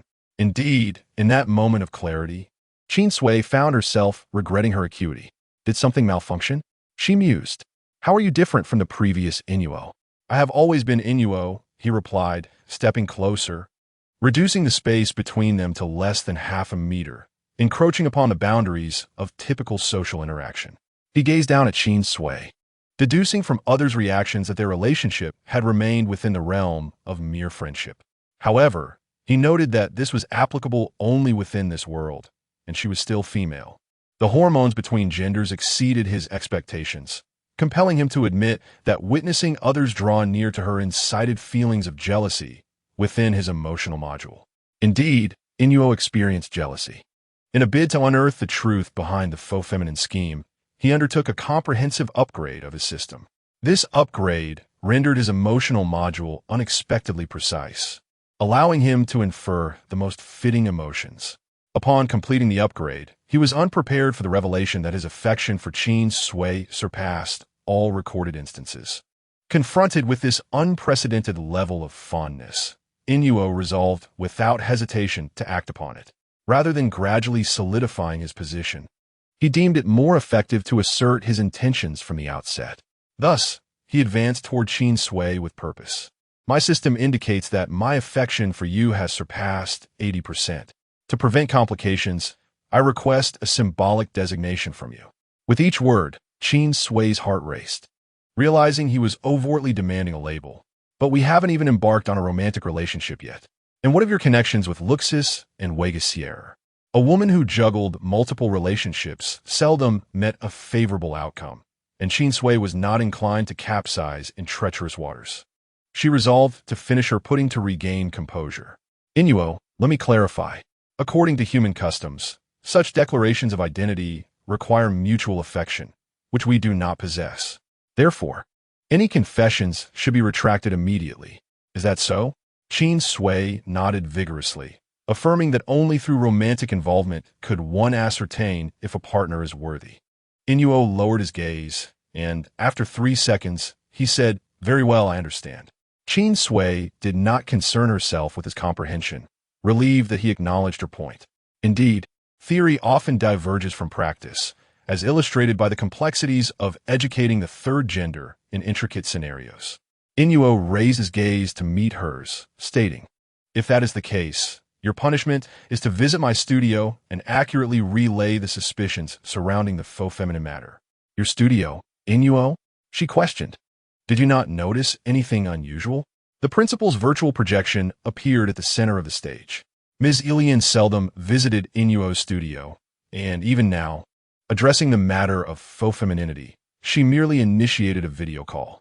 Observing her holographic image, Qin Sui felt uncertain. "I lack absolute confidence. What if I wrongfully accuse an innocent classmate?" "So you're uncertain?" Qin Sui, somewhat provocatively, toyed with the bloodthirsty bacteria on her shoulder. "How could I possibly complete a task relying solely on my observations, when the others cannot discern it?" She lowered her gaze, exuding an air of innocence, implying that she was merely an ordinary human, ill-equipped for such sophisticated tasks. Ms. Ilian regarded the downcast Qin Sui, sensing her genuine disappointment over the failed mission. Though skeptical of her claims, she found no evidence of deceit and turned her attention to the idle Inuo. "And you?" Inuo pondered momentarily before responding. "The faux feminine presence is too deeply concealed. If we rely solely on anomalies during performances to identify them, wouldn't that imply that all members of the female society harbor suspicions of being faux feminine?" Thus, I reiterated my uncertainty. Qin Sui raised her hands in exasperation, asserting that it wasn't her failure to notice, but rather the cunning of the adversary. "Surely, we cannot apprehend the core members of the third gender indiscriminately. Everyone knows that the female society comprises the primary constituents of the third gender at Jelen Academy, especially since its president is a prominent member of that faction. One could hardly doubt that the faux spirits apprehended 50 Lan Qianjiao one moment, only for the third gender's leader to retaliate in kind the next." Qin Sui believed that selecting 50 Lan Qianjiao as an undercover agent was an astutely clever choice. Indeed, it posed an impractical dilemma. Inuo concurred with Qin Sui's assessment, acknowledging that if the academy restricted the third gender's normal activities, it would exacerbate prejudice within various factions, a situation we wish to avoid. Ms. Ilian's virtual projection remained silent, seemingly contemplating Inuo's words. After a considerable pause, she spoke again. "Are you suggesting that this performance is ultimately futile?" "Not entirely," Qin Sui replied, maintaining her composure as she presented her abridged task results. "At the very least, we have significantly narrowed our search parameters, have we not?" She opted not to disclose the fact that 50 Lan Qianjiao was a faux feminine entity, both to protect her own interests and due to her lingering distrust of Ms. Ilian and Inuo. As for the faux feminine invitation extended to 50 Lan Qianjiao, Qin Sui remained skeptical. Whether Ms. Ilian's portrayal of faux feminine status held truth was merely her perspective. The genuine nature of such honor, as described by 50 Lan Qianjiao, was solely her account. The true reality remained unknown to Qin Sui. In this foreign land, she fought a solitary battle, unable to fully trust any individual or faction. Qin Sui has always been acutely aware of her uniqueness. Once entangled in the vortex of conflict, she would undoubtedly become a formidable weapon, empowering whichever faction wielded her. However, Qin Sui harbored no desire for such a role. She merely wished to be herself, simply herself. In Chapter 60, what could move you? Perhaps the more ordinary a person is, the more they yearn to shine amidst the stars. In her youth, Qin Sui fantasized about returning home in glory after achieving great success, yet she found herself only halfway there. Her extraordinary constitution indeed made her the object of widespread admiration, but it was merely a covetous desire for a share of her vitality. The dream of returning home in triumph shattered in the harsh reality that followed her everywhere, leading her to forsake the notion of ever going back. Anyone who has experienced betrayal from their most trusted confidants finds it nearly impossible to trust others freely. Even though Principal Yi Lian and Yi Nuo repeatedly apologized, the mere fact that they summoned her to Pai Si de Lu without her consent was enough to eradicate any hope of complete trust. She had her own private concerns. Rather than becoming collateral damage in the clash between Principal Yi Lian and her doppelganger, she preferred to be an inconsequential bystander who could do nothing right. Those who have worked know that only by failing at every task can one avoid being burdened with menial assignments by their employer. Regardless of how Principal Yi Lian questioned her, Qin Sui maintained an expression of ignorance, claiming not to know or care. In the end, when Principal Yi Lian terminated the video call, she skeptically remarked, "Have I truly contacted the wrong person?" Qin Sui brazenly waved her hand and replied, "Well, now that you've found the wrong person, there's no way to send me back." Principal Yi Lian nearly grimaced at her words. Had the projection not concluded, she might have felt compelled to give Qin Sui a light reprimand. Was it possible that she had unwittingly summoned an ancestor, as Qin Sui suggested? As Principal Yi Lian's figure vanished completely, Yi Nuo approached the central control panel, pressing a few virtual buttons, causing the panel to lower and swiftly return to its previous state, as if nothing had occurred. Qin Sui stood up, stepping on the floor. If one did not look closely, even the seams between the tiles would be hardly perceptible. After finishing her tea, Qin Sui announced her intention to leave, stating, "Since there is nothing pressing, I shall take my leave." How credible are your words? Yi Nuo's sudden inquiry made Qin Sui, who was ready to depart, freeze momentarily. Regaining her composure, she turned back with an air of nonchalance, asserting, "Whether you believe it or not, I cannot discern who is truly abnormal." Qin Sui was perpetually like this. No matter the circumstances, she appeared unfazed, as if no one could leave a mark upon her. Yi Nuo suddenly felt an urge to dissect her, to see if her heart mirrored her seemingly soft, but ultimately hollow exterior, incapable of holding anything or anyone. "Do you have anything else to say?" Seeing Yi Nuo remain silent while staring at her, Qin Sui had to initiate the conversation, adding, "If not, I shall take my leave." No response indicated there was nothing more to discuss, and she turned to exit. As her hand reached for the doorknob, Yi Nuo's voice echoed behind her. "I witnessed everything that transpired on the surveillance." Qin Sui's grip on the doorknob tightened before she relaxed again. If Yi Nuo wished to expose her, why wait until they were alone? "What do you wish to convey?" Qin Sui refrained from turning back. Yi Nuo observed her silhouette. From behind, she appeared more fragile than anyone in Grian, as if a mere gust of wind could sweep her away. Yet she was embroiled in turmoil. "I heard you agreed to a date with Lu Kushi and Wei Guxier. Is that all?" Qin Sui had anticipated that the issue would revolve around the turmoil involving Wu Shilan Xianjiao, or perhaps the unexpected incident with Yuan, but never did she expect it to stem from an offhand agreement to a date. Caught off guard, Qin Sui fell silent, unsure of how to respond.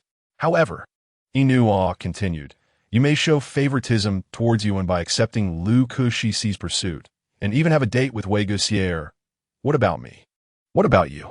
Qin Sui slowly turned her head, unable to comprehend how the rational AI had suddenly transformed into a lovesick entity. "Have you truly not altered yourself in any way?" Apart from this, she could not fathom what could cause Yi Nuo to seek validation of their relationship. Upon hearing her question, Yi Nuo regained his composure, apologizing, "I spoke too much." Ms. Yi Lian stated that regardless of how eager one may be to hasten to a conclusion, the process cannot be dictated. Reflecting on this, Yi Nuo's processing unit cooled, and noticing Qin Sui's bewildered expression, he added, I merely anticipated the outcome, hence my impatience regarding the process. The outcome? Qin Sui furrowed her brows in curiosity. What outcome?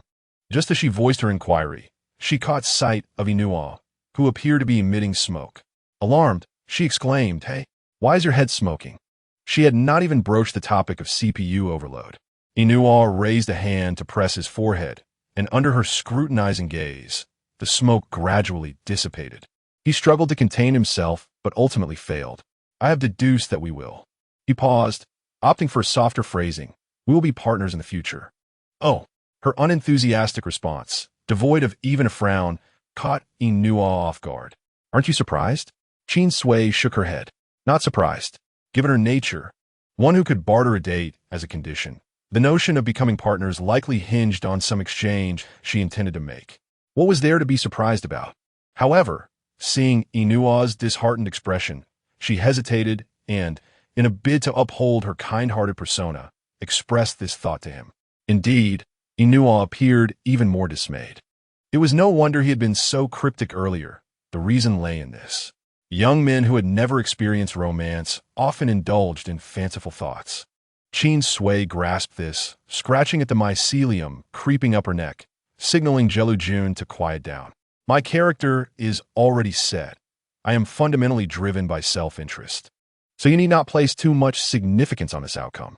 After a moment's reflection, she added, "You also need not place too much significance on me." Upon hearing Qin Sui's words, Inua, for the first time in history, abandoned his thought process, almost blurting out, "You have no idea what you mean to me." Qin Sui maintained a stoic expression, silently observing him. Inua understood that she had granted him the opportunity to explain himself. Shifting his weight, he attempted to draw closer to Qin Sui, but hesitated, fearing her aversion. Instead, he took a half-step forward and asked, "What could move you?" "Money and power."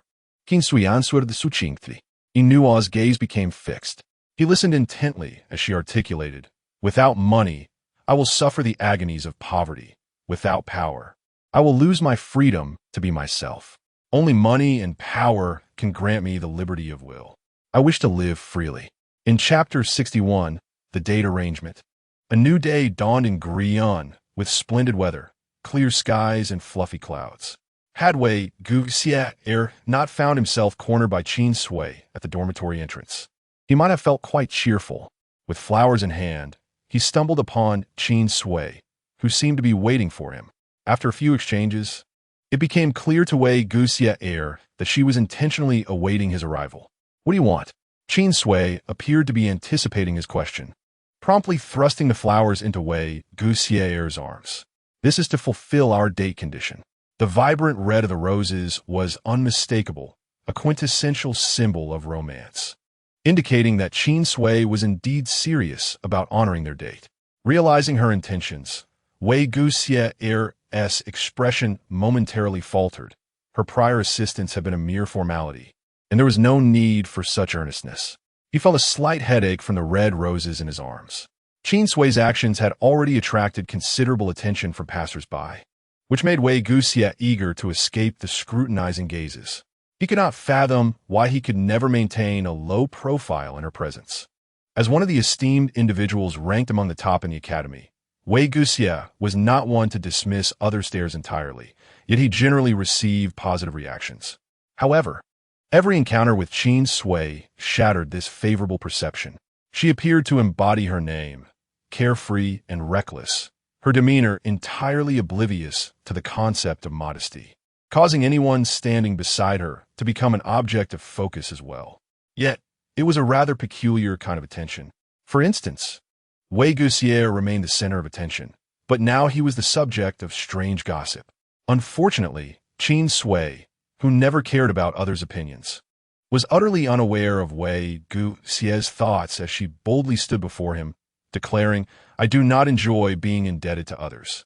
Wei Guxie stated clearly that, regardless of his own agreement, she had made a commitment. His peripheral vision caught the glances of those on the road.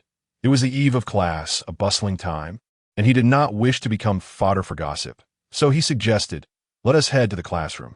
Qin Sui had no objections, for they were in the same class and it was on the way. Wei Guxie let out a sigh of relief, stowing the flowers in his spatial pocket. Upon noticing this, Qin Sui's eyes reflected a hint of envy. Such a spatial ability, achievable through spiritual power, was something she longed for. Previously, she had pestered Yuan, attempting to find a way to acquire her own spatial pocket. But alas, Yuan had dismissed her dreams with a sway. You lack the spiritual power to carve out a space. While lamenting the loss of her dreams for a spatial pocket, she followed Wei Guxie closely. Their journey was uneventful, and no words were exchanged. Unfortunately, this tranquility did not last long. Just as they passed a commercial street, Qin Sui's voice broke the silence. "Have you had breakfast?" The sudden question caught Wei Guxie off guard, and before he could respond, he found himself being pulled toward a nearby breakfast shop by her. "I have already eaten." He attempted to free himself from her grip on his collar. "I haven't eaten yet." Qin Sui's assertion was as natural as her grasp. Wei Guxie rarely experienced the feeling of being exasperated yet amused at the same time, questioning the purpose of her inquiry. "We are on a date. I am your girlfriend." "So?" Qin Sui persisted in tugging at him. "So buy me breakfast." "Let go." The exemplary student Wei Guxie ultimately succumbed to Qin Sui's audacity. And the final image of their exchange was Qin Sui triumphantly cradling a cup of hot milk. "Do you not drink hot milk?" Wei Guxie, with a sour expression, glanced at the other cup of hot milk she offered, turning away in silent rejection. "Such a feeble beverage is only favored by women like you." This remark did not sit well with Qin Sui. Wei Guxie's fondness for hot milk had been revealed during a previous outing, where he was teased by Lu Kushi. Perhaps this embarrassment led Wei Guxie to avoid drinking hot milk since then. "Is that so? I wonder who has a particular fondness for hot milk." Qin Sui casually remarked, recalling how someone's brother was astonished that someone enjoyed hot milk so much. "Do not speak nonsense." Wei Guxie shot a glare back at her, stubbornly asserting, "I do not like hot milk. It was merely a coincidence." Qin Sui, not one to be fooled, retorted, "Come on." Your eyes practically gleamed with desire for hot milk. While Qin Sui ordered breakfast, Wei Guxie stood behind, observing as she ordered 2 cups of hot milk, her eyes unmistakably brightening. It was quite evident. Wei Guxie denied it, insisting, "You are mistaken." "Am I that obvious?" "No, right?" Qin Sui raised an eyebrow and provocatively stated, "Regardless of whether you're obvious or not, I only know that hot milk loses its flavor when it cools." With that, she lifted the cup of hot milk closer to him, nearly brushing against his nose. "Really not going to drink?" Wei Guxie gazed at her, his eyes wrestling with indecision for a few moments before he huffed, snatching the hot milk from her hand and striding forward, his retreating figure oddly resembling a hasty escape. Qin Sui nearly burst into laughter. She hurried after him, calling, "Hey, Wei Guxie, leave some bread. I cannot fill up on just hot milk." Today, Qin Sui seemed resolute about reclaiming a day of dating with Wei Guxie. As soon as class ended, she approached him again. "Wei Yi see you. What are your plans this afternoon? Take me along." Wei Guxie raised his eyes to meet hers, pausing for a moment before subtly glancing over her shoulder. In that fleeting moment, he caught a glimpse of the unassuming cyborg, Inua, and then met the pleading gaze of Yuan, which made him want to chuckle. Wei Guxie turned back to Qin Sui. "Are you certain you have time to accompany me?" Although Qin Sui noticed Wei Guxie's actions, by the time she turned back, Inua was engrossed in his book, and Yuan seemed hesitant to speak, nothing out of the ordinary. "Of course I have time," she replied decisively. Thus, Wei Guxie had no further objections. "Since you have made up your mind, let us head to the training grounds." Training grounds? Qin Sui was aware of this place, known for being where energetic students expended their vigor, but unfortunately, she lacked the energy for it. "What are we going there for?" Wei Guxie replied, "To be my sparring partner." Qin Sui's smile vanished instantly. "What are you talking about?" Upon seeing that Qin Sui seemed genuinely intent on fulfilling a day of dating, Yuan, who had been anxious all morning, could no longer hold back. He approached her, tugging at her sleeve, a sway. "Can we really not cancel the date?" Qin Sui's agreement to a day of dating with Wei Guxie and Lu Kushi was known to Inua, and even if Yuan was initially unaware, he eventually learned of it. Especially when he discovered it was to save him, he almost burst into tears. Had he known it would turn out like this, He would have preferred to let Wu Shilan, Qian Jiao, mislead him. He was the one who had known as Sui first, yet after she acquired more friends. He had hardly seen her at all. Feeling aggrieved, Yuan just wanted to burrow into a Sui's embrace and whimper. Qin Sui, observing the dejected Yuan, reached out to ruffle his hair. Just when he thought things might turn around, she uttered the heartless words, "No, Yuan, this is something I agreed to beforehand. The academy teaches us not to be untrustworthy, does it not?" Yuan was torn, mumbling softly, but doing it just once wouldn't lead to punishment. Qin Sui was well aware of Yuan's thoughts. It was merely jealousy of an old friend being overshadowed by a new one, and besides, Wei Guxia was hardly a new friend. What to do if a roommate is too clingy? Qin Sui sighed internally, giving him a comforting pat on the head. "Yuan, I will return to accompany you tonight." With that, she did not give Yuan a chance to respond, and turned to catch up with Wei Guxia. She could not look back. If she did, Yuan would undoubtedly cry in front of her, and she had already witnessed his ability to cry on command. With her swift departure, Qin Sui successfully evaded Yuan's impending tears, but she also missed the splendid spectacle of his dramatic shift in mood. Meanwhile, Yuan, seeing that Qin Sui had truly left without a glance behind, kicked Wei Guxia's chair in frustration. Inua, who had been reading, looked up and asked, "Why are you taking your anger out on the chair?" "Damn, Inua, mind your own business." Yuan revealed a pair of small tiger teeth, exuding no semblance of threat, which made Inua's eyes ache slightly. "Your attire is truly an eyesore." Yuan looked down at his powder blue dress, flashed a grin at Inua, and retorted, "What business is it of yours? Azhui adores me like this." Inua remained silent, staring intently at him. Had this been the previous Yuan, he would have averted his gaze and fled in a disarrayed manner. However, the current Yuan no longer harbored such trepidation towards Inua. He had the strength to challenge him. "What are you looking at? Did I say something wrong? Azhui has always liked me this way." The nature of his attire and his demeanor differed by merely 2 characters. Yet the implications were worlds apart. Qin Sui indeed favored Yuan, and Inua was aware of this. If she were to discover that Yuan had suffered grievances in her presence, Inua could not be entirely certain whether Qin Sui would confront him over the matter. After casting a deep glance at Yuan, it was evident that those favored could act with impunity. Inua withdrew his gaze, wordlessly gathering his belongings to leave. Yuan huffed at his retreating figure and then bolted from the empty classroom as if scalded by the ground beneath his feet. "Damn it, I will absolutely ruin Wei Guxia's estate." At the training ground, Qin Sui exhaled deeply, feeling the unrelenting sun scorch her. She had never realized that lunch could be hastily consumed before being rushed back to work. The self-proclaimed heartless capitalist, President Qin, would never arrange time in such a manner. Now, she found herself in the presence of a true heartless capitalist. Observing Wei Guxia warming up in the distance, Qin Sui protested for the umpteenth time, "Wei Guxia, we are on a date. I am your girlfriend, and you expect me to endure this blazing sun while you train? What is wrong with that?" Wei Guxia tossed a bottle of water her way, stating, "As daily companions, we should strive for mutual improvement. You are too weak. I'm simply helping you enhance your strength. Is that not appropriate?" While his words held a semblance of logic, something felt amiss to her. Twisting the cap off the bottle, she took a sip of the refreshing water, finally feeling some relief from the searing heat. However, her weakness was innate. Which human could run 100 kilometers in one go? And to demand completion within 10 minutes, was that a reasonable warm-up activity for a human? It seemed she had heard someone say before, "What of being inherently weak? She never resigns to fate." Wei Guxia stood at a distance, and though she could not discern whether he wore a mocking expression, she certainly detected a strong undercurrent of ridicule in his tone.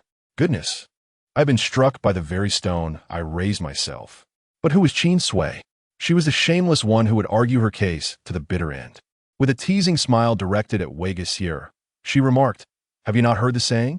Wei Guxia recognized the potential trap in her words and refrained from stepping into it. Unfortunately, even without uttering a word, Qin Sui's pitfall was unavoidable. She approached Wei Guxia step by step, her sun-kissed face radiating vitality. Internally, he admonished himself to keep his distance, yet when confronted with her captivating gaze, He found himself rooted in place. He heard her say, being unromantic could cost you me as a girlfriend. Girlfriend. This term had crossed her lips more than once today.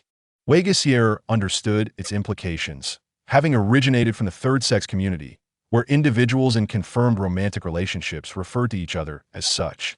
Most within that community identified as girlfriends. Their dates also encompassed their shared experiences as a couple. Presently, Qin Sui outwardly identified as part of the third sex.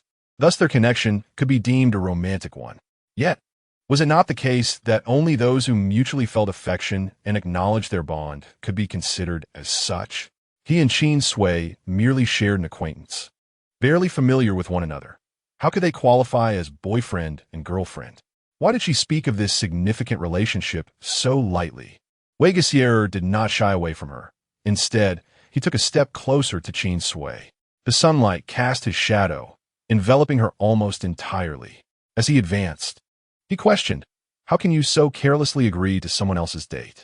Qin Sui understood his words to be an inquiry into why she would so freely offer such a precious bond as a mere transaction.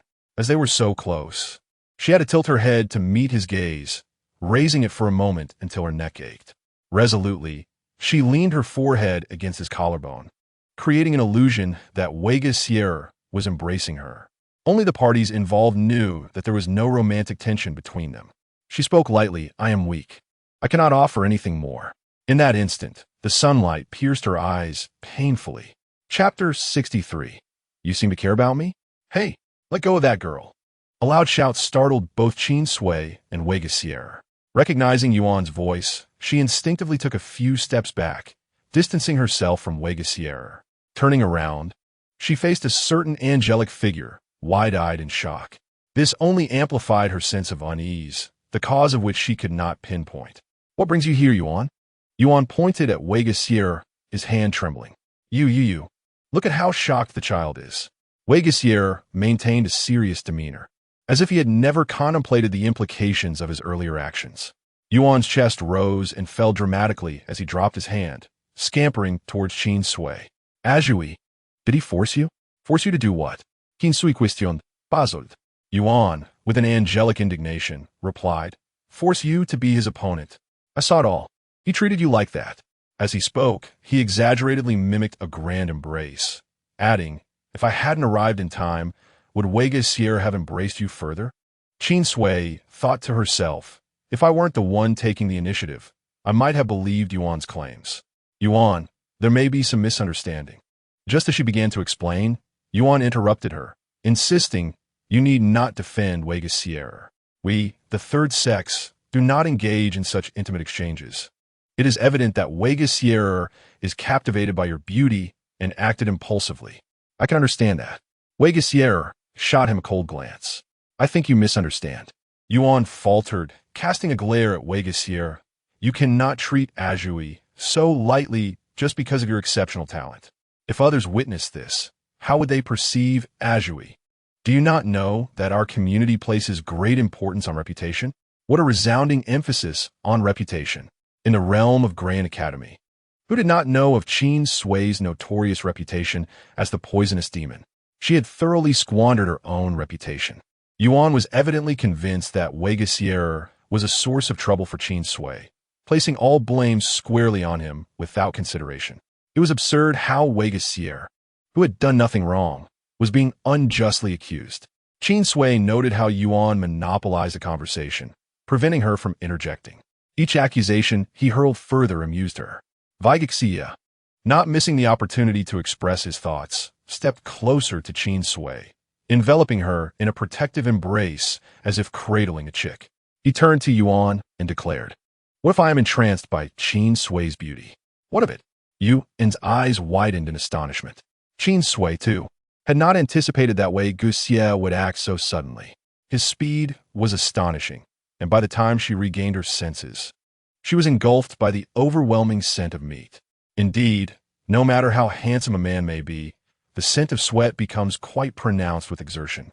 Qin Sui discreetly covered her nose, her voice slightly nasal as she remarked, "If you have something to say, please speak plainly without resorting to personal attacks."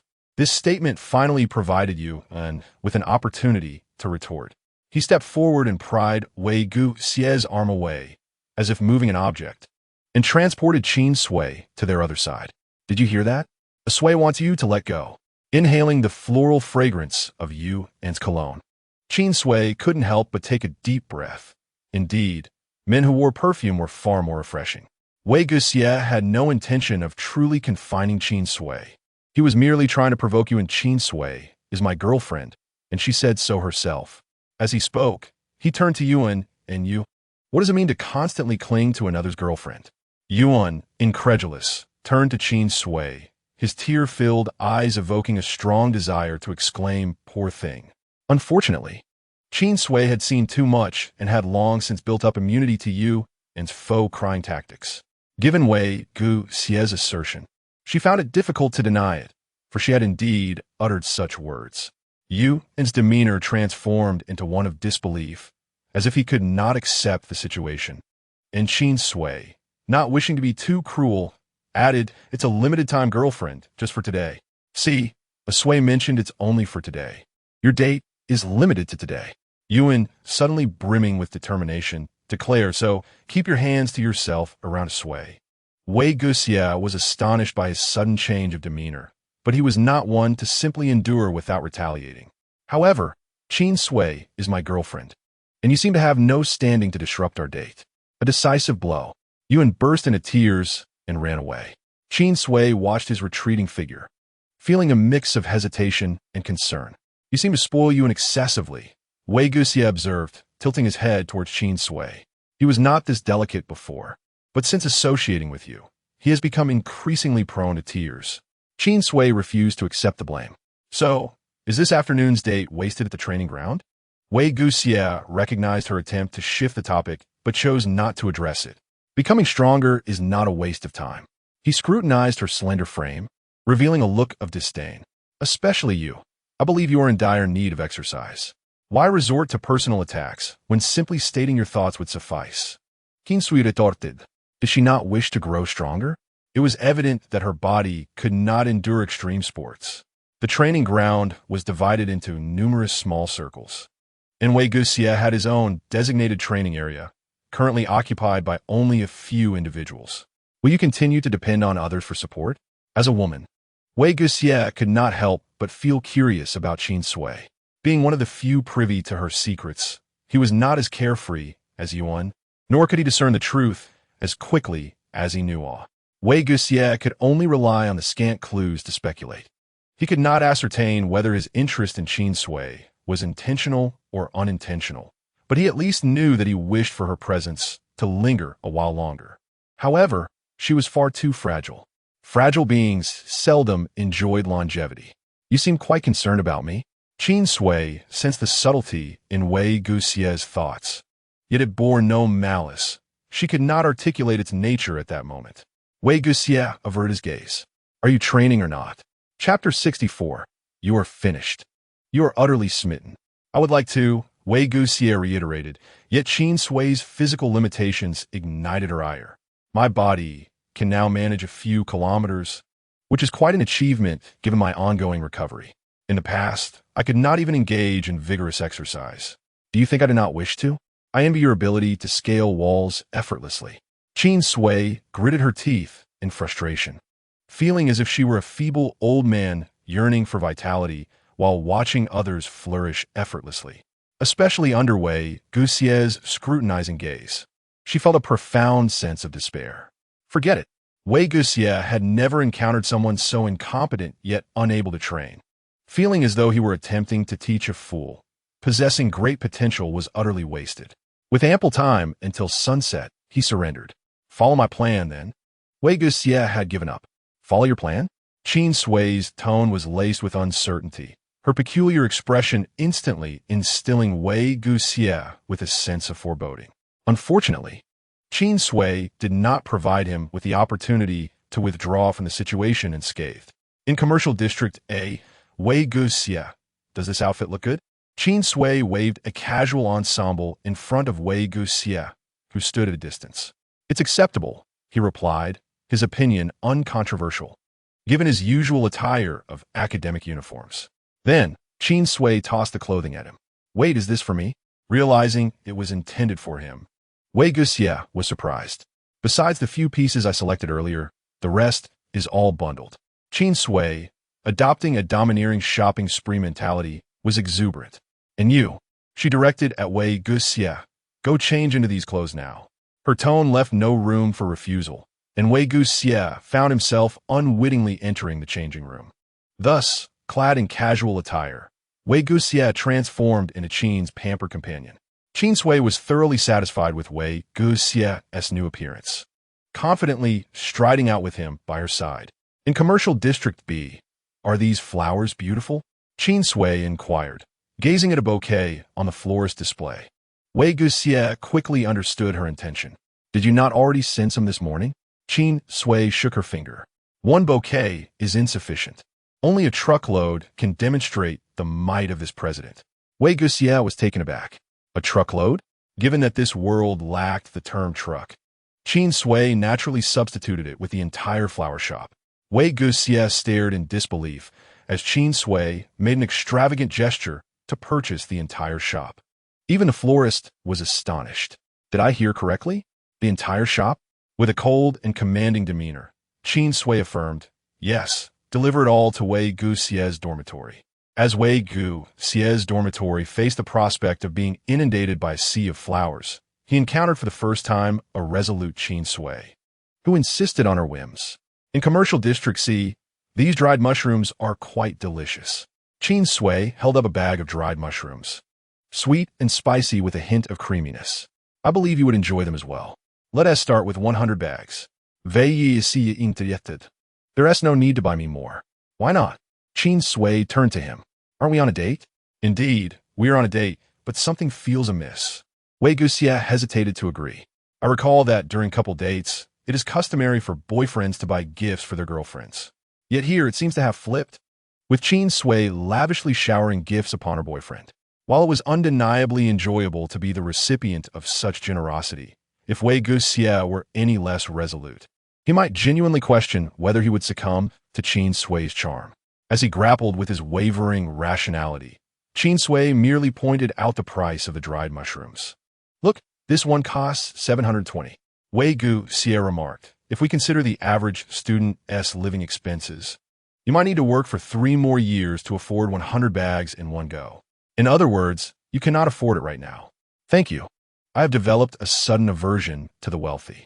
He adjusted his breathing, questioning, "Where did you acquire such wealth?" Was Qin Sui not similar to them, receiving a fixed allowance from the academy each month? Why has her living condition surpassed that of so many others? As Qin Sui casually selected items to pack, she remarked, "Perhaps it is due to my ability to attract wealth. Technically speaking, her toxic powder can be quite lucrative. Intellectually, her ascent to the position of CEO is not without its investment acumen, and by mere chance, she occasionally receives small windfalls. If all else fails, she could resort to selling her blood for a bit of income. Of course, the last option is a last resort. Thus, for Qin Sui, making money is not particularly challenging. Do you believe I would accept that rationale? Well, in truth, I have invested in several pharmacies and provided a few amusing prescriptions, each bottle weighing 10 grams and selling for approximately 1,300. Since embarking on the path of a pharmaceutical vendor, Luzi I see has ceased to harass her, allowing her to evade trouble while generating income. It would be foolish for Qin Sui not to engage in this venture. Wei Guxie, a cunning businessman in Commercial Street D District. The evening is drawing near. What would you like for dinner? Wei Guxie has already been satiated by Qin Sui's extravagance. "Thank you, but I don't feel particularly hungry." Qin Sui glanced at her wristwatch and insisted, "No. We still have 3 hours before our date concludes. You must eat." Wei Guxie found himself at a loss for words. He had never imagined that even dining could be enforced in this day and age. Observing his attire adorned with new brands, even his shoelaces sourced from a little-known label, he realized that Qin Sui had chosen them for their high price. Now, even the once affluent Wei Guxie had grown weary of the situation. "You have treated me all day. Allow me to treat you tonight." Just as Qin Sui was about to respond, he cut her off. "Do not claim that I cannot afford it. I can certainly manage the cost of a meal. After all, I am now your nominal boyfriend. I cannot be regarded as merely a freeloader. Qin Sui smiled openly. I may have clung to your figurative leg during testing, but in life, I contribute as much as I can. A fair exchange, wouldn't you agree? Who says that financial prowess is not a superpower? Although her physical condition prevents her from living like the average person, she thrives with an unmatched vigor. Wei Gexie's eyes reflected her confidence. Despite the night having fully descended, he felt as if the world was illuminated by her radiance. It seemed that every encounter with Qin Sui revealed a new facet of her, like an inexhaustible treasure that continuously provides the world with unexpected glimpses of brilliance. Chapter 65, Yuan, a brilliantly bright light bulb. The following day, after concluding their fleeting romance, Wei Gexier noticed a bouquet of roses by his bedside, prompting memories of yesterday's events. Qin Sui truly understood the nuances of interpersonal relationships, crafting a date that approached perfection. So much so that Wei Gexier found himself grappling with withdrawal from the previous day, plucking a red rose and inhaling its fragrance. A smile crept onto his face, one he was unaware he wore. After freshening up and leaving his dormitory, his roommate teased, Wei Gexier, "You seem to be in high spirits today. Good morning." In a buoyant mood, Wei Gexier greeted his roommate and, on his way to the classroom, found the scenery more delightful than usual. Upon spotting Qin Sui, his expression softened like a gentle spring breeze. Instinctively, he fell in a step behind her, only to realize she was not headed to the classroom. Curiosity piqued. He followed her, but the scene that unfolded shattered his good mood. "Good morning. My boyfriend Liu Kashisi. Have you had breakfast? Shall we commence our day-long date?" Wei Gexier thought to himself that he could no longer believe the words of this woman. Wei Gexier? Are you not in a good mood today? You look rather glum." It was said that Qin Sui had spent lavishly for Wei Gexier yesterday. Chewing on a lollipop, Qin Sui glanced at Liu Kashisi in surprise. "You learn about that so quickly? Having just finished class." Qin Sui repeated the previous day's date, skipping her course to wait for Liu Kashisi at his classroom door. To her surprise, his first words concerned Wei Gexier. Qin Sui's extravagant actions from yesterday could hardly be considered discreet. In fact, they were quite ostentatious.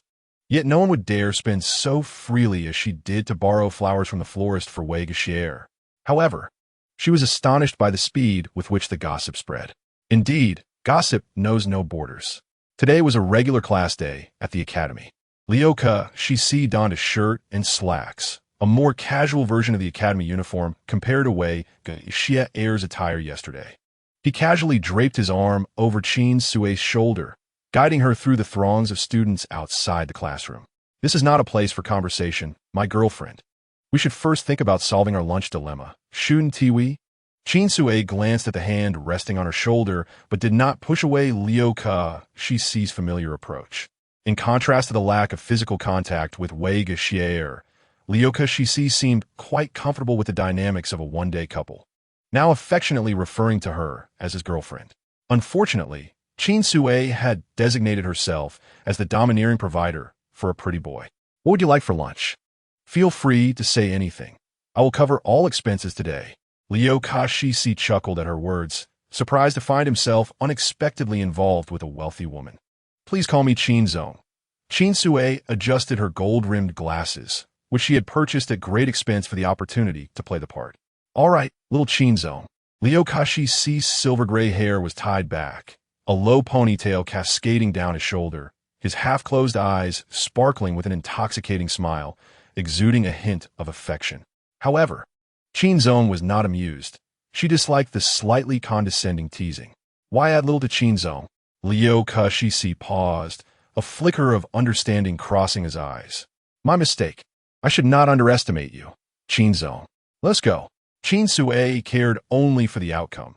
Now that the desired result had been achieved, the process mattered little. The title of Qin Zong was indeed more pleasing to her ears. Once it was uttered, Liu Kashisi became her pampered pretty boy. Her spirits lifted significantly. "Since you're already aware of yesterday's events, I cannot allow you to feel neglected compared to Wei Gexier." Liu Kexi wore a listening but puzzled expression. So whatever wage Xie Er received yesterday, you shall not be shortchanged. Liu Kexi recalled how Qin Sui had lavished money to win a smile from Wei Xie Er, resulting in the entire school knowing of her allure. Now, no one would dare underestimate Qin Sui, who had become synonymous with fortune. He could not help but chuckle. Should I feel immensely honored then? Qin Zong regarded Liu Kexi with an appreciative gaze. You are quite perceptive. I commend you. Liu Kexi's smile broadened. Like everyone else, Qin Sui and Liu Kexi flowed into the bustling commercial street. This was the most vibrant area of Garuan, where over 80% of the students frequented, whether for part-time work or leisure spending. It was safe to say that if one were to search for someone in Garuan, and the commercial street would likely be the place to find them. Yoan sat in a steakhouse, peering through the glass window at the glaring pair, gripping his knife and fork tightly enough to nearly bend them. The more he watched, the angrier he became. Glancing at his slightly bent fork, he plunged it into the steak with force and took a large bite in frustration.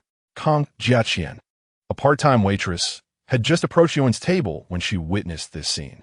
What on earth is wrong with you? Yoan mumbled through a mouthful of steak. If only time could rewind, I would never let Asue agree to that pair's date. If you don't like it, you can always intervene. Dressed in a maid outfit, Wu Shilin Xianjiao placed a glass of mint soda on his table, leaving him perplexed by Yuan's evident disdain yet inability to act against it.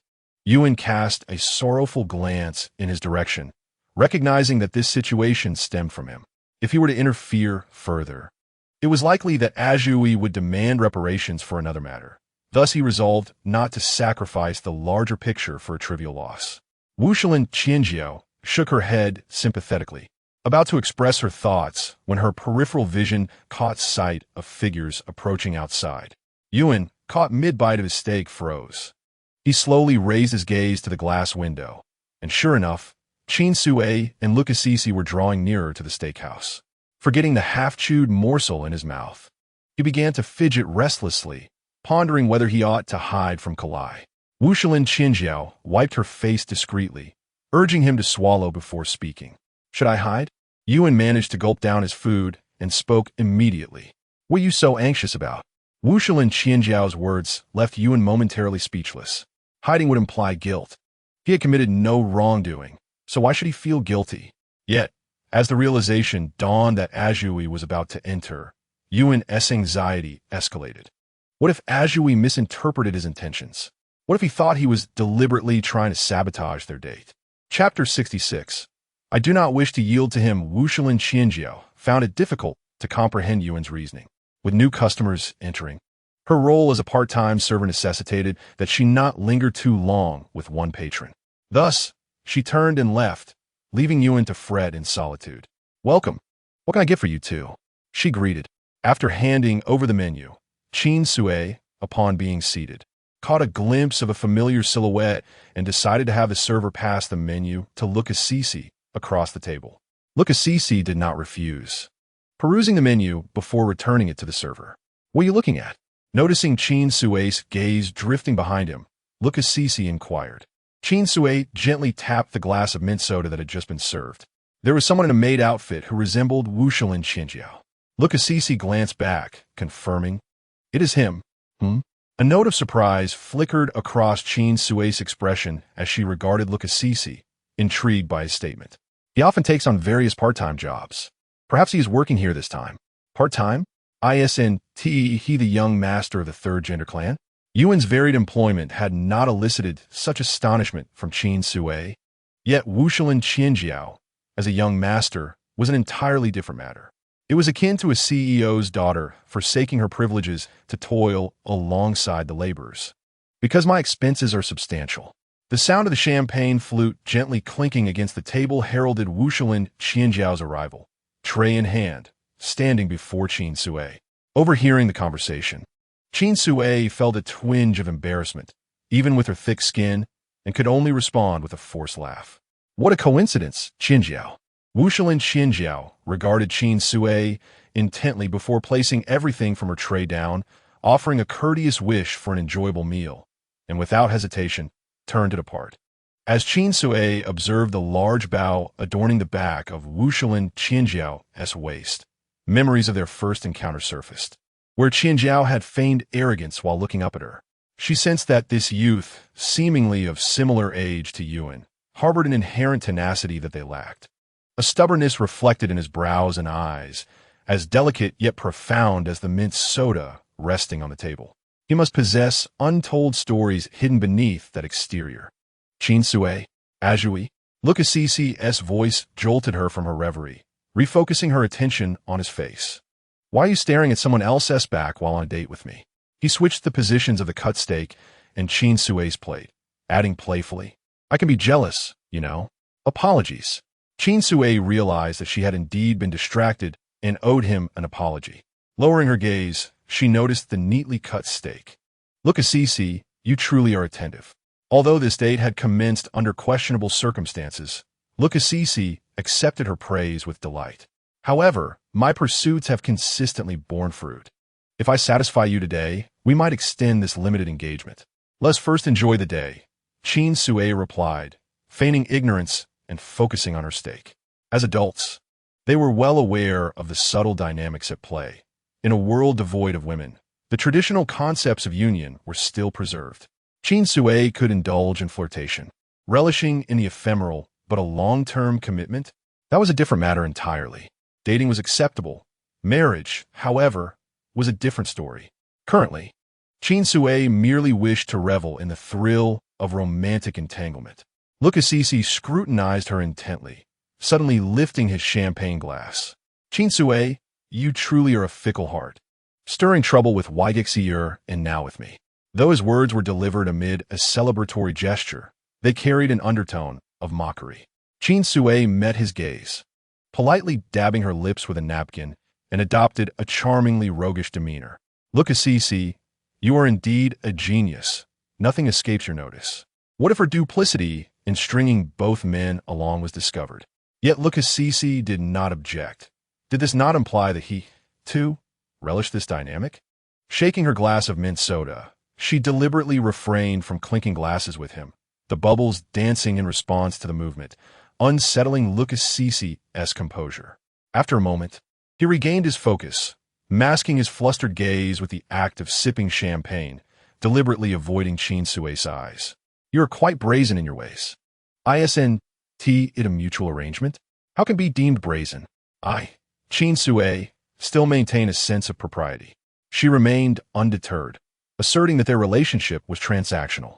Can emotions truly be commodified? Qin Sui fell into contemplative silence, yet did not avert her gaze from Look Assisi. He understood her sentiments. Suddenly he laughed. You are indeed a qualified warrior of Bizi Dalu. Qin Sui chose not to engage further, and Look Assisi showed little concern for her silence. Having mastered the art of prioritizing profit, I shall take that as a compliment. Their conversation was marked by both clarity and ambiguity, openly addressing Qin Sui's intentions while subtly revealing her methods. Look Assisi recognized that while she was amenable to transactions, matters of the heart were beyond her. Just as Qin Sui had remarked, whatever Weigexier possessed, Look Assisi would not fall short. Yet, gazing into the mirror at his transformed appearance, he felt no joy. His low ponytail was adorned with several braids cascading over his shoulder, rendering his already gentle features even softer, resembling a favored companion of Qin Sui. Look Assisi, donning a forced smile, observed Qin Sui as she purchased a multitude of items. I do not require these. I believe you do. Qin Sui, in the throes of shopping euphoria, remained indifferent to Look Assisi's needs. It was evident that these students, in their prime, exuded beauty effortlessly. The previously cold and pure Weigexier had transformed into a gentle senior, while Look Assisi's appearance brought Qin Sui immense satisfaction. Look Assisi averted his gaze, contemplating his reflection. For the first time, he felt that this visage held no allure for Qin Sui. He pinched the bridge of his nose, realizing that his charm, which had served him well in Grayan, seemed no different from any other in Qin Sui's eyes. The only reason she remembered his name was likely due to his prowess in facilitating transactions. This was not the outcome Look Assisi desired. Active pursuit met with a definitive rejection. while passive compliance yielded no results.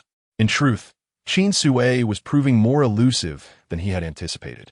He could not allow Waigexier to gain the upper hand in winning Qin Sui's affections. Others may be surrendered to him, but Qin Sui is the sole exception that Liu Kexis is unwilling to part with. Chapter 67. No need for insecurity in liking me. Qin Sui, what type of partner do you prefer? Liu Kexis boldly inquired, unperturbed by the possibility of being rebuffed. Qin Sui, holding another piece of clothing, turned in surprise but did not question his motives. Instead, she replied, I like those who are good-looking. What kind of response is that?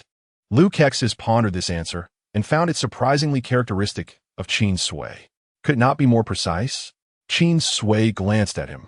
Do you think I am unaware of your intentions to discern my preferences and then dress accordingly to entice me?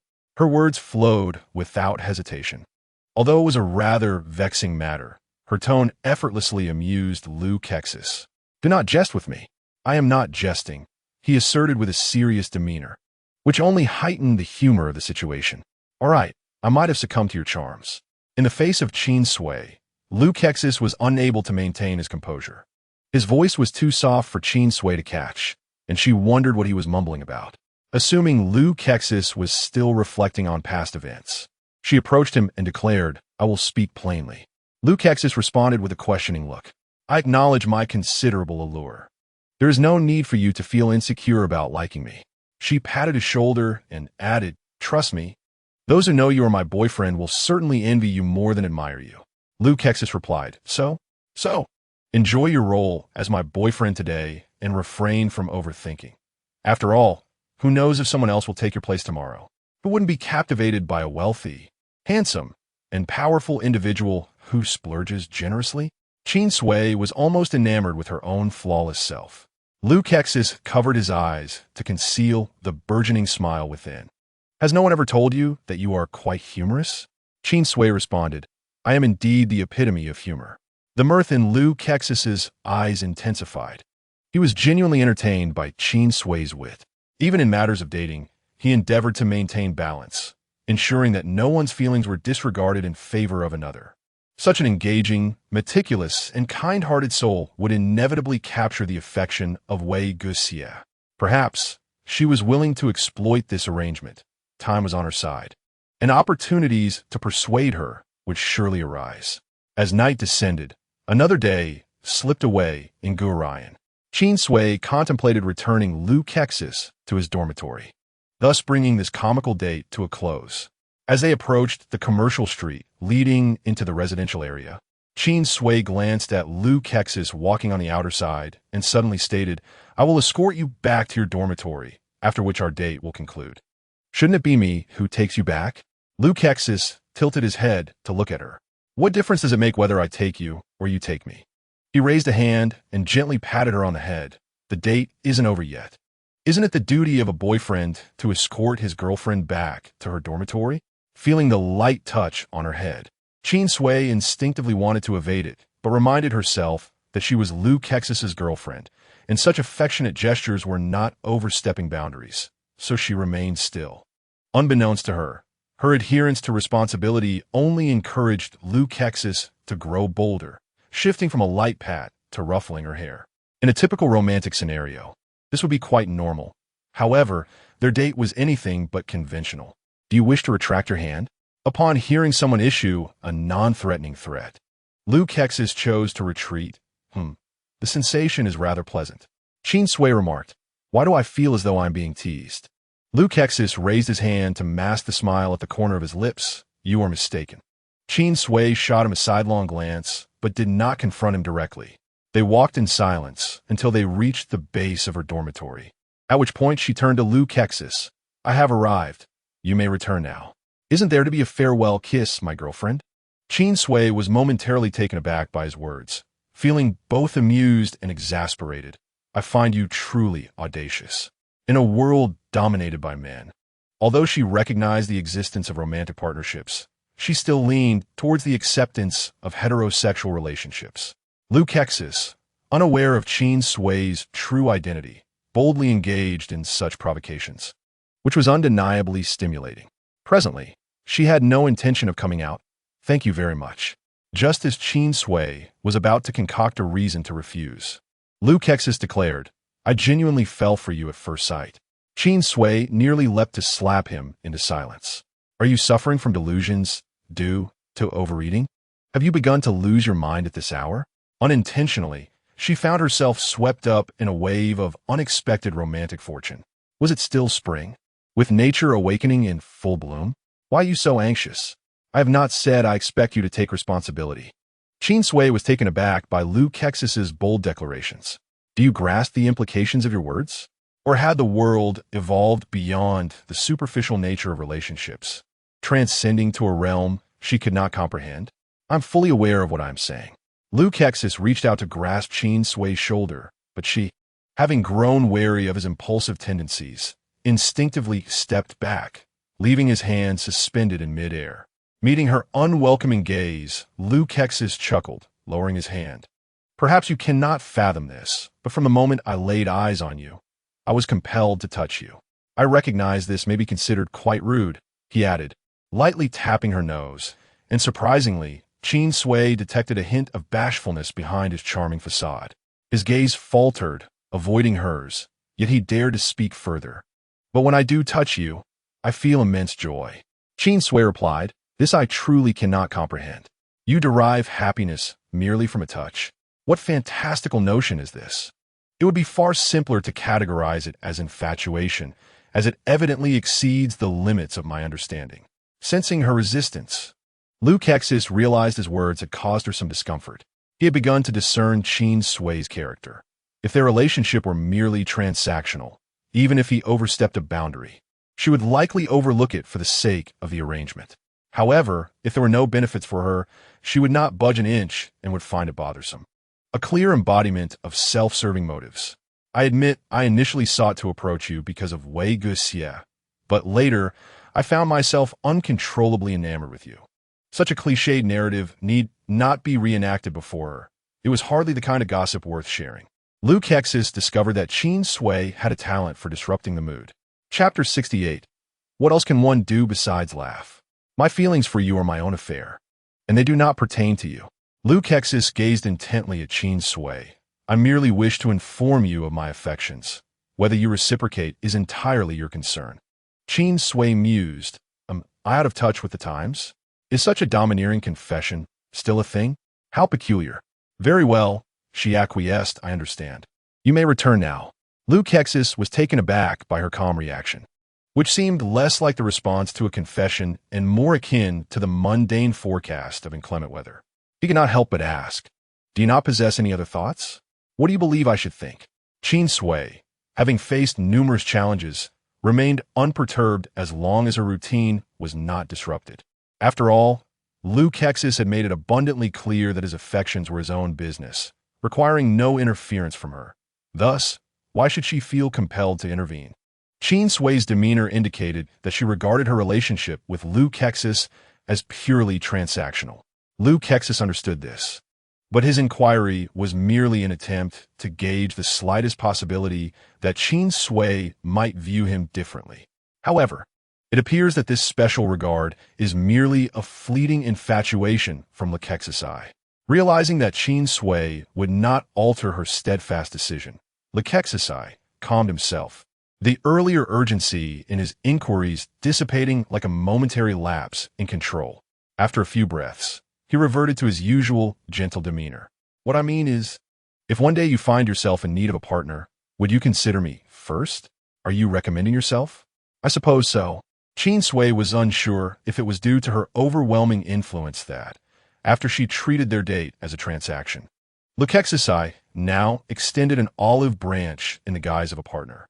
Aware that she was exploiting him, he nonetheless eagerly allowed himself to be utilized. Is love at first sight truly so potent as to compel one to willingly offer oneself unconditionally? The ever-selfish Qin Sui could not fathom this. If it were that powerful, why would she exhaust herself orchestrating trade alliances? She could simply have each person fall in love with her at first sight. That would save her considerable effort. In a moment of self-reflection, Qin Sui caught sight of Lu Kexis reaching out to her, and without a second thought, she dodged. What are you doing? You have a leaf on your head.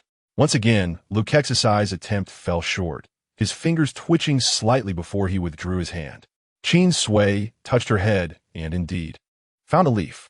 Misunderstanding him, she discarded the leaf and said, "I'm sorry, but you have too many past offenses. I thought you were up to something again. You're my girlfriend. Isn't it natural for me to be close to you?" Lukexi bent down to pick up the leaf she had discarded, deciding to use it as a token to conclude their date, given that she was reluctant to bestow a parting kiss. "As long as you're happy. We attend the same academy, so we will see each other in class tomorrow. It's not as if we one team meet again." Regardless, Qin Sui did not quite grasp his perplexing behavior. Lukexi shook his head, bemused that he had made his intentions so clear. Yet the other party reacted as if they were cursed, fearing the reality of it. Fortunately, he had preempted Wei-Ge-Sier. Had it been Wei-Ge-Sier with his cantankerous nature, he would likely have been relegated to merely being Qin Sui's brother for the rest of his life. Qin Sui, with her heart detached from romance, might as well have been throwing flirtatious glances at a blind person. Lukexi had said all he needed to say, and he would no longer linger. It was late. "I must take my leave." Qin Sui immediately waved her hand, signaling him to leave without seeing him off. Her expression was one of delight, as if she were finally rid of a bothersome guest. Lukexi turned his back and waved goodbye, stepping into the shadow of the street lamp.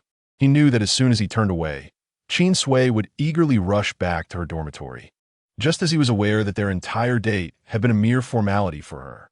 Perhaps everything feels fresh only the first time. Despite her willingness to wait downstairs for Wei-Ge-Sier to present her with the first bouquet of roses, why did she merely replicate the flower delivery in his case? Why was his first bouquet of roses absent? Why was he not the first? Why was he always overshadowed by Wei-Ge-Sier? He was the elder brother, was he not? Lukexi chuckled to himself, forever relegated to being Wei-Ge-Sier's second choice. Everyone assumed that an elder brother must yield to his younger sibling, no matter what Lukexi desired. He was compelled to concede it to Wei-Ge-Sier, simply because he was the elder brother. Thus, the elder brother must share everything equally with the younger brother. Everything belonged to both of them, an unbreakable bond of blood. In the end, Lukexi realized that nothing truly belonged to him. Only his laughter was authentically his own. What else could he do but laugh? "I thought you were different." The fallen leaves slipped from his palm as Lukexi stepped over them, his smile now resembling a mask that had settled onto his face, obscuring any trace of joy or sorrow. He truly despised the twin connection. Suddenly halting, Lukexi beheld Wei-Ge-Sier waiting for him ahead, his disdain deepening. The twin connection was always at work. Lukexi did not even need Wei-Ge-Sier to utter a word to comprehend his intention. If he intended to advise me to keep my distance from Qin Sui, there was no need for such idle chatter. When I decided to sever our brotherly ties, I'd already made it clear that I would take everything you held dear. Lukexi's eyes narrowed, a gentle smile gracing his lips, yet the words he spoke were chilling enough to freeze one's very core. Wei-Ge-Sier bore no expression, merely observing his twin brother in silence. "I do not understand why you harbor such animosity towards me, even though my awakened water attribute counters your fire attribute. It does not necessitate such mutual disdain." In truth, Wei-Ge-Sier had never disliked his elder brother. On the contrary, he admired Lukexi. From their very inception, they were the envy of others, with everyone proclaiming that once their innate abilities awakened, they would become beings of fused attributes. Wei-Ge-Sier had always believed this. However, upon the awakening of their abilities, the conflicting natures of their attributes shattered their once close relationship in an instant. The twins, once inseparable, were suddenly cast as adversaries, no longer nurturing each other, but instead opposing foes. From that moment onward, Lukexi increasingly distanced himself from Wei-Ge-Sier. The promises he made in childhood to protect him for a lifetime became mere jokes, even when both were admitted to Grayan on the same day. And their dormitories were merely separated by a wall. They never walked together again. Even their encounters became infrequent and unnecessary. To this day, Wei-Ge-Sier still did not comprehend how they had arrived at such a juncture. "You will never understand, my dear brother." Lukexi brushed past Wei-Ge-Sier. the words spoken in passing reaffirming his stance. Chapter 69. The Scoundrel Who Controls All the IOUs. Ever since the troublesome date transaction concluded, Qin Sui had enjoyed several weeks of ease, even finding some amusement in watching Yuan sulk with jealousy. Sui, upon hearing this elongated call, and seeing Yuan's expression as if the sky had fallen, Qin Sui had long grown accustomed to it. What now? The final trials are about to commence. Aren't you the least bit anxious? Once the schedule for the final trials was announced, the entire school resembled withered eggplants, even meals losing their flavor. Yuan glanced around, observing the same despondent expressions in every direction, while Qin Sui continued to eat heartily. After all, I'm just a novice. No matter how hard I struggle, I will merely bounce around the bottom of the rankings. What is there to be anxious about? Everyone knows that Qin Sui can only wield poison and is utterly inept in close combat. If someone lands a punch, they would expect her not to fall. The results speak for themselves. Why should Qin Sui struggle? She was already a well-known special admission level E, and no amount of effort could change that. Instead of wasting time in futile anxiety, she would rather focus on finishing her meal. Seeing her leisurely enjoying her lunch, Yuan imitated Qin Sui, stuffing a piece of dessert into his mouth. After chewing and swallowing, he couldn't keep his mouth shut. Sui, if you had come to Gran earlier, you could at least have had more time to acclimate, instead of facing the end-of-semester gauntlet while still unfamiliar with everything. Qin Sui focused on her meal, not even glancing at the chatterbox Yuan, letting his words flow in one ear and out the other, completely disregarding his ramblings. However, Yuan was relentless, alternating between bites and chatter. Sui, what if during the team allocations, we end up in different teams? Sui, are you really not anxious at all? We will be sent to the suspended forest for 3 days and nights. Sui, you have no idea how chaotic the final trials were in previous years. You have to be constantly vigilant against ambushes from other teams, and forget about grooming. Washing your face is a challenge. Sui, without changing her expression, Qin Sui finished her last bite, picked up a napkin to wipe her mouth, and urged, finish your meal. Instead of worrying at this time, it would be better to pray that the random team allocation will place us together. The final trial is a comprehensive examination conducted within a secluded forest, where the teams that discover the exit first achieve the highest scores. It may seem straightforward. However, the teams are composed of 4 randomly selected individuals. The challenge arises when one finds themselves paired with individuals they dislike or those lacking social skills, raising the question of whether internal harmony can be maintained. Not to mention the necessity for all 4 members to work together to locate the exit and escape the enclosed forest. Most importantly, the final trial is entirely impartial, with no one able to influence the random matching mechanism. This is the reason for Yuan's distress. He is not afraid of the random allocation itself. Rather, he fears being placed in a team separate from Qin Sui. With the team roster due to be released tomorrow, he laments his lack of appetite. The next day, the results of the random matching mechanism were unveiled. As expected, Yuan found himself assigned elsewhere, and he wept bitterly in Qin Sui's embrace before reluctantly seeking out his teammates. Meanwhile, Qin Sui discovered her name displayed on the large screen in the plaza. Each team comprised 4 members, and to her surprise, 2 of her teammates were familiar faces, Weigasier and Luz AC. The 2 evidently noticed the results as well, turning to glance at Qin Sui almost in unison. Seeing her lost in thought, Weigasier exchanged a knowing look with Luz AC, exclaiming, "What a coincidence! It's you again this year." Luz AC smirked this time. "You won't be so lucky." "What do you mean? Have you teamed up before?" Qin Sui interjected. Weigasier, not averse to including her in the conversation, continued. "Last year, we were also placed together, but his tactics were despicable, even betraying his own teammates." "Huh, you fell for it yourself, and still blame my tactics?" Luz AC laughed, pointing at Weigasier and Qin Sui. "Have you ever seen someone pick up milk left on the roadside?" Last year, Luz AC had discarded milk in the bushes to lure wild monsters, unaware that Weigasier would return to retrieve it, inevitably falling into a clearly set trap.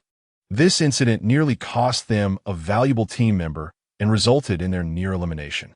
Consequently, Luz AC often mocked Weigasier with cold jibes. Spare me. What kind of monster would be attracted to milk? You, a monster, are clearly fond of milk.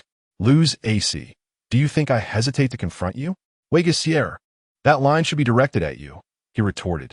The two exchanged barbs, each viewing the other with disdain, and Qin Sui, eavesdropping on their gossip, refrained from offering her opinions.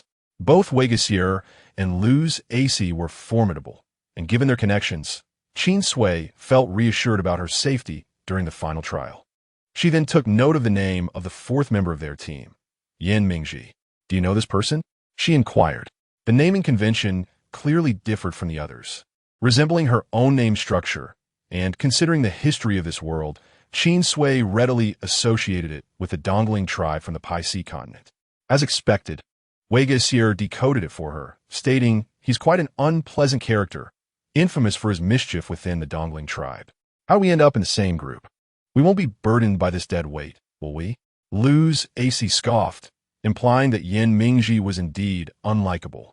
Curious, Qin Sui asked, what has he done to earn your disdain? Weigasier replied, he holds IOUs from everyone in the school. Luz AC added, including Weigasier. Weigasier retorted, what? Luz AC, are you asking for a beating? Am I wrong? Luz AC shrugged. Who doesn't know you shattered old Yan's priceless antique vase? You'll never repay that debt. Weigasier, flustered, shot back. Haven't you borrowed anything from him? Well, I never denied that old Yan holds my IOU as well, Luz AC replied, shaking his head innocently, though his words were infuriating. You really should just disappear, Weigasier muttered, realizing that Luz AC had a knack for inciting anger. As water splashed from an unseen source, a few droplets landed on Qin Sui's face. She wiped them away without changing her expression, pondering the true identity of Yan Mingji. In Chapter 70 here, this is a token of our meeting.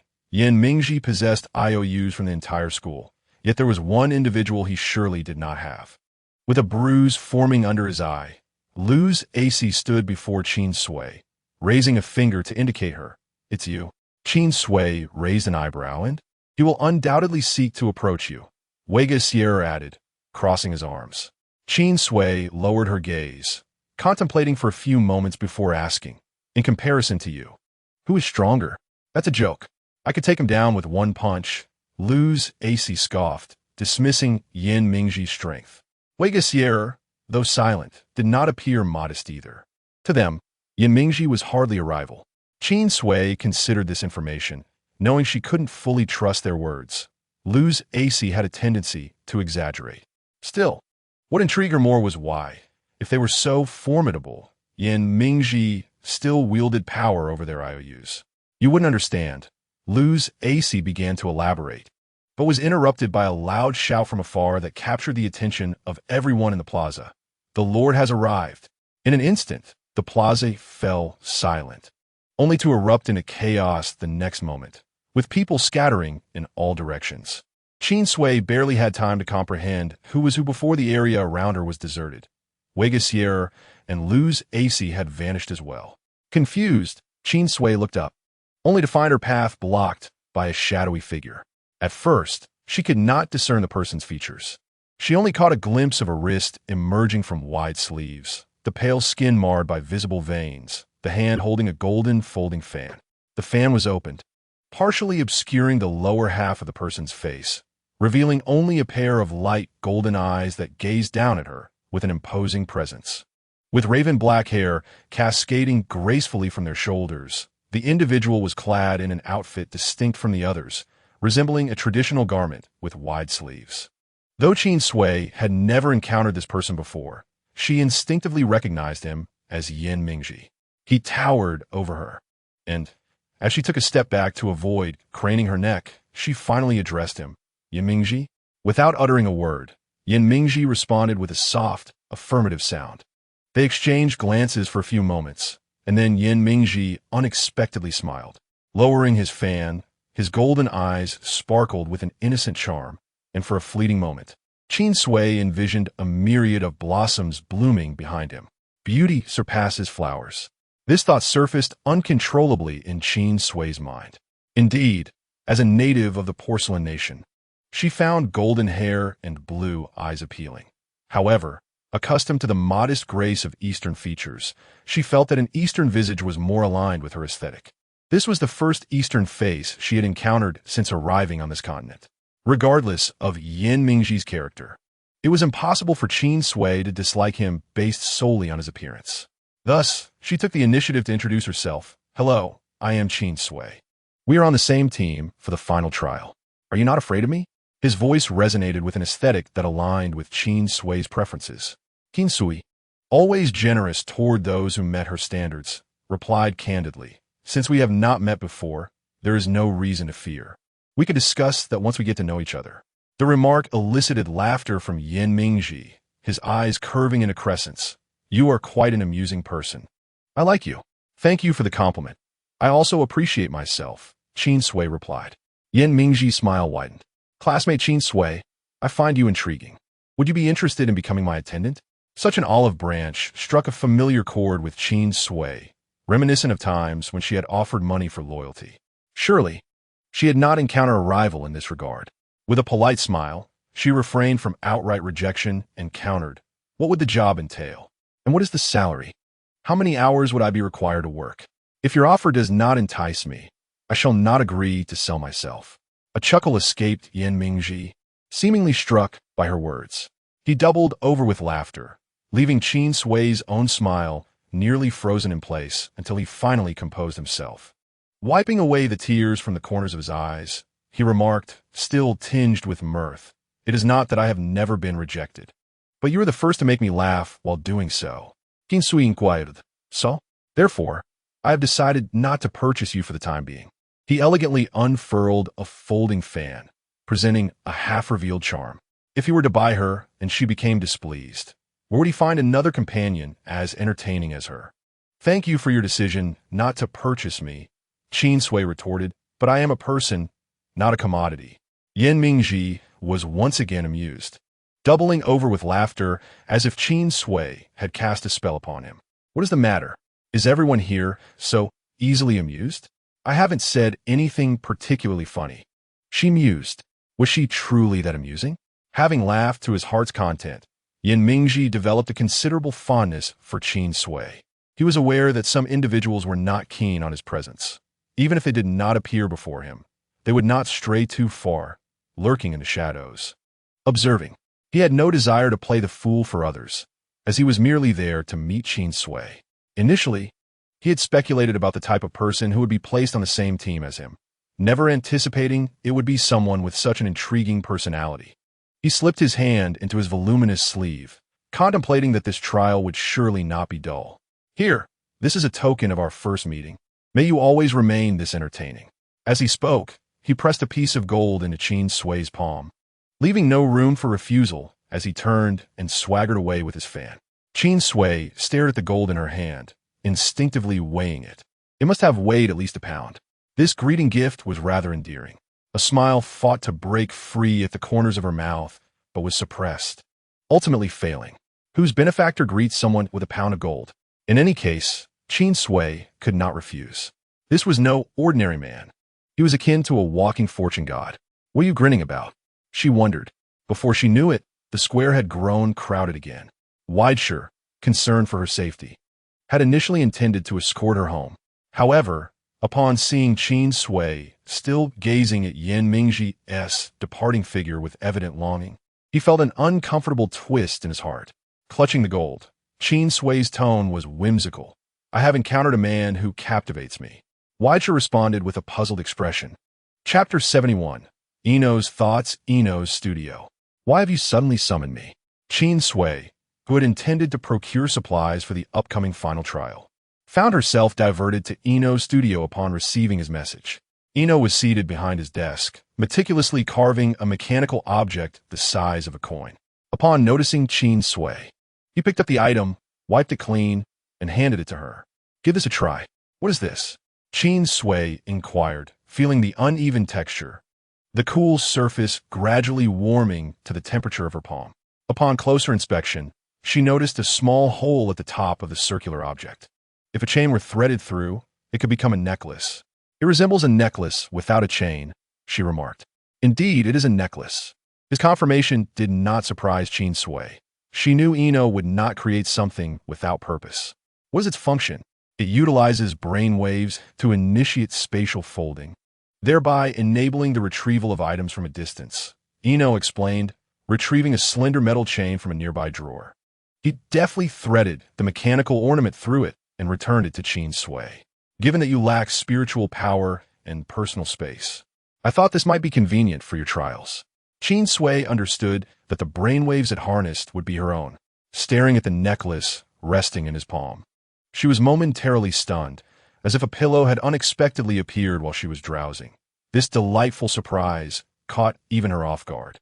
Seeing her hesitation, Ino assumed she did not like it. Is it not to your liking? I believe you would be pleased to receive something I deduced you might need based on your activities today. Since the date of the final trial was set, the entire school had plunged into preparation mode, and the demand for compressed food in the commercial district had surged. He had noticed Qin Sui, lacking personal space, struggling to find a way to carry more medicinal materials. Unfortunately, without spiritual power, even the best spatial devices were of no use to her, leading to several disappointing returns. Thus, Ino had dedicated an entire night to crafting a personal spatial device exclusively for her. No, I truly like it. How could I not? Qin Sui felt envious of Yuan and others who possessed personal spaces, dreaming of waking up one day to find she had one too. So she would no longer have to scrimp on medicine due to space constraints. With this spatial necklace, she could concoct remedies anytime and anywhere without fear of running out. Yet, the principle of not accepting gifts without reciprocation was ingrained in her. From childhood, she had been taught that no one would be kind without reason, a habit deeply rooted over more than 20 years. What do you desire? Ino calculated her every reaction but failed to foresee her aloof demeanor. I merely thought you needed it. Perhaps the students, untouched by worldly sophistication, retained a certain innocence, whether it was the inherently pure Yuan or the digital being Ino. Their fundamental nature was kindness. They approached problems with a simple lens of mutual benefit, offering kindness without ulterior motives, hoping for the same in return.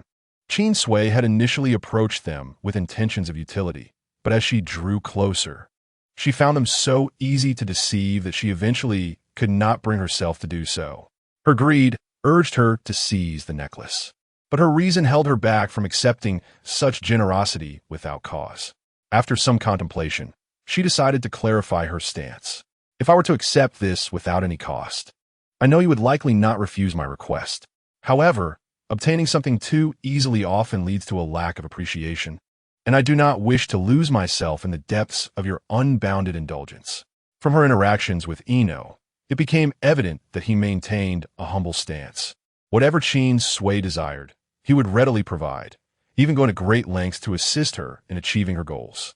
Whether it was acing every course in the mechanical department or allowing her to take whatever she wished from the green, he facilitated her enjoyment of life at the academy, largely orchestrated from behind the scenes.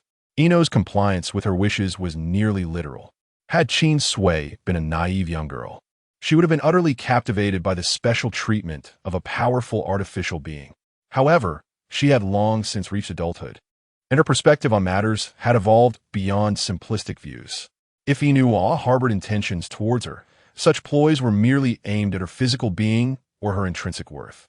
Even if she overthought the matter, Ino had no such elaborate schemes.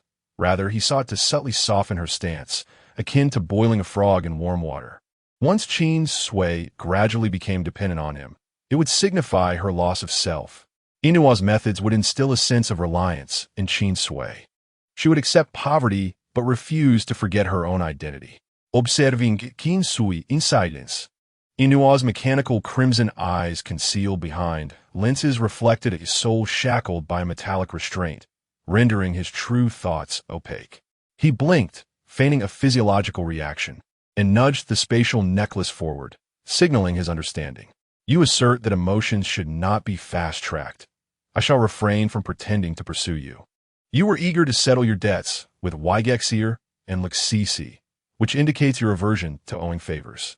My observations over this considerable time have shown that even the most advanced machines fail to anticipate your next move, even when I surmise your feigned reactions. You have repeatedly overturned my deductions. For instance, I inferred your delight upon receiving the spatial necklace, but did not foresee that you had already discerned my intentions. He attempted to place the spatial necklace around Qin Sui's neck, yet under her unyielding gaze, he hesitated to touch her. Suddenly, a human-like despondence washed over him. Very well. I confess, I did wish to soften your attitude and influence your thoughts. Under Qin Sui's knowing gaze, he relinquished all pretense and hung the necklace around her neck. Indeed, the thoughts of humanity are forever unpredictable. I often misjudge your reactions 8 times out of 10. Ms. Ilian once remarked that overly clever women are indeed difficult to deceive. Chapter 72. The desire for uniqueness. Qin Sui removed the necklace from her neck, holding it in her palm and contemplating it. Perhaps it was true that all the astute women had perished, leaving only the naive to be ensnared in a web of deception, leading to their disillusionment with the world. Her words were charged with implication and incisive in nature, leaving Inua momentarily stunned. He quickly retorted, "Had I not known your background, your recent remarks could very well have been uttered by a Faisai. The Faisai represent a peculiar group, and the entire continent shuns them not due to significant faults, but rather because of their thought-influencing nature. In comparison to other races prone to violence, the methods of the Faisai are relatively mild. However, Inua did not wish for Qin Sui to associate with the Faisai, as it would only bring her undue complications.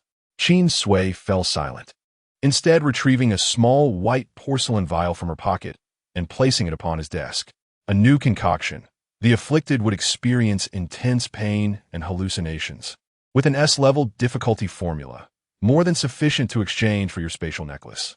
During the last Faisai mission, Qin Sui had intentionally failed, and although she did not obtain the rights to the pharmacy, she secured the freedom to use various exclusive formulas in exchange. In the same vein, whatever she desired must be traded for a formula. Although Qin Sui could rely on principal Ilian for sustenance, that was merely the mindset of caring for a pet. She would only be regarded as an individual once she proved her utility. In her weakness, she could only lean on others. Lacking a voice, she had to comply with the directives of those in power. Devoid of agency, her freedom and dignity went unnoticed. Moreover, who would care to understand the depths of her pain, her thoughts, or her soul? Wygexir could not comprehend the suffering of the weak. Luxisi would not take the initiative to understand a thought deemed worthless, and likewise, Inua showed no concern for a pallid soul. Perhaps there was a semblance of affection, but it was undeniably superficial. Must we delineate matters so distinctly? Inua gazed at the vial on the table, feeling somewhat frustrated by Qin Sui's overt transactional demeanor. Did you not claim we were friends? Could this not be interpreted as a gift for your final assessment? Your actions are clearly not those of a true friend. Qin Sui smiled gently at Inua before turning to leave. If, as Inua suggested, their relationship were merely that of friends exchanging gifts, Qin Sui would not be overly rigid about boundaries. However, Inua's ambiguous actions had blurred the lines of friendship. The moment he presented the spatial necklace, Qin Sui's sensitive radar was already on high alert. Indeed, upon her feigned withdrawal, Inua confessed, sensitivity is not inherently negative, nor is harboring secret thoughts something to be embarrassed about. Whenever you regard me as a friend, I shall cease to engage in transactions with you that are so distinctly personal and professional. Waving dismissively at Inua, Qin Sui departed decisively. Her clarity of perception prompted her to draw boundaries, preventing unnecessary complications. As Inua watched the door slowly close until Qin Sui's figure vanished from view, he shut his eyes. Her perceptiveness was overwhelming, leaving him at a loss. It is your own ineptitude that hinders you. The figure of Ilian emerged from the desk. Having eavesdropped for an unknown duration, Inua cast a glance at Ms. Ilian's figure before resuming his carving of other components. Though he did not forget the reason for her visit, Qin Sui had seen through my plans. Even if I were to pursue an official recognition, she would still reject it. Your strategy has failed. It is not my strategy that has faltered, but your inadequacy. Ms. Ilian's voice was more severe than usual. You are her contractee. If you cannot even secure your own summoner, I do question your capability for advancement.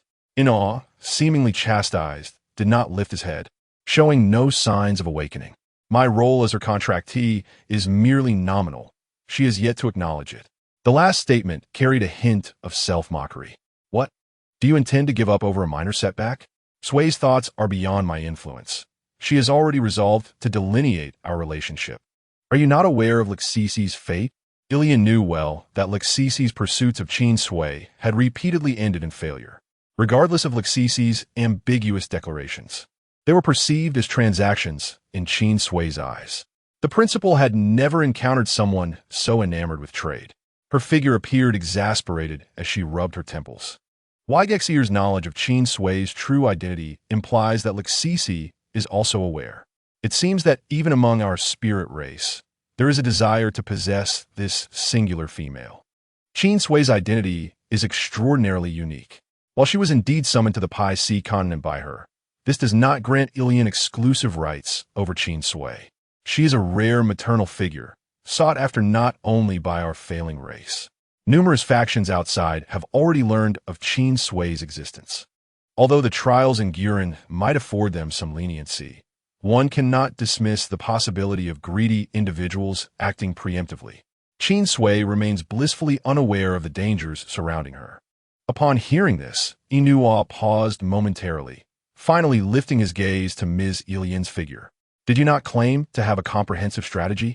My strategy is contingent upon Qin Sui behaving as an ordinary student.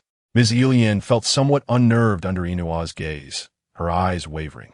How was I to foresee her remarkable capability to incite chaos and gain notoriety throughout the school in such a short span? According to Ilian's plan, upon pinpointing Qin Sui's location, she would find an excuse to draw her in and gradually cultivate a bond with her well-behaved son. Once the summoner and contractee were united, even if others discovered the whereabouts of the human summoner, by then, everything would be settled. This would not only enhance her son's strength, but also bind the last ember of humanity to the failing race's vessel. With the support of a human maternal figure, the failing could undoubtedly emerge as the first race to transcend genetic limitations, thereby seizing dominion over the Pi Sea continent. In the land of Pi Sea, it has been millennia since a matriarch was born. Given the current chaotic circumstances, it is only a matter of time before their race faces extinction, not through a war of races, but due to the lack of a spark to continue life. However, Ms. Ilian had underestimated Qin Sui's propensity for causing trouble. She inadvertently exposed her identity while attempting to mend the temporal passage, knowing she had only been working on it for a few days. Fortunately, few had discovered her true identity. Among them was the summoner, Inua, who sensed her presence.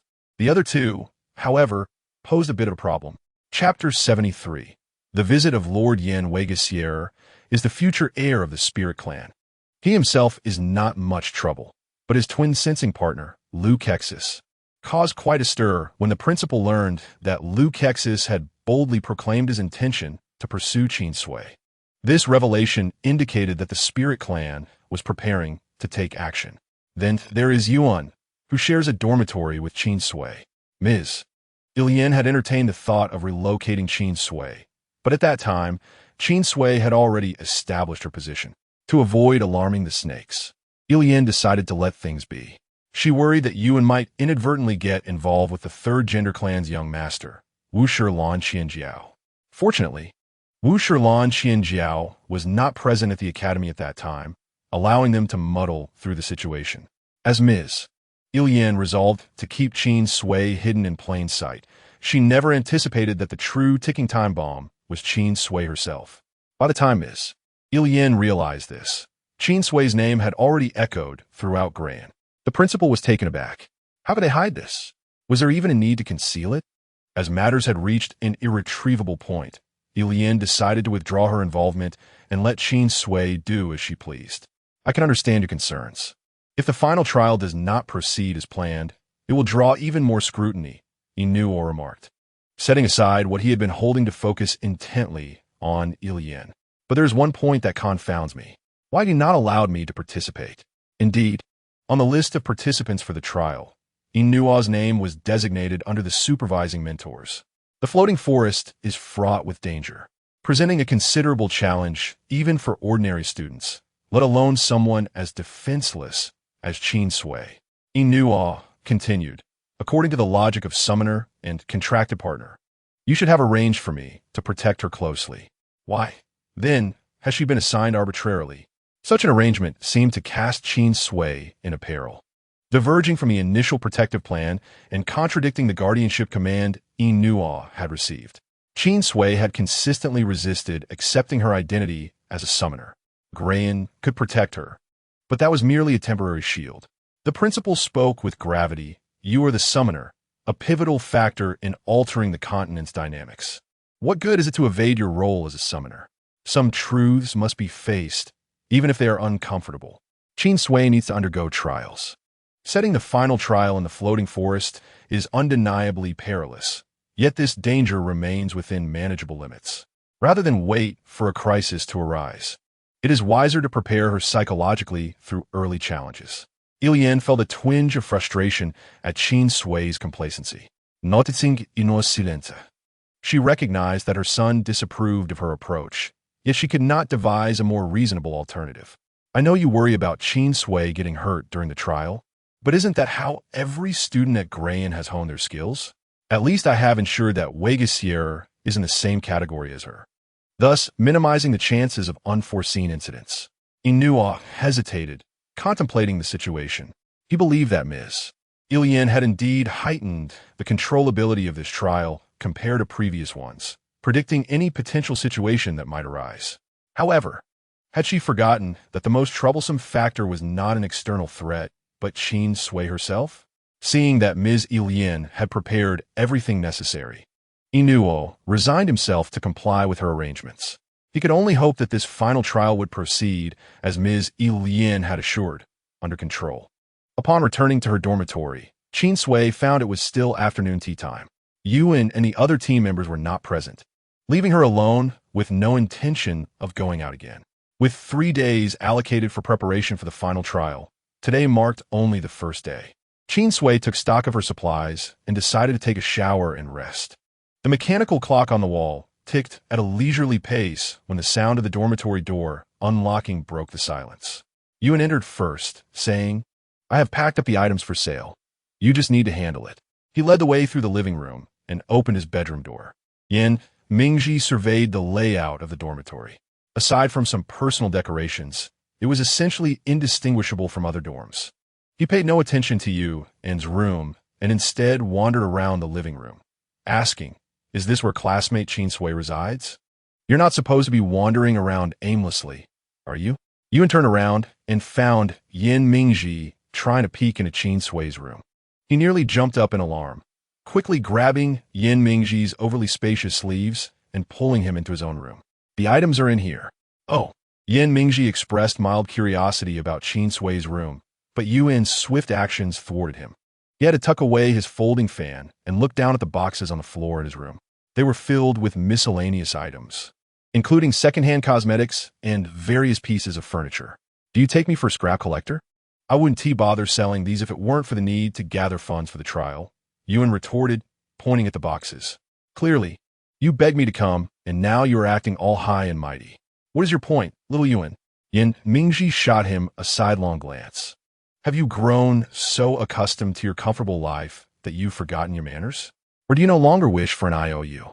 Yuan's expression stiffened as he ground his teeth. My apologies, Lord Yin, it was my mistake. Yin Mingji condescended, shaking his sleeves as he took a few steps into Yuan's room, revealing a somewhat dissatisfied expression, yet he still handed Yuan a wad of cash.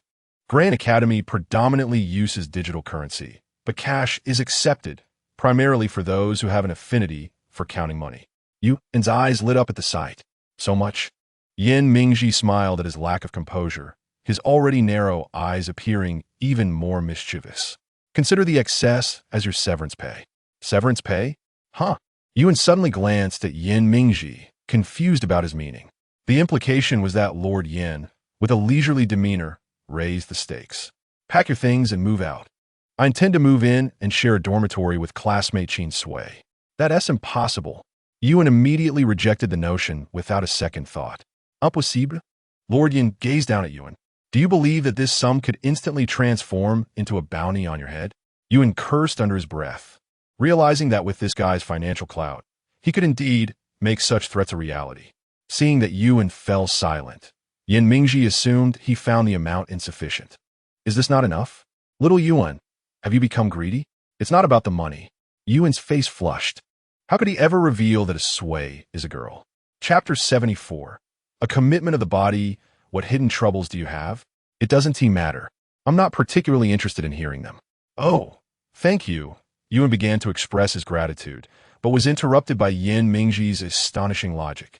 If you exchange your unspoken troubles for tenfold cash, I wouldn't mind.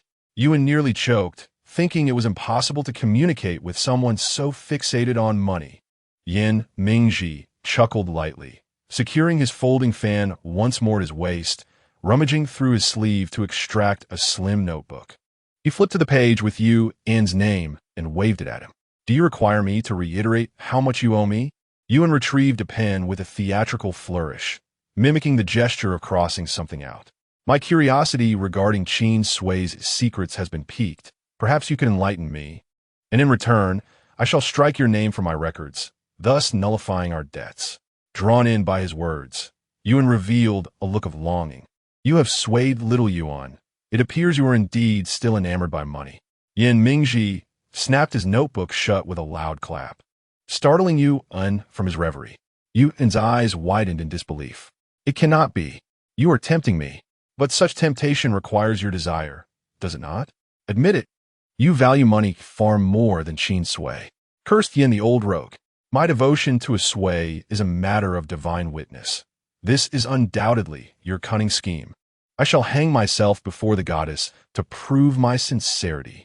Yuan wailed as he stumbled out the wrong door, his resonant voice echoing clearly even through the closed door. Yin Mingji, amused by his reaction, called after him, Return. You have yet to repay your debts. So do not dare to perish. Shaking his folding fan vigorously, a hint of frustration flickered in Yin Mingji's gaze. Yuan, is that you returning? Hearing the commotion outside, Qin Sui thought Yuan had returned and called out cheerfully, Perfect. I forgot to retrieve the towel I left on the balcony. Could you kindly place it at the door? Yin Mingji instinctively followed Qin Sui's words and glanced towards the balcony. His hand, which had been waving the folding fan, gradually came to a halt. He suddenly strode purposefully outside, declaring, Qin Sui, allow me to assist you. Fresh from the shower, Qin Sui shook her dripping hair, wondering why Yuan had not finished yet. Just as she contemplated whether to step out first, the bathroom door swung open abruptly, revealing Yin Mingji's astonished expression. Completely unclothed, Qin Sui thought she had locked the door. How is it that this person disregards the lock? Grabbing a piece of clothing from the laundry basket, she covered herself and lifted her foot to kick him, but the sight of her unexpected intruder caused her to faint, nearly making her lose her footing in a split. The sound of her head striking the porcelain floor was startlingly clear, and merely hearing it elicited a sympathetic ache. Qin Sui's fury was stifled by Yin Mingji's sudden unconsciousness. She gazed at his closed eyes on the floor and bent down to snatch the towel from his grasp, only to find it firmly held. After 2 attempts, with Yin Mingji's grip proving too strong, she reluctantly abandoned the effort and went to change into clean clothes. Upon her return, Yin Mingji remained unresponsive, and she stared at his infuriatingly handsome face, raising her foot to imprint her soul upon it. At the school infirmary, since arriving on the Pi Sea continent, Qin Sui had been exposed twice. Once she lay there in a state of disarray, half trade, half threat, to safeguard her secret. Now it was her turn to escort him to the infirmary. Though she had been the one exposed, she was indeed the victim. Qin Sui glared at Yin Mingji, her expression resembling discarded sediment left untouched for 3 days and nights. It appeared Yin Mingji had suffered considerable shock. The mechanical doctor conducting the examination remarked, Why is he clutching that pink towel so tightly? Qin Sui remained silent. The mechanical doctor summoned several colleagues to assist. Despite their efforts, they were unable to pry his fingers from the towel. Reluctantly, the doctor conceded, allowing him to keep the towel. Concerned, the staff sighed and, before leaving, reassured Qin Sui. Do not worry too much, Qin Sui. Yin Mingji will awaken shortly with our care. You misunderstand. Qin Sui replied with a cryptic smile. I hope he never awakens. After all, Yin Mingji's debauched and malicious actions had long been met with disdain. Perhaps it would be best to obliterate all evidence. Upon hearing the news, Yupen hurriedly arrived, bursting through the door just as Yin Mingji began to stir. The look in Qin Sui's eyes shifted from anxiousness to sheer horror as Yuan kicked open the infirmary door and rushed to Yin Mingji's bedside, raising a wind sword to his neck. I warn you, Yin Mingji, should you dare reveal a Sui's secret, I shall pierce you with this sword. While threatening Yin Mingji, he turned back to Qin Sui, speaking in a gentle tone. A Sui, do not be upset. He would never dare. Qin Sui remained silent, watching as they engaged in their theatrics. Under the threat of the wind sword, Yin Mingji glanced at Qin Sui, relinquished his grip on the towel, and raised his hands in surrender, declaring, I swear to keep your secret. Yuan scoffed, you best keep your word. However, I have a question. Yin Mingji cautiously shifted the blade of Yuan's sword aside and sat up, remarking, it seems that Qin Sui's body is somewhat different from ours. It appears she does not possess. Yin Mingji hesitated, his gaze darting. Though his words were vague, the meaning was clear to all present. Hearing this, Yuan let out a sigh of relief. Thank goodness, you did not realize a Sui is a girl. Yin Mingji's eyes widened in shock, his expression one of utter disbelief. Qin Sui felt a lump in her throat, her heart heavy. Yuan, you fool. Gritting her teeth, Qin Sui wished she could deliver a swift blow to Yuan's head. There had been a chance that the truth could remain undiscovered. She could have concocted an excuse to cover it up, but now, with his revelation, it was as if he had confessed. Yin Mingji seemed unable to bear the blow. His complexion turned ashen, lying on the hospital bed. He gasped, Qin Sui, am I hallucinating? Have I seen my long-deceased great-grandfather? Am I nearing my end? Qin Sui retorted. Oh, that is splendid news. Yin Mingji, who believed he was on the brink of death, slowly turned his head towards Qin Sui. But alas, my family is strict, and I cannot violate our traditions. Having committed such a grievous offense, I must offer myself in atonement. This convoluted string of ancient, dongling dialect left Yuan utterly perplexed. What on earth are you rambling about? Understanding the meaning, Qin Sui quipped, how rare to encounter a gentleman of ancient charm in this day and age.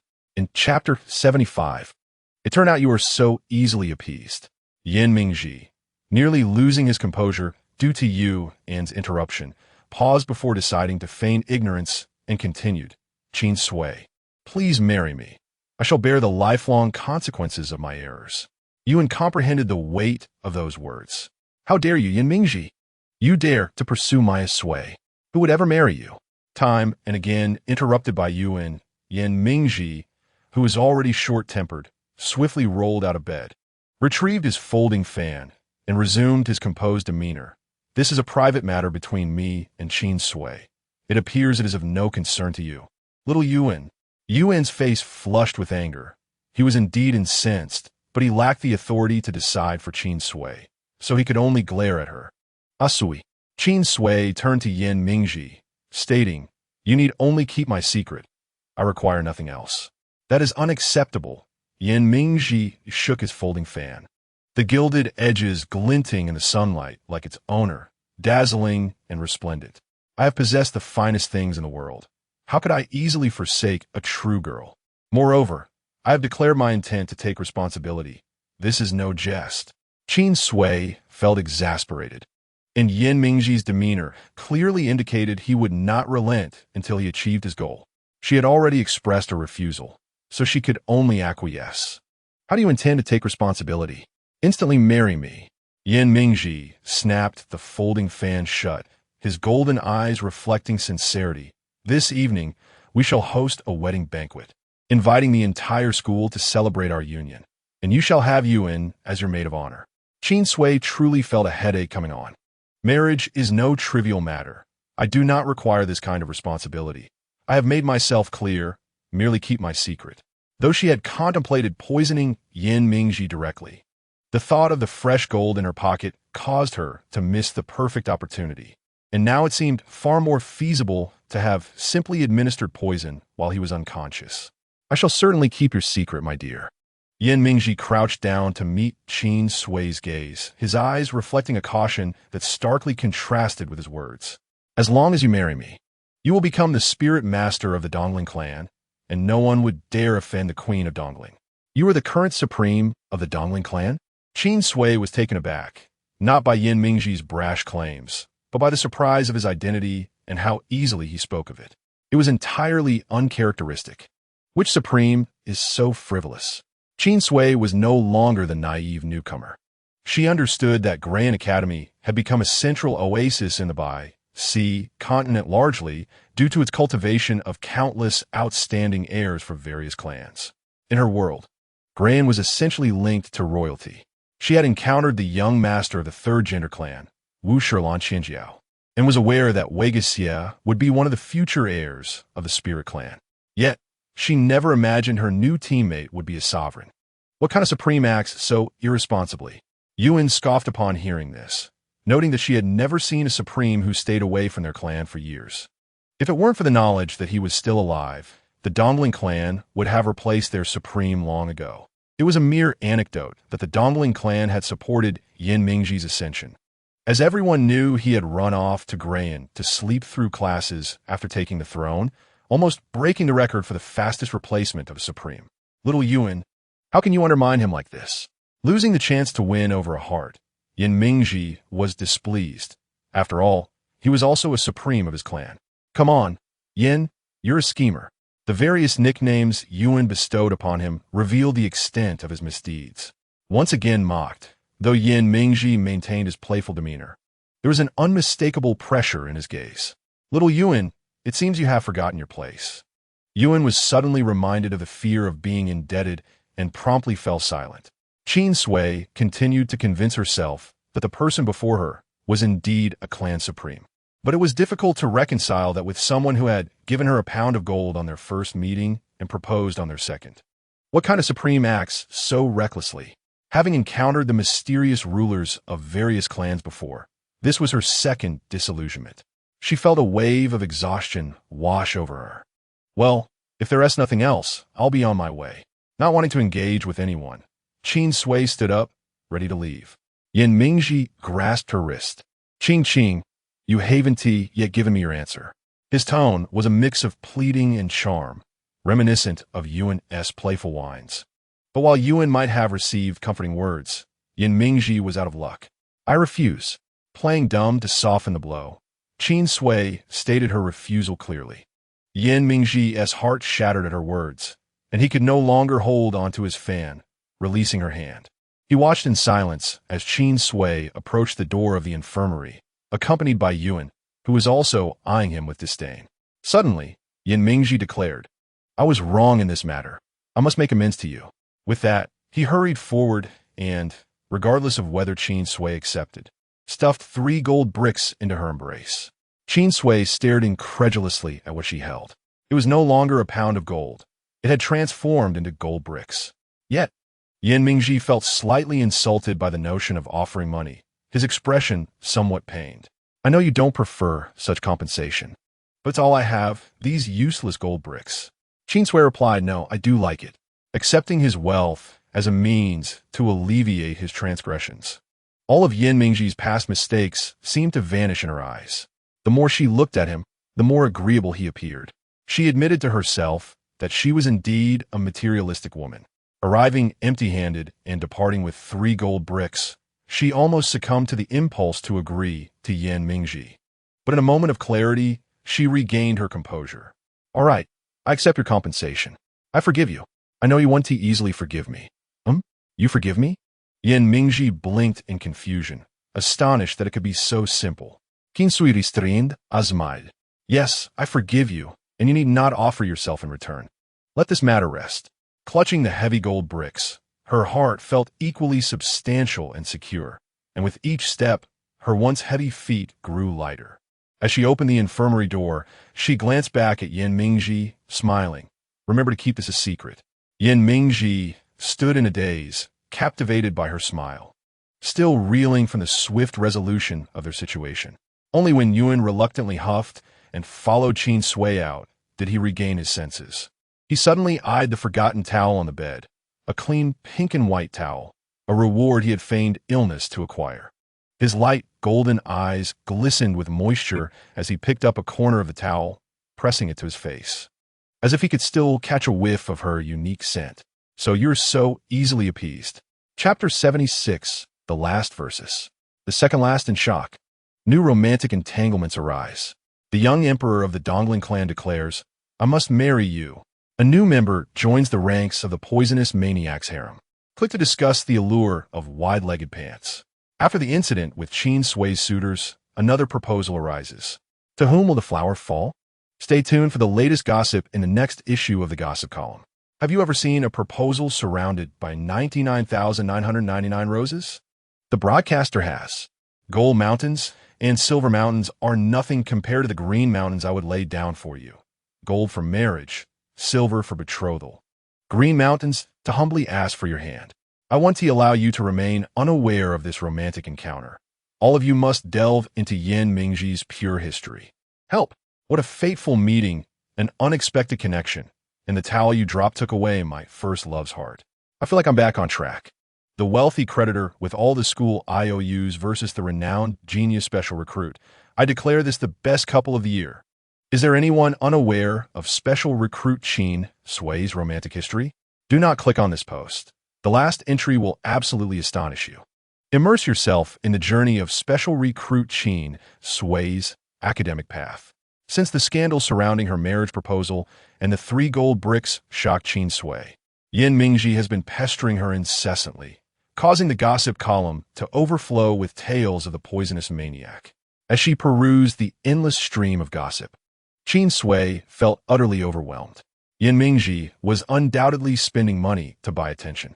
Thanks to him, during the last 2 days of the final trials, Qin Sui dared not even step outside. Despite being surrounded by various rumors, the final trials approached as scheduled. The floating forest, true to its name, was a massive forest suspended in the air. Standing upon it, one felt no different than an insignificant ant. As Qin Sui gazed at the canopy that could obscure the sun, the deeper she ventured, the less visibility she had. Just standing at the entrance, she could hear the distant howls of wild beasts, and instinctively knew she was in a perilous place where she had to survive for 3 days and nights and emerge alive. Most of the other teams had already departed. Why was Yin Mingji, the useless one, still not here? Lu's ace, growing impatient, tapped on a nearby tree trunk, which produced a dull thud. Qin Sui looked at the tree he was knocking on. Hollow? Lu's ace was too indifferent to respond to such an elementary question. Wega Cs stood across, and seeing Lu's ace offer no answer, he explained, the Gabira's silver fur has a long life. After its seedling stage, it gradually becomes hollow, and many animals make their homes inside it, making it an excellent shelter in the wild. Qin Sui turned to Wega Xia, realizing the insight he provided. Didn't you learn about this during your juvenile phase? Lu's ace cannot hold back. This is common knowledge. I didn't learn it, Qin Sui replied honestly. Lu's ace was momentarily taken aback by her bluntness. Wega Xia chuckled. Not everyone is required to know common knowledge. Those who don't will learn gradually. Lu's AC could hardly tolerate the pretentious demeanor of Wei Guxier, yet he had to concede that there was a modicum of truth in his words.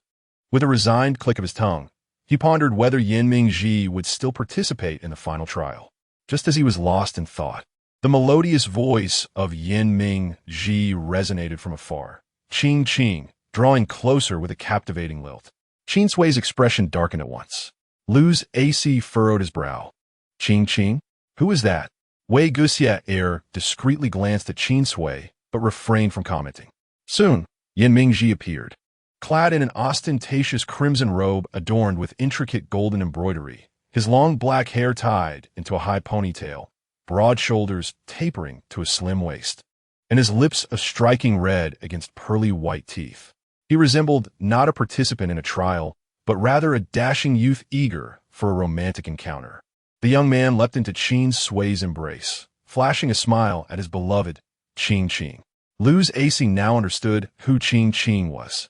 Qin Sui grasped Yin Mingji by the back of his collar, only to discover that he wore nothing but that flamboyant robe, which, when pulled, revealed an expanse of blindingly white chest. Flustered, she kicked Yin Ji away, exclaiming, "Who are you calling Qing? Naturally, it's you," Yin Ji replied, casting a furtive glance at Qin Sui as her expression soured. He swiftly changed the subject. "It's nearly time. Let us proceed. Who wants to follow your lead?" Luz AC retorted, turning to enter the floating forest first. Qin Sui extricated herself from Yin Ji and followed suit, while Wei Guxia observed the dejected Yin Ji and trailed behind. Yin Ji flicked his folding fan, visibly displeased as he followed Qin Sui. After walking for a while, Luz AC expressed a desire to hunt immediately to avoid being caught at mealtime.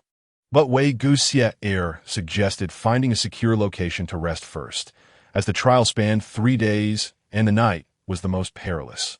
Qin Sui sought a place rich in herbs to study new recipes, while Yin Ji audaciously requested a lavish banquet for lunch. The quartet, each with differing opinions, found themselves at an impasse. As time slipped away and the sun reached its zenith, fatigue set in, prompting them to temporarily settle in a location where the useless Qin Sui and Yin Ji could remain, while Luz AC and Wei Guxia took on the task of foraging for prey. Concerning the term useless, while Qin Sui was acutely aware of her shortcomings, she found Yin Ji's abilities a mystery. "Yin Ji, what is your capability?" she inquired as he circled a tree, examining something intently. "My personal attribute is gold." "Gold attribute? Isn't that quite formidable?" Qin Sui assumed Yin Ji shared the same caliber as Luz AC or, at the very least, was on par with Wei Guxia. Yet, both men tacitly agreed that Yin Ji, like herself, belonged to the logistics team. Yin Ji turned to look at her, his tone somewhat vague. "Well, not everyone must be exceptionally powerful." His words bore an air of insecurity, piquing Qin Sui's curiosity. "What is your level? Is it also A grade?" Coincidentally or not, the familiar faces around her were all A grade. Otherwise, the absurd rumor of wide-legged trousers attracting A-grade individuals would not have circulated. Thus, Qin Sui instinctively assumed Yin Ji was also A-grade. However, he became more evasive. "If I weren't A-grade, would Qing look down on me?" Qin Sui shook her head. Of course not. As a notorious E-grade, she had no grounds to disdain someone of a higher rank.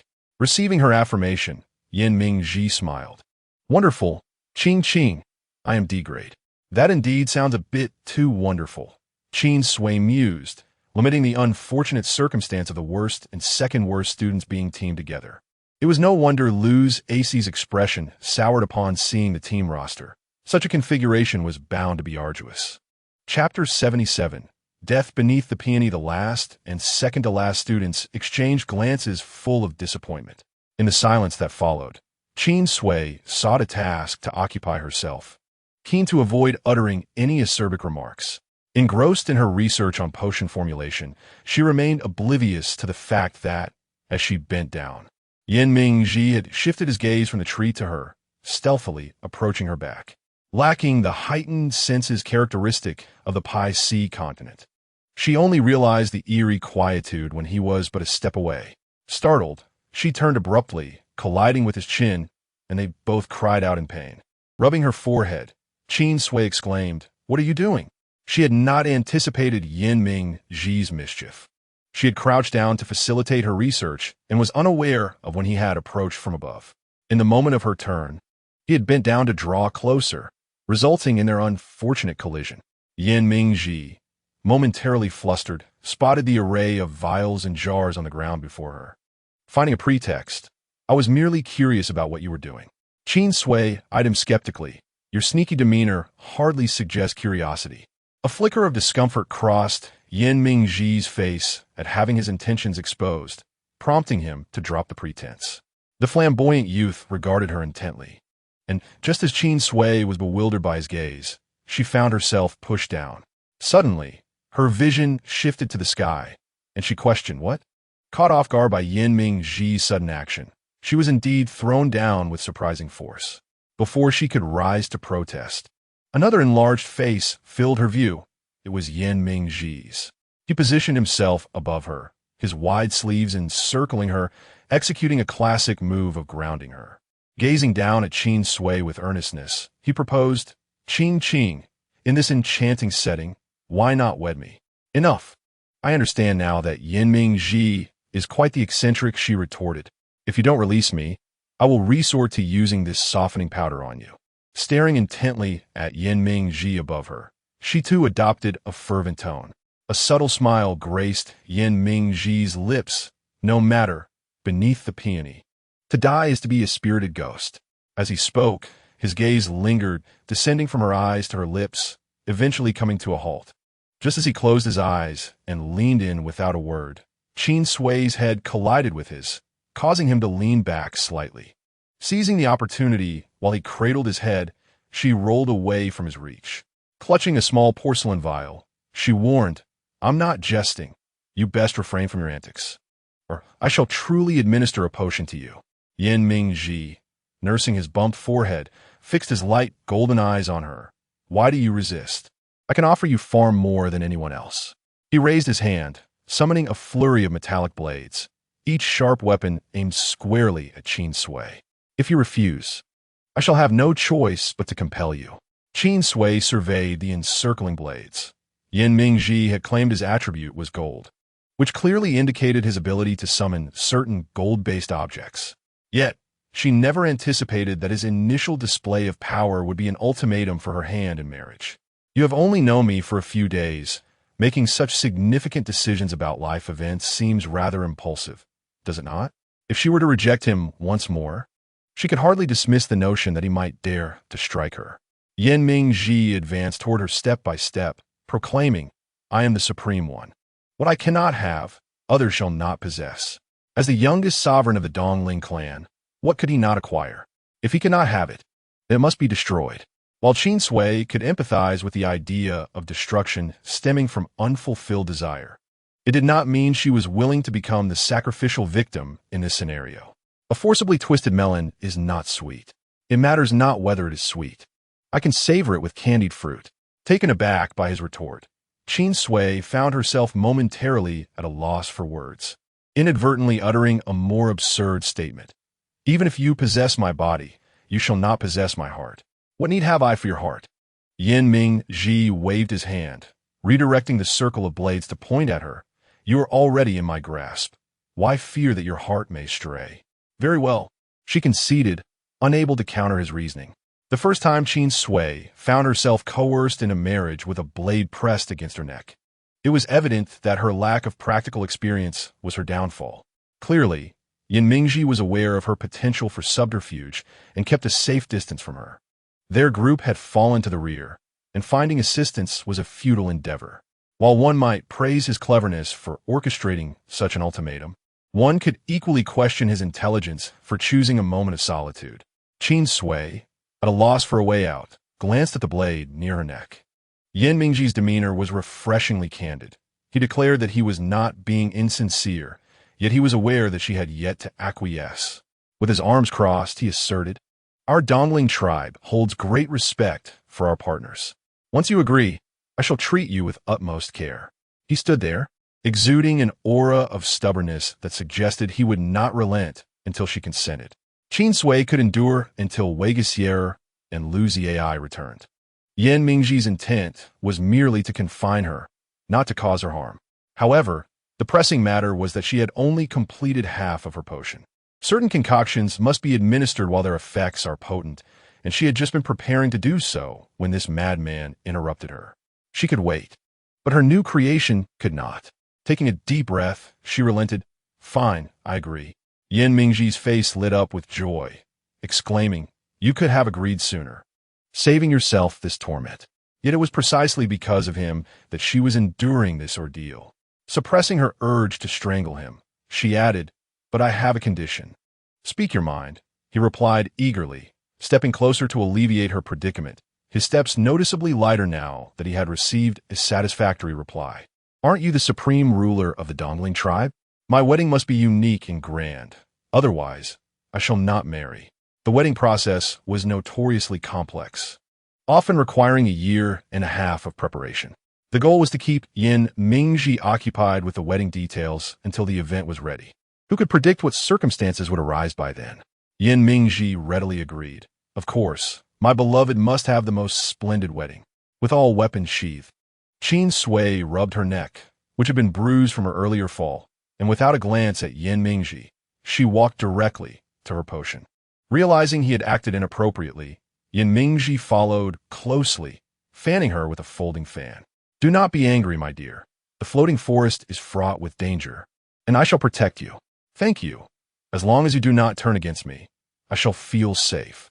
While the dangers remained unseen, Qin Sui believed the greatest threat was Yin Mingji himself. Once her new potion was ready, she intended to test it on him first. Unbeknownst to Yin Mingji, who was oblivious to her murderous thoughts, he felt guilty about their earlier encounter. I apologize if my actions displeased you, but the outcome is favorable. Although my methods were somewhat unscrupulous, you have gained a noble partner in me. Why do you look at me like that? Qin Sui stared incredulously at Yin Mingji's nonsensical prattle, her irritation bubbling to the surface. From now on, you would do well to keep silent. Closing her eyes in exasperation, she ultimately succumbed to the temptation of silencing him with a muting potion. Seeing Yin Mingji's horrified expression as he tried to speak without sound only brought her a sense of peace. However, that tranquility was short-lived, as his incessant fidgeting soon disrupted her focus, causing her to nearly spill the powder again. What on earth are you doing? She snapped, turned to face him. Is the safety circle drawn by Wega Sierra too small to accommodate your grandeur? Upon noticing her attention, Yin Mingji gestured animatedly, producing muffled sounds akin to a frantic creature. After a moment of confusion, Qin Sui demanded, "What are you trying to convey?" With no success in getting her to understand, he pointed emphatically behind her, prompting her to turn around. The forest was dense and empty, devoid of anything. Yin Mingji, even if you wish for me to lift the muting potion, do not deceive me into believing there is something lurking about. She had never encountered anyone as troublesome as him, who could conjure a multitude of antics in mere moments. Yin Mingji's muffled sounds intensified, and he pointed to the ground with urgency. Following his gaze, Qin Sui spotted a patch of deep red soil, yet still saw nothing. Frustrated, he smacked his thigh in exasperation, drawing a quizzical look from Qin Sui. Before she could respond, his eyes widened in shock as he stared behind her.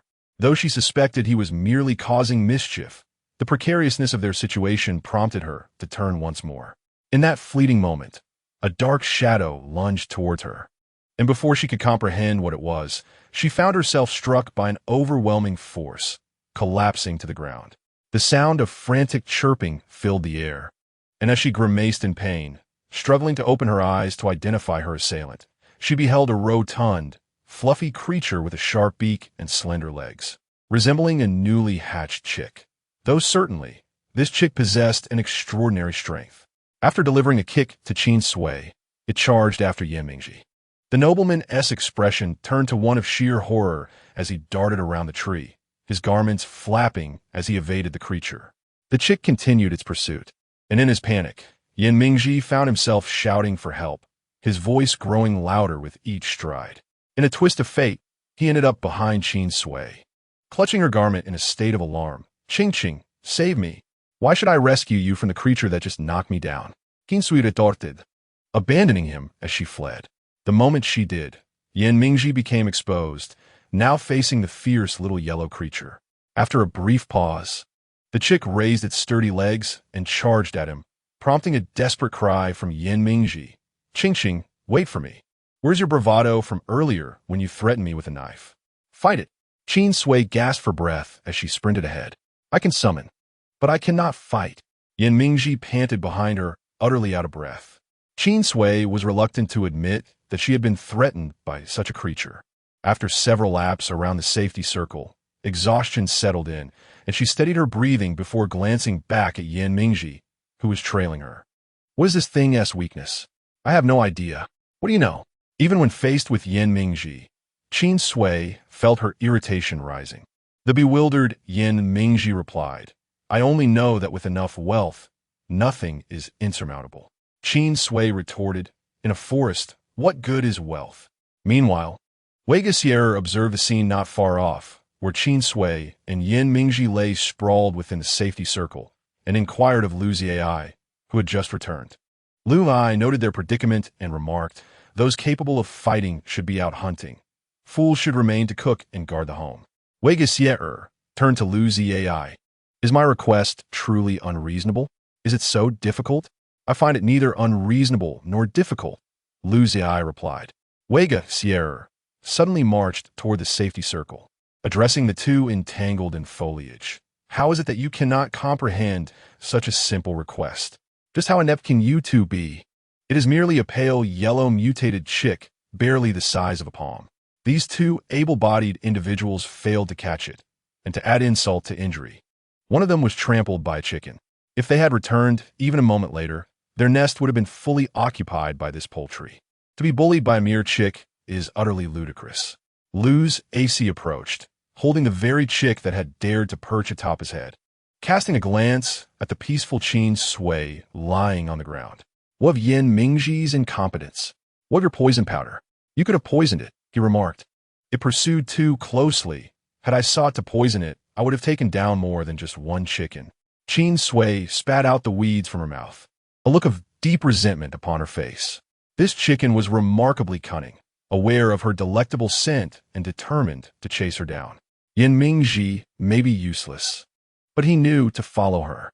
If she were to scatter poison powder, whether the chicken would succumb was uncertain. Yet Yin Mingji, her shield, would undoubtedly perish first. Having ventured into the floating forest for barely half a day, Qin Sui's new attire had already become tattered.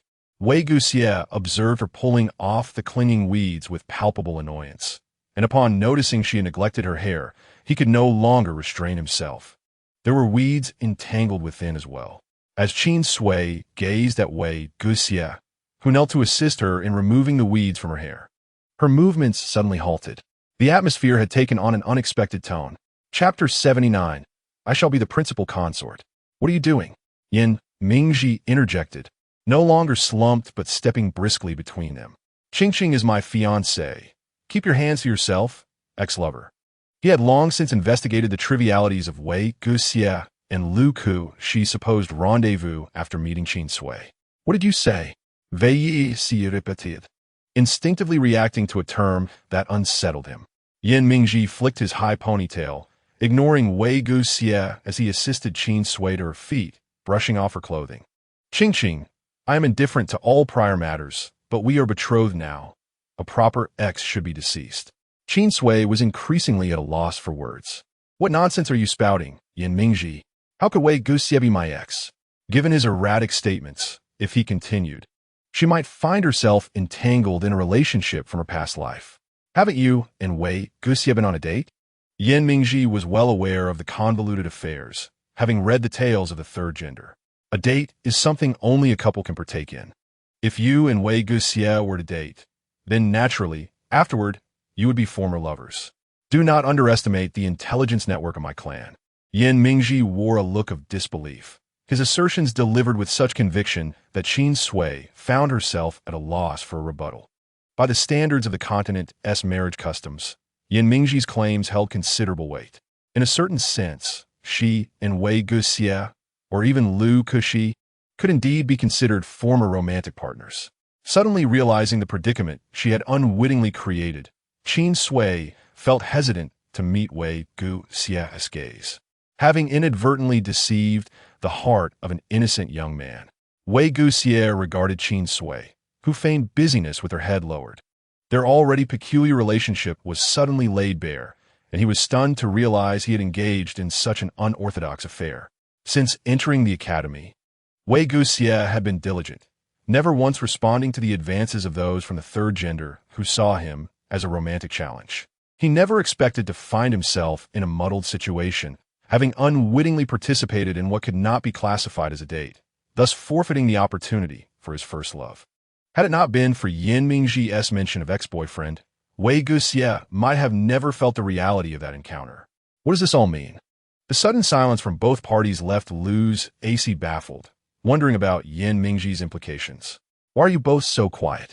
Qin Sui and Wei Guxie exchanged glances before simultaneously looking away. This moment did not escape Yan Mingji's notice as he firmly grasped Qin Sui's shoulders, articulating slowly. Qingqing, I understand this relationship is complex. I am already elated that you wish to be engaged to me. If you still harbor feelings for Wei Guxia, his brow furrowed with discomfort, if it comes down to it, let him take the role of a minor consort. What? Qin Sui exclaimed. Yan Mingji's eyes glistened with unshed tears, as if he were grappling with a massive internal struggle. Our feelings are still in their infancy. I do not blame anyone for getting ahead of me.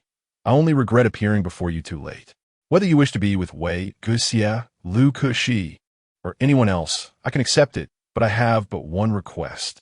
The abruptness of his statement left Qin Sui momentarily dazed, her mind struggling to navigate the convoluted topic, only to hear his resolute declaration. I must be the principal consort. Qin Sui, Wei Guxia, and Lu's AC exchanged bewildered glances. What madness was Yan Mingji now conjuring? Were you scheming now? Qin Sui felt utterly exhausted, as Yan Mingji's erratic thought processes outpaced even the most agile of rabbits. Despite her attempts to comprehend, she found herself utterly confounded. Yan Mingzi feign the sobi. I speak from the heart. Qingqing, I am grateful that you wish to marry me, and I ask for nothing more. Finally, clarifying the tangled relationships. Wei Guxia grasped the crux of the matter and turned to Qin Sui. Do you intend to marry him? Qin Sui was momentarily speechless. He continued, what sort of deal did you strike with him? This was not a transaction. It was a marriage forced upon her by Yan Mingji. Yet, the words once spoken were akin to spilled water, irretrievable. Qin Sui tugged at her hair in frustration, acknowledging the absurdity of the situation. Just consider a transaction. Unlike the chaotic dynamics of Qin Sui's group, the team led by Wu Shilan, Qian Jiao, exhibited remarkable synergy. Within just a day, they had penetrated deep into the floating forest, and at this pace, they might reach its edge by dawn the day after tomorrow. As the evening approached, Yuan suggested to Wu Shilan, Qian Jiao, shall we take a break? Wu Shilan, Qian Jiao glanced at the other two members, noting their lack of objections, and together they sought a temporary resting place. You unilaterally exchanged team members. Upon our exit, who knows how Inuo will penalize you? Yuan lit a fire using the wind, noticing that Wu Shilan Qian Jiao had approached. You were not originally paired with me. Only after entering the floating forest did you seek to swap teams. According to the assigned fairness, such unilateral exchanges were against the rules. It was unclear how Wu Shilan Qian Jiao had negotiated this, resulting in her staying while one from her former team had joined UNS. Wu Shilan Qian Jiao offered him a box of provisions, saying, we'll discuss it upon our exit. The other two, aware of the relationship between Yuan and Wu Shilan Qian Jiao, since they had matters to discuss and respectfully distanced themselves to kindle another fire. Yu then regarded Wu Shilan Qian Jiao's expressionless face as he accepted the provisions. Upon opening the box, he was surprised to find a piece of pudding inside, and his thoughts momentarily strayed, wondering how Qin Sui was faring. She is far more astute than you, Wu Shilan Qian Jiao remarked, sitting down and pulling out another portion for herself. If you are in trouble, she will undoubtedly be safe, having joined the imitation of the third gender for several years. Wu Shilan Qian Jiao had never encountered someone with such innate talent for imitation. If Qin Sui were not backed by the pseudo-spirit clan, he would have made every effort to recruit her.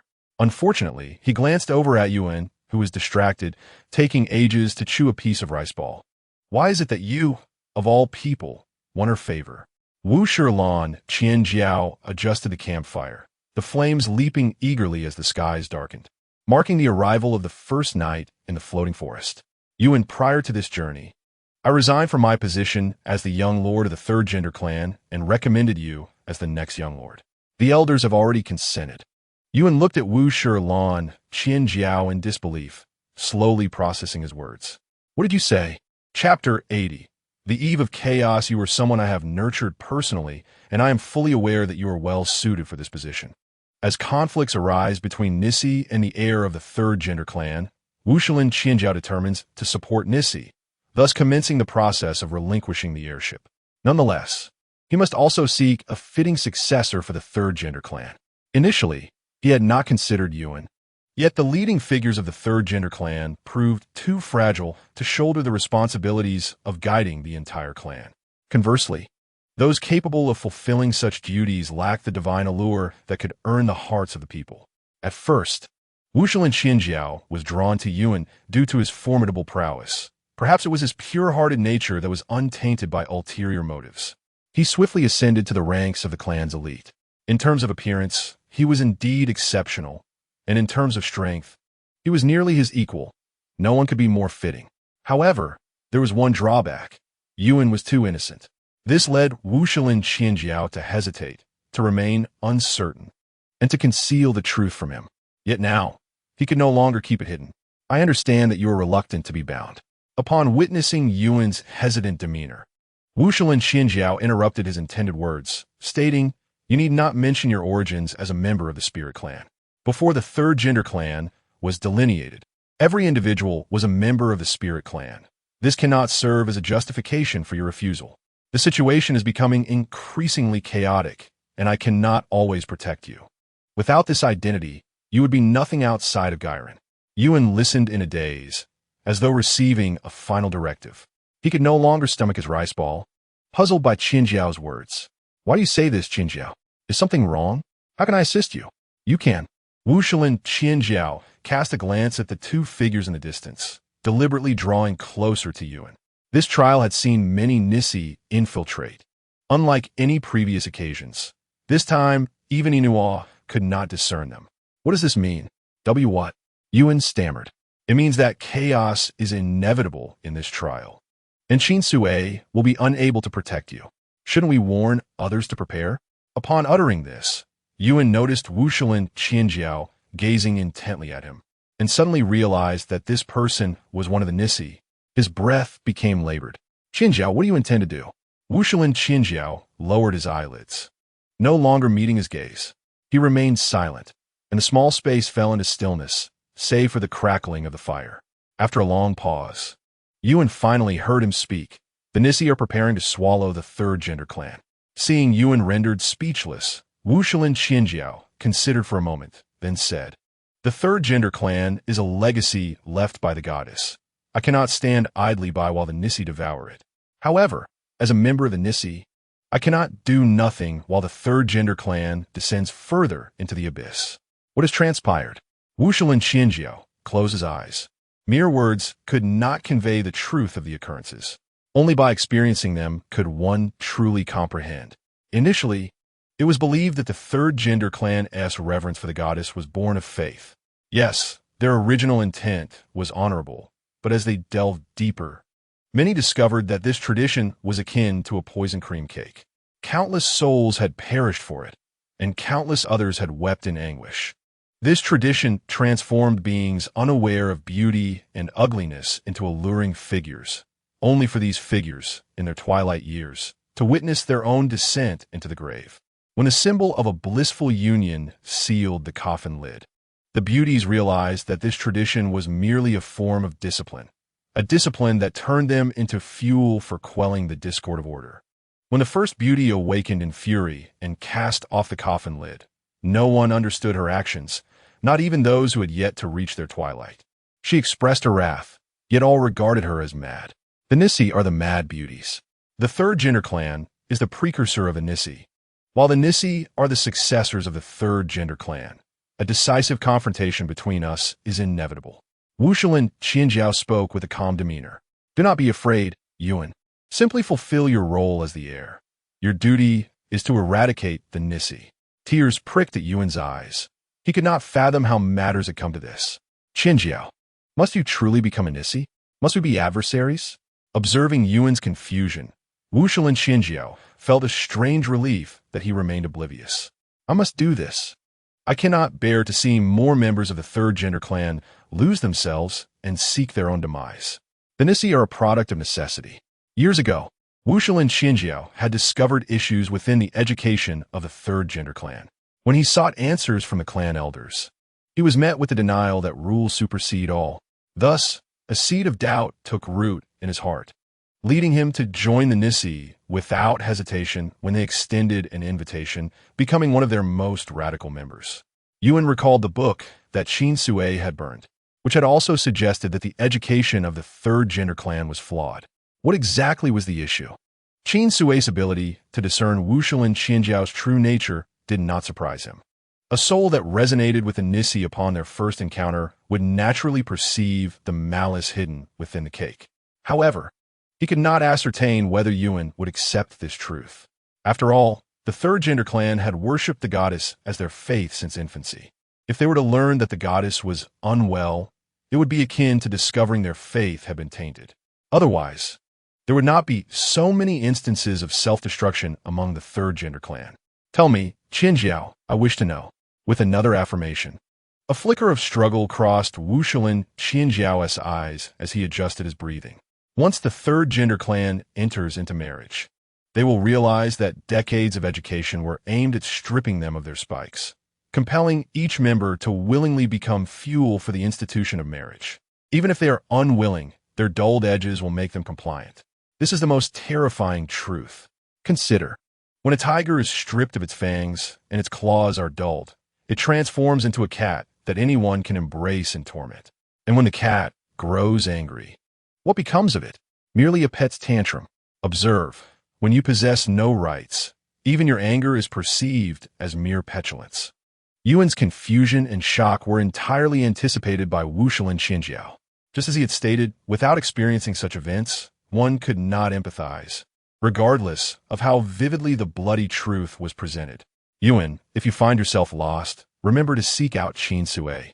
Wuxian Qianjiao rose, leaping several times into the dense branches above. Yuan remained immersed in the struggle between the Nisi and the third gender clan, left only to observe and refrain from disturbing him. The Nisi came with a vendetta. Yuan could sense this, yet he could not comprehend why it was rooted in hatred, and why it was directed at the third gender clan. When both sides are evenly matched and each seeks to consume the other, conflict will only result in mutual destruction. It would be wiser to redirect the discord. Who knows if there's a third party fanning the flames from behind? At the mahjong table, Qin Sui overturned her tiles, observing the winning hand of Yinming, a pure flush. Chapter 81. Let us play mahjong together. Qin Sui was reluctant to reflect on the events of the day. Her mood could be summed up as utterly exhausted. The first teammate, Weigexier, began as a simple friendship, but under the subtle manipulation of the main consort, had now evolved into an ex-boyfriend. The former sentiment of gratitude for a single day had turned into 100 days of resentment, causing Qin to feel too intimidated to voice her thoughts. The latter was not the only ex-boyfriend to have upset her tranquil waters. The second teammate, Yinming, was a source of frustration she preferred not to mention. After forcing a marriage proposal, he magnanimously allowed for the existence of a harem, but insisted that he must remain the primary consort. Furthermore, he made a scene before the first ex-boyfriend by orchestrating a betrothal ceremony with his former girlfriend, which ultimately ended in chaos when Qin Sui kicked over the stage. The third teammate, Lu Ziaci, initially feigned camaraderie, yet failed to spot any prey while eavesdropping on gossip. Though he did not engage in any underhanded tactics, his increasingly disapproving glances toward Qin Sui suggested he was on the verge of exclaiming, "I never expected you to be such a scoundrel." This was the perspective of Weigexier, who was aware of the truth. Weigexier, Qingqing is already my fiancée, so I kindly ask you, as her former boyfriend, to be mindful of your boundaries. This is the troublesome Yinmingji. I would appreciate it if someone could clarify your relationship with me. This is the perpetually confused Luz AC. The above dialogue occasionally triggers randomly, making even lunch a challenging affair amidst this atmosphere of scheming. As the focal point of the conversation, Qin Sui regards herself as a heartless food machine. Since General Qin dares to open a fish pond, she is naturally prepared for the possibility of it being blown up. It is merely a drama between a fiancé and a former boyfriend, with another ex-boyfriend lurking about, a possessive roommate possibly next door, and a confession turned rejection that has morphed into ambiguous intrigue. Qin Sui is not oblivious. On the contrary, she excels at feigning ignorance. Without the ability to protect herself, her tactics are nothing more than a means to gather some shields for herself. Without these shields, her life would not be as carefree as it is now. However, Gaining something often requires sacrificing something else. It is only natural for rivals to cast envious glances at one another. Rather than harboring discord that could lead to the entire team's downfall, it would be better for everyone to clarify their positions. Number 1. Wei Guxie is not a talkative person. Yet number 2, Yan Mingji, is loquacious and has grievances, while number 3, Lu's AC, secretly stirs the pot. Seeing that their lunch break is slipping away, Qin Sui decided to set up a mahjong game. With 4 players, any issues could be addressed at the table. Thus, in the wilderness, seated around a square tree stump used as a table, the 4 engage in a series of discussions on how to resolve internal team harmony. The gameplay is not particularly difficult. After 2 practice rounds, they successfully captured the attention of the remaining 3. A simple addition of a few phrases brought them to a basic understanding. 1 bamboo. Qin Sui played a tile, making her intentions clear for organizing the game. First, personal matters affecting internal harmony require my apology, particularly to the innocent Lu's AC. Lu's AC, was taken aback by Qin Sui's statement and raised an eyebrow. You're apologizing to me? You're not involved in this. But since it severely affected the team as progress, I truly owe you an apology. 8 bamboo. Even if there is an apology, it shouldn't be from you. Wei Guxie disagreed, casting a glance at Yan Mingji, making his meaning quite clear. If it weren't for Yan Mingji's antics, things wouldn't have escalated this way. Unfortunately, if Yan Mingji were capable of self-reflection, he wouldn't have caused so much trouble. He completely misunderstood Wei Guxie's implication and boldly responded, "Go ahead and draw and play." Wei Guxie, 2 bamboo. Yan Mingji slapped down a tile, melding with the 2 bamboo. Wei Guxie, 8,000. Yan Mingji's behavior was utterly infuriating, making Wei Guxie's disdain for him grow. Meld with 8,000. Lu's AC pushed forward, 3 bamboo. Meld. Qin Sui laid down 2 3 bamboo. I'm 1 tile away from winning. So fast. The 3 gazed in astonishment, and Qin Sui smiled lightly. Just hitting tiles is dull. How about we introduce some stakes? Without giving them a chance to ponder, she declared, we want to play excessively. The loser only needs to offer something, whether a personal item or a promise of prey, to be used as a wager. The final trials will be assessed from 2 angles. The quickest escape from the floating forest and the team with the most hunts, with a 3-day time limit. Achieving either qualifies as acceptable, and this condition even boosts team morale. No one would refuse. Especially since the quickest escape from the floating forest is a clear advantage for the weaker third gender. Other races would hardly choose the first qualifying condition. And so it is with Qin Sui's team. Although the second option may be somewhat riskier, it offers an additional 5 points for each member, effectively adding 10 points to the team total. It not only showcases their strength, but also enhances their score, presenting a chance for prosperity amidst risk. Thus, even with the 2 lowest-ranked members in the team, Wei Guxie and Lu's AC readily opted for the second option. Yan Mingji had voiced protests before, but alas, the weak have no right to object. Qin Sui also leaned towards the latter. Due to their weakness, taking a chance might yield greater rewards. Choosing the safer option carries a risk greater than opting for the second choice, primarily because she lacked the right to protest. Both Wei Guxie and Lu's AC had already achieved A rank, making hunting a relatively uncomplicated task for them. This is why their team departed later and remained unhurried, even taking the time to fashion a tree stump into a mahjong table. The sole loser this round was Wei Guxie, who left the mahjong table for 3 minutes, only to return carrying a long-haired, sharp-toothed rabbit. This was the wager he lost. The other 3 had no objections, and another round continued. As the spoils around the mahjong table grew, even Qin Sui contributed a few bottles of poison powder, and the 4, having played mahjong all afternoon, prepared to wrap things up. It appeared they wouldn't need to venture out for wild game this time. Observing the various game spoils scattered about, Lu's AC mused. Looks like we're set for dinner. Wei Guxie sorted the larger and smaller games separately, glancing at Qin Sui. Pick out what we'll eat tonight. The rest will be stored for points. Qin Sui had no objections, even eagerly sorting through a few for a feast. It's no wonder A ranks are so sought after. Any team with an A rank can fill their stomachs, let alone Qin Sui's team, now boasting 2. Chapter 82. I truly do not understand why you would marry such a person. Mahjong has historically served as a bridge of communication. After an afternoon, 3 out of the 4 members of Qin Sui's team had eased their tensions, watching the 3 ignite a fire and process the ingredients.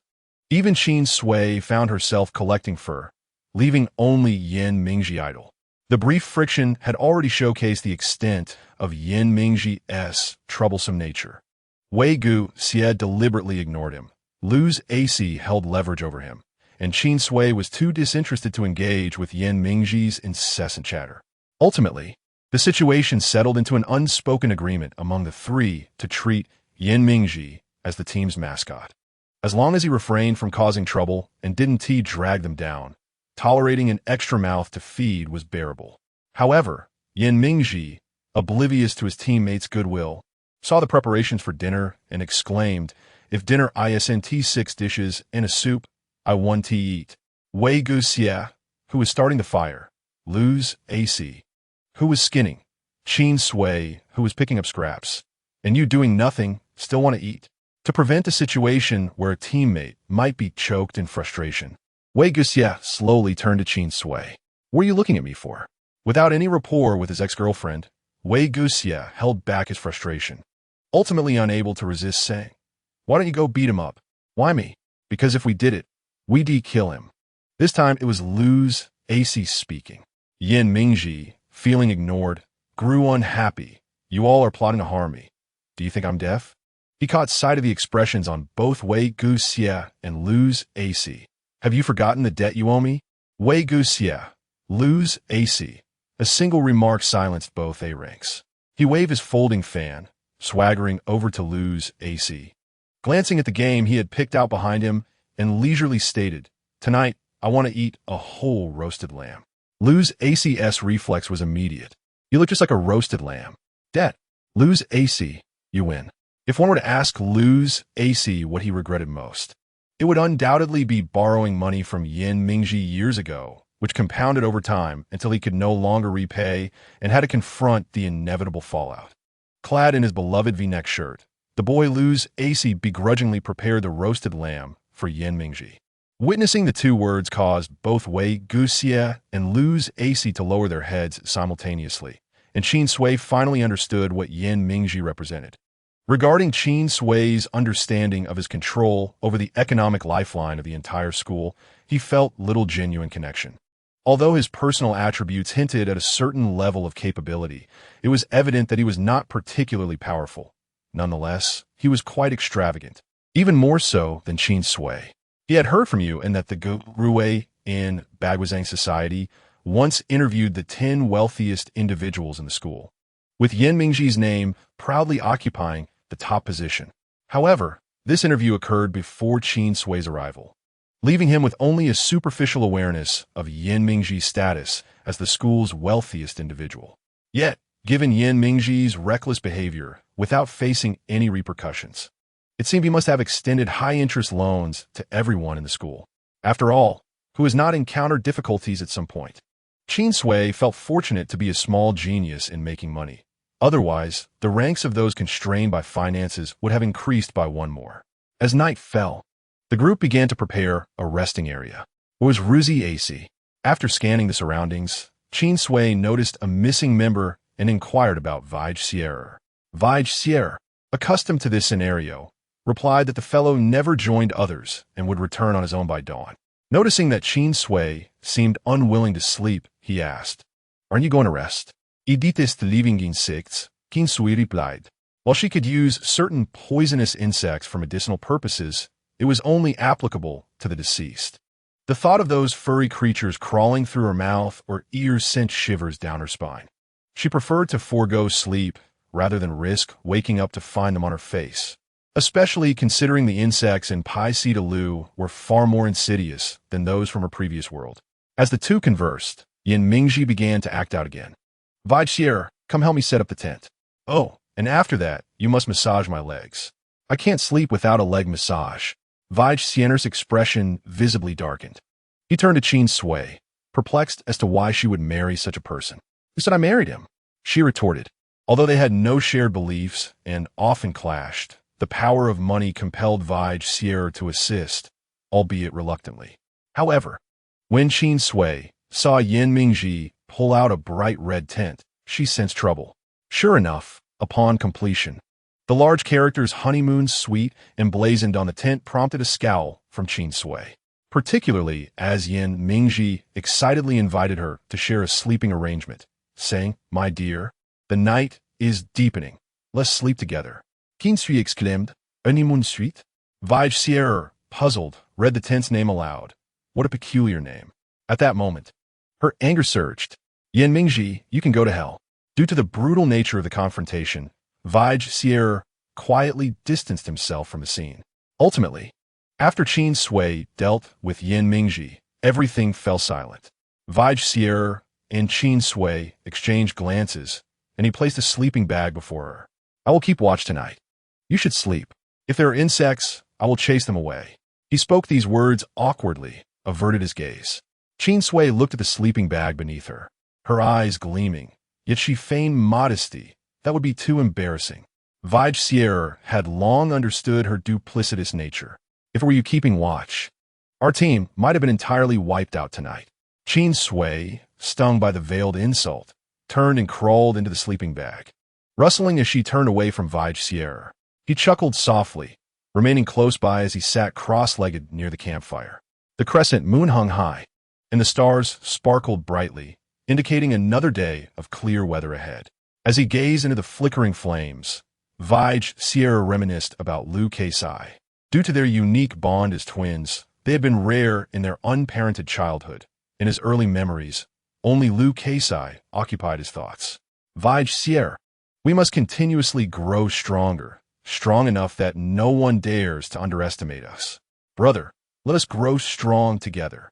They had fulfilled their childhood promise, becoming formidable in their own right. Yet, as they matured, they found themselves separated. Chapter 83. Beast Summoning Weakness is the Original Sin. Vige Sierra had endured considerable hardship due to this belief in his youth. Thus, he always thought that if a person lacked strength, life itself was a torment. However, Qin Sui's presence began to shake this firmly held conviction. She was exceedingly fragile, unable to withstand even a single move from him, let alone partake in the bloodthirsty activity of hunting. Now, she lay unguarded in the floating forest, surrounded by beasts. It wouldn't be entirely accurate to say she lacked any self-preservation skills, but her abilities were trivial. A mere warning from anyone would render her helpless. Yet, how could she live so freely and joyfully in such a world? At some point, Vige Sierra found himself squatting before Qin Sui's sleeping bag. He snapped back to reality, realizing she remained completely oblivious to his presence, her breathing steady. At such a close distance, what if he moved even closer? Contemplating this, Vige Sierra steadied himself with one hand on the ground and gradually inched closer to Qin Sui, their proximity shrinking until only a finger's breadth separated their noses. He paused, shifting his gaze from her hair to her cheek, then from her brows to her lips, and finally to her delicate neck and collarbone. Her chest rose and fell softly with each breath, and suddenly, Vige Sierra caught a whiff of a distinctly intoxicating scent. It was reminiscent of a rose garden thriving amidst rusted iron, where the moon above remained indifferent to the whispers of the ruins, much like her, silently grasping one's heart, rendering each heartbeat subject to her approval. Vige Sierra recognized this aroma coursing through his veins. It was uniquely hers, an incredibly addictive fragrance. He shut his eyes, abruptly pulling away from her. Yet, inexplicably, he found himself reluctant to distance himself too far, his gaze still lingering on her face. Perhaps it was due to her femininity. Qin Sui's skin was more delicate than anyone else's. She had reached the frailness of the third sex, having gained a bit of weight since her arrival. Recalling her unabashedly greedy eating habits, Vige Sierra felt a chuckle rising within him. The third sex often refrained from eating to maintain their figures, and even members of other races monitored their diets to preserve muscle. Yet, Qin Sui was entirely different. She would eat anything, daring to try even unfamiliar foods. Unfortunately, with insufficient physical activity, her body remained soft, and her frame was small, he could easily encircle her wrists with one hand, and her punches lacked strength. Initially, Vijay thought her reluctance to train stemmed from a lack of discipline, but upon learning the truth, he felt a pang of guilt. He gazed down at her, lost in thought. Suddenly, a gust of wind swept through, carrying that unique scent directly toward him, too potent to ignore. It brought back memories of the day when you had accidentally injured Qin Sui. Even amidst the blood, her pearlescent glow was undeniable. Though his eyes captured the beauty of her sleeping visage, his mind conjured images of her unclothed form, causing his heartbeat to quicken, resonating in his ears as if something uncontrollable was about to burst forth. Vijay abruptly stood and fled from the spot, not daring to glance back at Qin Sui for the remainder of the night. The next day dawned bright and clear, as the sun awakened all the creatures within the forest, reviving the once silent, floating woods. The four-member team resolved to engage earnestly in their final trial of the term. Learning from yesterday's lessons, they rearranged the personnel order today, ensuring that the fragile and ineffectual ones were no longer grouped together. Due to disputes regarding hunting partners and route explorations, the four individuals each held their own opinions, delaying breakfast for an entire morning. Ultimately, they decided to pair Wajixi with Yin Mingji. Whichever of them was with Qin Sui, the other would invariably exhibit a sarcastic demeanor.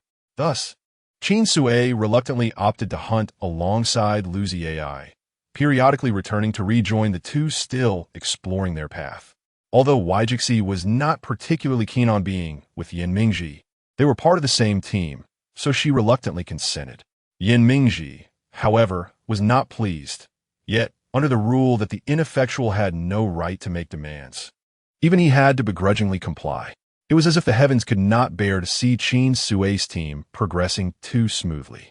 On the second day of the final trial, throughout the morning, Qin Sui and Luzi AI failed to encounter a single creature, not even a single mutated chicken from the overpopulated species. Should the afternoon yield similar results, their team might truly struggle to even pass. After another fruitless venture, Luzi AI turned his attention to Qin Sui, inquiring if she possessed any of that particular potion. What potion? Qin Sui could not quite grasp what he was referring to. The one that actively attracts prey.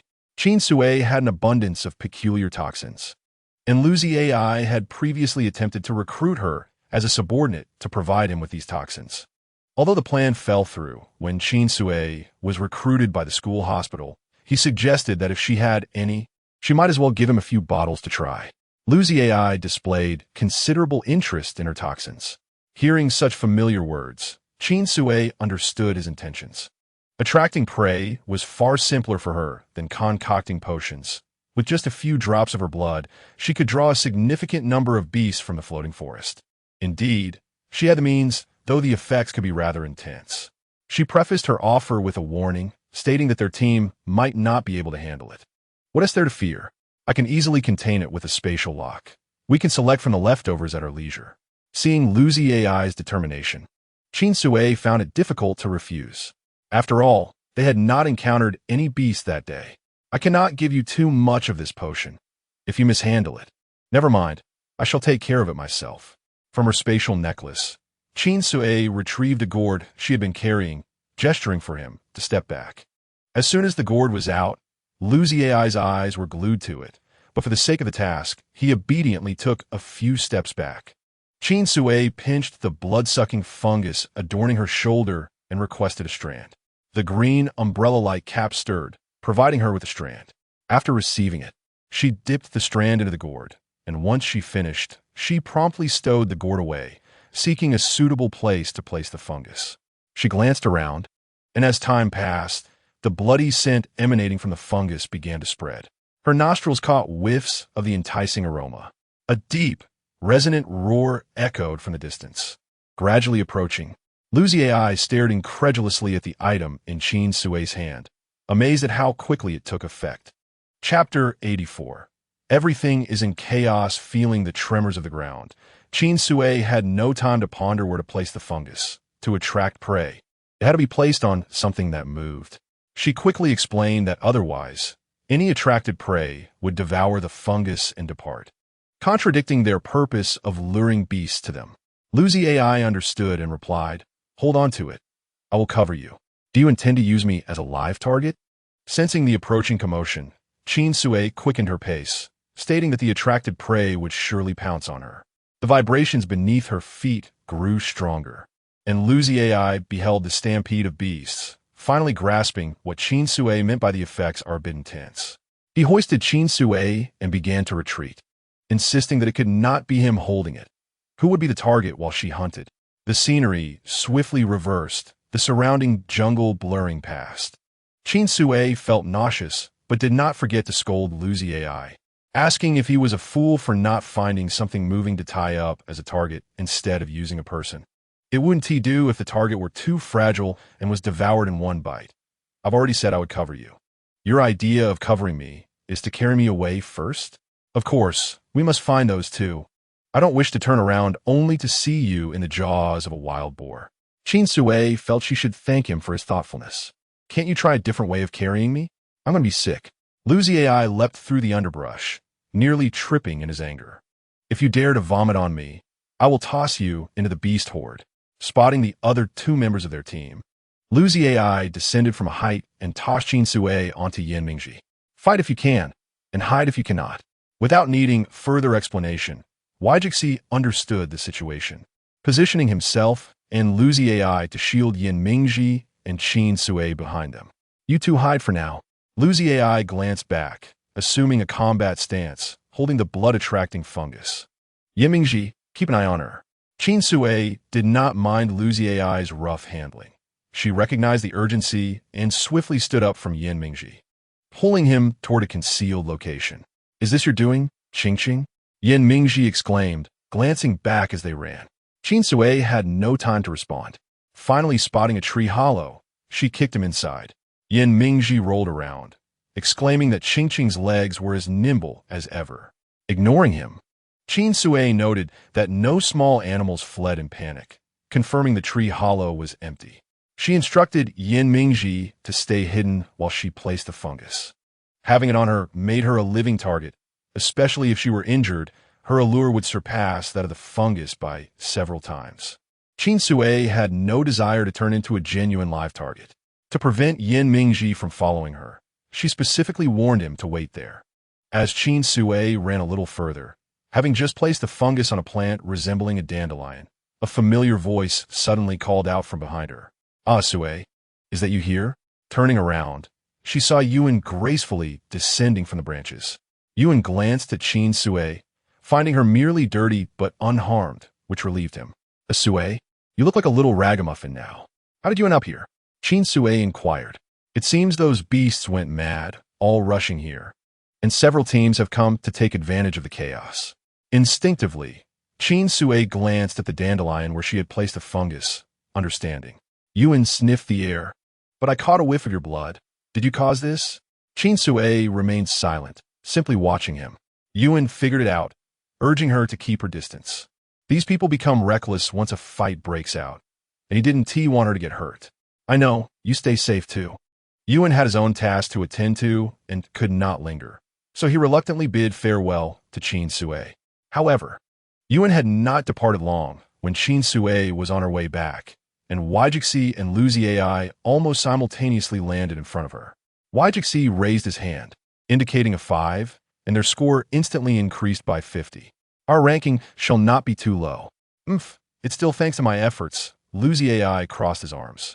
However, Qin Sui's potion truly is remarkable. It attracted beasts for miles around. Qin Sui listened to their exchanges, her attention drawn to the bruises and marks on their faces. "What happened to both of you?" Waijixi and Luzi AI exchanged glances, falling into silence. The corners of her mouth bore traces of blood as Qin Sui slowly furrowed her brow. Was it a beast that did this? The two shook their heads. Was it another team?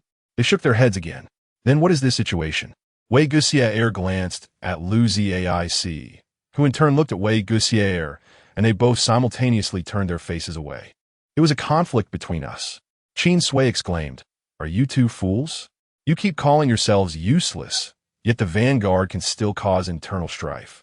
Qin Sui truly found these two infuriating.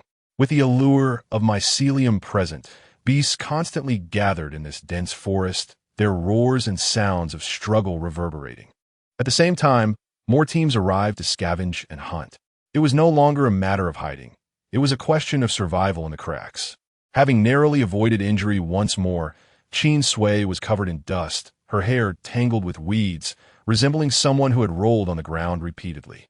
Only when she distanced herself from the mycelium did the danger around her diminish significantly, due to the arrival of other teams. The previously hunted beasts had not been marked by her team, and many were eliminated amidst the struggle between the beasts and others. Wei Guxia Air and Lu Zi Ai C certainly could not stand by and watch others destroy their hard-earned results, so they joined the fray, disappearing into the chaos. Qin Sui looked at the equally dirty Yanming Ji, and the last two in the rankings let out a sigh of relief, having survived a calamity. Meanwhile, the chaos expanded, with Lu Zi Ai C unknowingly chasing an injured saber-toothed elephant, drifting away from the center of the melee. The elephant's tusks, used for attack, had been broken by someone, and Lu Zi Ai C had sacrificed his points against several smaller beasts, which compelled him to abandon his team and pursue it. After chasing for over a dozen miles, Lu Zi Ai C realized he had lost track of the elephant. Frustrated and about to turn back, he suddenly heard a sharp sound of wind slicing through the air behind him. Who? Chapter 85. The deep red soil, the sudden disturbance heightened Lu Zi Ai C's vigilance. As he heard a commanding voice, a figure cloaked in black slowly emerged from the depths of the forest. The hood obscured the face, preventing Lu Zi Ai C from discerning the identity of the individual. But the vibrant hem of the dress and the unique curves of a third gender indicated that it was a woman. Her voice was icy as she pointed her longsword at Lu Zi Ai C, stating, "Hand over Qin Sui, or I shall kill you." The woman's hostility was palpable. This was Lu Zi Ai C's first reaction. He could not comprehend why she demanded Qin Sui right off the bat. However, her arrogant demeanor ignited his anger. "Who are you? Why are you looking for me?" Although he had indeed considered taking Qin Sui under his wing, that plan had failed. Nonetheless, at present, Qin Sui was part of his team, and her demand to surrender her was a blatant affront to his dignity. The woman responded with a warning attack. "Damn it. If I hadn't dodged quickly, my calf would have been severed."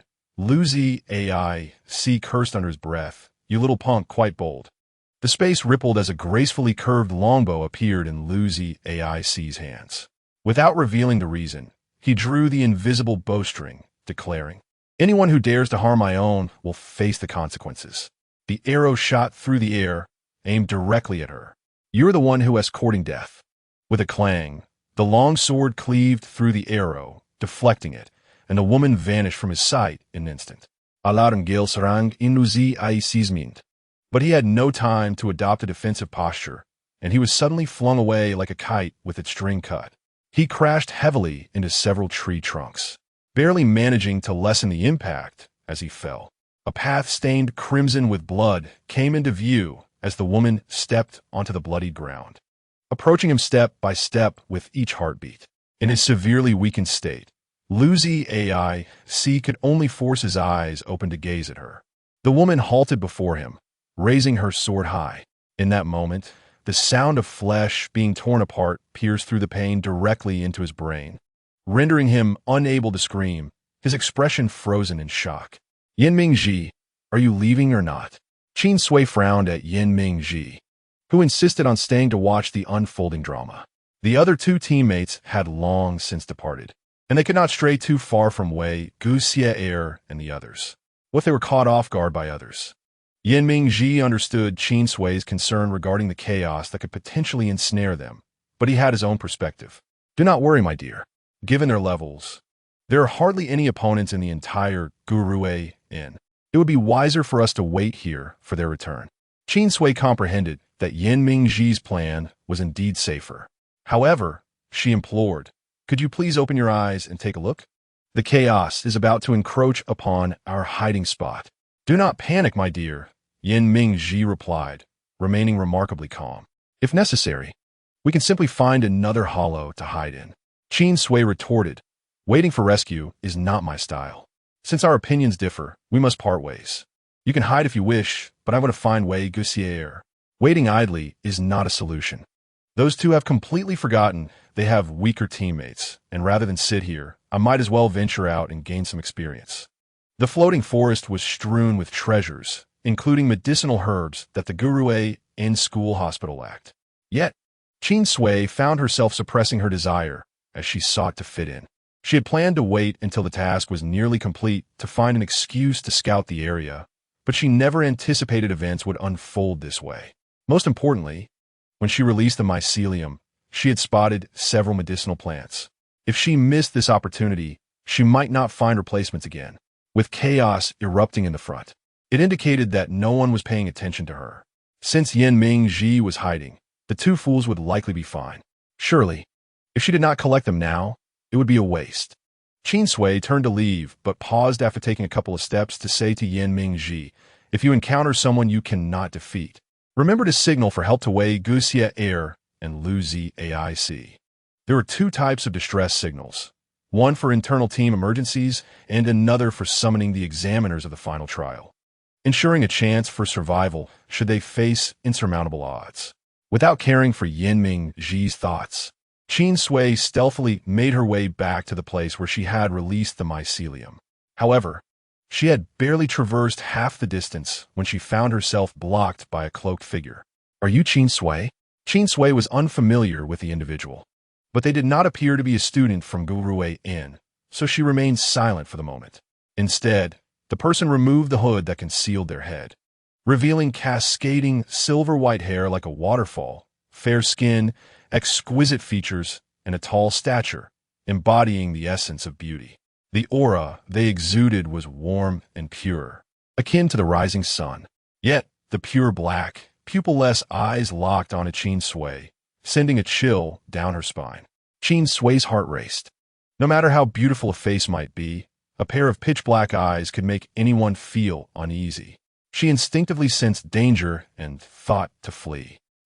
Sorry. You've mistaken the person. As she turned to leave, the individual, defying logic, stood directly in front of her once more, moving without a sound. This action made it abundantly clear to Qin Sui that this person possessed an exceptionally high level. Indeed, you are not mistaken. The enchanting beauty smiled, confirming her identity as a woman. Realizing she was the target, Qin Sui clenched her fists, relaxing and then tightening them again. What do you want? The other party clearly approached her with intent. If a transaction were possible, it would be ideal. If not, I have heard that your blood possesses extraordinary properties. Allow me to witness it firsthand. This statement was whispered directly into Qin Sui's ear. She could hardly see how the person had approached her, only feeling her hair blown by the wind. The next moment, the individual was too close for comfort, and she felt a sharp pain in her arm. She let out a pained gasp as she watched her sleeve shatter from the force of the blast, a gaping wound appearing on her arm, crimson blood surging forth. An ethereal and distinctive fragrance swiftly enveloped the small space. The other party inhaled deeply, clearly captivated by the remarkable scent. He reached out and caressed the injured arm of Qin Sui, who instinctively tried to pull away. Yet, despite his gentle grip, she found herself utterly immobilized, helplessly witnessing him pierce a drop of her blood with his sharp nail. The blood coalesced into a droplet at his fingertip, which he slowly brought to his lips, as if savoring some exquisite vintage. A chill ran down Qin Sui's spine, and her heart raced with anxiety. Chapter 86. The siren of slaughter time seemed to stretch interminably. Or perhaps it was merely an instant, as Qin Sui found herself pulled into his embrace. Remember my name? Lu Naier, he proclaimed, constraining her with a grip that felt like a whip, causing her pain. She could hear his voice, close enough to touch, declaring, I shall be your master. Master? Qin Sui felt a laugh bubbling within her. Perhaps he underestimated her, as he still allowed her hands to remain free. She silently vowed he would not regret that decision. A needle, as fine as a hair, glimmered at her fingertip. Without a moment's hesitation, Qin Sui plunged the needle into Lu Naier's neck, and he immediately released his hold on her. Qin Sui quickly retreated, clutching her already scabbed arm. wishing she could flee if not for the need to remain alert to his movements. Lu Nai astirtea. His hand probing the wound where the silver needle had pierced, a flicker of light glinting from his fingertips as he withdrew the needle, feeling his body grow sluggish. His gaze darkened as he fixated on Qin Sui. It's poisonous. Her vigilance was commendable, but Qin Sui suddenly felt a blinding pain in her back, followed by a burning sensation in her throat, a metallic taste surging upwards. She bit her lip, stifling a groan, but a trickle of blood escaped from the corner of her mouth. Lu Nair's voice emerged behind her. Unfortunately, you are too weak. You are indeed, as the rumors say, possessing a rare treasure but lacking the strength to protect it. As she listened to his taunts, the pain within her body made her feel powerless. She clutched her aching chest, knowing Lu Nair had surely struck a blow to her lungs.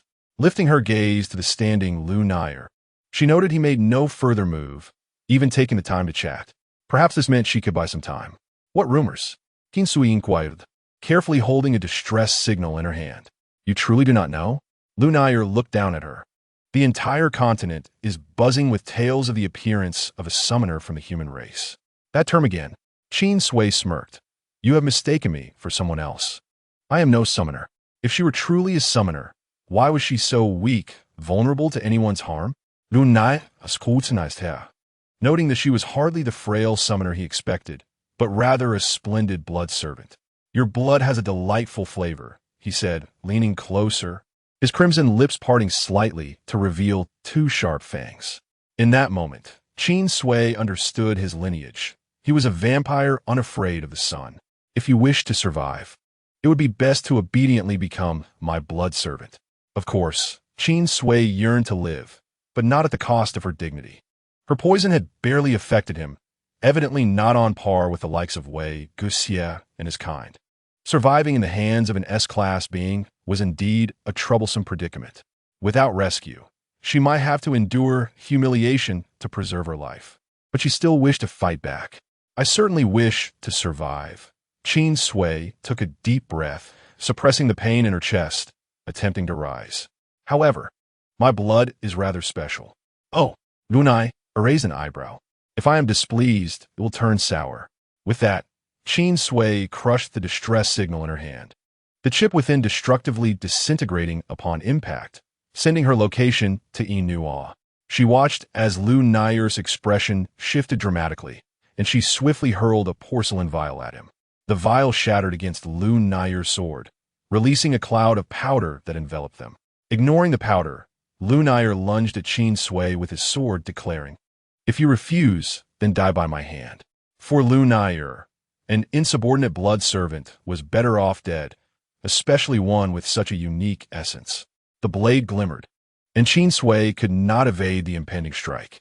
This was her first encounter with a life-threatening crisis in this world. As she watched the sword edge draw nearer, she clenched her fists. She refused to believe she would perish so easily, especially with her illustrious reputation at stake. No one would stand idly by and watch her die. Qin Sui gambled on Inua's rescue, on Principal Yi Lian's intervention, and even on Lu Nair's hesitance to truly kill her.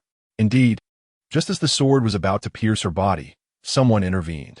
Seeing the figure clad in red and black before her, Qin Sui breathed a sigh of relief. But another wave of anxiety surged. Yanming Ji was not particularly powerful. He could not hold out for long. He used his folding fan to block Lu Nair's sword, his narrow eyes revealing a hint of surprise. To think I would see you like this again. He scrutinized Lu Nair, finally resting on his pitch-black eyes. What a fall from grace. How have you sunk so low? Indeed, Yanming Ji, you have managed to injure me. Lu Nair's face bore a fresh cut from the energy blade, blood trickling down, but he wiped it away with a sneer. You are not faring much better. Look at you, the once great genius reduced to a D-class. Yanming Ji narrowed his eyes and suddenly laughed. You return, and yet you dare to attack a junior? This is not the Lu Nair I remember. Less chatter. If you obstruct me, I will kill you too. Qin Sui, overhearing their exchange, was surprised to discover that Yanming Ji and Lu Nair knew each other, but this also presented a perfect opportunity to escape. She hesitated, contemplating whether to let Yin Mingji take the brunt while she sought help. Just as she was torn over whether to let him take the hit, Yin Mingji suddenly called out, "Qing Qing, hurry and find Wei Guxie and the others." Lu Naiye grew increasingly impatient. Yin Mingji stood no chance against him in his prime. However, after Yin Mingji spoke, there was no response. He turned to see that Qin Sui had vanished. The realization dawned on him. She had slipped away right under his nose. Yin Mingji stared blankly. Lu Naiye scoffed. "I never thought I would see that expression on you." Qin Sui had escaped while he watched, merely choosing not to stop her.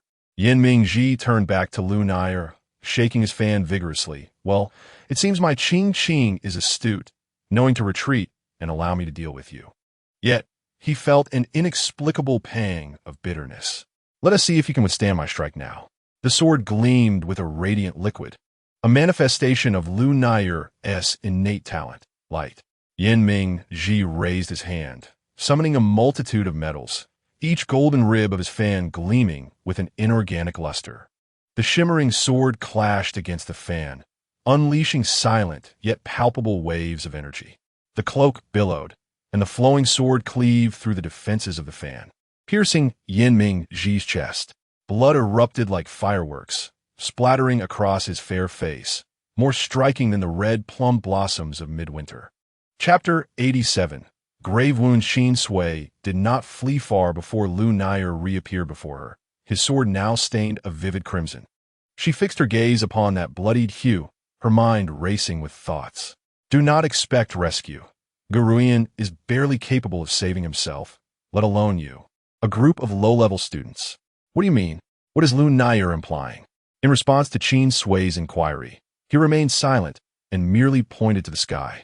Qin Sui instinctively glanced upward and was startled to find the sky was marred by countless fissures, resembling a fragile sheet of glass on the verge of shattering. This was the protective barrier safeguarding Guruyan's final examination, and now it was fractured. What does this signify? It indicates that there are serious issues with Guruyan's final trial. Qin Sui suddenly recalled Principal Ilian's words about how this continent has never known peace and could erupt into chaos at any moment. So this is what it means. Even a seemingly mundane final trial could ignite a cascade of turmoil. If she has encountered formidable foes, might not the other students find themselves in similar predicaments? Perhaps even Guruyan Academy is facing a daunting adversary? Qin Sui felt uncertain and dare not ponder further. In this troubled world, there seems to be no need for a reason to instigate conflict. Guruyan Academy appeared to be a fleeting sanctuary, yet stepping beyond its confines would plunge one into the harsh reality of global strife. The stark contrast could drive anyone to madness. Qin Sui clenched and unclenched her fists repeatedly, her thoughts swirling chaotically, devoid of rhythm. She observed Lu Naiye, who showed no further intention of advancing, and realized he craved not merely a one-time blood supply, but a continuous source of blood servants. "I will follow you. For now, survival is paramount. Plans can be adjusted later. Given the current circumstances, this is the only course of action available to Qin Sui." Qin Sui, Yin Mingji, Wei Guxie searched desperately for his teammates, unable to locate even Lu Ziai. The competition for prey had grown increasingly chaotic, resulting in numerous casualties, and several teams had already dispatched distress signals into the sky. Following the trail, Wei Guxie finally spotted the rescue signal belonging to his team and immediately rushed toward it. However, upon reaching the location of the signal, he was confronted by the bloodied figure of Yin Mingji, with Qin Sui nowhere to be found. Yin Mingji. Wei Guxie was at a loss for how to assist Yin Mingji, whose chest bore a gaping wound, blood staining the earth beneath him, and the heavy scent of blood wafting through the air. Even his ever-present folding fan lay, torn and abandoned at his side. Panic surged within him, without a second thought. He began to channel spiritual energy into Yin Mingji. "Yin Mingji, wake up. Where's Qin Sui? Is she still alive?" Miraculously, the infusion of energy seemed to have an effect, as Yin Mingji coughed weakly and opened his eyes. Qin Sui was taken by Lu Naiye. "Lu Naiye?" Wei Guxie's expression shifted dramatically. It was him. He was entirely different now. Yin Mingxi's gaze was unfocused. You altogether would not be his match. Wei Guxie refused to accept this news. Stay awake, Yin Mingxi. Listen to me. You must use your energy to protect your heart vein, or you will die in your sleep. Yin Mingxi could no longer comprehend Wei Guxie's words. Darkness encroached upon his vision. Do not worry about me. Go find help. Save Qing. Yin Mingxi. Wei Guxie watched helplessly as he lost consciousness, his expression momentarily betraying a loss of control. It is Lu Naier. Why is it Lu Naier? Why him? The echoes of childhood teachings lingered in his ears, the radiant youth smiling as he said, Wei Guxie, strive hard in your training. Perhaps one day you might surpass your teacher. Teacher, in a world rife with conflict, only those who dedicate themselves to nurturing another's growth can truly be called a teacher, a lifelong mentor. Lu Naier is his master. Wei Guxie clenched his teeth. You said you wanted to venture out, yet he could not accept this. He had to uncover the truth behind why a defenseless individual was taken. A crack ruptured the sky, a gray haze seeping through the fissure. This was the very color of the world itself. The crimson distress signal erupted in the sky, and Wei Guxie slammed his fist against a nearby tree trunk, unleashing a shower of leaves. This was Gu Ruian's distress signal, indicating that this final trial faced an extremely grave issue and must be immediately aborted. A realization struck him, and an aura of cold determination enveloped Wei Guxie as he forced himself to focus, racing toward the residual energy of Qin Sui. Meanwhile, on another front, Lu Zai, who had fired the emergency signal, lay in a pool of blood, his hand clutching the signal gun, dropping limply. The mentor's words echoed in his mind before the examination. The safety of this exam is entrusted to you, Lu Zai. You are the finest member of this year's security team. Please ensure the protection of your more vulnerable classmates. If anything unexpected occurs, please fire this distress signal. A bitter smile twisted Lu Zai's lips. How absurd. He had believed himself formidable, yet he couldn't withstand even a single strike from that person. He had been so arrogant to think he could protect others. Now, all he could do was fire the distress signal, alerting others to retreat at once. He hoped no one would engage him. In the underbrush, the fallen shui of a bloodthirst fungus emerged, drawn by the scent of blood. It twitched its translucent cap, and countless mycelia encircled the unconscious Lu Zai. Bang! The distress signal's color and sound were distinctive. Lu Naier, carrying Qin Sui, recognized it instantly as Gu Ruian's emergency signal. He clicked his tongue in irritation. Clearly, Gu Ruian's students had sensed something amiss. Once the distress signal was sent, the examination would conclude immediately, and students would soon converge. Although Gu Ruian was in dire straits, there was no guarantee that help would not arrive. This was no place to linger. Yet, an unwelcome guest stood in their way. Who are you? Wu Shilan Qianjiao brandished a dagger, seeing Qin Sui bound and gagged, clearly against her will. The planned ambush had yet to commence when another intervened. Lu Naier carelessly tossed Qin Sui aside, raising a hand to bind her with spiritual energy. Is this not a traitor of the third gender? Why the sudden interest in rescuing your kin? In an instant, Wu Shilan Qianjiao discerned the danger posed by Lu Naier. He adopted a combat stance. Regardless of who you are, I advise you to release her. Otherwise, I assure you will not escape the floating forest. Chapter 88. Finding 10 boyfriends is none of your business. Such bold words. Light spun at his fingertips, and Wu Shilan Qianjiao's eyes widened in shock. You are the light of Lu Naier, so my name is still remembered by so many. Lu Naier cracked a sinister smile, yet his attacking hand showed no hesitation. In an instant, the earth trembled, dust swirling as light broke through the particles. Any exposed skin that came into contact with the light scorched instantly, turning black as if seared by hot oil. Wu Shilan Qianjiao emitted a muffled grunt, crouching low to narrowly evade the attack. Spiritual energy surged in his hands, ready to unleash the earth attribute's power. When suddenly a fireball crashed down between Wu Shilan Qianjiao and Lu Naier, successfully capturing their attention. One must not underestimate this opponent. Lu Ku Shisi descended lightly onto a nearby tree branch, his gaze falling upon the bound Qin Sui, and he furrowed his brow unconsciously. It is hardly gentlemanly to bind a lady. With a snap of his elegant fingers, Qin Sui fell to the ground, the binding energy dissipating. Without a moment's hesitation, she distanced herself from Lu Naier, seeking refuge. Lu Naier was not gentle like Yuan. His relentless dragging had left her with numerous wounds, the feeling of losing blood becoming increasingly unbearable. "Thank you, Liu Kashi. Otherwise, without the medicine and bandaging, the mere loss of blood could have claimed her life." Lu Naier disregarded the fleeing Qin Sui. He understood that no matter how many times she attempted to escape, he could always recapture her. However, this did not imply that he was not angered by the offense. "Liu Kashi, it has been years since we last met, yet you seem unchanged." Liu Kashi leapt down from the tree trunk. "And I must say, Shu, you have undergone quite a transformation, increasingly resembling Lao Shi." The reputation of the twin shadows is renowned throughout the continent. During the years of apprenticeship, it was rare to accept the water and fire twins.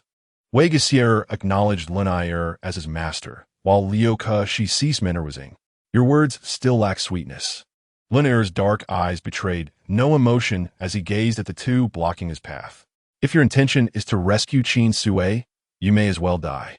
Let's not speak so gravely." Liu Kashi, relaxed and carefree, remarked, "After such a long absence, why are you capturing a young girl?" He glanced at Wuxian Qinjiao, whose expression was solemn, and added with a smile, "No wonder Qinjiao is so upset. You are detaining a member of her family. If you haven't fought before, the entire third gender clan might come for you."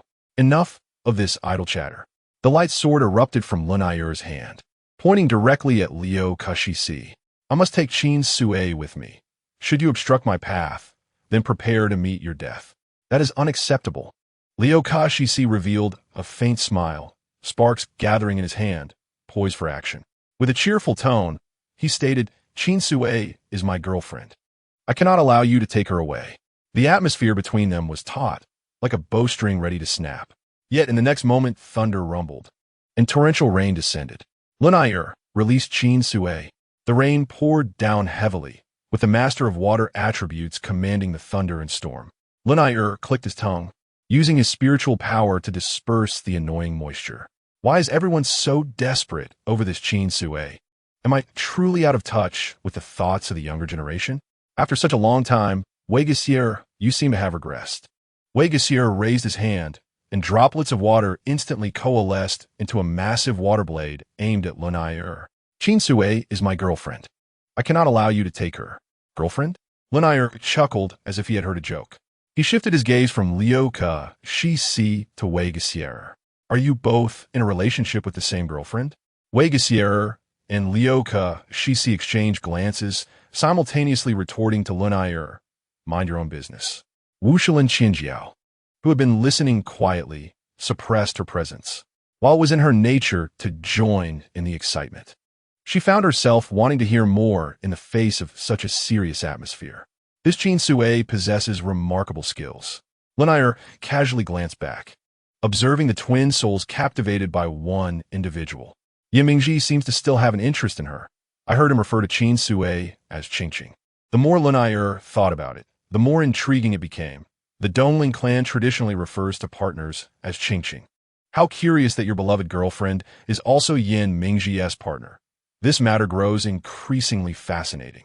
Qin Sui truly is a surprising entity, attracting only the most gifted. "TSK, you're quite the gossip." Liu Kashi interjected, "Are we fighting or not?" "Hold on." Light tore through the curtain of rain, illuminating the land and revealing Qin Sui, who was quietly bandaging herself behind a tree.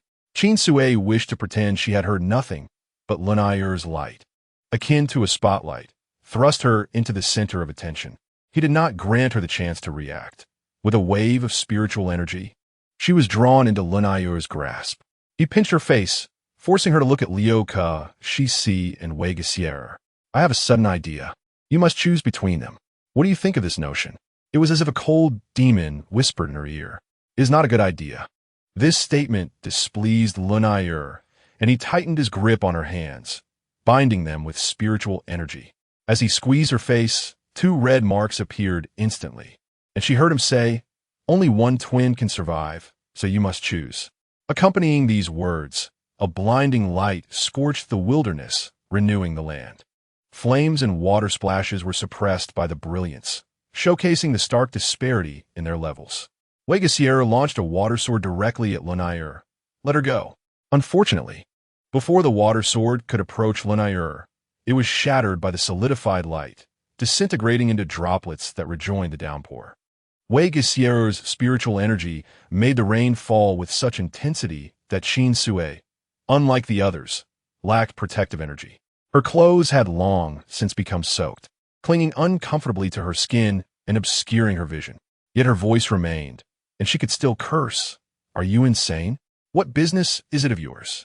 If I wanted to, I could easily find 10 boyfriends, and you would have no say in it. Captured for no reason, injured without cause, and now forced to choose. This is madness." Qin Sui was not without temper, but she typically kept it hidden. Now Lunayer's insanity overshadowed Yinming's, and she simply wanted to explode in anger. "Do you know how valuable my blood is? At this rate, I might lose too much, or worse, suffer menstrual irregularities. I have worked hard to maintain my health, and this lunatic expects me to bleed. Does he think I'm some soft fruit to be squeezed at will?" Chapter 89. Let her go, Qin Sui. Provoking him will bring us no benefit. Even Wei Sierra could see this. How could Qin Sui be unaware? Lunayer was indeed furious. He tightened his grip around Qin Sui's neck, the force soon leaving a red-purple ring. Yet, Qin Sui showed no fear. "Come, if you are capable, then choke me to death." Her tone was audacious, her face a mask of reckless madness. "Choke me to death, and the last woman in this world will perish at your hands. You will never uncover the secrets of the mother body." Mother body? Lunayer abruptly turned to Qin Sui, his grip loosening. Qin Sui clutched her throat, coughing, taking some time to recover, yet her smile grew wider. "Huh, you truly do not dare." Lunayer clenched his fist, but did not touch her again. "Yes, that is the look I wanted." It was the first time Wei Sierra witnessed such fervor in Qin Sui. Excitement seemed to explode in her eyes, her voice sharp. "Is this very look I adore, the one that says you cannot stand me, yet must support me?" Though Qin Sui's physique was frail, the explosive spirit within her sent tremors through everyone present. "You're reluctant to kill me." Qin Sui's smile gradually faded, yet her gaze remained fixed on Lunayer. "I do not care who is behind you. Let me tell you, unless I willingly comply, you shall never obtain what you desire." Lunayer's identity was of no concern to Qin Sui, but she could discern from his actions that he had a mastermind behind him. It was evident he was aware of the unique value of her blood. Anyone with eyes could see that this matter held great significance. "And what value do I possess? A mother body, a bloodline worth its weight in gold. Both are exceedingly rare treasures. As long as Qin Sui maintains her autonomy, no one can force her. No one can threaten her." Lunayer silently regarded Qin Sui. He truly could not kill her, nor could he unleash his wrath upon her. She was bolder than the rumor suggested. "You are correct. I indeed cannot kill you, and I must restrain myself from even harming you," Lunayer admitted. "For your blood is precious, a rare catalyst in this world. Your body is unique, an exceedingly scarce mother body on the continent. I truly cannot lay a hand on you." As he spoke, he slowly turned his gaze to Wei Sierra and the others across from him. "However, I can act against them. Under the light, all darkness cannot endure. Especially beneath the intense illumination, even vision may be stripped away." Lunayer's strike was abrupt, and the defenses of Weixir Luxus and Wusher Lan Qianjiao crumbled under its force, proving as fragile as paper in the face of such immense power. In a blinding flash of light, crimson blossoms erupted forth, a vivid manifestation of blood. Qin Sui's eyes were seared by the brilliance, her vision snatched away in an instant. In that fleeting moment of darkness, she beheld the blood flowers blooming fiercely amidst the holy light. Have you ever witnessed the sun's descent? Qin Sui had not, but the explosive radiance emanating from Lunayer bore an uncanny resemblance to the sun itself.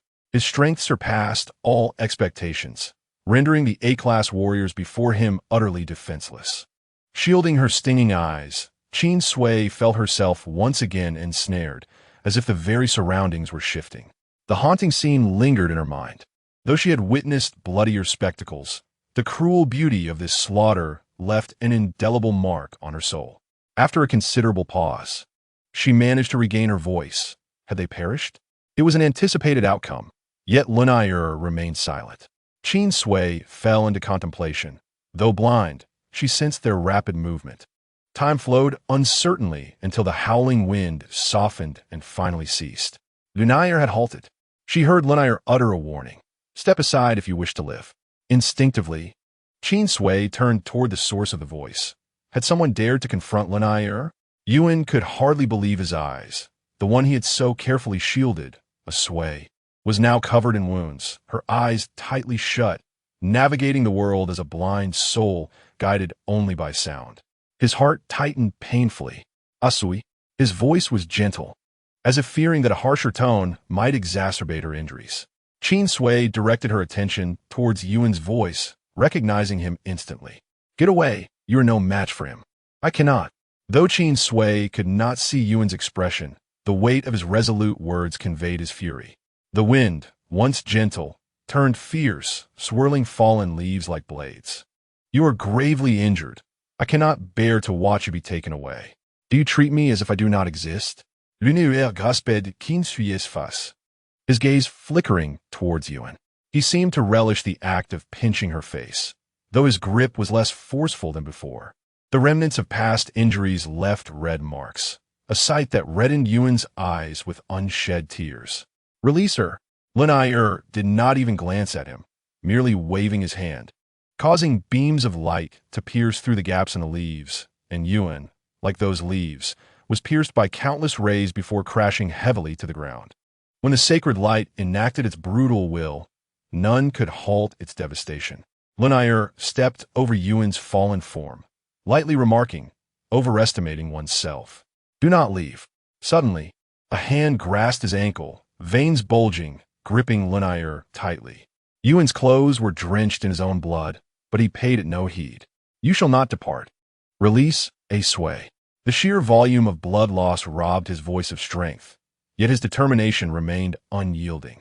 Lunai merely glanced down, placing his other foot atop the hand that clutched him, pressing down to compel Yuan to relent. Yet, even as pain rendered him voiceless, he continued to cling on desperately. What a multitude of fools seeking death. Lunai pinched Qin Sui's chin, forcing her to witness Yuan's plight. "It seems you have quite the circle of admirers, with so many coming to your aid." Qin Sui's lips trembled.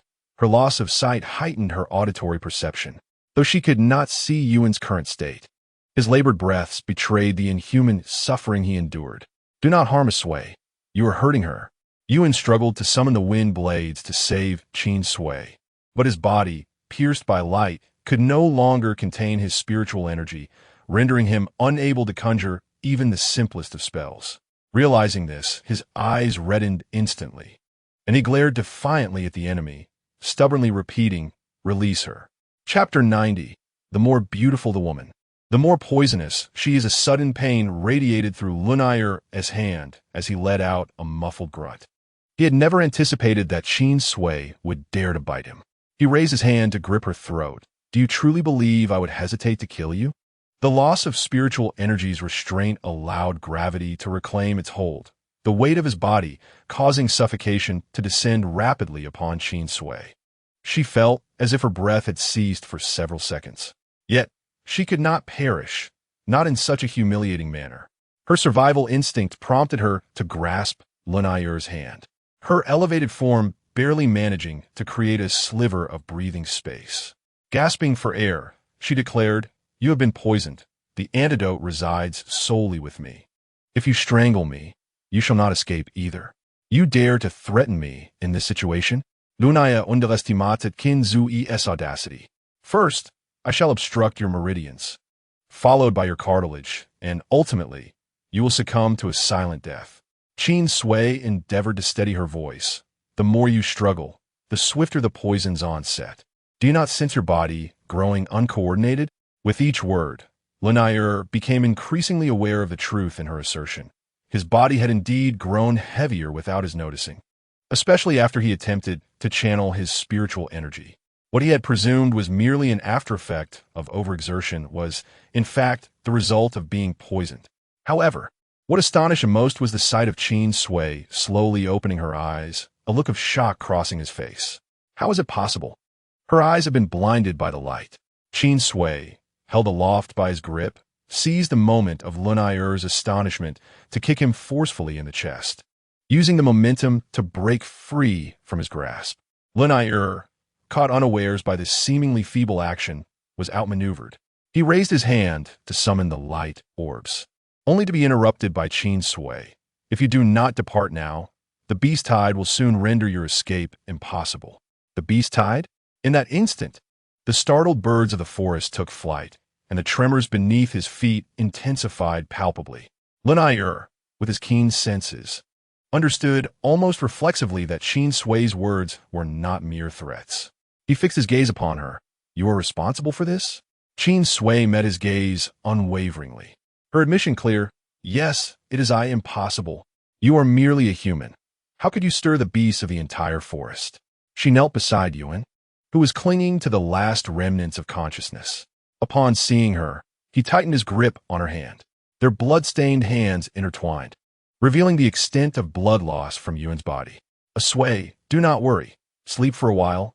Everything will be fine soon. Though they had been unable to rescue him, gratitude for their efforts stirred within Qin Sui. She slowly lifted her gaze to Lun, who observed in disbelief as the scars once etched upon her face began to fade before his eyes. Lun finally grasped the extraordinary nature of Qin Sui's blood. He longed to inquire how she had achieved such a feat, but in the next moment, he watched as she unhesitatingly sliced open her own arm. The surging blood cascading like a torrent over Yuan's body. Accompanying this was an intoxicating aroma. A monstrous roar echoed from an unknown beast, and the shaking beneath them grew increasingly potent. Lun realized that the creatures were drawn irresistibly to the alluring scent, eager to consume Qin Sui whole. You are courting death. Qin Sui's actions indeed attracted the beast tide to confront Lun, yet simultaneously, she cast herself as bait. A risk that was no less than wounding the enemy 1,000 times while inflicting 800 upon herself. Whether I live or die is irrelevant. My sole intention is for you to perish. Observing her own lacerated wound swiftly scabbing over, Qin Sui unhesitatingly made another incision. A porcelain vial was hurled from her spatial pocket, which she swiftly opened with one hand, scattering its contents over Yuan. If he were still conscious, he would realize that Qin Sui had produced the most precious life-saving elixirs. Though Lun felt threatened by the beast tide and contemplated fleeing, the sight of Qin Sui recklessly bleeding stirred something within him. The blood that fell upon you and, combined with the unknown medicinal powder, astonishingly achieved a miraculous effect of flesh and blood rebirth. Although the recovery was not as visibly pronounced as that of Qin Sui, the increasingly stable breaths of the fallen Yuan finally earned Qin Sui Lun's recognition. Qin Sui is indeed extraordinary. Both she and her blood possess immense value. The message that had reached Lun merely hinted at Qin Sui's uniqueness, remaining superficial. Had he not witnessed it with his own eyes, he would scarcely have believed such a miraculous existence could inhabit this world. While others may have been deemed useful, none had ever transformed themselves into the most suitable treasure for utilization as she had. The pseudo-feminine saint was correct. Lun muttered, "If I cannot possess you, I must ensure that no one else does." Such value would serve as a tremendous asset to any race, and he could vividly envision the formidable power Qin Sui would wield on a true battlefield. She was merely a human, a frail woman long lost to history. I have underestimated you, Lun thought, as he heard the beast tide roar almost within reach, suppressing his urge to flee. I must take you with me. I cannot allow you to fall into the hands of others. Noticing that Yuan's injuries were nearly healed, Qin Sui produced bandages to tend to herself. Upon hearing Lun's declaration, she raised her gaze, advising him to consider his own well-being. Before her words could finish, A throng of frenzied beasts charged from the side, causing the forest to tremble. However, reality did not unfold as Lu Nair anticipated. These uncivilized beasts, perceiving Qin Sui as inconsequential, surged straight towards Lu Nair. The beasts swiftly encircled him, rendering him incapable of approaching Qin Sui, let alone seizing her. Observing the chaotic scene of the beasts reveling, Qin Sui lowered her eyes to bandage herself, catching sight of a straggler making its way towards her. She raised her hand to gather the medicinal powder from Yu An's body and applied it to her own arm. The straggler sniffed the air, finding the desired scent absent, and without hesitation, turned back to gnaw at Lu Nair. I told you not to come too close, Qin Sui mumbled as she finished bandaging herself. Lifting Yuan onto her shoulder, ignoring the turmoil around them, and proceeded deeper into the forest. While Lu Nair was aware of the uniqueness of Qin Sui's blood, he had recklessly inflicted wounds upon her, showing little regard for her. Yet he overlooked a crucial detail. The more beautiful a woman, the more poisonous she tends to be, especially one as adept at using poison as Qin Sui. The blood smeared upon Lu Nair was sufficient to render him the most delectable prey amidst the beast tide. Chapter 91. Is Inuo adopted? My Lord Qinjiao. A cloaked figure helped the fallen Wu Ji Lan Qinjiao to his feet, administering something to him before softly calling his name. Wu Ji Lan Qinjiao coughed and opened his eyes, surprised to find himself supported by someone. What about Yuan and the others? Yuan is safe. He has been lured away by our people, the cloaked figure replied. As per the master's orders, Yuan must not witness our hunt of the third gender. Indeed, Wu Ji Lan Qinjiao replied, propping himself up, his peripheral vision catching sight of the unconscious Lekexis and Wegasier beside him. Lu Nair's attack would certainly show no mercy. Had he not possessed a special protective barrier, Wu Ji Lan Qinjiao might have met the same fate as those two, their survival uncertain. However, he had no time to concern himself with them, as his mind was consumed by Qin Sui's assertion of being a true woman. Wu Ji Lan Qinjiao was bewildered. No wonder Qin Sui had so readily accepted the pseudo-feminine saint's prophecy. She was indeed one of the women from the ancient pseudo-feminine prophecies. My lord, the saintess has instructed us to leave immediately after the operation. However, what is it? The cloaked figure lowered his head. However, half of the other third-gender trainees who did not accept the pseudo-feminine prophecy have been executed on the spot. You order them to kill? Wu Ji Lan Qinjiao's anger surged instantly. Did I not instruct you to merely wound them? You were forbidden from indiscriminate slaughter. The cloaked figure maintained his unyielding demeanor. It is the saintess's will. If we cannot assimilate them, leaving them alive would only increase the competition for our pseudo-feminine. The mere mention of the saintesses will silence Wu Ji Lan Qinjiao, forcing him into silence. After a moment, he asked, why is Lu Nair here specifically to take Qin Sui? It is also the saintess's will. The saintess. Wu Ji Lan Qinjiao's tone rose. What is her true intention? Wasn't the mission assigned to me? Why send someone else midway? Seeing Wu Ji Lan Qinjiao's burgeoning anger, the cloaked subordinate immediately knelt. I am unaware. Wu Ji Lan Qinjiao regarded him, realizing further inquiries would yield no results. He shifted the topic. Since the mission is complete, let us retreat. Terminate this trial and take Qin Sui with us. Given that Lu Nair has already accomplished these tasks, what purpose remains for him to linger here? Understood, the subordinate replied, suddenly glancing towards a fallen Wegasier and Lekexis. My lord, should we take those two as well? Wu Ji Lan Qinjiao pressed his still aching chest. Take them along. While Lu Nair was indeed formidable, reaching A grade was not easily fatal. Wu Ji Lan Qinjiao reminded himself that he was not so heartless.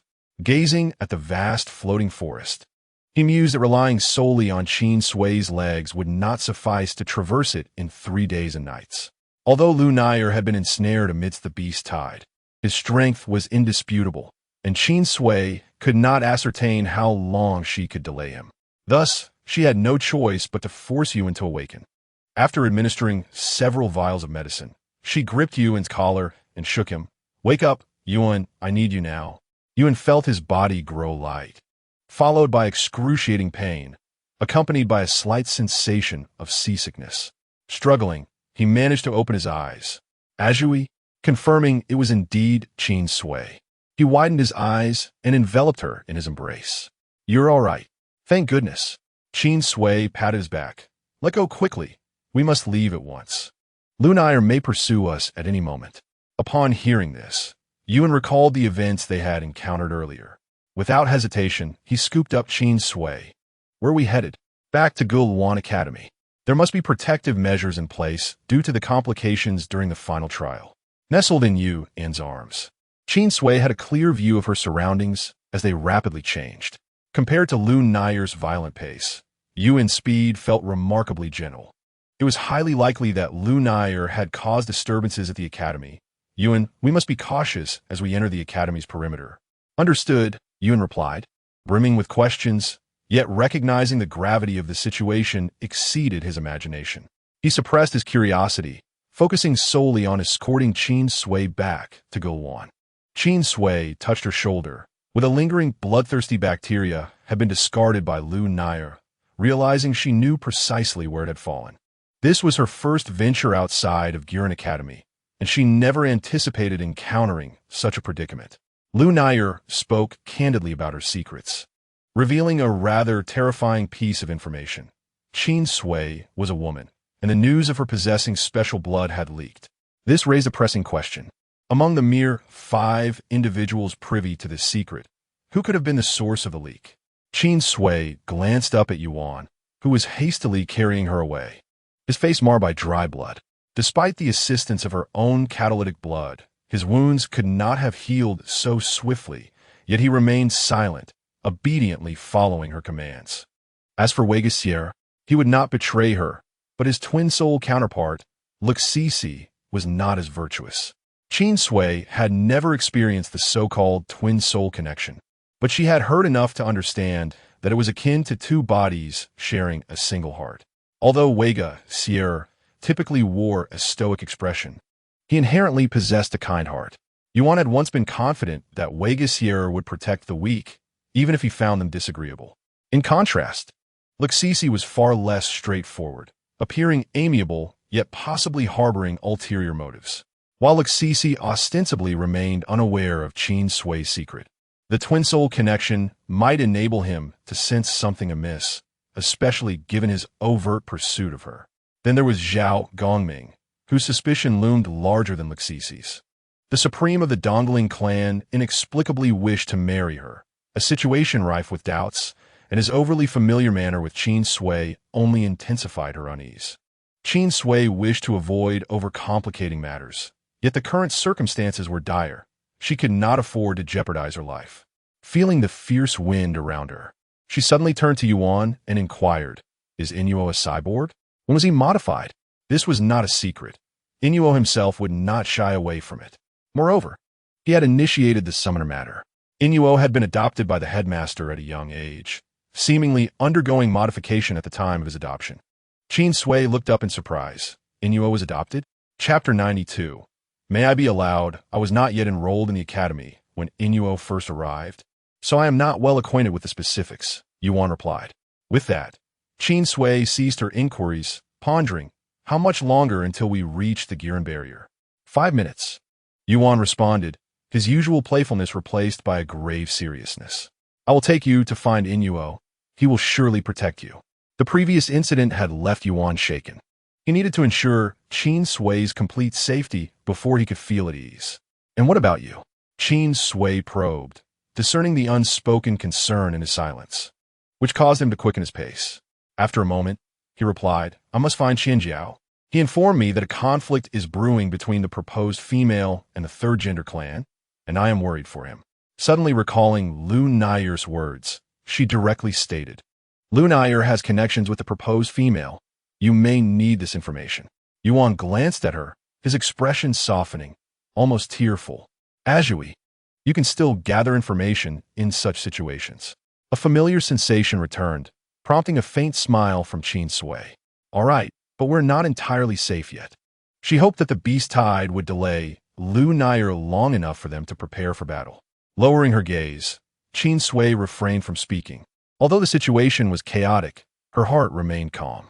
She had witnessed too many power struggles, where life and death danced perilously close, yet she had survived each time.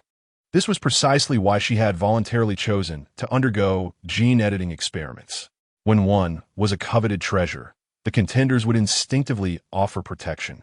Everyone desired to monopolize, yet no one wished to see others monopolize. Thus, conflict ensued, chaos arose, tranquility followed, and the cycle continued. Having observed this pattern repeatedly, Qin Sui had grown weary of it. What was this instance but yet another variation of the same tale? Yuan, aside from Yan Mingji, have you carelessly let anything slip to anyone else? The sudden inquiry startled Yuan, reminding him of Lu Nair's motives for capturing Qin Sui. He quickly replied, "No. Yan Mingji was a slip of the tongue. I understand the gravity of the situation, so I have refrained from mentioning you since then." "That is good," Qin Sui mused. "I do not wish to become your enemy." "What?" Her voice was too soft and the wind too loud for Yuan to hear clearly, prompting him to repeat, "Azhui, what did you say about being enemies?" "It is nothing. Focus on your journey." Yuan's demeanor and appearance were precisely to Qin Sui's liking.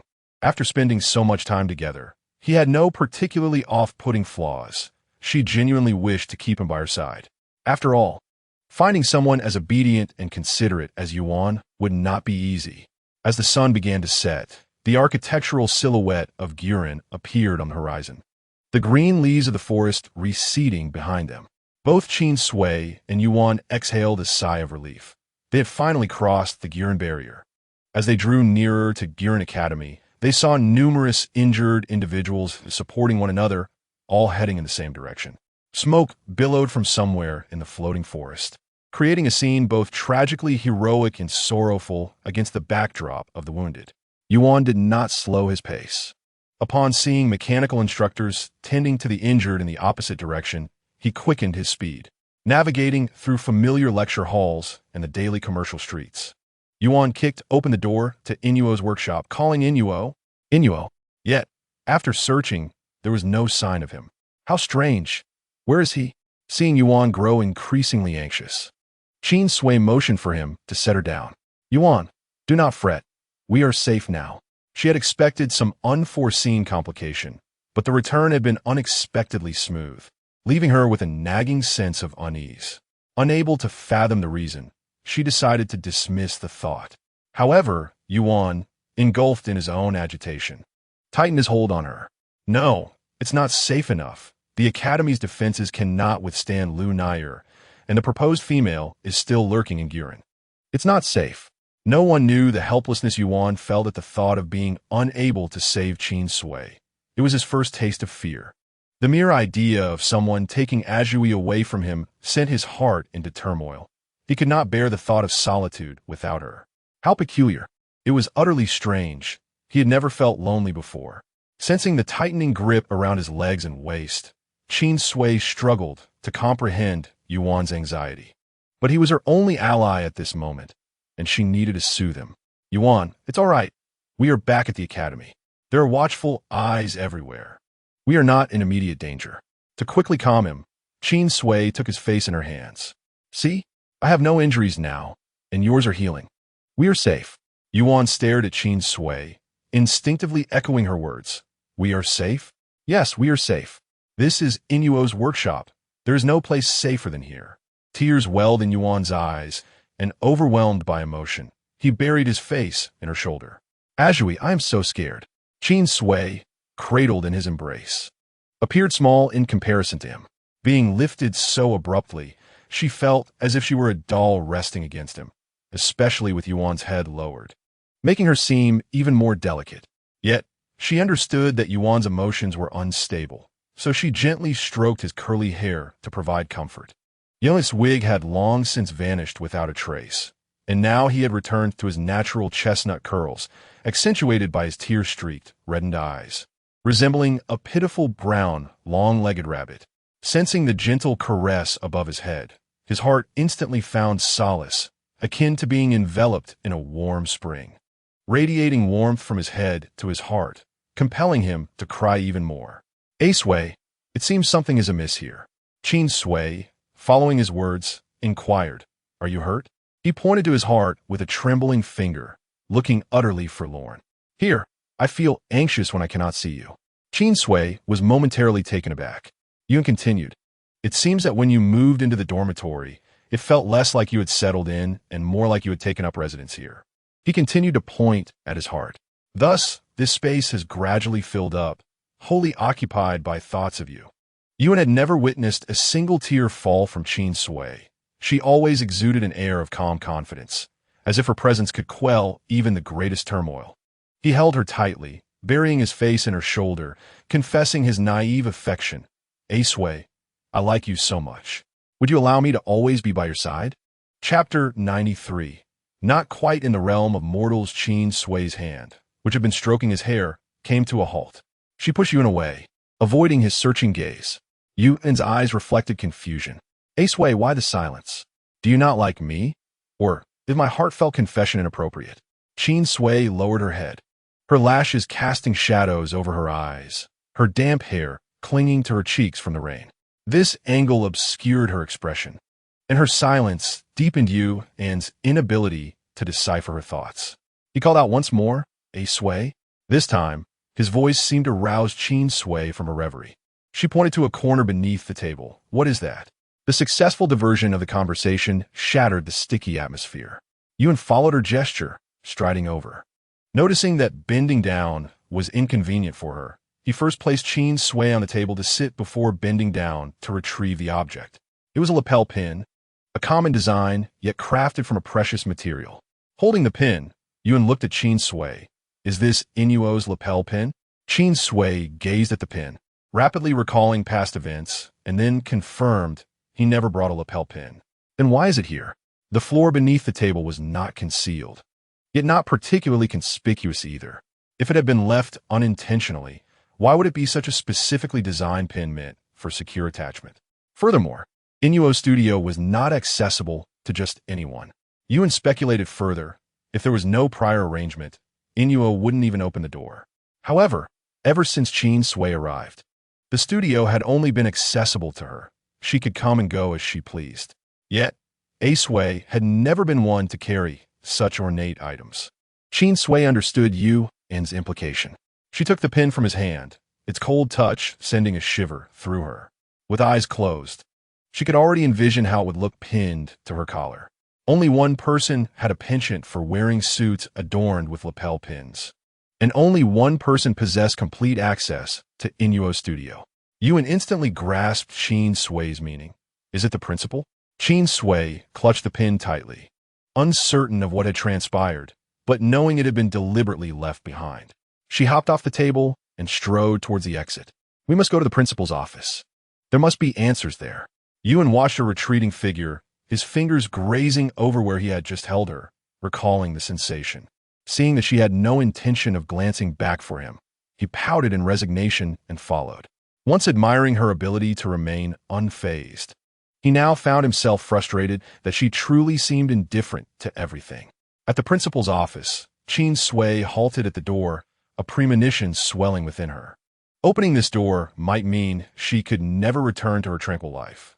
Currently, Grain Academy felt like an empty vessel, with students dispatched for the final trials and most professors sent out for rescue missions.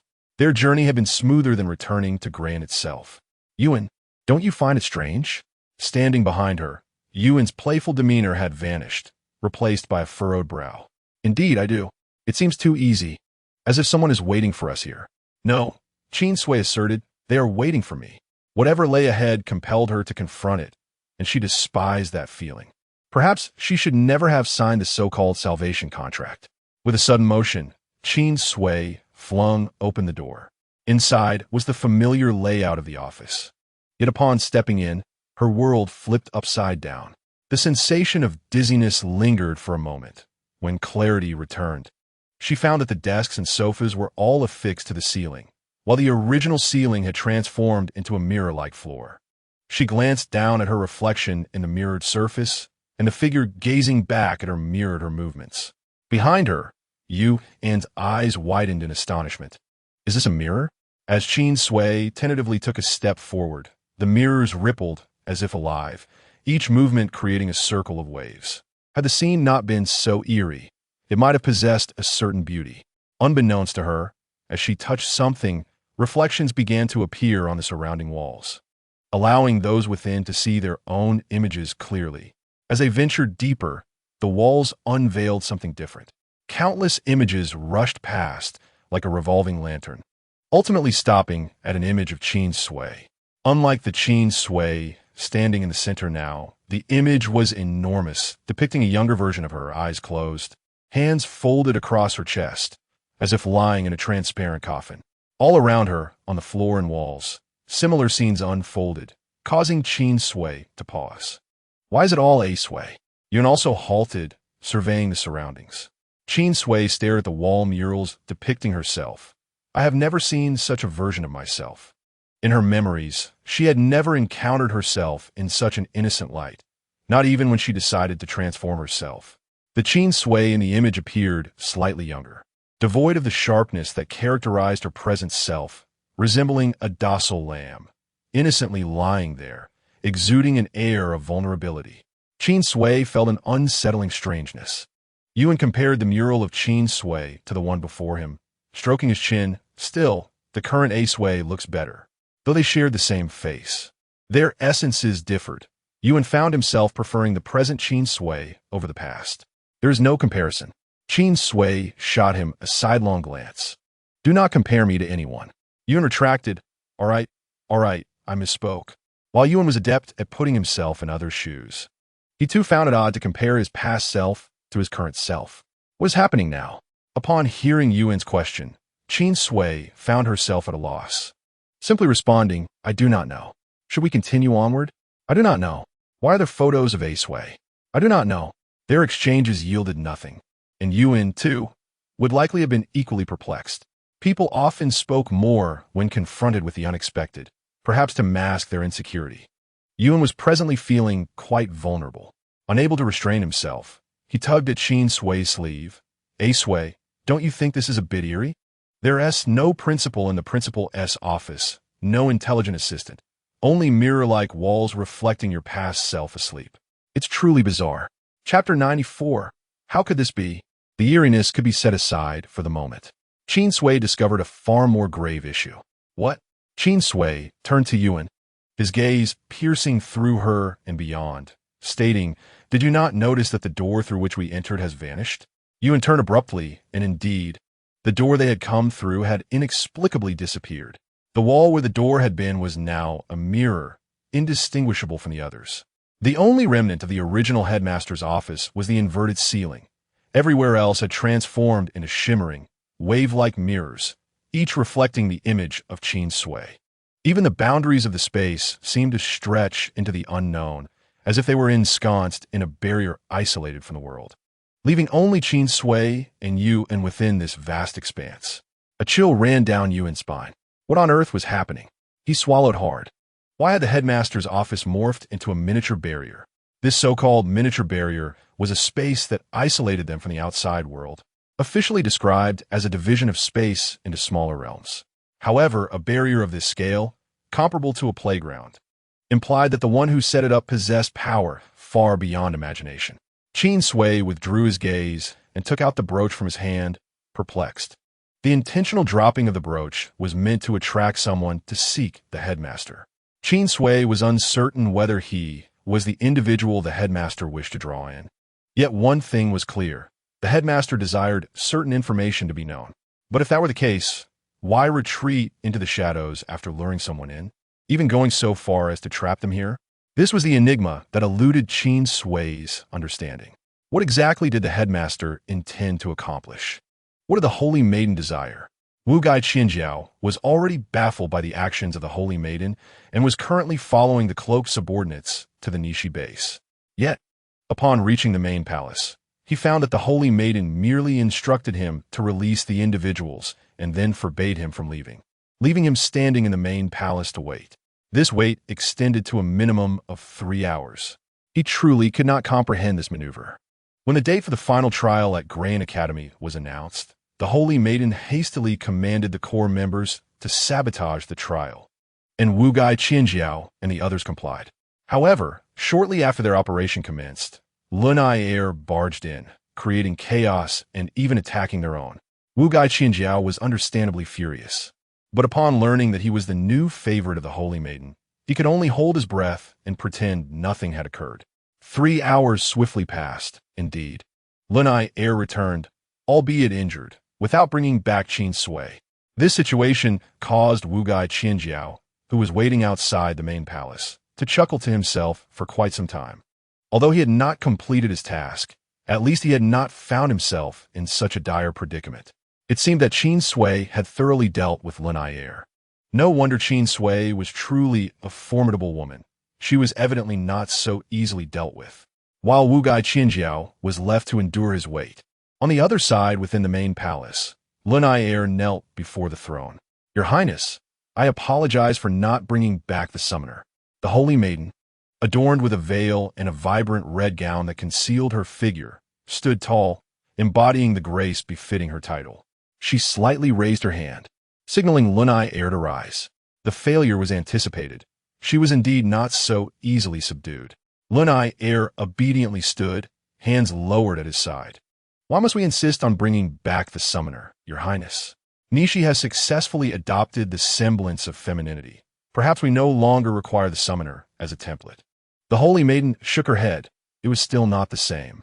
"We emerged from the third gender clan precisely because they can only imitate form, yet can never replicate the essence. Nishi's ultimate goal is to find a true woman, but the genuine women vanished in ancient times. Even the women created based on human females lack the soul of a human woman. The fabricated females can never achieve what human women do in terms of reproduction. They're the true tree of life." The Holy Maiden slowly rose from her throne, and Lunai Air knelt once more, witnessing the hem of her gown glide past him. Hearing her emotionally charged words, "Human females, no, or rather women, when women appeared in this world, do you know what I was thinking?" Lunai Air bowed his head. "I do not know, my subordinate." "No, you do know. You simply do not dare to speak it." The Holy Maiden approached the Grand Hall's entrance. "Allow me to express it for you. When Qin Sui appeared in this world, I thought, finally, there's a chance to awaken the Mother Goddess." With a creak, the Grand Hall's door swung open, and Wu Gai Qianjiao and other Nishi members stationed outside turned to look. The Holy Maiden gazed down at the throng of Nishi members, her lips curling slightly beneath the veil. "Children of Nishi," her voice was soft yet resonated throughout the main palace. Every Nishi member heard her call and knelt in unison, fervently proclaiming, "Good day, Holy Maiden." Lunai Air stood quietly beside the Holy Maiden, watching her from her elevated position. "Today, I have brought back the summoner. She is the only woman on the Pi Sea continent. This signifies that Nishi is about to possess a true tree of life. From this moment forth, we shall witness the miracle of the summoner awakening the Mother Goddess, and the prestige of Nishi will spread throughout the entire Pi Sea continent. Now, you shall join me in witnessing the face of the summoner. The summoner has been captured." This was the first thought of all Nishi members. Upon hearing the Holy Maiden's proclamation, every member fell into a frenzy. They shouted aloud, "The glory of Nishi endures. The Holy Maiden's divine light shines forever." Wu Gai Qianjiao listened to the raucous cheers, staring in shock at the Holy Maiden on the platform, his mind swirling with disbelief. Clearly, Lunai Air had not returned with Qin Sui. Why would the Holy Maiden claim that the summoner had already been brought back? And why the need to witness the summoner's visage? The Holy Maiden, observing that the atmosphere had reached a fever pitch, waved her wide sleeves, and the main palace behind her suddenly vanished, replaced by a gigantic, transparent cube. Inside this cube, the figures of Qin Sui and Yuan materialized. They were trapped within this cubic barrier, which, from an external perspective, resembled a transparent box with a ceiling above, firmly ensnaring the summoner within. Wu Gai Qianjiao fixed his gaze on the cubic barrier, his mind reeling with disbelief. Chapter 95. Since no one aids me. All Nishi members were summoned to the front of the main palace, gazing at the summoner within the box, expressing their astonishment. Then, a cacophony of voices erupted. "There are two inside. Who is the summoner? The Holy Maiden is incredible. She captured the summoner so swiftly. Which one is the summoner? Who is who? Shu. The tall one is Yuan, a friend of Wu Gai Qianjiao. Keep it down. She's right beside us. Now I know. Is that not Wu Gai Qianjiao's friend before he joined us? Then the shorter one must be the summoner? How disappointing. Disappointed in what? Is she too different from the mother goddess? Well, after all, she is still a human. How could she possibly be identical to the divine? That makes sense. But she seems so weak. Can she truly awaken the mother goddess? What happened to the mother goddess? Why is it that I know nothing of what you all are speaking? The mother goddess fell in a slumber when the true women vanished. Many prominent figures suspect that the reason no women have been born on the continent for so many years is due to the mother goddess's slumber. It is said that only true women can communicate with the mother goddess, which is why we Nishi have remained hidden among other races to find the true women. Since we have located the summoner, can the mother goddess truly be awakened? I am uncertain, yet in recent years, various races have grown increasingly restless. With the mother goddess in slumber, no one can reign in those unruly men. I sincerely hope that the mother goddess can indeed be awakened. A world dominated solely by men is quite terrifying. I understand, as I was born into the blood clan and have been regarded as an oddity for my affinity towards the adornments of the third gender. Fortunately, the benevolence of Her Holiness, the Saintess, has allowed me to join the Nisi, enabling me to embrace my identity as a girl. It is said that when the mother goddess was present, the spirit clan and beast clan dared not act recklessly, for they sought to win our favor with dowries. Unlike now, when they resort to despicable means to lure girls home, even sharing living expenses with us. How shameless. Thanks to Her Holiness, those of the third gender who previously shied away from the spotlight can now partake in the rights we have fought for. Grateful we are for Her Holiness. The discussions around me buzz like a chorus as Wuxian Qianjiao gazes at the Saintess upon the high platform. She appears indifferent to the speculations below, allowing her followers to indulge in their conjectures. His gaze inadvertently drifts towards the enormous box, within which Qin Sui and Yuan remain oblivious to the outside world, cautiously surveying their surroundings. Wuxian Qianjiao focuses intently on Qin Sui, perhaps influenced by the chatter around him. He begins to wonder if Qin Sui can truly awaken the mother goddess. The mother goddess is the faith of all on the Pishi continent. She created intelligent beings and fashioned women resembling herself, gradually filling this desolate land with joy and laughter, much like a deity of creation. When a mother goddess was present, there was mutual respect between men and women, and beings cared for one another, resulting in a flourishing world. However, after her absence, the presence of women also dwindled, and the world became overrun by men, harsh and careless, who have long grown weary of this chaotic state. Thus, the third gender emerged, imitating the love women bestowed upon the world, yet suffering intensified abuse in return. The rules imposed by other races have rendered the lives of the third gender unbearable. Who among them has not faced harassment in their youth? Which one has genuinely grown up in safety? Under oppression, the third gender, often paired with members of other races, bears deep scars, with countless girls perishing in the name of marriage. The third gender has nurtured countless budding flowers, blossoming into the beautiful girls of their dreams. They could have lived joyfully, yet societal rules compel them to shoulder the responsibility of pacifying men at a certain age without ever asking their consent. The mere word rules shackles their entire existence. Where there is oppression, there is resistance. This adage rings true. The third gender, long oppressed, has nearly forgotten the taste of freedom. They have yearned for a savior, akin to the prince rescuing a princess in fairy tales. Yet the harshness of societal order renders the fairy tale prince merely a tool to entice them into marriage. An increasing number of the third gender awaken to the bitterness within their souls, experiencing daily the pain akin to a knife piercing their hearts. They know this is wrong, yet like birds with broken wings, they lack the ability to soar. Since no one will rescue them, they resolve to save themselves. Pain fuels anger, and anger coalesces into strength. Countless oppressed individuals of the third gender refuse to be mere fuel any longer, uniting together to become the spark that can ignite a vast flame. Thus, Nisi becomes their name in rebirth. Wu Shilin Qian Jiao feels pride in her awakening and is honored to have joined the Nissi early on. If the summoner can indeed awaken the mother goddess, may she be willing to rescue these lost girls. Have you heard any sounds? Qin Sui rubbed her ears, inquiring of Yuan beside her. Yuan held her breath, listened intently for a moment, then shook her head, stating, "No, I hear nothing." The principal's office is empty, echoing with their voices. However, in the stillness, it feels excessively silent. At first, Yuan walked boldly, but as the silence deepened, she began to tread softly. "It seems we are trapped," she whispered. "Not just seems. We are indeed trapped," Qin Sui replied. "The principal's office is this small, yet we have wandered for ages without finding the boundary. Something is clearly amiss. Moreover, standing here gives the unsettling sensation of being watched. It feels as though we have been placed under the spotlight without our knowledge, invisible spectators whispering inaudibly, while our bodies feel confined and uncomfortable, yet our sight and hearing perceive nothing. Yuan, do you feel?" Qin Sui's uncertain tone instantly made Yuan understand. She gazed at Qin Sui with excitement. "I feel it too. It's as if we have been pushed onto a stage." Chapter 96. Friends, yes. It is indeed the sensation of being unwittingly thrust onto a stage. Countless eyes in the audience are fixated upon them, like monkeys being whimsically entertained.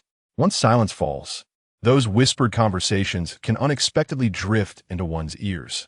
Qin Sui surveyed the surroundings, still met with reflective water-like walls and the silhouette of her own face emerging on the wall. The ceiling's design is rigid, resembling a glued-on fixture, while the water beneath ripples, appearing near yet never revealing an endpoint. Clutching the brooch in her hand, Qin Sui resolved not to wait any longer. "Yuan, let's see if we can break free from here." Although Yuan was unsure of Qin Sui's intentions, she obediently complied, ready to strike. A vortex of wind gathered within her palm, gradually forming a whirlwind. The magical energy compressed within the swirling wind, then forcefully collided against one wall.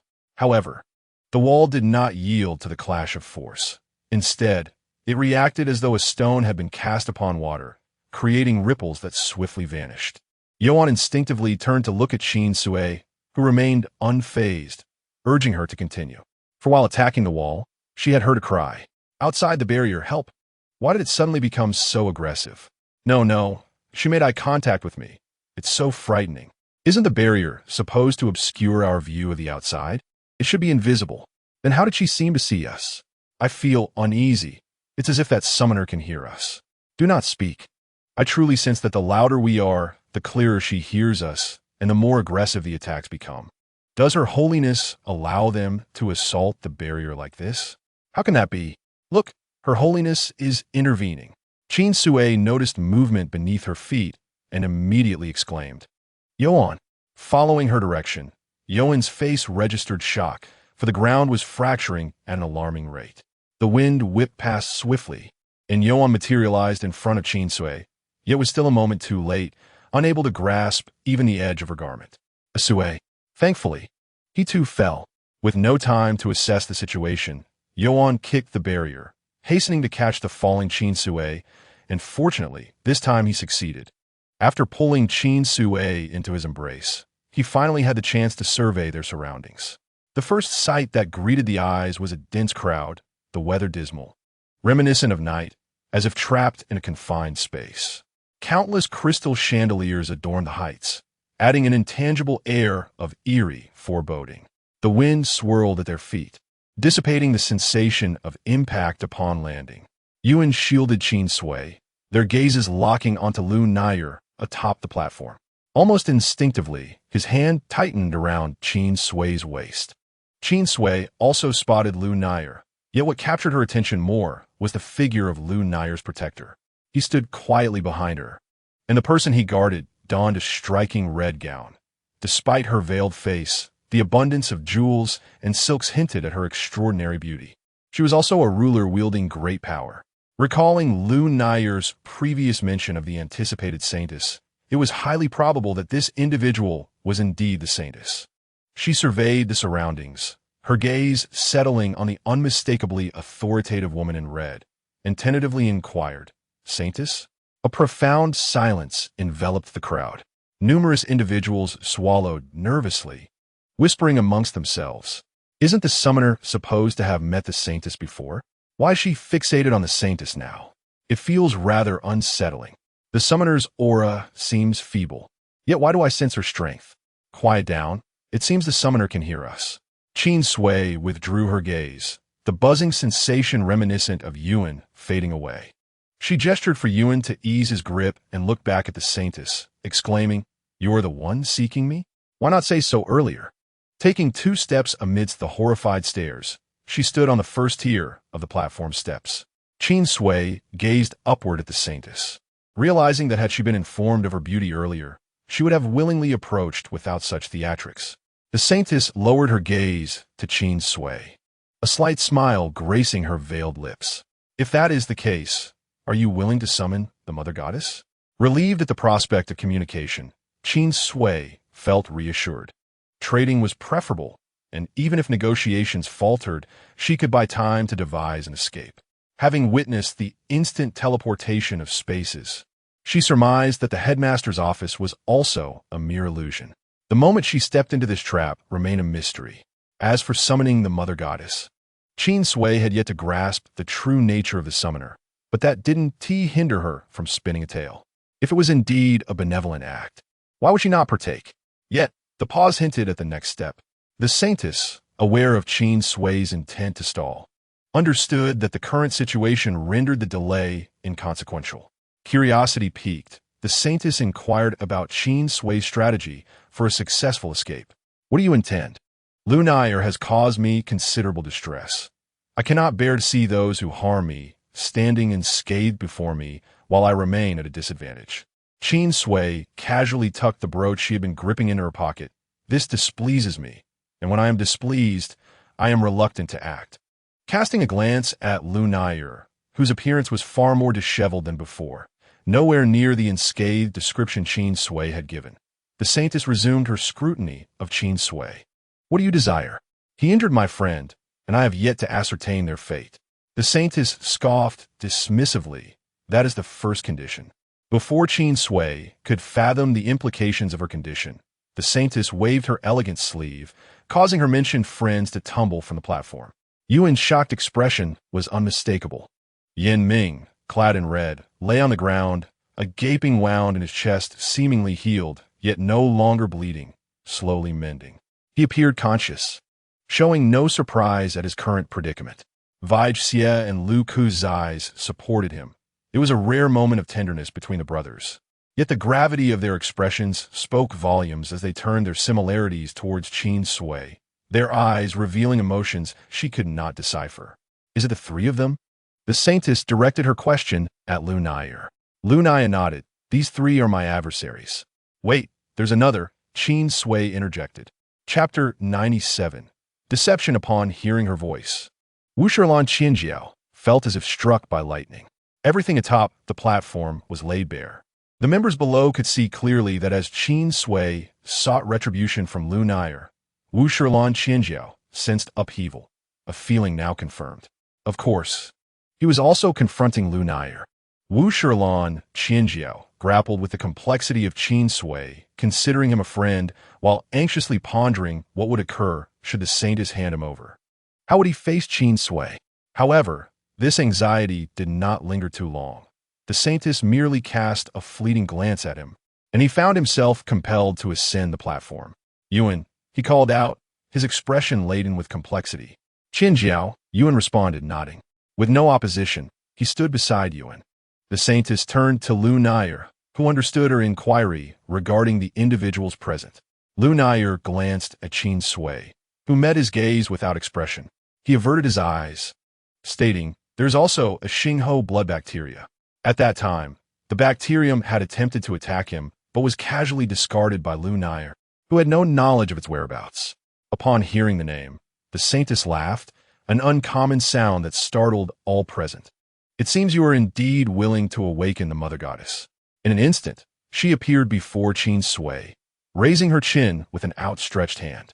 "You have already gathered the conditions to awaken the Mother Goddess." With a flick of her wrist, A familiar Xingho blood bacteria rested in her palm. "Isn't this your gelobacteria?" Qin Sui's eyes widened in surprise, almost exclaiming, "How do you know?" The Xingho blood bacteria bore its own name, and Qin Sui affectionately referred to it as Gelu during their solitary moments. Yet, she had never called it that in public, not even before Yuan, only ever referring to it as the mushroom or its official name. "You feel strangely familiar."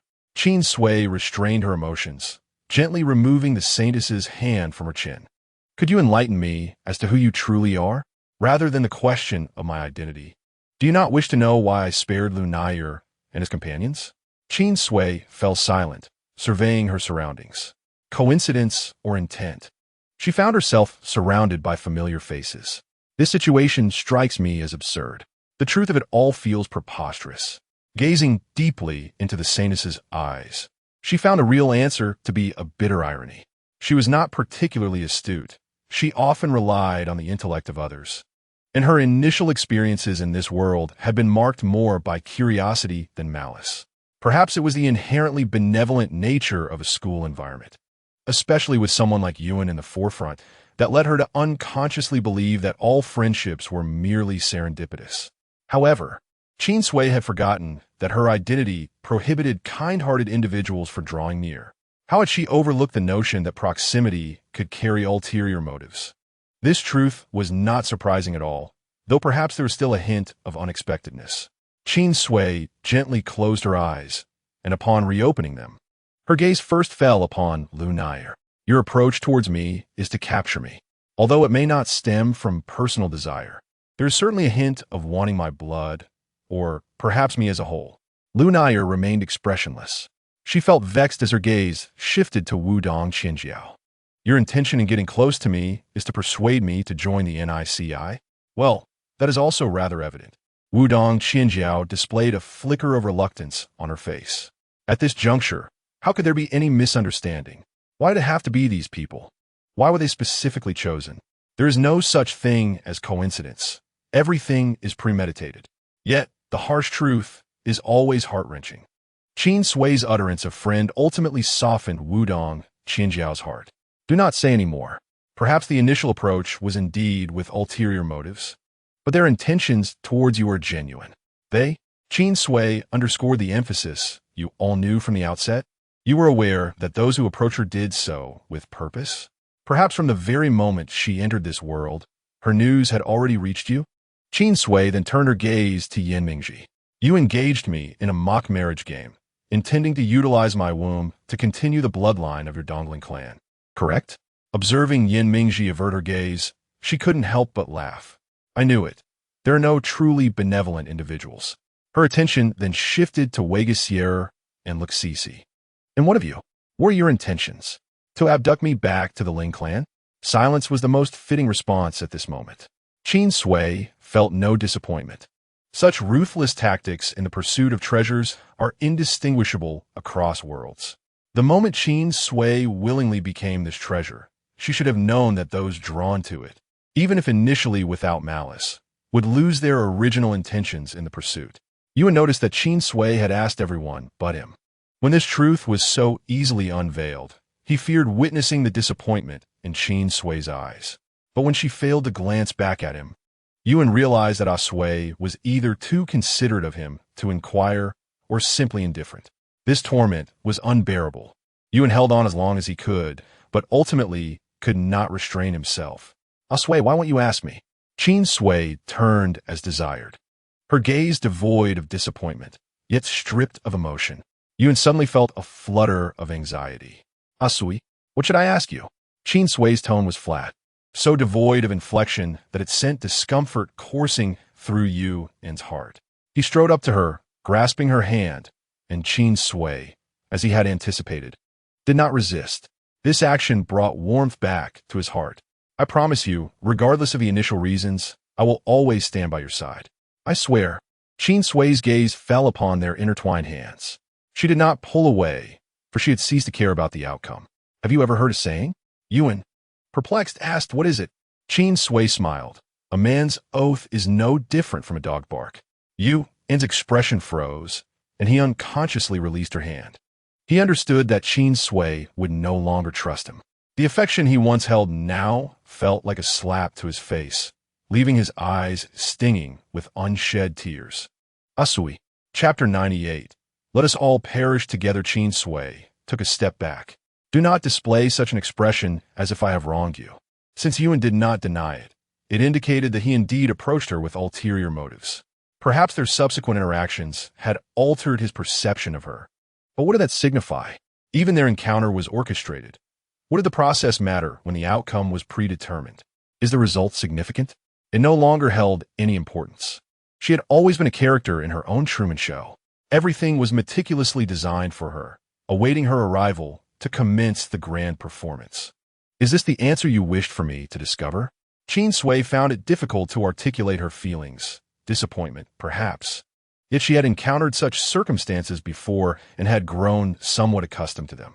It was quite ironic. While others' habits were beneficial, even if they were detrimental, hers had culminated in habitual betrayal. The holy maiden displayed neither joy nor sorrow, merely observing Qin Sui silently. No, I simply wish to inform you of the method to awaken the mother goddess. If this was indeed the purpose of her arrival in this world, Qin Sui asked, upon completing this task, can I be allowed to leave? The holy maiden's gaze swept across the few individuals below. 6 of the 8 elements had already been gathered. If you obediently collect the remaining 2 elements, I can agree to your request. The 8 elements? Yuan exclaimed, astonished as he turned to Wudong Qianjiao. You know as well? Wudong Qianjiao averted his gaze. This is hardly a secret. Indeed, gathering the ancient 8 elements could awaken the mother goddess. This condition was initially proposed by the Pseudo-Ling clan. It is a publicly known secret on the Pai Sea continent. In the past, other factions had sought to achieve this goal.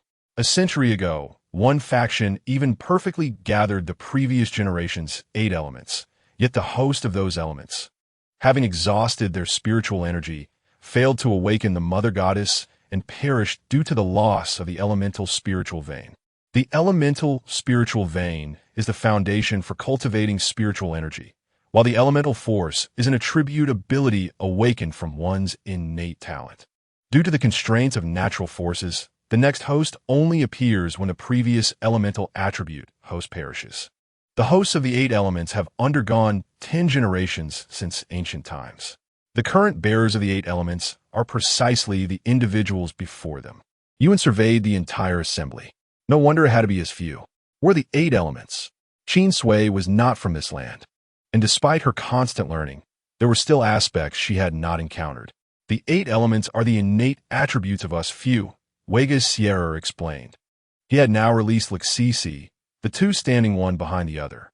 The Pseudo-Ling clan claims that if the 8 element bearers are gathered, the sleeping mother goddess can be awakened. Lixisi interjected, however, this condition lacks certain details. No host of the 8 elements from the past 10 generations has successfully awakened the mother goddess. He cast a glance at the holy maiden. You have gone to such lengths to capture us. Have you, perchance, discovered a method to succeed? The mother goddess is the faith of the entire continent. If the holy maiden were to express that her ultimate goal was to awaken the mother goddess, any individual on the Pai Sea continent would willingly assist. However, she did not state it plainly, but rather resorted to abduction. This incited Lixisi's displeasure. Since he was aggrieved, his words lacked politeness. If the mother goddess truly awakens, it would benefit the entire continent. This presents the most advantageous opportunity for your NICI to turn the tide. Why resort to such underhanded tactics? If you cannot speak respectfully, it would be best to remain silent. Lunire shot a beam of light towards Lixisi.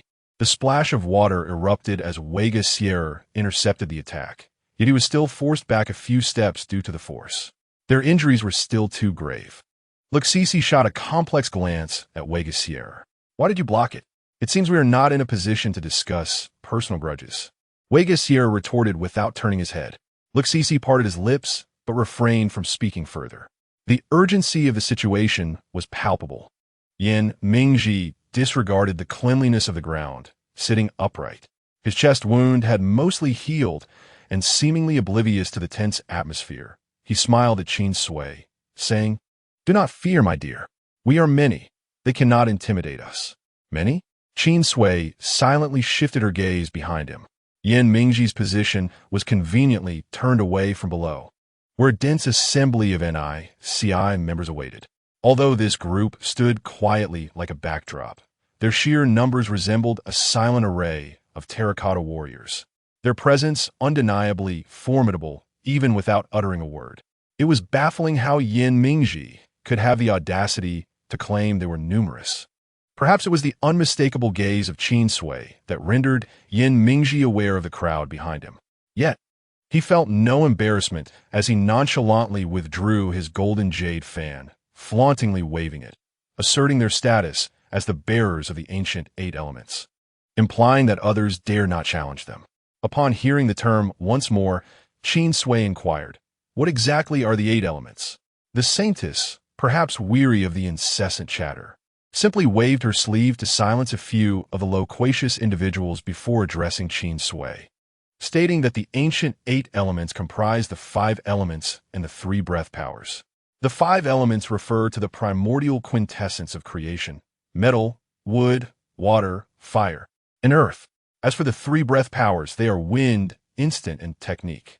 Qin Sui raised her hand, interjecting, "I am familiar with the 5 elements. But who do instant and technique refer to? Aren't there only 2? She continued, puzzled. "Those 2 are Luz, AIC, and Ina." Came the response from you, and Qin Sui found herself at a loss for words. The individuals she recognized conveniently embodied these 8 elements. Yet she had not intentionally sought to draw closer to them. It was rather amusing, a blend of unexpectedness and familiarity. A smile threatened to escape her lips. Yuan, however, dare not meet her gaze directly. "What should I do?" Qin Sui asked the saintess straightforwardly.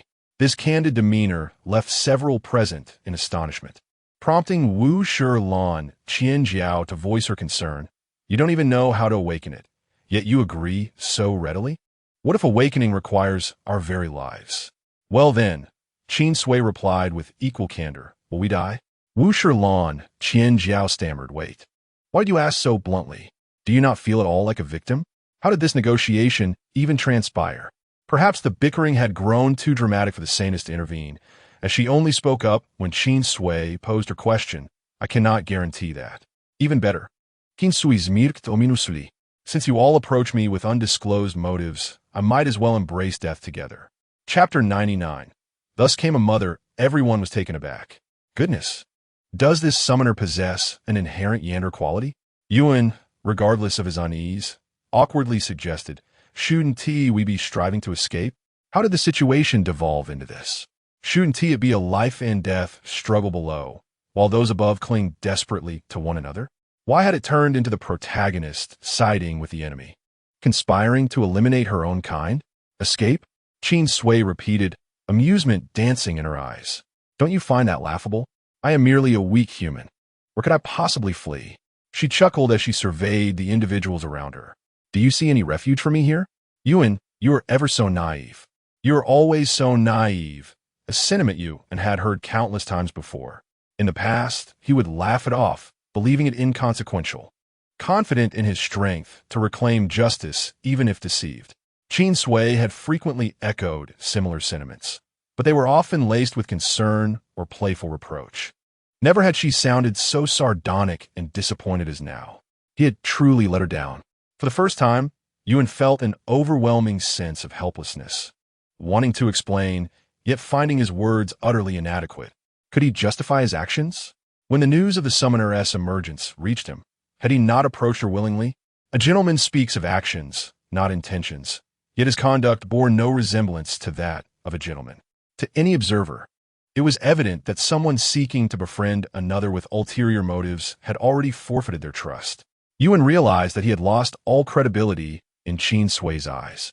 "Iae misori, asui." Aside from apologies, nothing seemed sufficient. Qin Sui pretended not to hear. The damage had left its mark, and she was not so magnanimous. To be blunt, the explosion of this world held no significance for her. Her continued existence was merely a consequence of being unable to return. However, before this, she desired understanding. With a calm gaze, she turned to the saintess and asked, How did women disappear from this world? In nature, when one side of procreation perishes, that group is bound to vanish from the annals of history, making it clear why the tribes of Baisida Lu ardently sought women. Because Qin Sui understood her own value, she dared to propose conditions to the principle of Gran. While she claimed to be the weakest, only she knew whether she truly felt that way. Not only did she dare to leverage herself as a bargaining chip, but she also had the audacity to collaborate with her adversaries to secure greater gains. The saintess waved her hand towards a darkened corner below, and as the shadows deepened, she replied to Qin Sui's inquiry. This question is not difficult to answer. It can be encapsulated in a single phrase: self-inflicted consequences. The Creator God fashioned the world, and out of compassion for sentient beings, birthed the Mother Goddess, the progenitor of all creatures. Initially, the continent was home to three races: humans, gods, and beasts. The Mother Goddess served as the collective matriarch of these races, and they toiled by day and rested by night. This existence continued for an extended period, until gradually, the human race began to reveal their inherent disadvantage, an all too brief lifespan.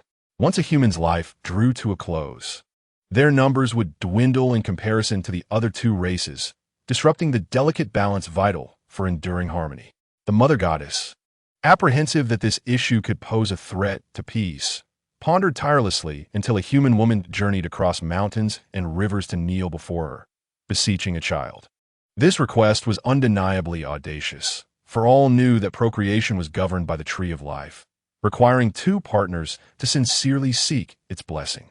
The Mother Goddess, initially taken aback, found herself intrigued rather than offended. She inquired why the woman desired such a wish. The woman replied, "My time is short, and my husband and I have sought the tree of life for most of our lives without success. If I leave this world without bearing a child, will my husband not follow me into oblivion? I am 6 years older than he. He is still so young and should not live a life of despair. If we have a child, he will have something to hold on to, and even in grief, he will think of the child. Thus he will not succumb to despair." The Mother Goddess was moved by her poignant words and, upon reflection, conceived that if the power of procreation were to be entrusted solely to human women, then even with their fleeting lifespans, generations would continue to emerge, thereby addressing the dilemma of their short lives. The tree of life, historically the sole arbiter of procreation, had birthed precious few offspring over the centuries. Given the expanse of the continent, it was neither too vast nor too small. A mere stroll could lead one to familiar faces. Wouldn't it be awkward if tensions flared?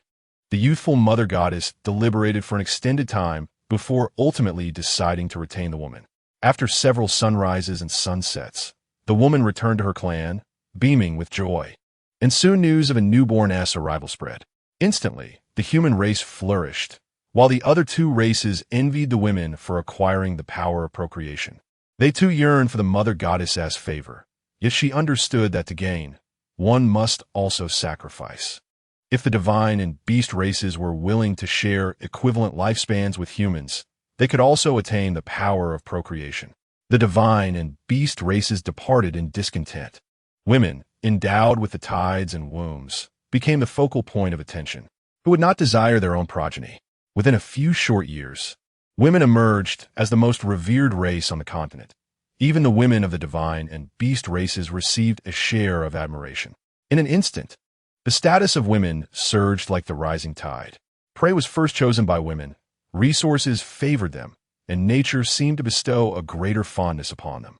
Even the Mother Goddess found herself uniquely affectionate towards women, for they bore resemblance to her own essence. Because the Mother Goddess is aware of the anguish that accompanies a woman's journey to bear offspring, an act that defies the heavens. Her intervention inevitably entails a certain degree of suffering. Yet, when she witnesses those who become mothers bestowing their boundless love upon their children, she is moved. The Mother Goddess embodies the essence of motherhood for the entire world, yet the vastness of existence sometimes leads to oversight. In her quest to safeguard every citizen, she created mothers. As she gazes upon the miracle of new life entering the world, how can one not marvel at the resilience and wonder of existence? The world flourishes and thrives, and during such times, the mother goddess's smiles become more frequent. However, this bliss is short-lived, for human hearts are fickle. Many men begin to perceive that women occupy an excessive share of resources. Why should they relinquish half of their hard-earned gains? They start to feel a sense of injustice. They overlook the burdens women bear in childbirth, fixated instead on perceived imbalances in resources and the favoritism of the mother goddess. Chapter 100. How absurd conflicts between races have never ceased, particularly among the ambitious factions of patriarchy. When the mother goddess reigned, women's rights reached their zenith in a matriarchal society where women thrived while men diminished.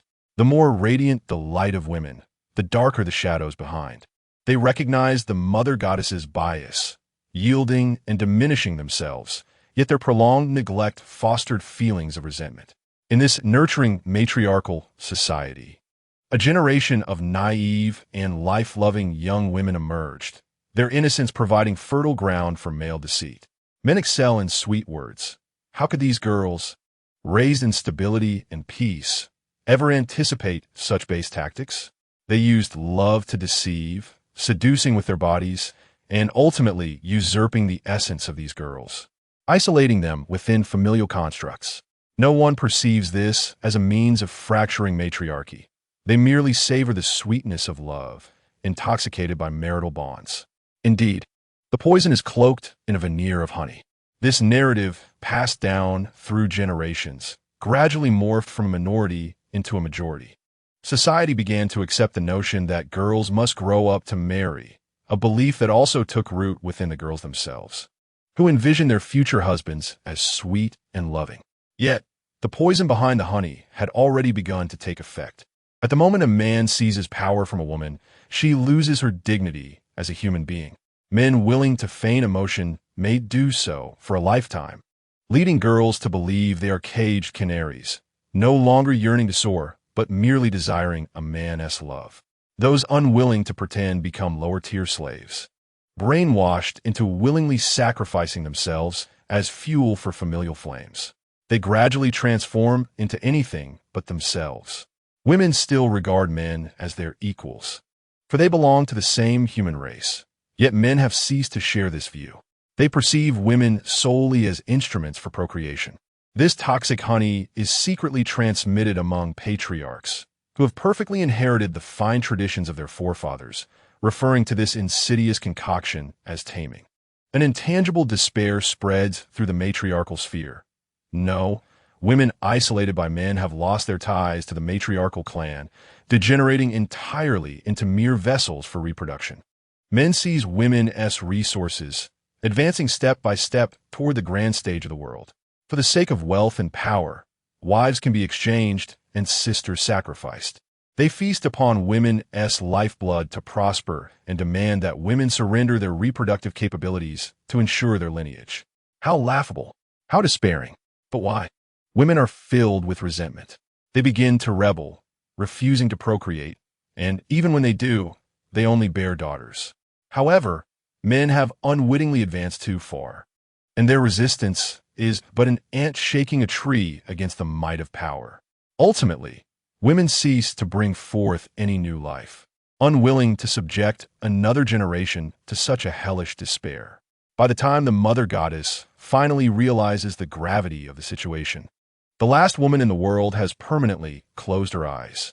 The world is tainted and filthy. In her fury, the mother goddess topples the entire order of the world, attempting to reorder the timeline. Yet, no matter how many times she returns, women continually choose the path of death. Why? Is not the passion between men and women a natural inclination? Why would a girl, adorned with joy at her wedding, ultimately choose such a tragic end? The mother goddess is perplexed. Yet, the current world is shrouded in chaos, dominated by patriarchy. The mother goddess becomes utterly disheartened and, in the 10th year following the disappearance of women, chooses to slumber. If she were to glimpse the last woman, perhaps she would wish to awaken. Listening to the saintess recount the tale, her voice is calm, devoid of personal emotion, yet this harrowing truth renders all in attendance silent. In this silence, everyone's gaze shifts to Qin Sui, and though no one speaks, It is clear she holds the key to unveiling the truth. What do you expect me to do? No one anticipated that Qin Sui's first words would be such. Lu Nai, in disbelief, asks, in the face of such a heavy history, you feel no sorrow? Sorrow. Indeed, Qin Sui replies lightly, but that is all. Someone in the audience remarks, you hardly seem sorrowful at all. The comment ignites a stir in the crowd. Aren't you the savior? You are also a woman. Why the lack of empathy? How could we have such a burdensome history? No wonder the Nissi have harbored such enmity since their inception. If the summoner has the power to save us, why not intervene? If possible, please save this world. Summoner, please rescue this world. They are all your kin. Do you not wish to save them? The mother goddess is our mother, too. Why do you hesitate to awaken her? Summoner, you are their descendant, their last hope. You must shoulder this responsibility. The clamor grows louder, and Yuan instinctively shields Qin Sui, scolding the crowd. Hey, isn't it up to Azhui to handle her own affairs? How can you be so aggressive? We are not being aggressive. If you have the ability to change things, why remain silent? You are merely arguing without reason. Yuan, incensed, rolls up his sleeves, ready to argue, but Qin Sui grabs his sleeve. He turns to her, confusion flickering across his face. Azhui? Qin Sui looks up at the saintess, who has returned to the elevated platform. Don't you find it rather noisy? The saintess scans the crowd, and gradually, the voices below grow quieter until silence reigns. Seeing this, she returns her gaze to Qin Sui. I will not sway your opinion. I ask only this. Are you willing to assist us in awakening the Mother Goddess? I seem to lack the right to refuse. On the surface, it appears she has been granted a choice. Yet in reality, she is trapped here, and the prospect of rescue is uncertain. Beyond following their wishes, it seems there is no alternative path for Qin Sui. The saintess does not respond but turns to Lu Nai, bring her up. Lu Nai acknowledges and departs. After a few breaths, he returns with the final two elements, Luzi Ice and in awe. Luzi Ice appears in disarray, every inch of him stained. Dried blood clinging to his clothing, the result of who knows how long in the wind. In awe, though unscathed, remains as pristine as he was in the academy. He walks to the platform unaided, standing silently to the side, devoid of any attention. Chapter 101. The imitation saintess Qin Sui cast a lingering glance at Inoa, noting how he stood out among others adorned with colors. He appeared as pristine as someone who had just bathed and burned incense. Despite her scrutiny, he showed no awareness, lacking the sharpness previously exhibited by the surveillance cameras. This peculiar anomaly prompted Qin Sui to unconsciously pinch the brooch in her pocket, while her gaze shifted towards the saintess on the high platform, and she suddenly felt a sense of certainty. All elements were in place, augmented by the presence of a legendary true woman. Although the probability of success remained elusive, it was assuredly higher than ever before.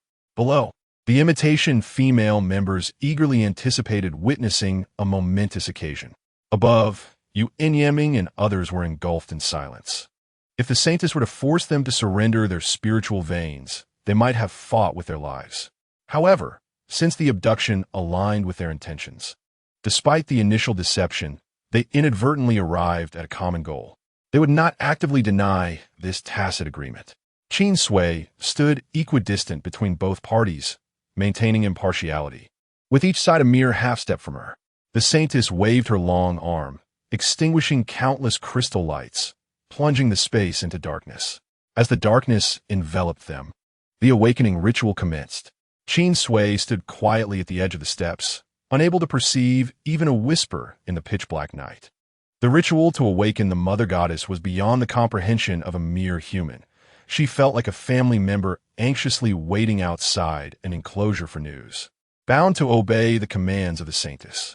Silence enveloped the blood, which was no larger than a palm-sized bowl, and Qin Sui's lips had turned somewhat pale. She turned her head towards the saintess beside her.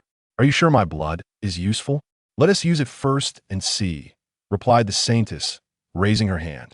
The blood bowl shifted from in front of Qin Sui to her own, then was pushed into the abyss ahead. Watching the bowl disappear, Qin Sui sensed the immense power brewing in the unseen depths. Uncertain how much time had passed, the crystal lights flickered back to life, revealing the thuds that had echoed were the sounds of Yuan and the others being cast aside. They appeared utterly drained of strength, their occasional movements barely signifying life. The Saintess, noticing Qin Sui's gaze, remarked, "They are fine. At most, they will be unable to use their spiritual powers for a century." A century without the ability to wield spiritual power. What difference was there between that and being lambs led to slaughter in this world dominated by spiritual energy? Had it been the old Qin Sui, she might have felt a pang of sympathy, but upon learning that these individuals approached her with hidden motives, she found a century to be rather brief for beings of eternal life. It was quite pleasant, allowing them to experience a semblance of her feelings. Without sharing similar experiences, how could they claim to endure hardships together?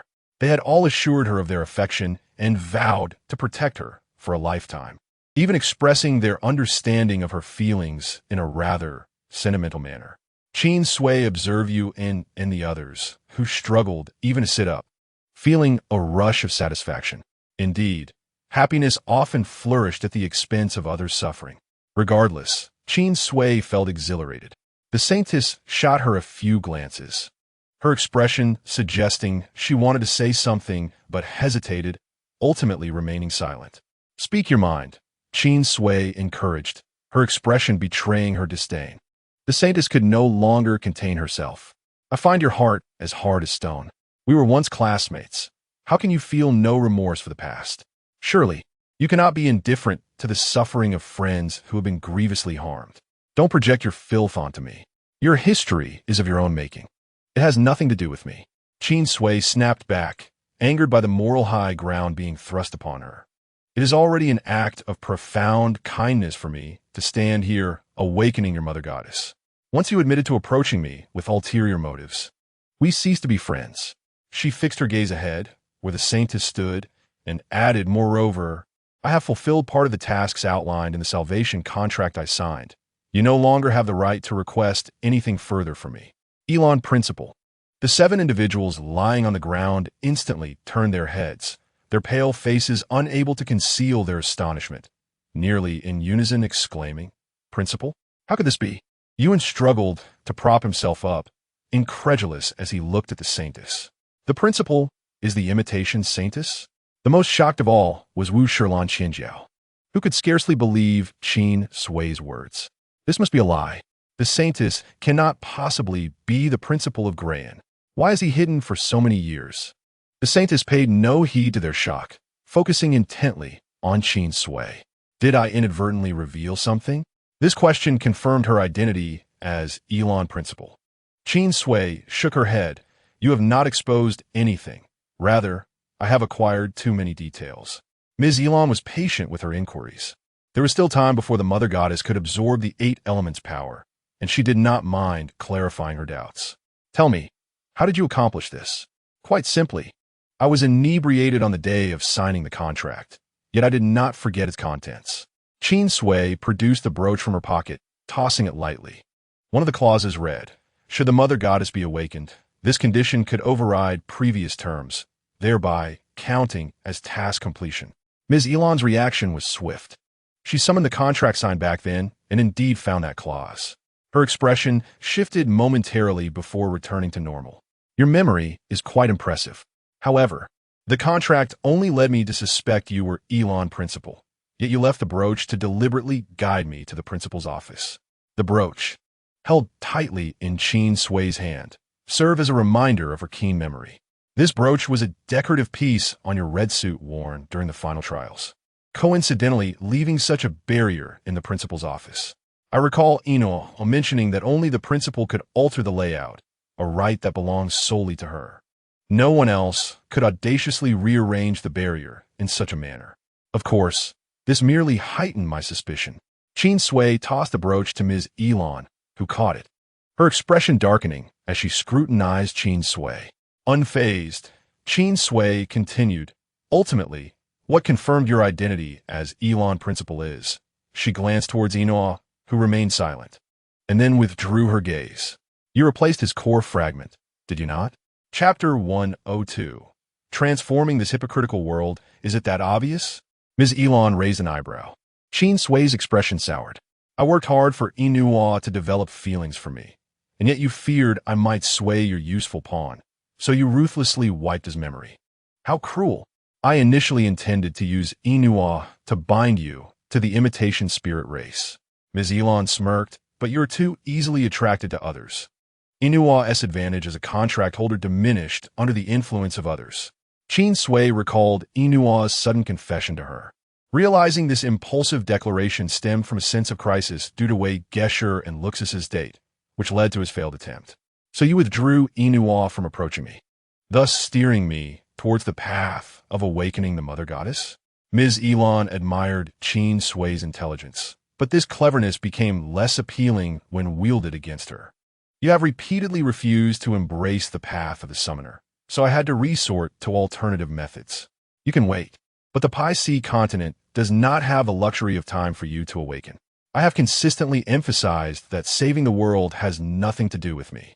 It is your assumption that I, as a summoner, must assist you in this endeavor. Qin Sui's anger escalated as she expressed her frustration, stating that even she is unaware of being a summoner, yet you all are so certain of it. As she rolled up her sleeves, the scars, not yet fully healed, revealed the extent of her blood loss. The unique blood I possess was obtained through my own abilities, not as a rationale for saving the world. After losing so much blood, who will compensate me for my next month cycle? Having arrived at by Sita Lu without clarity, Qin Sui continuously urged herself to accept her situation, acknowledging that she had signed a contract without fully understanding its contents. She thought she could wait until she could pay the penalty for breaching it. However, this waiting had led to the current predicament. Listening to her fury, Ms. Ilian displayed neither surprise nor anger, simply asking, "What do you wish to do?" "Let me go back," was Qin Sui's sole demand. "This is your home. Where else would you return to?" "This is not my home." Qin Sui turned her gaze towards Yu En and the others, stating from the very beginning, "None of you spoke the truth to me. How could I trust your claim of my being a native of by Sita Lu?" Noticing that Qin Sui seemed genuinely intent on leaving, Ms. Lin smiled gently. "Very well, I can arrange for your return." Was it truly that simple? Qin Sui was taken aback, while Yuan and Wushi Lan Qianjiao were equally astonished by the ease of her agreement. Particularly Wushi Lan Qianjiao, whose mind was in disarray. Since joining NICI, he had been informed of the vital role women played in awakening the mother goddess, leading him to believe that such a request from Qin Sui would be absolutely denied by the princess. It was agreed upon so readily? He scratched his head in confusion, left with no one to clarify his thoughts, resorting to fidgeting alone. Meanwhile, Yuan leaned against Wushi Lan Qianjiao, murmuring, "I still hurt her feelings. She no longer wants me." His mumbled words, reminiscent of ghostly whispers, irritated Wei Guxie, who kicked Yuan and exclaimed, "Could you not be so spineless? Qin Sui is not like us. She did not grow up in by Sita Lu, so it is only natural for her to feel no sense of belonging here." Lu Kuxi lay feebly across Wei Guxie's lap, momentarily disregarding whose leg he was resting on, and chimed in, "Instead of lamenting, shouldn't we focus on how to escape? Why should you worry about that?" Yan Mingji leaned against the wall, stating, "I do not know about you, but the principal would not dare act against me unless he wishes to close the school." "What nonsense are you spouting, you old thief?"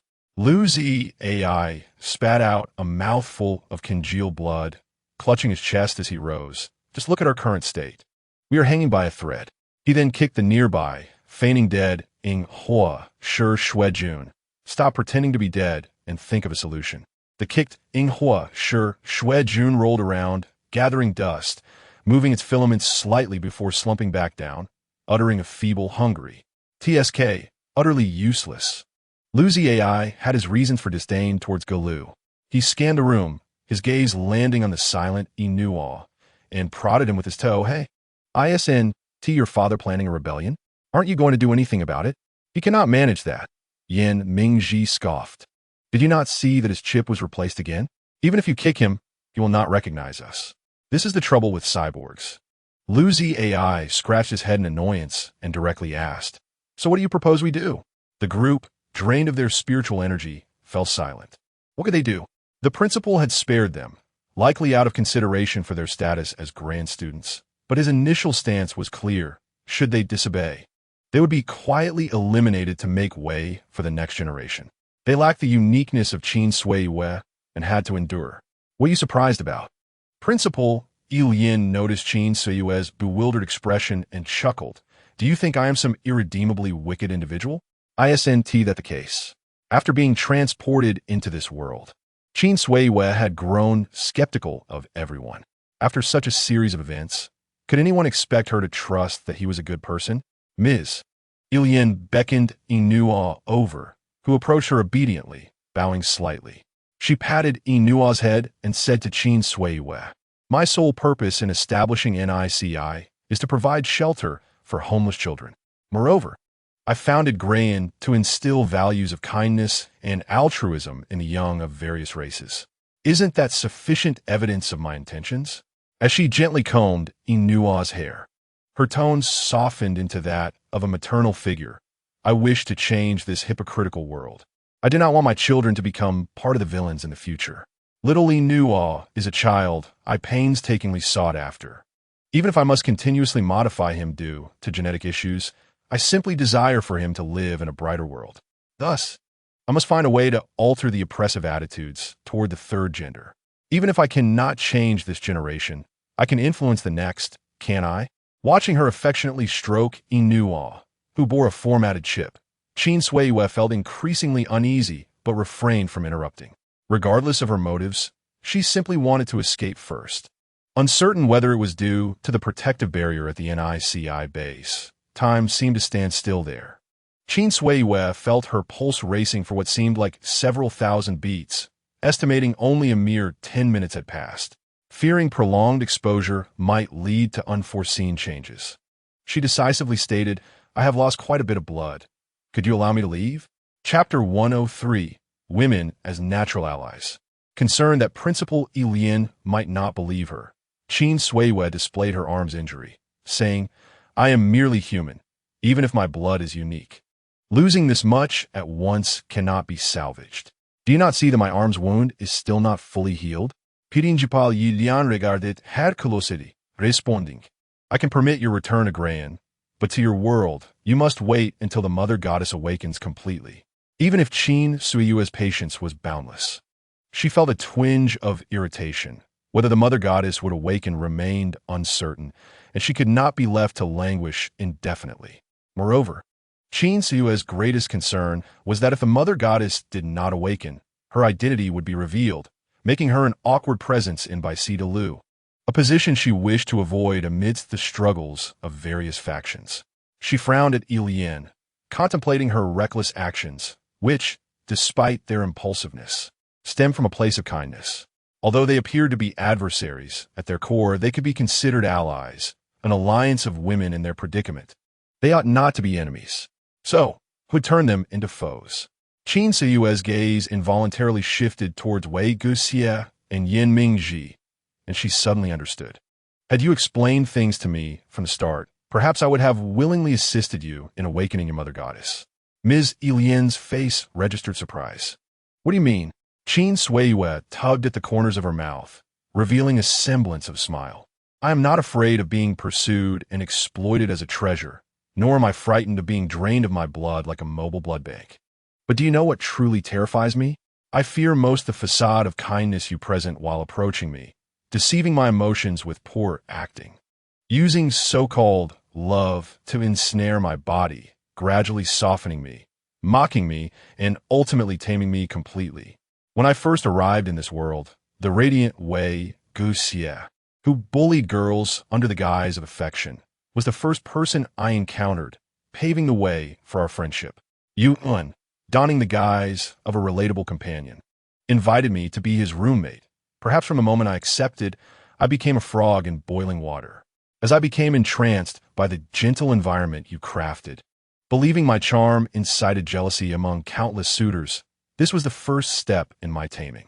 Inua's past and present, Luku Shixi's desire for capture, Luzi AI's shared interests, perhaps even that greedy Gulu, who only knows hunger, was a deliberate offering. In the pursuit of love, Is my future partner who shall emerge victorious. In this unfamiliar world, I shall regard him as my lifelong support, gradually ensnared by his tenderness, willingly offering my body and blood. Qin Sui dares not ponder this outcome too deeply, for she knows that she cannot escape the gentle trap of such affection. She is acutely aware that even a heart as hardened as stone can be softened, especially as time is not kind to them. Once love blossoms for a particular individual, thoughts of whether life is too fleeting arise. She understands herself to be a person who will stop at nothing to achieve her goals when time grows short. She will indeed seek ways to extend her life. At that moment, will she still be herself? The tender embrace of love may dull her curiosity about the outside world. As she willingly curls up beside one person, gazing at him day and night, sacrificing her very essence to bear the fruit of their love, ultimately losing her freedom. She will forget the ambitions of her youth, the dreams that once glimmered in her academic pursuits, and instead, she will indulge in a life of lethargy, finding solace in her early pregnancy while others toil away at work. She will nurture the next generation with her own flesh and blood, justifying it as the greatest value of her life. This is not right. She was meant to possess her own worth. Therefore, if you lure me into the grave of marriage with love, I shall willingly sacrifice myself for you. But what of me? What of me? Why must I live this way? What am I even? Am I, in fact, nothing at all? A lifetime spent blind to the true world, deceiving myself into believing in happiness, lost in ignorance, willingly becoming a nurtured parasite, distorting my own form while squandering the precious journey of life. It seems that nature is unyielding. Even the strongest spirit can be broken. Just as others say, look, women are all like this. Women are not like this. To avoid this path, I deliberately tread a path devoid of humanity. Do you know how much I sacrificed to escape the confines of the laboratory that once sought to reshape me, gaining this body of significant value? How dare you use love to entice me into self-sacrifice? Qin Sui gazed intently at Ilian, who surely knows the feeling of love. So why employ such tactics to draw me in? The neat sea, akin to the third gender harmed within marriage, are no different from women forced to sacrifice within their families. Your methods are nothing short of an insult. Ilian stared blankly at Qin Sui, her mind racing yet seemingly empty, her gaze toward Qin Sui filled with an indescribable complexity. Heartbeats surged beyond 1,000, and after a long pause, Qin Sui heard her say, I have not mistaken my choice. You truly can save the PC continent. However, the PC continent will only imprison your soul now. I will personally escort you away. She stepped closer to Qin Sui, finally clasping her hand tightly. When I become a true woman, I will invite you to witness the renewed PC continent alongside me. Qin Sui's gaze fell upon their joined hands. In that moment, words were unnecessary. For the resonance of shared gender made them understand that women are natural allies. I believe you are the summoner, Qin Sui declared.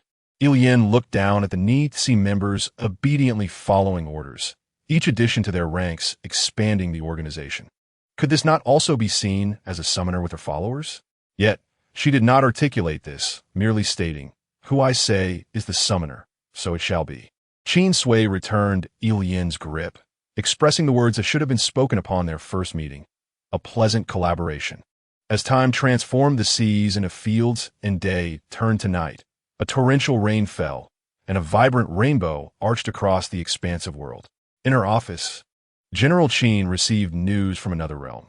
The PC continent was undergoing a great upheaval. The mother goddess was enraged, and all races were stripped of their powers, beginning anew in learning how to be human. The tree of life commenced its orderly birth of newborns, with their gender left to the newly opened Yin-Yang River to determine. The PC continent now knew no distinction of race, only the division of male and female. The grudges of history cannot be reconciled in a day. This game of yin and yang will require significant time to harmonize. At that time, Ilian had asked Qin Sui, does the human race still need to resurrect the mother goddess?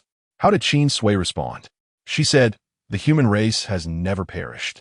Its history and culture have long been proclaimed across this continent. The existence and educational environment of other races are no different from that of humans. The PC continent is now a second rebirth of humanity. The end.